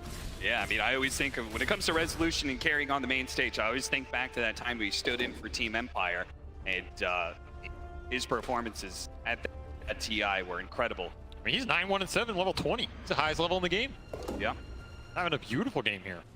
9 Echo build back up after the BKB disassemble. Less Luminosity attacks required. Like, he is going to shred these Tundra supports if he gets on them. Crystal Maiden basically just gets Starbreakered into oblivion. Skeeter needs to use his BKB timing well. If this fights go really long and Secret still have the manpower up, I feel like this is not the same situation as last game where Tundra can stall the fights out super long and just benefit from the Astrals and the tossbacks and the arrows. Yeah. This is more you got to commit with your Terrorblade, get the damage done, make sure it counts. At the same time, though, while Rezo's having this amazing game, we saw in the last fight, Chrysalis, because he still doesn't have BKB, he's just being soloed by a single hero. 9 is so farmed in this Primal Beast that he's just able to trample him down. It makes you wish he had 2 Force Staffs, right? Yeah, that's true. Maybe that is the key of the game. I mean, Puppey has one. He's building Glimmer as well. Any extra mobility you can give your Drow. Very nice hook shot. Hook shot off of that, but it does give an opportunity for Nisha to get out the Rolling Thunder if he wanted to. Global silence from Puppey, though. It is something expended. Skeeter's looking to go in here. Still has Aegis for about 50. Skeeter's chasing Puppey with the Eye of Scotty. Slowed down to a crawl. He is pretty tanky, and they actually can't finish him off somehow. The hell, he has like 26 armor. Yeah, I mean, the tier 2, I guess that armor aura is maybe just enough to keep him alive. Walks it off. Now, meta has been used, and the Aegis is going to expire in a minute and a half. There's going to be timing here for Secret. I mean, it was the marksmanship. giving him all the extra bonus agi. Yeah. So his silencer's a lot more tanky than you think. Oh, that's interesting. I think Skier thought he was gonna like 3-shot him. Yeah. Wait a minute. This guy have a Sven shard or something? Now Secret have an opportunity to abuse the meta cooldown here. Smoke up from Puppey. Wants to try and initiate with this Nisha Pango, either find the back line. Surprised they're going right now. But maybe it's just like meta's down. It doesn't matter if he's got Aegis. Down. Aegis running on at 50. They want to find some initiation with the Solar Guardian on top. They're not quite close enough. Puppey. The smoke is going to break. Tundra on high alert. Up on a high ground. Really good timing from them. They backed out at the right time. They read, you know, hey, this Aegis, we're still exposed whenever meta is down. We have to play defensive. Going up just keeping outpost. Or he canceled that. That was a aggressive outpost TP, I was about to say. I was wondering where he was TPing to. We'll take it back. And Tundra, I mean, this team is just so efficient at playing the map. They have an 8K lead. It really doesn't feel like they have that much, but they did just all on their supports. These supports just always get farmed. Making up to Forstaff and Toxa, sitting on the big boy Philly. Oh yeah, and he's going to get the Aghanim Scepter soon, which means one of the side benefits of the Aghanim Scepter is the constant rocket spam that you get. So that's another aspect of split push that Tundra will have. He always got something. You know, split push the lanes. He can throw the vision in the fight to find the silencer. Yep. Make it annoying for this Pango who wants to hide in trees. Yeah, he's just going to pick it up, buy out for it. Tundra collecting a lot on the map right now. Them again. This deep vision they have in the mid lanes, that's, I think, giving them a heads up that this is happening. Now, they're going to lose their Crystal Maiden, but that is really not that important. Tundra are pretty happy with losing their 5 if it means another smoke is down on the side of Secret. They're okay with this for now. And okay, I was going to say, Skeeter had a Sacred Relic in his inventory. A little early for Divine there, son, but of course, Nullifier coming out. It's going to be nice to dispel these Secret cores in the fight. No more Force Staff for the Drow at a time where he might really need it, right? Yeah, sure. Also messes with Pango. So interesting itemization here from Skeeter. Again, I think Tundra's identifying they want to make the most happen in the interval where they get the Clockwork Hook Shot, they get that initiation. This meta is off cooldown. Especially for the next Roshan fight. This is what both teams are gearing up for. For Secret, they do have like a whole core lineup that scales incredibly well here.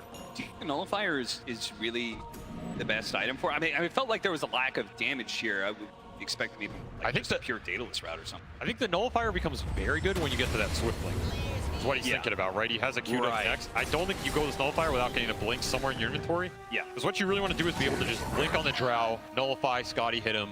He's gone, right? He has to sit there and man fight you, and it sets up the fight very nice for the team.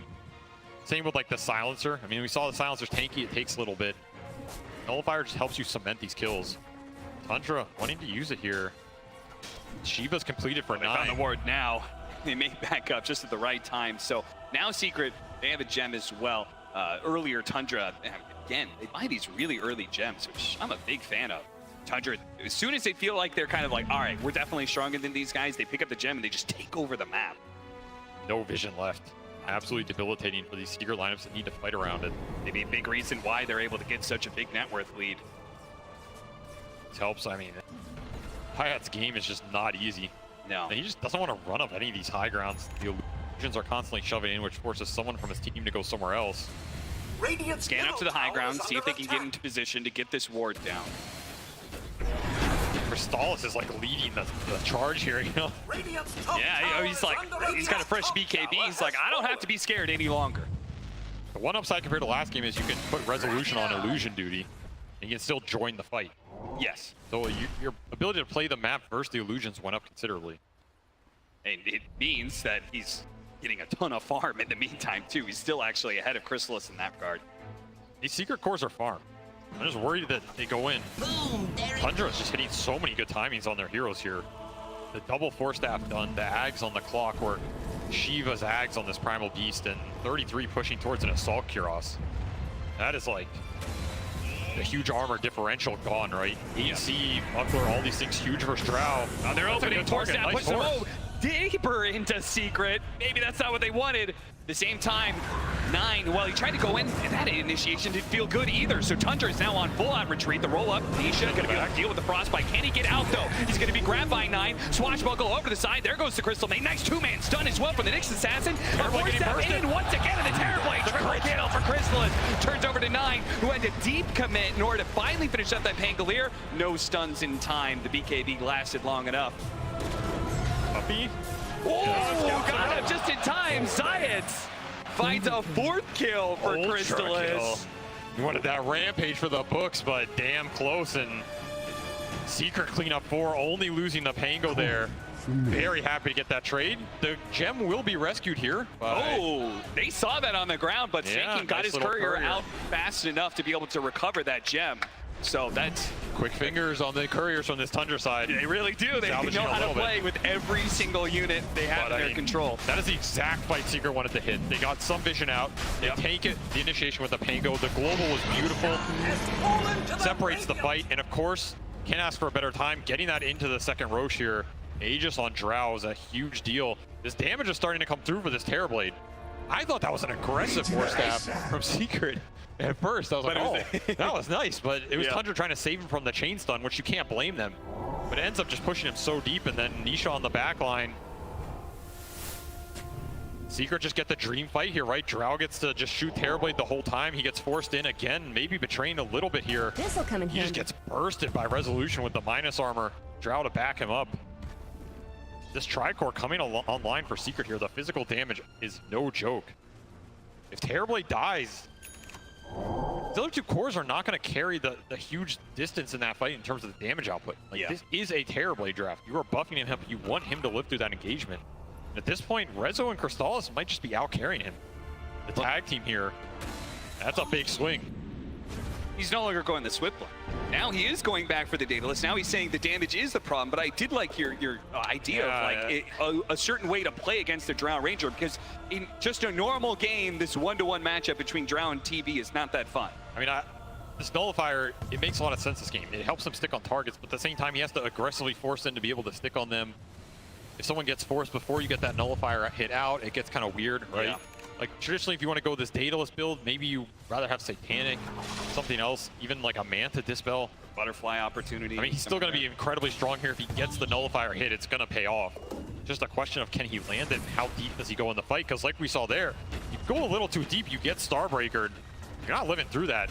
Now Secret taking the fight to them, pushing his tower with Aegis. Smoke wraparound though. To the initiation, but Science reads it. He's going to be able to break that smoke. The onslaught on through. They do have the spike carapace, pop the BKB last second. They manage to get on top of the Silence as well. The global Silence goes out. Science is not dead yet, nor is Puppy. While Chris is delivering the damage onto Skeeter. Force that forward. Manage to get the hook shot. Turn around. Skeeter gets off the Thunder on his support. Manta gets popped. Crystal is trying to walk away, but that Nullifier, it'll keep him in place. And now 9 is setting up for the Starbreaker though. Resolution. He barely hits the end one, and that's all he needed. Crystal is on the second line, will stand and deliver the damage onto 9. That'll finish him off. The Primal Beast with the Dispel is not going to be enough to walk away. Give me your intelligence, mother, and I'll take it every time.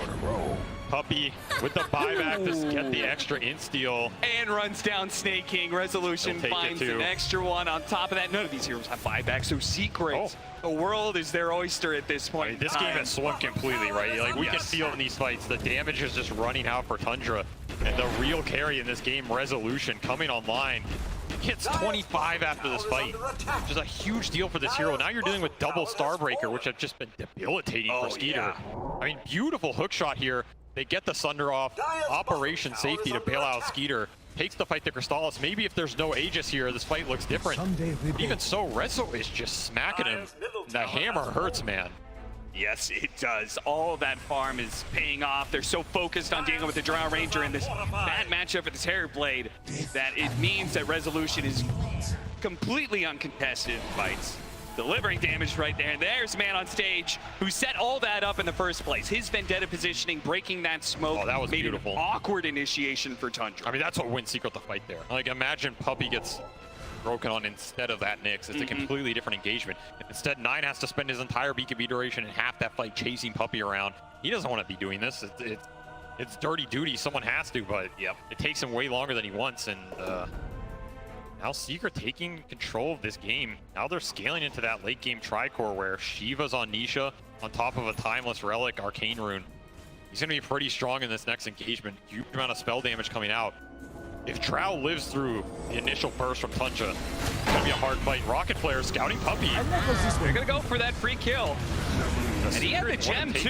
Nisha's going to try and follow this though. They do have the Dawnbreaker ultimate coming in on the side. They're going to chain stun down this Visage. They've worked through the cloak. The double hammer goes to play. And Snaky will try to read the field. They're getting on top of Chrysalis. This time around, when he doesn't have that second life, Skeeter's got the meta, and they can start laying into the Drow Ranger. But they need to be able to get the disarms. And now with the chain stun going out, the Drow falls, yes, but Resolution and Nisha, they are just cleaving through hero after hero. The Primal Beast again trying to walk away, but Resolution, he'll run you down. He'll drag you down into the dark, down until you fall, down until you go all the way back to the fountain. Resolution Starbreaker breaking Tundra's dreams here of closing this out 2-0.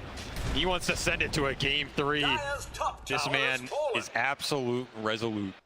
He really is, and it's so fitting. He showed up on this roster with Zayats, completely turned what was kind of a mediocre lineup for Team Secret. They really did not find much success. And it seems like this combination of Zayats and Resolution we see on the right-hand side is what has been enough. It's a Seeker ingredient that has turned Secret into an absolute killing machine. May just give them the chance to even up this series against Tundra, the upper bracket finals. Secret is just all over Skeeter in these fights. He just does not have the sustained help like last game. And they are able to burst this terribly down regardless of the Drow. And yeah, you love to see that, man. Harking back to a little bit of the TI1 days. Back then in their very first international, the boosts were closer to, so they're mixed up against each other. Here at TI11, it feels like a similar vibe, and you could see Zayats, he loves that. Oh, especially when you're dead. There's nothing else to look at but that guy across the stage from you. He's standing up and shouting. Yep. Little extra mental mind games going down, and that's 2 lanes for Secret here, cementing themselves at a 15k gold lead. They have the buybacks. Tundra's probably gonna have to buy out to take these fights. Full control of this game now. Octarine done on Nisha, Aeon Disc for Puppey.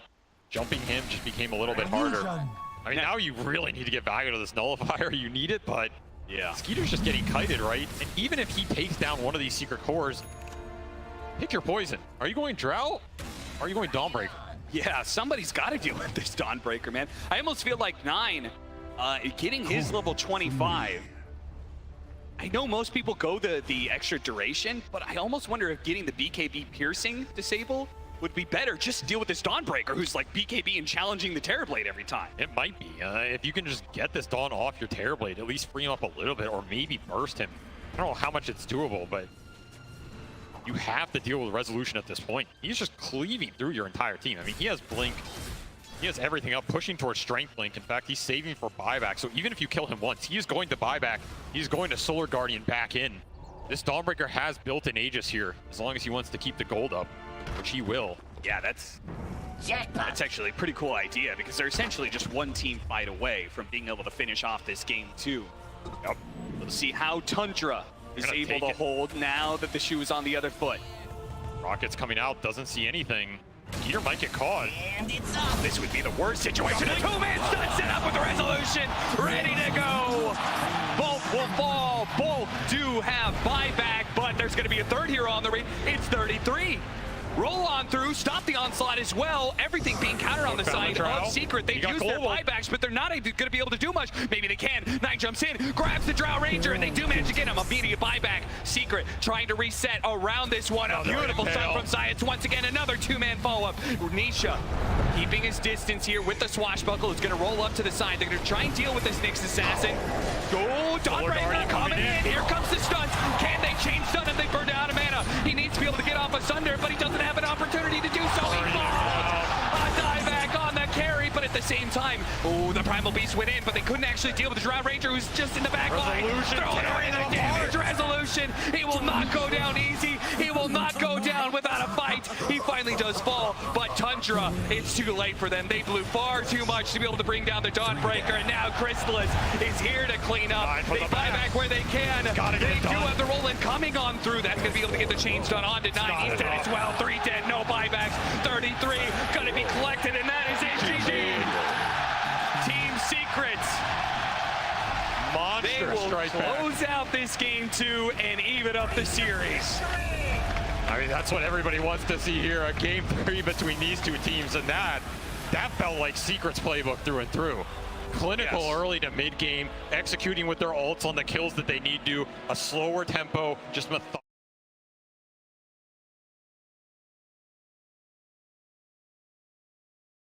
On the kills that they need to, a slower tempo, just methodically oozing the victory out of that game from Tundra. And it felt like Tundra were the ones kind of on a timer.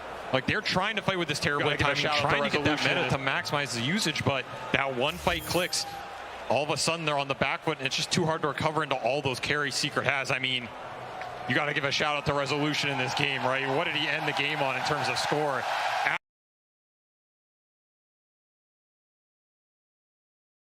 Absolutely brutal performance, just crushing them with the hammer to send it to game 3, 14-2 and 16. Yep. He hit that super early 25 and never looked back. Double Starbreaker with the shard, disintegrating that terribly. That's it for game 2. Third game is coming up, and I'm sure there's so much to break down in this clash of ideas. Who's going to come out supreme in game 3? For that, we ask the panel. You're coming to the wrong place then, my friend, because I'm not on that stage. I'm not there in the heat of battle as these two titans of the game clash head-to-head. As we slightly decompress, T, Lizard, and Sheep, welcome back to another classic game here at TI. And T, I am enjoying this trend of me exposing off-the-record quotes that you guys share with me. Okay, go on. At the end of that draft, I vaguely recall you saying something Speak correctly here, boy. about your emotions regarding the two drafts, just the 5 heroes that you would see on both sides. You felt kind of strongly about one. Yeah, I basically said that Tundra's lineup is the type of lineup that I'd love to see in like a ranked game. You know, when I'm trying to get my 30 MMR, I see those 5 heroes, I'm like, oh, I'm gonna double down. That's comfortable. And then Secrets, I basically was saying it was about, it's kind of a bit scarier. It's positional. If you get yourself in position, you can win, of course. But it's like, of course, I lean more towards Tundra in regards to the ranked analysis there, but my golly gosh, did Secret play a beautiful You just lost double down the MMR. I just lost 60 MMR, but it's fine. Sometimes it happens, you know, you double down, then you check everyone's names, you see some, I don't know, some baby rager that you had in your pubs that's actually feeding, that's 8,000. Forgot to avoid him. Yeah. Forgot to avoid him. On the other side, there's Rezo playing the Dawnbreaker on the offlane. And Shipo, do you like the 3 carries from the side of Secret? I like their heroes a lot more this game because it felt like they could actually cover each other in these fights. Like last game, it felt like Secret had the gusto and the outplays in the early game, but they couldn't cinch the mid-game fights, right? Tundra had a exactly similar situation happen again. You go into this 15-minute mark, and you have Skitter at the top of the net worth chart, leading above everyone else, and then all 3 of Secret's cores, and then the other 2 on Tundra. And now this has happened twice. This time, at least, Secret have the global, the Dawnbreaker ult heal, and the role to actually fight properly. I feel like this whole lineup of Secret was, we'll protect you, Mr. President, Mr. Chrysalis. Like the way they're playing, you have Silencer that's also kind of on the sidelines, even though it's Puppy. He runs in with Silencer just to die and buyback. The other 3 heroes though, you have Dawnbreaker, you have Pango, you have Nyx.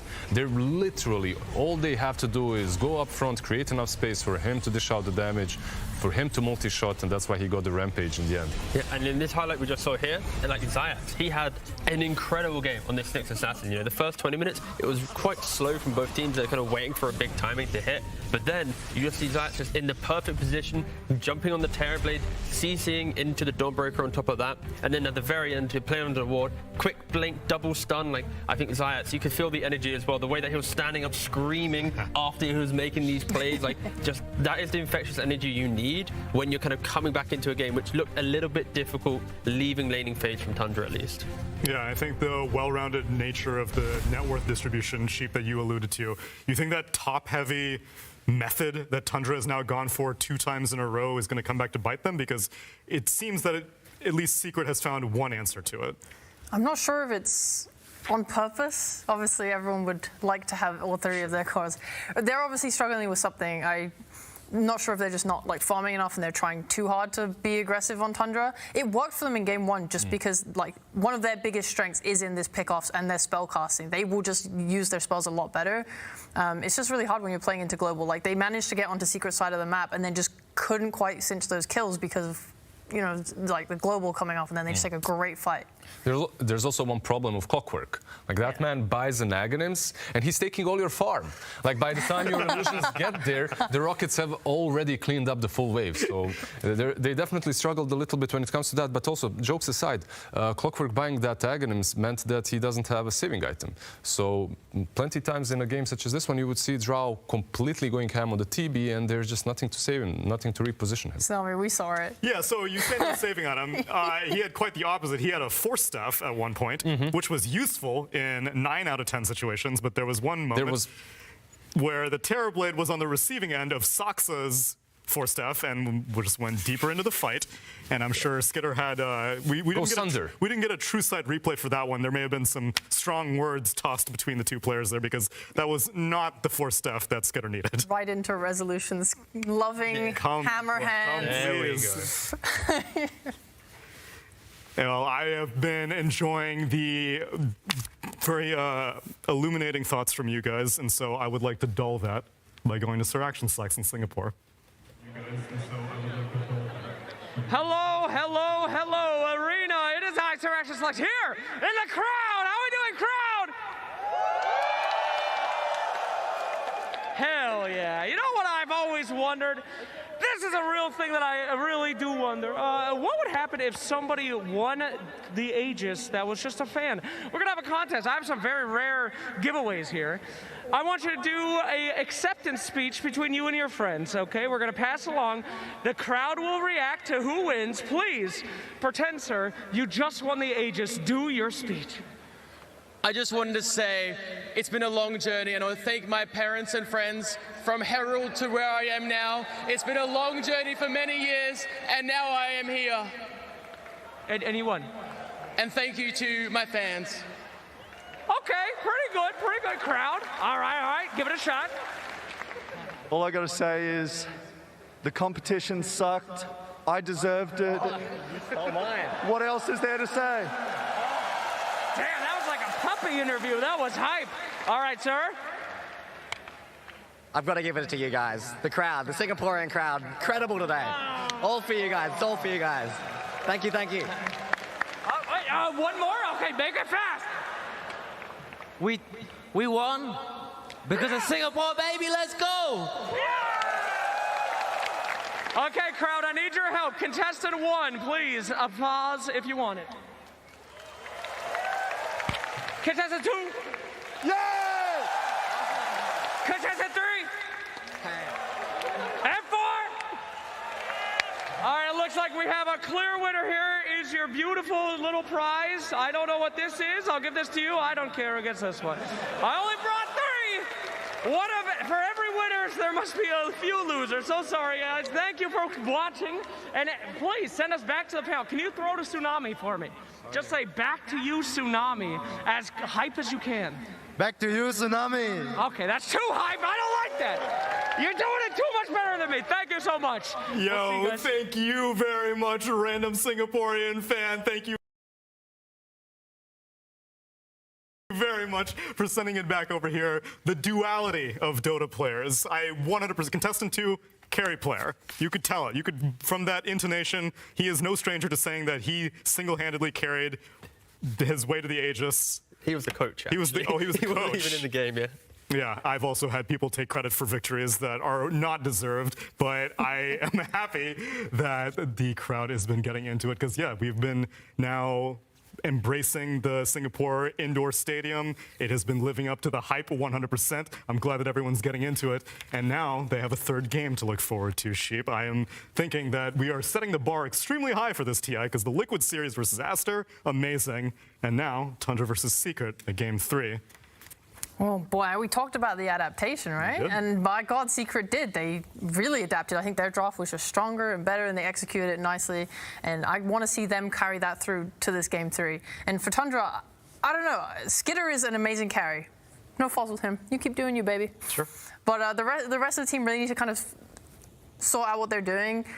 Maybe they could apply more pressure to Rezo. He is just like reliably carrying these games like with no problems, right? You feel it, right? Of course, and they even did it early on, like they were setting up these traps for Rezo because they know you're playing into a Dawnbreaker. One side of the map, you have the whole team. On the other side, there will be Rezo just farming away. They caught him a couple of times, 2 times to be precise. Later on, you just can't do anything about him. He gets that BKB and he's a menace. Yeah, I think, Tundra, they were on like a 12-game win streak up until this point. Secret, they finally just beat them. And Tundra, they're just a hyper-defensive team. They wait until their timings, and then they look to punish. Secret, they found a way to punish that timing where Tundra felt most confident. So I think, they're coming into this game 3. We heard it in the interviews. Both teams think they're evenly matched. 2033, they clearly are. Like, it's hard to really pit one to either. I think draft-wise, it's fine. It's just in the game, there's these small plays, like, did they get the 4 stuff off? Did they position correctly? Do they have the vision? So, yeah, it's an incredible third game coming up. Yeah. We've been very wholesome throughout the whole tournament, but in the pre-game interviews, I heard cheating drafts, I heard nerds, I heard a lot of bad stuff, but I'm expecting a really good game. Oh, I thought you were about to like dunk on subvert expectations. I'm expecting BM pauses. I want some all chat. I want strong mantles of intelligence in the base. Give it to me. And on the TI main, I mean, we saw Zayat standing up. He's getting into the spirit of the competition. Oh, we need some, like, do you know, like the true sight segments during the game? We need that, but like when he's standing up. So when he sits back down, like Puppy's like, sit down. Get back into your Job's not done yet. It's not over. We have not won yet. Take a deep breath. Well, let's see these two teams take their spots back onto the pods as we get into this game number 3. Tensions are high, but thankfully it's not elimination. Team that loses here goes on to face against Team Liquid tomorrow in the lower bracket finals. Don't forget they can hear you right now, Tsunami, so please, you have a couple choice words to say. Who would you like to influence? No, it's all you, T. Tundra, I love you! There we go. Secret, you're so cool! I predicted you in the bracket Secret to win the thing, so please give me my battle pass points. Thank you. Well, did you predict them all the way back from LCQT? Oh, you did? I made 0 predictions in the entire battle pass thing, but I made 1 to win TI was Secret. What thing? The battle pass predictions. The battle pass? The battle pass. Battle pass. You've triggered me now. You were rooting for them because Secret have had a hell of a journey to get to this point, and I want to hear it from them. I mean, the best moment obviously was beating PSG LGD in the upper bracket and then beating Thunder in the upper bracket again to solidify top 3. Mattered a lot because now I'm exactly in the same spot as I was in last TI, so that's pretty good. It meant so much to me because I always come to TI, I always go to the upper bracket, and then I always lose the first game in the upper bracket, and I start all over again from the lower bracket. But this time, we won the first game. I was like, oh my god, this is the first time ever I won my first game in the upper bracket. It meant so much to me. It does definitely feel like we're sneaking in this time. And I mean, sneaky last chance qualifier. You know, you see Team Liquid there also at the same time. I think they helped us a lot, but I would say as well that it was super hard to be in those qualifiers because it's a mini TI, like 100% mini TI. Like you gotta go through some tough games. I don't really know the future, but so far I feel like we're in a pretty good state to take the whole thing. I don't know like what's gonna happen. Maybe we're gonna choke. Maybe we're gonna play our best Dota ever. But I feel it. I feel it. And he should feel confident feeling it because he's got 2 people right behind him and to the side of him who have already done it. Puppy taking the very first Aegis, and Heen as a coach on Liquid looking to replicate these results. Going head-to-head against AUI 2000, coach of Tundra, and waiting in the lower bracket is Matumba Man on Liquid. But it's encouraging, and I mean, Rezo, anytime I hear from him, it's hard not to smile, Sheep. He's such a kind boy. Dude, Rezo's so nice. I met him last TI, and I think he was like ready to retire. He was talking about moving on from He was Dota. Russian talent at that TI. Yeah, and he was like, I don't know, like I'm just not sure, and like I'm so glad that he found Secret and they're performing so well. Like he is definitely one of the kindest dudes I've met in Dota. And he's one of those players that just kind of gets picked up by a team, right, and then destroys the TI. It's not the first time that it has happened. Yeah, and the journey he's gone on, right? Like obviously throughout the year he's had to go do a lot of things, unfortunately, due to things happening. So the fact that he's been able to go through all of that, keep his mindset in a good spot, and then return to the main stage with Secret, go through the last chance qualifier, the group stage, this point here, yeah, it's incredible performance, and yeah, a lot of respect towards Resolution. And the fact that he gets to do it with his boy Zayats as well, because for those of you who may not know the context, Zayats was picked up by Secret during the middle of DPC Tour 3. It was because Yapzor wasn't able to play, and Zayats comes along, Rezo loses his theoretical lane partner, and then a few weeks later, there's a vacancy, and they get to reunite. And we thought that maybe it was a bit of a honeymoon period at first, maybe at the Riyadh Masters tournament, and then it just keeps going, and they keep doing well. Just chemistry, isn't it? If you find the right players that want to play with each other, they get to these tournaments. Like, what was it? Blitz mentioned how it feels like 3 separate tournaments to get here. Like, you want to have players that actually want to play with each other, not these just world-star rosters that are forced together because, oh, we got the money to bring them into the squad. Like, these guys, they want to be together. At that time, you're probably like, you're in Team Secret, Zayats comes in, suddenly Puppy starts speaking like Ukrainian, Russian, Estonian, whatever. Zayats as well, and suddenly you hear Rezo, and then again Rezo, and you find yourself with a new teammate. Although even though you said that, T, I remember that whenever you were showing your graphic on which two of the most prominent players would make combinations, we see Zayats and Puppy, they're willing to rotate. Now let's see if we're going to follow these dynamics in game number 3. Take it away. Tundra Esports versus Team Secret. Game 3.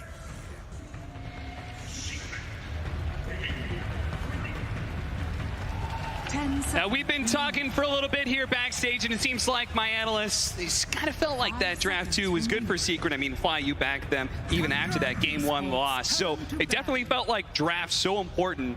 We're going into this game 3 draft. What do you want to see that's different? I want to see, first of all, I want to see Secret banning this Broodmother. So Tundra's going to be forced into a different opening. They already banned out the Doom, and just go for a different approach than they did the first game, because Tundra does have second pick again. That is scary, right, Quinn? Yeah, I mean, second pick, running it back. I think the core bans and giving them this, like, they just beat the CM. Was it really more impactful than a Potom? Probably not. If anything, I think the Potom has some nice qualities for Tundra. I could actually see them pick the Potom over the CM if they lead both, to be honest. But yeah, they do the 2 core bans. I think this is much better than the first go-around. Now Tundra has to come with a new 2-3. They don't typically 2-3 Visage, so you're looking at, are they going to do the Primal again? If Secret sees a Primal, they're probably, this is fine. We know it's a mid-Primal. Like, I think Secret is much happier going into this draft than they were the first game. Now, we talked about the clash of ideas. These 2 teams, they have different ideas when it comes to drafting, but also when it comes to the setup on the map.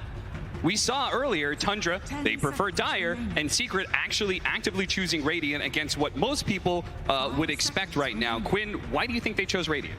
I genuinely don't know. It may be something to do with them playing their triangle for this Roche hill. You saw a lot of like tension and waiting around this Roche pit, and I know the hill. Like, you can sort of play closer to the hill on Radiant and like meme with the Roche pit, like throw some arrows, you know, whatever. I think they may value that dynamic or something along those lines. That would be my best guess, to be honest. You guys, anybody else have some ideas? It's interesting because in a way Dire has a better access to Roche almost because they have the outpost there. They can fight, they can buy back, they can TP in. Radiant can't. Right. So it is actually hard for me to understand, but we did play, like, from my perspective, we played Thunder, who chose Radiant, and what they like to do is they just like defending their side of the map, and the Radiant jungle is overall bigger. It's easier to place sneakier wards that are hard to find. Okay. And that makes it harder for the enemy to invade if you want to put your resources into that. So maybe that's why I'm not 100% sure. Laning is generally better on Dire. Yeah, so the Dire offlane is generally considered stronger. Yeah. I could see it being a defensive type thing. I feel like if we go back to a lot of those historic Secret teams that played pretty defensively, they played to scale, they played to farm. My brain is telling me a lot of those like Radiant defense type situations. Like, Radiant Triangle just feels really hard to break. It is much bigger, the hill. Like, it just feels like you're walking into a fortress. Yeah, so I could see that being part of the game plan of Secret. Feels like the side lanes maybe slightly better for how they play him or something. I don't know. But then you have to ask yourself, isn't this better just when you're on second pick? Because on second pick, it is easier to get that better win condition. You get the overall last pick. That's what happened last game. They picked this Dryandra last, and you know, the entire game, Tundra's one fight away from losing that game. This game, Secret's on first pick. Tundra is going to get to respond in whatever the way they want, and we saw the first game, it was kind of a similar story with this Odie coming out at the end of the day, they couldn't match us OD at 60 minutes, right? I agree. If you believe like the first pick has to take it to second pick in one of those scenarios, then if you're doing it from Radiant, you get in that situation where you have to take the fight into their dire outpost for a Roshan. It gets really sticky, right? I am happy to see this Dawnbreaker back, though. Yeah. I was not sure if they were going to get this hero after that last game, and I feel like if they don't take it here, it gets banned 100%. Yeah. Because that hero just did insane work for them. It's one of the big flex cores that Puppy likes to play around it, that you talked about in that previous game. So I feel like this draft is, again, this is like more in Secret's wheelhouse in terms of, I don't feel like there's some crazy 33 hero already causing them problems. It's just kind of like a skirmish team fight oriented game. Like you said, I think the Potom is actually better for them than the Maiden, just because of the vision aspect and the stun. But otherwise, I feel like Secret's probably happy with this in terms of the first phase trade. Yeah, I think so too. They have this Dawn Flex waiting, so maybe Tundra picks Netta's hero at the phase, but it's like, it's not some end of the world stuff because you can still counterpick it if you want. So you're at least getting one guaranteed lane counterpick. You can late pick Nisha's hero, so maybe he's not going to see his lane, but he will see a lot of heroes. I think they are a lot happier because, you know, Tundra picks this double sup. It's not something super scary. It's not oomph, you know? Like you see in the last game, there's a Brood, bam, like you need to respond to this. Your whole draft is revolving around this. You're scared, you're thinking about what they pick. Like Tundra picks 2 sups, and it's fine. It's, you know, decently well-rounded. There's nothing wrong necessarily, but I think Secret is in a much more comfortable position. They're happy with what they have, and they're sort of, you know, planning things out. They can get some better structure, I think, than they had the other game. I mean, they also just get to ban, like, whatever they don't want to play with. Yeah. The 2 supports are locked, right? So then you get Naga ban, you get OD ban. Probably the 2 most annoying heroes from game 1. And I think it's kind of the beauty of a best of 3, and sometimes, you know, you see it in a best of 5. The teams develop over time. They run into these different scenarios and they have to adapt. And you can see that Secret has so much confidence in this Dawnbreaker, and they take it, and then they ban everything that they've played against before. And now Tundra is the one that has to adapt, and they're going back to one of the things they used to do, which is pick this guy, his Tusk. However, this does mean that Secret gets a nice counterpick for Nisha mid, and we know how much damage Nisha can do when he gets a counterpick mid. Yeah, I mean, Nisha is an absolutely beastly player with a good game. I mean, there's maybe some angle with this Tusk pick here. Like, you would think that, hey, you see Dawn, you know it's going to go into the side lanes as a core. Maybe you want to pick the cores to counterpick that. But I think this team puts a lot of value on Netta having like a very impactful pick slot. Like they'll give him the 8 with some oomph pick, they'll give him 18, or they'll give him like some hero that he thinks is insanely broken. So maybe they see, hey, we have this Tiny, we don't want to pick like some double melee, really weak lane like Blind, and then we get counterpicked. So let's save our offlane pick. We think Netta and having a good lane in our offlane is really valuable. Like we're going to put extra emphasis on that. And hey, 9, you always do fine in lane anyway. You can run around and cast your spells just like you would in any other game. It's going to be interesting to see what he opts for this Tusk, because I could see them getting like an Ember or Storm or something here. They just want to get a mobility hero that abuses like some of the lack of super early stun that this Tusk provides, but they went for the Earth Spirit as well. I also feel like this Earth Spirit CM duo is kind of designed to keep that Visage pick in check that you always have to think about coming down, especially when they have this Tiny 4. Zeus. There's the immobile Spirit. I like it, because, you know, he can get away from shards. It's not that easy for them to set up a kill on this Zeus. There's almost always going to be a response. And when you think about how these heroes are going to clash against each other, which I'm sure these guys are considering right now when they're talking about it, there's so much poke coming up from Secret that Tundra has to commit for a fight. They have to commit for a kill. They're going to go in deep, and then, you know, the counter initiation starts. There's going to be Dawnbreaker ulti, there's going to be this Earth Spirit ulti.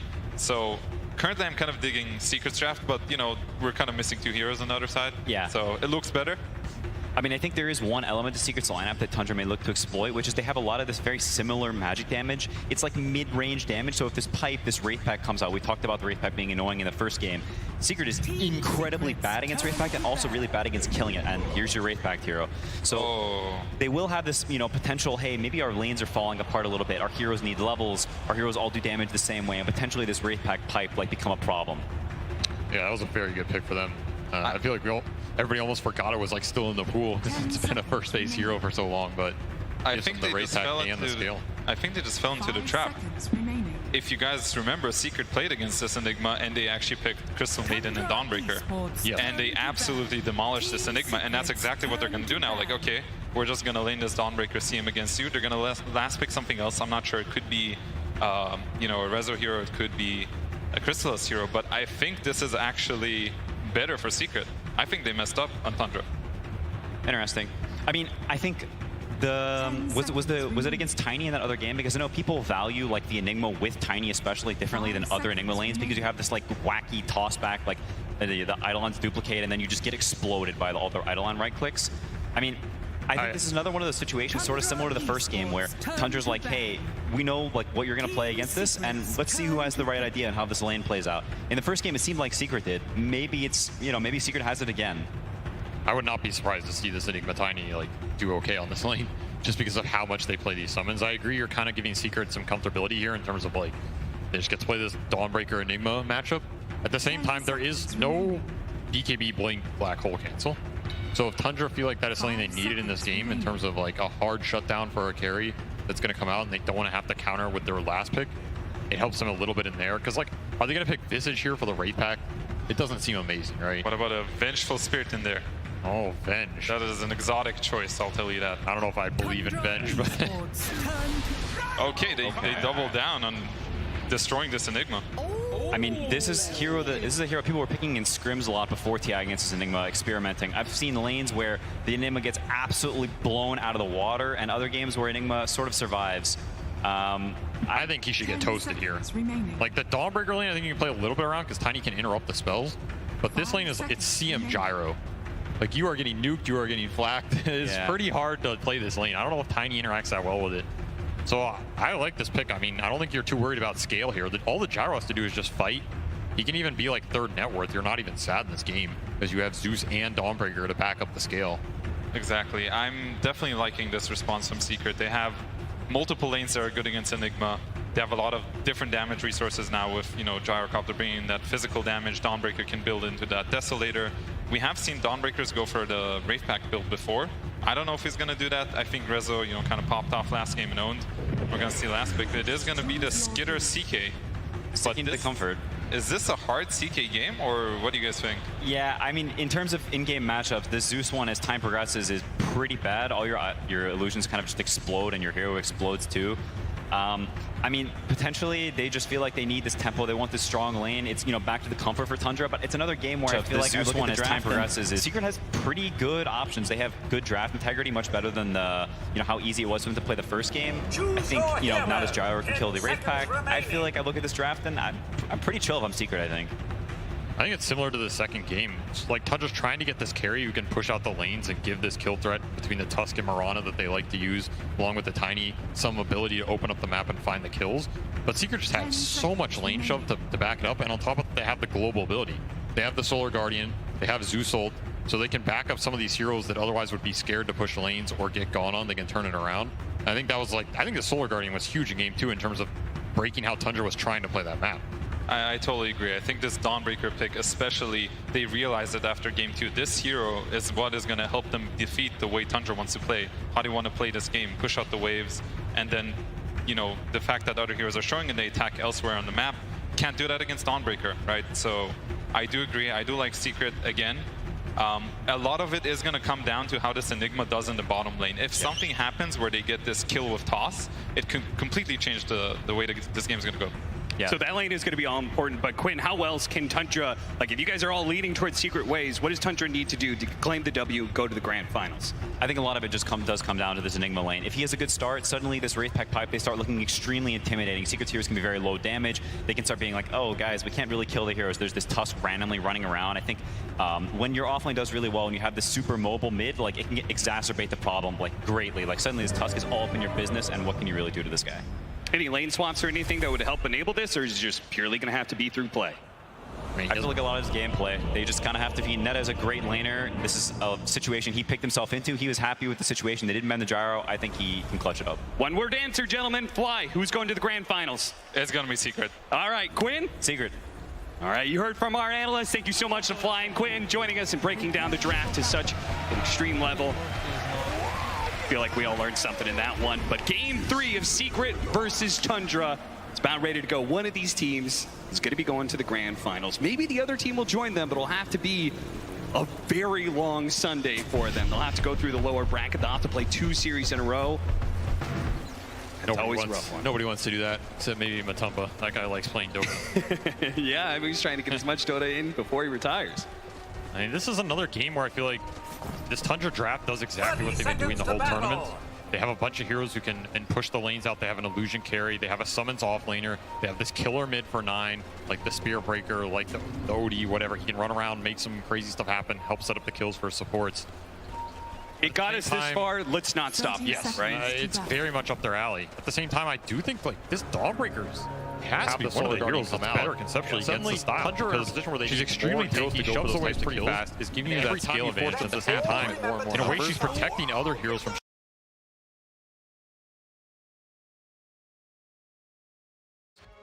Nice kick away.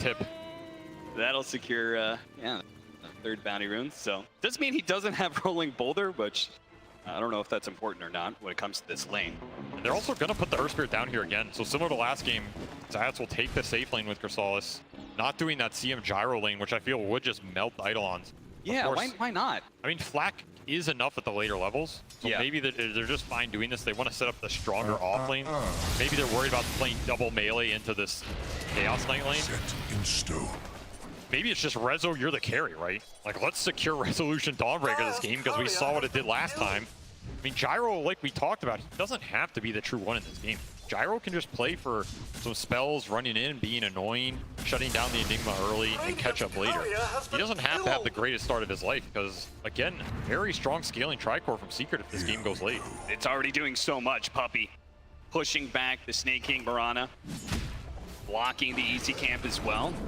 The other side, Zayats actually gets a pretty nice W here, and being able to pull the hard camp off of Saksa. A little bit of block in here. Nisha doesn't really care too much. In fact, he slows it down. 9 in response, snowballs onto the range creeps. I don't know why, man, but little stuff like that always gets me. I love to see those cute little 1v1 matchups and how just little plays and counter plays make the difference between one CS. Zeus wasn't doing that a year ago. That is true. Saksa gonna be run down here. Is this gonna be our first blood? It's looking like it. Zayats will claim that one.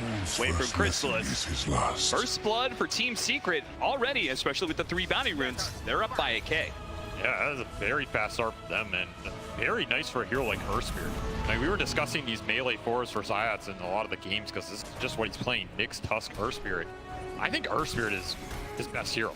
Like his Nyx is crazy good. He had insane impulse late game, but this is, I think, is actually his best hero. And if this hero gets off to a good start, you just bypass a lot of his issues, right? You get to the faster level 6, you get to some early items. This hero doesn't need much. You get to an urn, you get to a BKB, you just become a beast. So getting the first blood gold here for him in a safe lane Earth Spirit scenario is the cherry on top here for Secret. They are leading the CS board in all 3 lanes. I mean, Seriously. This Enigma is getting destroyed early on. I mean, they took maybe a little bit of a risk. And as you said, they could have done Crystal Main Gyrocopter and just absolutely dumped on 33's game. But instead, they tried to make both the side lanes, or tried to win both the side lanes by putting the Crystal Maiden down there. And it worked. Yeah, they're just winning them both. This is a very fast start for Secret.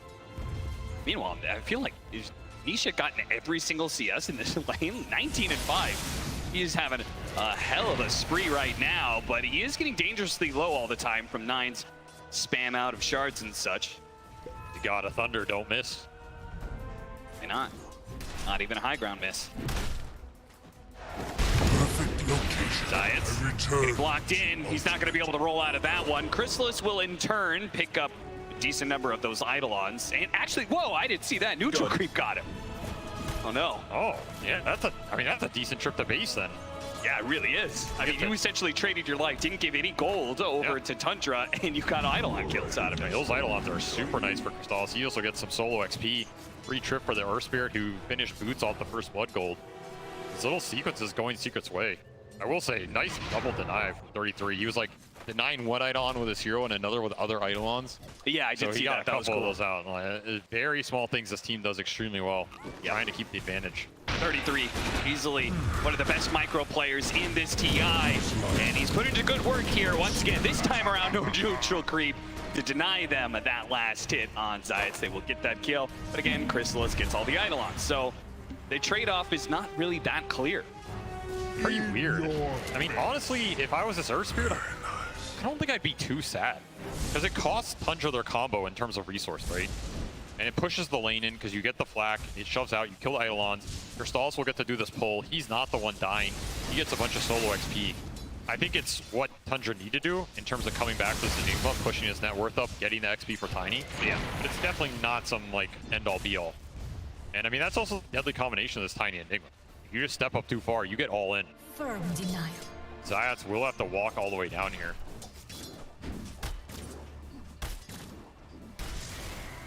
When was the last time we saw Tundra lose lanes like this?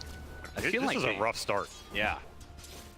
Like, you're not going to get much better than this in a TI upper bracket final. You know, these are two of the best teams in the world. Seeker pulling a decent lead out of these lanes, especially versus the CK. Well, Chrysalis maybe overextended himself a little bit. Zayats stopped Saksa in what would have been an avalanche tossback under tower with Malefice still on him. Like, that could have been a kill on Chrysalis, but Zayats put a stop to it. I mean, this CK is just getting beat up top. He's had to invest in extra regen. The extra CM nukes doing a decent damage in terms of the economy, and he's just gonna have to catch up this game.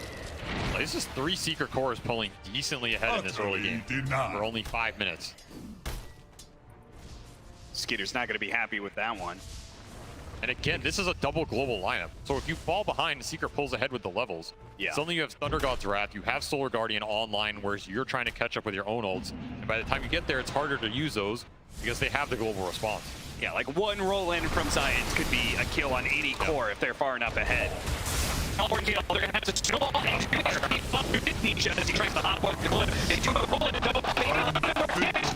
there's a bunch before he goes down. Maybe Secret can collect the kills in return. That is so low. Could be good. Double tap. And Saksa left the DD for his mid laner and may regret that choice. Nope, they're not gonna go for the dive. Just thinking about it. Roll in from behind, Zayats blind, trying to find Saksa, does get him now, slows him down with that double damage, puts it to work. The toss over is not good enough. Puppey will secure the last hit. 2,000 net worth lead now for Team Secret, 3-2. Nice response from Secret to turn that mid fight around. I thought Nisha was just gone for sure, but they get the double kill out of it, they get the rune. Extra levels for these supports. Puppey's up to level 5. There's a lot of early damage going to come out from the CM Earth Spear combo. Tusk is also not a hero who wants to be losing these river. Like, this is where his spells are pretty strong. He's pretty tanky. You can abuse the stat gain. This is a hard hero to man up on. I respect that go attempt. Like, these are the types of things Tundra, they need to start looking for in this game. Get the Tiny Mirana going, finding these little kills and pickoffs. You have CK stun, you have Malefice. 3 stunning cores from Tundra here to set up some of these kills. Yeah, and some of this may just come down to the fact that they lost the lanes, right? If this Chaos Knight, who's usually a hero that has so much sustain, you could chill out by yourself, but you could see the pressure continues. He's not able to stay alone in this lane, so Snake can kind of always have to be here, ready to go with the arrow. Thunder God's Wrath isn't enough, the Frostbite isn't in range, so he turns around and uses it on the Mirana instead. A Puppey will be able to walk it off, but the fact that Snake King can't rotate out of this lane, I think, is debilitating to all of that aggression that Tusk wants to be able to put down. Yeah, normally they want to be able to leave Skeeter alone at this point, get that double support rotation cooking around their mid. 9 is the hero they often play through for that early tempo, so side lane's going a little subpar does mean that the supports get clogged up in these random 2-on-2s. They don't necessarily want to be in for too long. 8-minute rune fight. Well, Nisha was trying to jump for it. Thinking will go down to Rezo.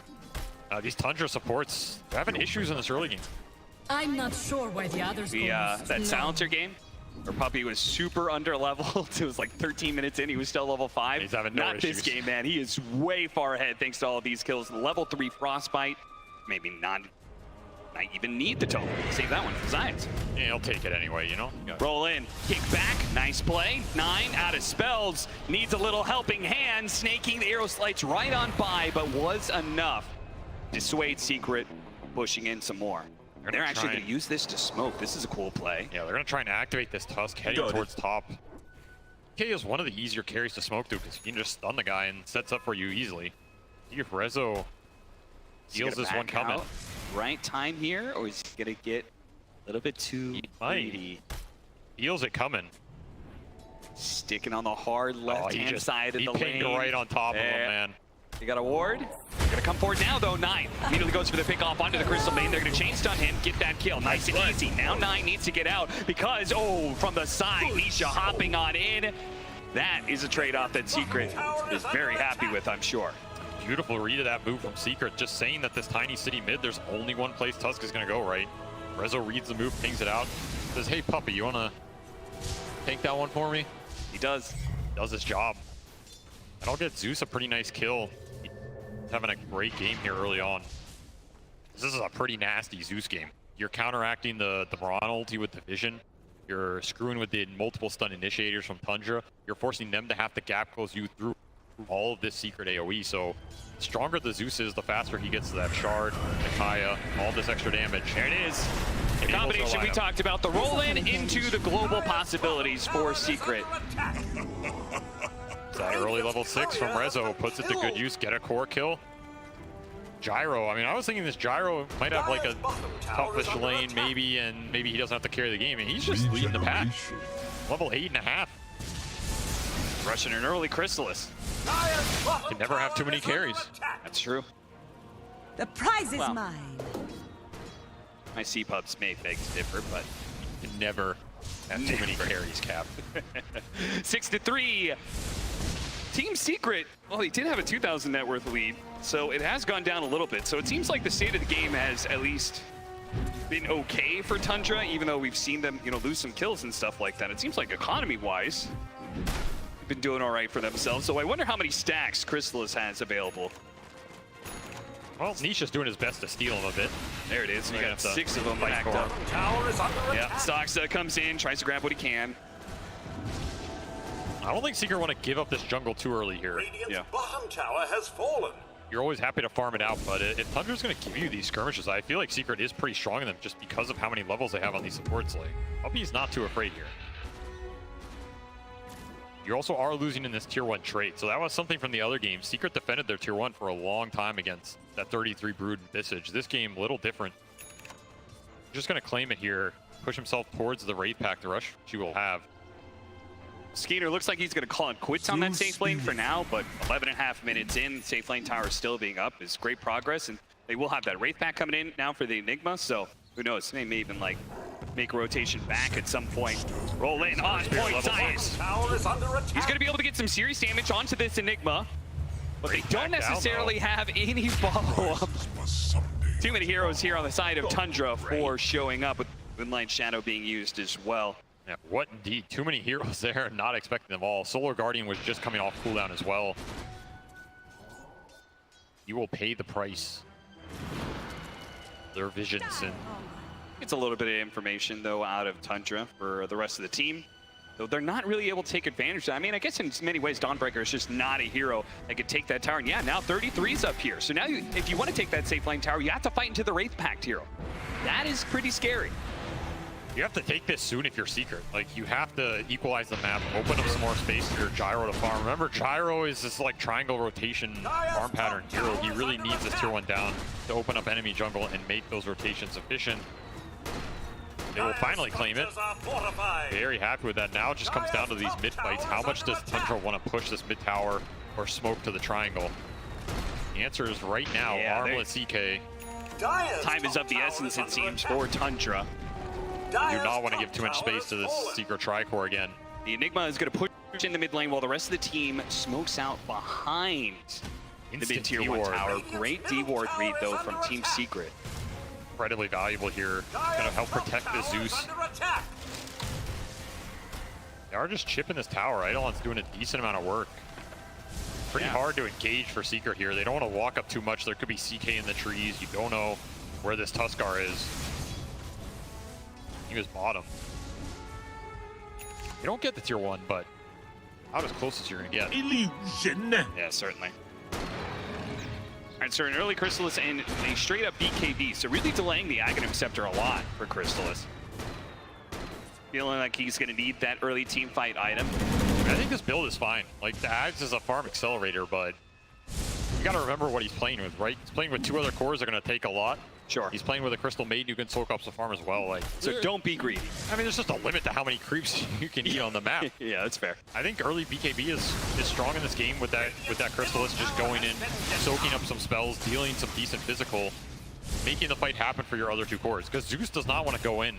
And this Dawnbreaker doesn't really just want to run in first either, right? He wants to ult on top, either an Earth Spirit roll, Gyro going in. So if Gyro can frontline, it's nice. And on the flip side, this Tundra teamfight is a lot about using this Ronald ult to find the targets they want between Tiny and Tusk. Searching for it now. Tried this before. They're gonna have to lead off with the Avalanche. Tumbler Toy over the side to make sure they get the toss. And a very nice pickoff for Tundra. He kind of needed to, but Secret, they're gonna chase after these guys. 9. He's got a haste rune, so he may not be able to outrun that rocket, but he can get some serious distance. They're gonna try and chase. Oh, what an interception! What a play from Ron, and now in turn they're gonna save each other with the Zoban Sasha with a beautiful avalanche. Hello, Black Hole. Goodbye, Secret. Beautiful interception there to just turn the fight around. Oh, and one more. Wrap it up. That'll be a team wipe for Tundra. Whoever you want. Is always ready. What? 5-man wipe. A setup. That was just beautiful, baiting the overextension. That roll is just too deep, and of course, no Solar Guardian to come out in that fight. Like, that spell might have turned that fight around right there. Yeah, super clump, super slow, all in the Earth Spirit gunk, but your Dawnbreaker sitting in the fountain just don't have that big spell to sustain you through the damage. And, I mean, this chase, he has a haste rune. 9 just baiting it out the whole time. Not even sure he dies on this rolling. Like, but it's Either a way, nice heads-up King play. Does his best Secret Service impression there. Protects the president. 33 comes in with the cleanup. Snake King's a sacrificial guy, you know? Yeah. As long as he gets the dub. That means Tundra gotta be feeling really good about that momentum shift, especially after how hard that laning phase was for them. So the fact that they are now solidly back in control of this game, if they can get to a point where they've got the pipe completed on the Enigma, then we're full team fight ready to go. Wraith Pack pipe, just like the Broodmother. And that Wraith Pack pipe is deadly this game, right? There's only the Dawn Starbreaker and the Gyro Flak to really clear into the physical area. Everything else is just AoE magic. Yep. So that EHP from Pipe Wraith Pack is just gonna be deadly in this mid game. Now, what do you think of this pickup from Nisha? He's rushing the E-Blade. Do you think that is trying to protect people from Tusk Chaos Knight? Do you think it's trying to cut through this Wraith Pack pipe and just like really nail that single target damage? Mixture of both, maybe? Definitely a bit of both, right? Like, if he gets gap close, he can E-Blade the Tusk, who's not going to go BKB first. He's going the Deso build. So if you E-Blade him, leap away, bolt him back, 9 just gets debilitated in that type of engagement. At the same time, you can E-Blade yourself before one of those jumps. It's very nice. There's also a lot of chain stun potential from Tundra. Like, you get Malefice, you get Avalanche, there's an arrow coming through. If they commit on a chain stun target off the arrow and you E-Blade that guy and it saved him from a lot of that physical burst, you can turn the fight around. Puppy flirting with danger. Yeah, it really was. I don't think Skeeter thought it was just him. And it was. It really was. The rest of the Secret, they were a pretty distance away, snaking. They're going to try and pop him here. They're going to throw the Dawnbreaker ultimate on top of this to ensure the fast kill, but they're on the wrong side of this cliff. Nisha's going to try and use it to his advantage, though. They do have the shard out. There's no black hole to fear, so they can just kind of run headlong into Tundra, perhaps. A freezing field. Keep it going. Just managed to get that one kill. Resolution trying to finish it off, but Dawnbreaker Hammer can't go to 3. Now Chaos Knight. Skeeter trying to get the armlet toggling, but Nisha delivers the damage. Not quite enough. The toggles keep going. Frostbite going out. Now Chrysalis is low. Black cannon shots, one after the other, but Skeeter stays alive through it all. He toggles through everything. Nisha got stuck on that high ground cliff too, trying to position to just stay out of range, but it's not enough to finish off that CK. Skier lives through it all. We saw the type of fight Seeker wanted to take, taking the Wraith Pack down early. These Tundra heroes are tanky, man. Like, the damage is done, right? You have 2,000 HP to cut through on this Tusk, 2,000 on this CK. A nice way to start out killing the support for free. Then you're like stuck in this clump engagement. You're getting multi-avalanched. That shard ended up slowing down the gyro as well. Just can't commit it instantly. Turns into a very awkward engagement. Also have to think about these midnight pulses just getting thrown down and burning you for the whole time. Oh yeah, absolutely. This kiting, I mean Skeeter, it draws him in so deep with this armlet toggling that now Chrysalis is heavily overextended. His lifesteal is not enough sustained to deal with all this bits of damage being thrown at him. And Tundra, they want those long fights. Yes. If they get multiple Tuskar spells off, it's a perfect scenario for them. Trying to hammer away, but here comes the snowball. 9 knocks him out. I was just getting warmed up. Looks for a little bit more, too. The shard locking in Puppy. May have gotten the D-ward, but he won't make it out alive. Nisha barely able to jump away before the Tiny could grab him. Toss him to his allies. 5,000 net worth lead for Tundra. They continue to grow and continue take more and more of the map away from Secret. It's the Tundra like 5-man skirmish that they use this Tiny and Mirana combo so well for. No cooldowns they really have to wait for. They don't really care about Black Hole this game. They're ready to fight off the stuns, get their carry involved. Skeeter having a way more impactful game this time around. Level 13 topping the charts. He's just been involved in everything, and between him and this Tuskar tag team, there's not enough armor or survivability to deal with the physical burst right now. Pushing Secret to the back foot, it's gonna give a lot of space to this Tundra lineup to soak up the map. And if there's one thing we've seen this series, it is these two supports between Soxa and Snaking. And they find farm and they find it very fast. Yes, yes, they do. I don't even know where they find this much farm, to be honest. I mean, Soxa's pushing up close to Rezo, right? Very different from last game. Yeah, certainly. It's not the same kind of game where Rezo was just able to hang out in side lanes and farm non-stop and enjoy the occasional team fight. Tundra's actually putting an effort in shutting him down first. Smoking him at the start of any of these rotations. That's the best way to do it. You take the Dawn or Zeus out, you remove a lot of that counter initiation. Yep.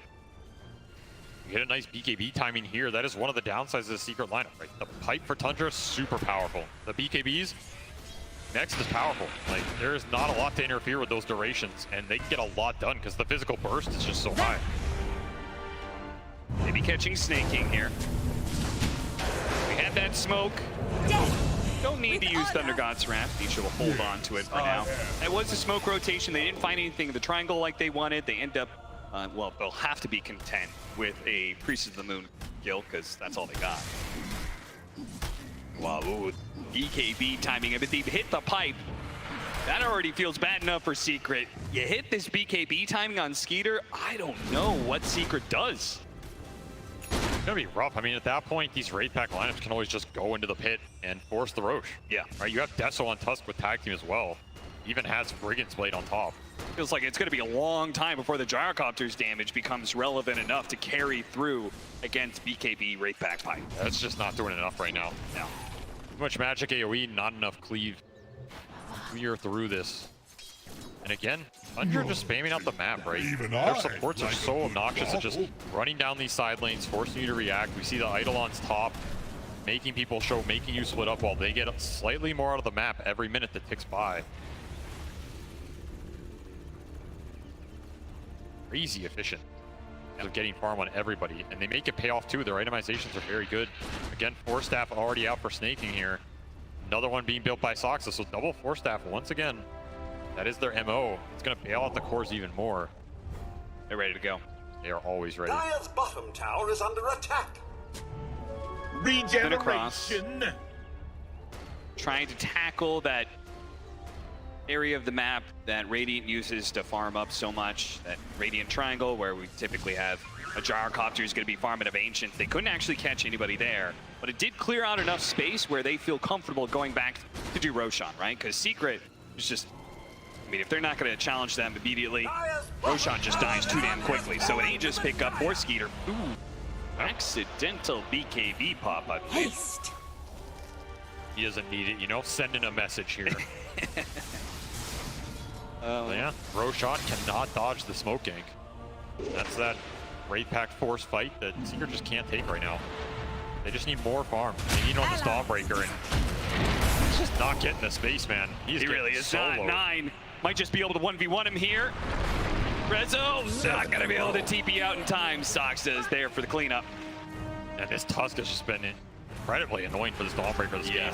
The amount of interrupts he has, the physical burst versus a hero that does not build armor for a long time. And he has racked up some serious Deso charges too. He's at 12 already. Try and find this Tiny, nice instant kickback. A lot of magic damage. There's that E-Blade being put to use. If they can catch somebody out of the way of the Enigma, no raid pack, no pipe, they do get bursted very quickly. Very true. It's like the Veil from last game. You have this much magic damage. It makes all of your stuns count for just that much more. It'll push Gyro almost to the top of the charts here, so Crystallis is still going for that Ags. He's just going to try and scale it up into late game Gyro with Ags Satanic. One way to try and deal with the burst blink without a save behind you. There's one save in this game, you know, it is a very long way away, but Earth Spirit Ags. That's true. Enchant Remnant. turn someone to stone, kick them away. Might be something to play for super far down the line, but of course, Tundra's going to have a field day before then. Certainly. Especially given the fact you said, you know, they have 3 cores that all want to farm up on the side of Secret. They've only got a quarter of the map that they own, so really nothing is left for Zayat to complete his BKB, let alone that Aghanim Scepter. So it's going to have to be through fighting. And a fight is immediately going to be forced onto Chrysalis. KB forced. Has to use the BKB. He cannot get caught into a team fight against a Chaos Knight with his Aegis and a BKB. Definitely not. Even the Mage Slayer on top of the CK going to give him the extra resistant tankiness in these engagements. Not to mention if he ever lands hit on Zeus, just reduce the damage. Look at this. Tundra's saying, okay, that side of the map, they can't play. Let's go to the other side of the map immediately. Yeah, Moonlight Shadow in 1 as well. Found the Focus gyro. to break. They did find the gyrocopter, an opportunity to be able to burst him out almost instantly, and there he goes. The response from Secret, they tried to do some damage to the Tiny, only got him to half health. They fully give up now, leaving Puppey behind. Everybody else is going to be able to get out. Yep, we're good. Radiant's courier These has AoE been spells killed. just do nothing into the auras, man. Yeah, seriously. You have to keep your cores alive here. Undra are just getting more and more net worth lead, up to 10k here, using this Aegis to perfection, closing out the map. Suddenly Secret's stuck in a corner again. I feel like that's been the story this whole series. Yeah, kind of. At that game 2, we heard our analysts come in and talk about how they felt like it was just one team fight away from Team Secret being able to crack open the game, and they eventually did do that. I'm not convinced that there's that same kind of win condition here in this 3rd game. Like, that game had Rezo at top of the charts with like 9-1. This game, he has just been destroyed by this Tuskar and Enigma on the map. Doesn't have the same physical impact as it did last game, and now you're getting tossed back on. Oh, they can't afford to lose 9. Nisha, he's going to be pulled over to the side, tries to get a hop away, but no chance. 33 tries to throw out the black hole, doesn't actually catch what he wanted out of that, but still great fight for Tundra. Let's hit high ground. The snowball getting larger every minute here. The aura's just nothing to fight through it here for Secret. Turn it into a death ball of a game. It certainly is. And Tundra, they're going to force it. Like game 1, they chilled out. They took so much. They just built up this net worth bigger and bigger and bigger. It looks like here in this situation, 26 minutes in, they're going to claim a full lane of barracks. Team Secret, without Nisha, without a buyback there, there's no way they can hold high ground. That is their big high ground hero. Game 1, they had the Magnus. This game, they've got Zeus. That's the best they have to offer. I don't even think he can really walk up. Is he even doing anything to them at this point? Way too much tankability on this Tundra side. The glyph is down. The tier 3 is almost falling. His Tundra's going to force this for 2. Why back? Robbie puts himself on the front lines. They immediately do get the kick back onto the Enigma. Is that who they really want to go for, though? They've lost their 2 supports for it. They're going to buy back. But are they going to get anything for this? Even with the extra lives, Puppey TP's in, instant dieback. Rezo turns around, use the magic meter to get rid of Malphus, but he's just dragged back in by Skeeter. Run down through the side. Side trying to get the opening. The Dawnbreaker ultimate, it's going to land and do a lot here with an AoE stun. But all of these heroes on a bit of HP. They do not have enough to be able to cut them down. They need more damage. Crystal is trying to deliver. They finally do get it. They bring down the Chaos Knight, run out the Enigma, trying to chase for more. Snake King gets out, completes his TP. Tundra, they just did a serious economic blow, and maybe a very real blow as 9 takes down Resolution. After that fight, Nisha, you cannot let him get away with this one. He's going to eat blade, but he already used the lightning bolt. He's going to TP out. Oh no, Secrets. 9 playing with his food in this game, man. Putting the BKB to great use here. This Tuskar just going in and out of the fight is just way too annoying for Secret. They don't have the hard stuns to lock these heroes down. Double Force Staff as well. And like we see, the damage just takes so long to bring any of these heroes down. Yep. I mean, it's a triple buyback from Secret in their base defense. Don't even have Black Hole for this engagement. The Enigma's just a damage sink. But he sinks a lot of it. And it's only because of this buyback here. Just a beautiful ult from Resolution that ultimately sets them up to be able to clean up the fight and just not lose the game outright. Also, Skeeter losing the Aegis midway through that one. Nisha's been caught though. Nisha E-Blade? Oh, he doesn't have a hop, but he does have a Blink Dagger. He blinks away. That was as close as you can get. Still a blink on CK. That was Game Ender right there, and they might still get it, and they do. One more buyback left for Secrets. And again, is it even enough? Can the Zeus even push them away from this lane? I don't think so. Tundra had enough of the long games in the first two, decided to kick it up a notch. Nice blink backwards. Science rolls right into the middle of Tundra. A trap beautifully set and sprung by Skeeter. Stops the initiation entirely. There is still a tier 2 up at the top lane, so Tundra cannot take Mega straight up. But they're only a few minutes away and a couple of movements out from being able to get that potential last team fight forced upon Team Secret. I don't see a way to fight this 5-man. I just don't see it. Where's the damage coming from? Even if you land everything on everybody, it's just not there. Heroes are too tanky. Triple BKB is now online, so now you have to worry about BKB Black Hole on top of everything else. Tundra just closed this map out so fast. The Death Ball came online, you lose one fight, suddenly you're in a position where you lose Aegis, that converts into a Rax mid. They never looked back. Secret looking perhaps the last team fight of this series. What do they need?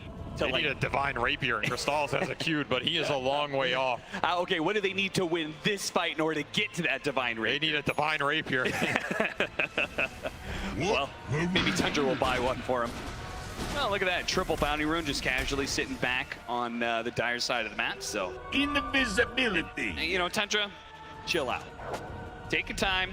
Wait for Roshan. Die, mongrel. There is very little rush here. The prize is mine. They're just farming it up. Both their supports ahead of the enemy 3. This insane amount of utility coming out. You have full Lotus on this Mirana, Drum on top of it. Sox has got 4-staff Yules. I mean, these supports are incredibly hard to kill. You have to commit a large amount on them in the first place, which you don't want to because they're not even the big damage dealers. Yep. Near impossible situation for Secret to play out of here. It really is divine. You just have to find a way to get to it and hope the flax are enough. Because I don't think any other item is going to cut through this damage in a base defense. Well, what if Tundra goes high ground before that? Because that's looking like a very real possibility. I mean, you should, like, tradition says you should probably wait for Roshan. But God, what if they did? What if they did go for that high ground? Could they just end the game right there? Could they just potentially seal their grand finals appearance? You gotta wait though. Wait for the Roshan. Puppy knows he's here. Doxa. I don't know how he knew, but he's gonna find him. You're not getting away from this one, Puppy. All of that farm. No, I did not mean. Some of it's gonna get taken away by 9. Stalls out the game a little bit. True. I think Soxa was just predicting that this is where Gyro's going to go. Like, yeah. Where else is he going to go to farm? I think. And then he found a Crystal Maiden farming the Ancients. Take that too, but that was a beautiful read. The way these guys are reading the map and the movements. Absolute perfection here. It really does feel like they've cut it down to the science. It's process of elimination. They just can't farm these areas of the map. Go to the few parts that they can. Just look at what Crystallis has to do in this. He's been hugging the side lane of the trees. He pops out, tries to get a little bit of farm in this bottom lane where he can. He can buy the Relic, but the Divine, the full-out Divine is so far away. Relic ain't doing it. They need something much bigger, much grander to be able to cut through Tundra. Smoked up around the Roshan spawning here. Look for an opening, see if they can find anybody. Nobody's showing. Okay, let's check that Roshan pit. Oh, hey, look at that. The big guys spawn. We could take Aegis and Shard. They get to choose who gets to take that victory Shard. Yeah, between Skeeter and 9. Potential 2 Royal Roaders. They're both looking. First time TI appearance. Getting to that grand finals. Even the nullifier done for this Tuskar, so any sort of save mechanic that would have come out is no longer there, which Secret aren't even getting there. It's pretty much just the E-Blade. He's kind of just itemizing ahead at this point. Yeah. I mean, it is all on this Gyro Reaper, which, like you said, I don't know if we're getting there. Tundra can just walk down top, cement the death ball. And even if he does get it, he's got no sustain whatsoever. He doesn't have lifesteal. Yeah, so it's no guarantee you he might just get one shot. But 9 might just show up, punch him in the face. Shadows. Glass jaw gets knocked out. And there goes the Divine Rapier. That is Dota. Sometimes punching someone in the face is stronger than Divinity.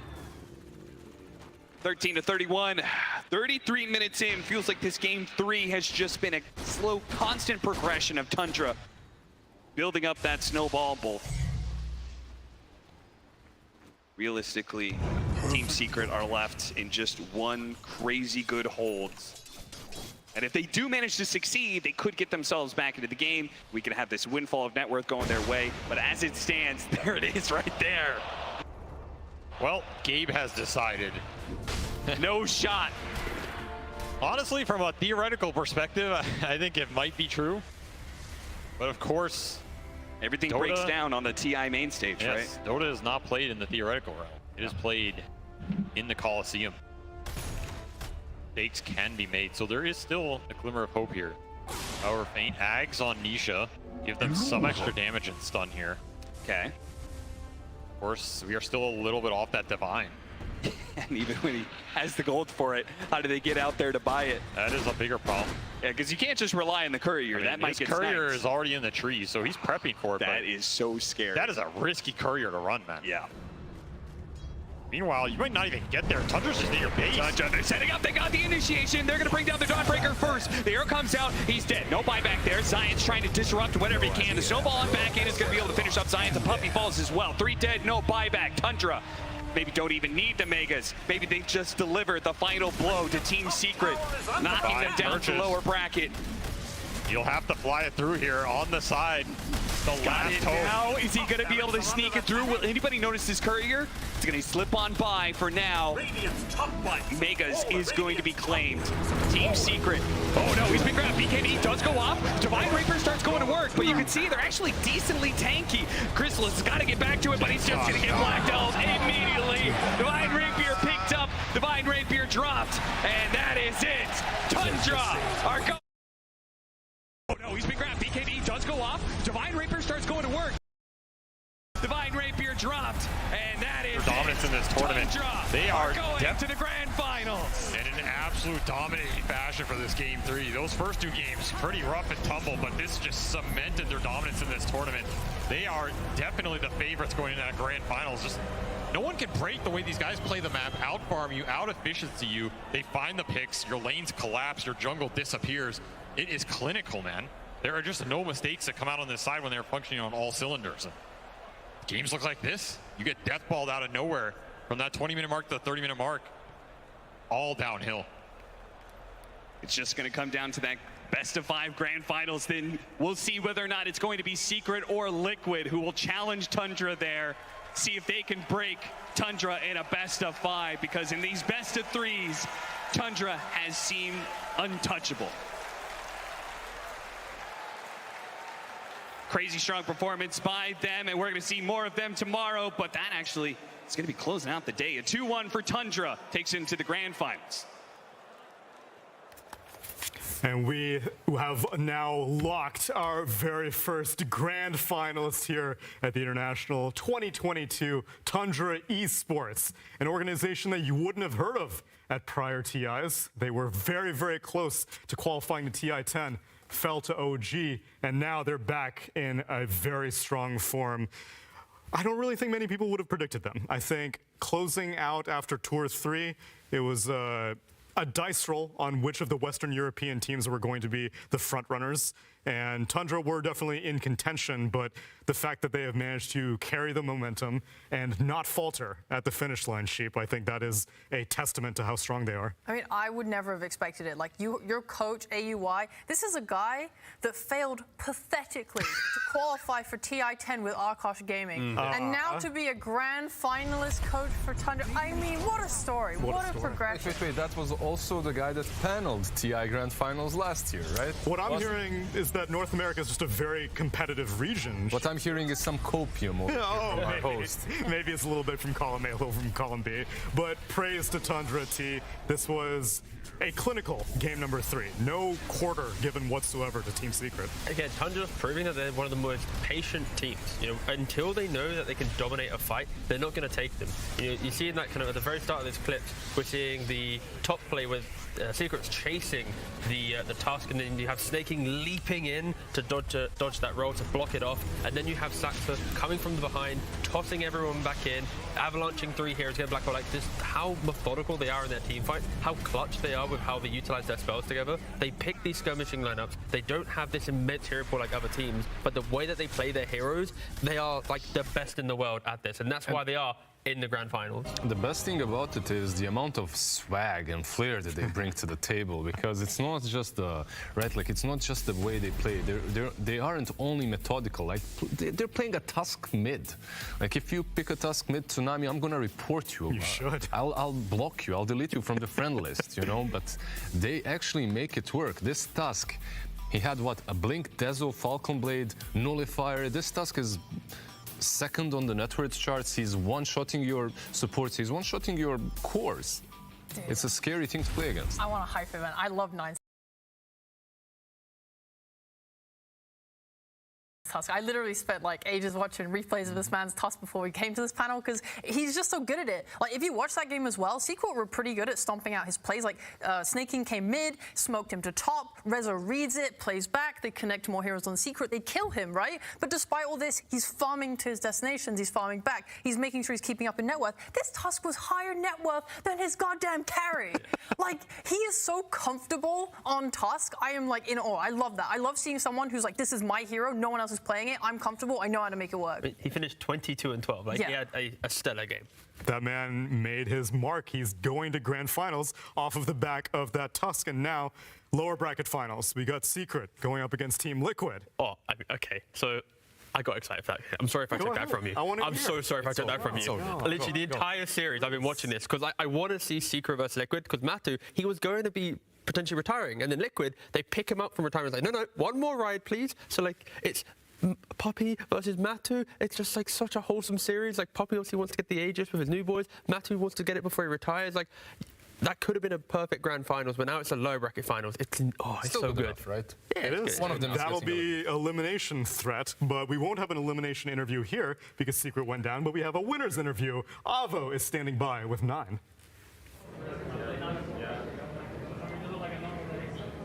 Giving a sign when it starts? Yeah, they'll give me a sign. Don't worry. Don't worry. Just trust me. No. Hello. We're here with 9 here. Hello, 9. Very, very exciting to have you after that fantastic series of games. And I just want to know, this is your first TI. You make it all the way to the grand finals. Those final moments of that series, how is you feeling? I feel really amazing. Honestly, I know this is my first TI.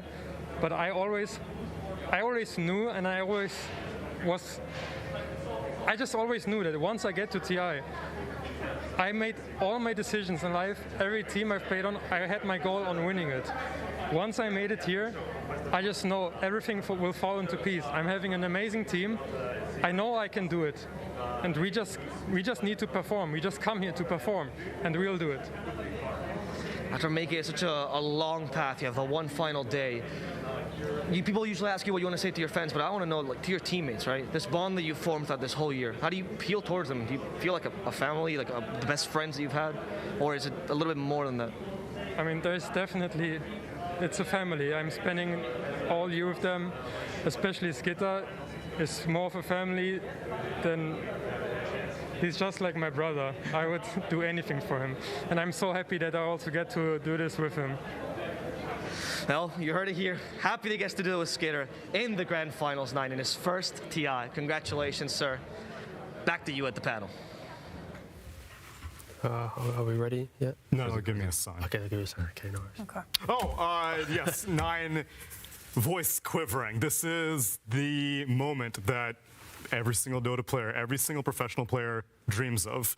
Sure, getting the Aegis is the peak, but the fact that you're in contention, you are one series away. Tsunami, from the moment you step into a competitive team, from the moment you start playing some competitive Dota in some $50 tournaments, which I remember Saksa even playing, this is your dream. Your dream is first to get to TI, and then when you're actually as good as Tundra, you can think about even taking the Aegis. And they have taken down, theoretically, one of their future opponents because Secret will have a chance to get a rematch if they do take down Team Liquid. But what a feat. And now, potentially, one 2-timer is confirmed as a coach and then as a player with AUI 2000 locking his grand final slot. But it has been a hell of a journey, and they were finally tested. They finally dropped one game in this upper bracket against Secret. So it's fitting that Secret were their match to get them into grand finals. And now Secret need to go up against former teammates. Zai and Matu on TI-10 Secret got 3rd place. Will they get another 3rd place? Or is Puppy going to get a back-to-back result 2 years in a row? Don't forget that Puppy, he's been leveling up his placement every year. He's destined to get 2nd this year, so, you know, statistically, he should be beating Liquid, but just that raw emotion, the passion that Liquid has carried, I think they've just unlocked something that no other team has really had yet, and that is a scary thing to face, especially in the lower bracket. Do you think that Liquid learned anything from that series, Lizard, as you got to see both their future opponents, theoretically, on You mean tomorrow? from watching this series or from their own series? I think there's definitely some notes. There are definitely some notes that they have been taking from Tundra, right? But some things you can't recreate. That's the problem. Like, you're watching Tundra, they're playing Tusk mid. You cannot take that away from them. Like, you just can't. Unless Boxy wants to take the Tusk out of his hands. Well, he plays a mean one, but not on the mid lane. Not on the mid lane, no. And I guess for Tundra, they just need to sit and wait now, Sheep. We've been talking time and time again how nerdy these guys are. Yeah. They will be analyzing closely, and they get to look at Secret versus Liquid. And I guess that is something that we will be saving for tomorrow, though, Sheep. But do you have any expectations?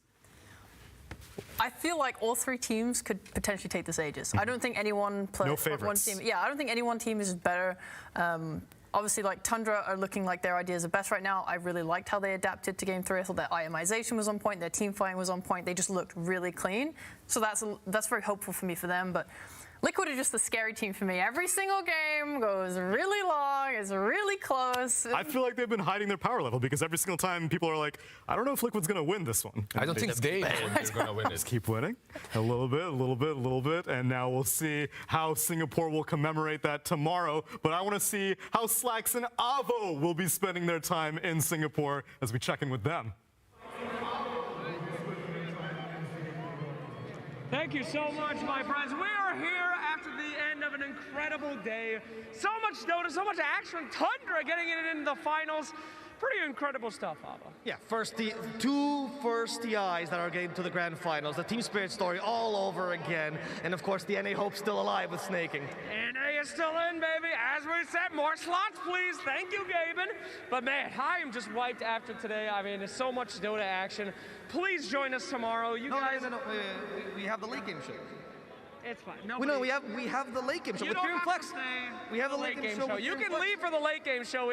But you're on the late game show. I know I'm on the late game show. You don't have to stay. Guys, only the coolest, chattest people stay for the late game show. So most of you can just go. No. You go to your homes, go. It's where you get to meet the pros in person. Yes. You get to really understand them as people. There's even 4 languages, like 5 languages in the late game show. Only cool people stay for the late game show. Not all of them are cool. They have to let some of them go. They get to all be cool today. No, they're not all winners. They're not all cool. All right, there's a couple Wind Ranger players out there. Just let them go to bed. Wind Ranger's my favorite hero. You're stupid. Thank you guys so much for watching today. Don't forget to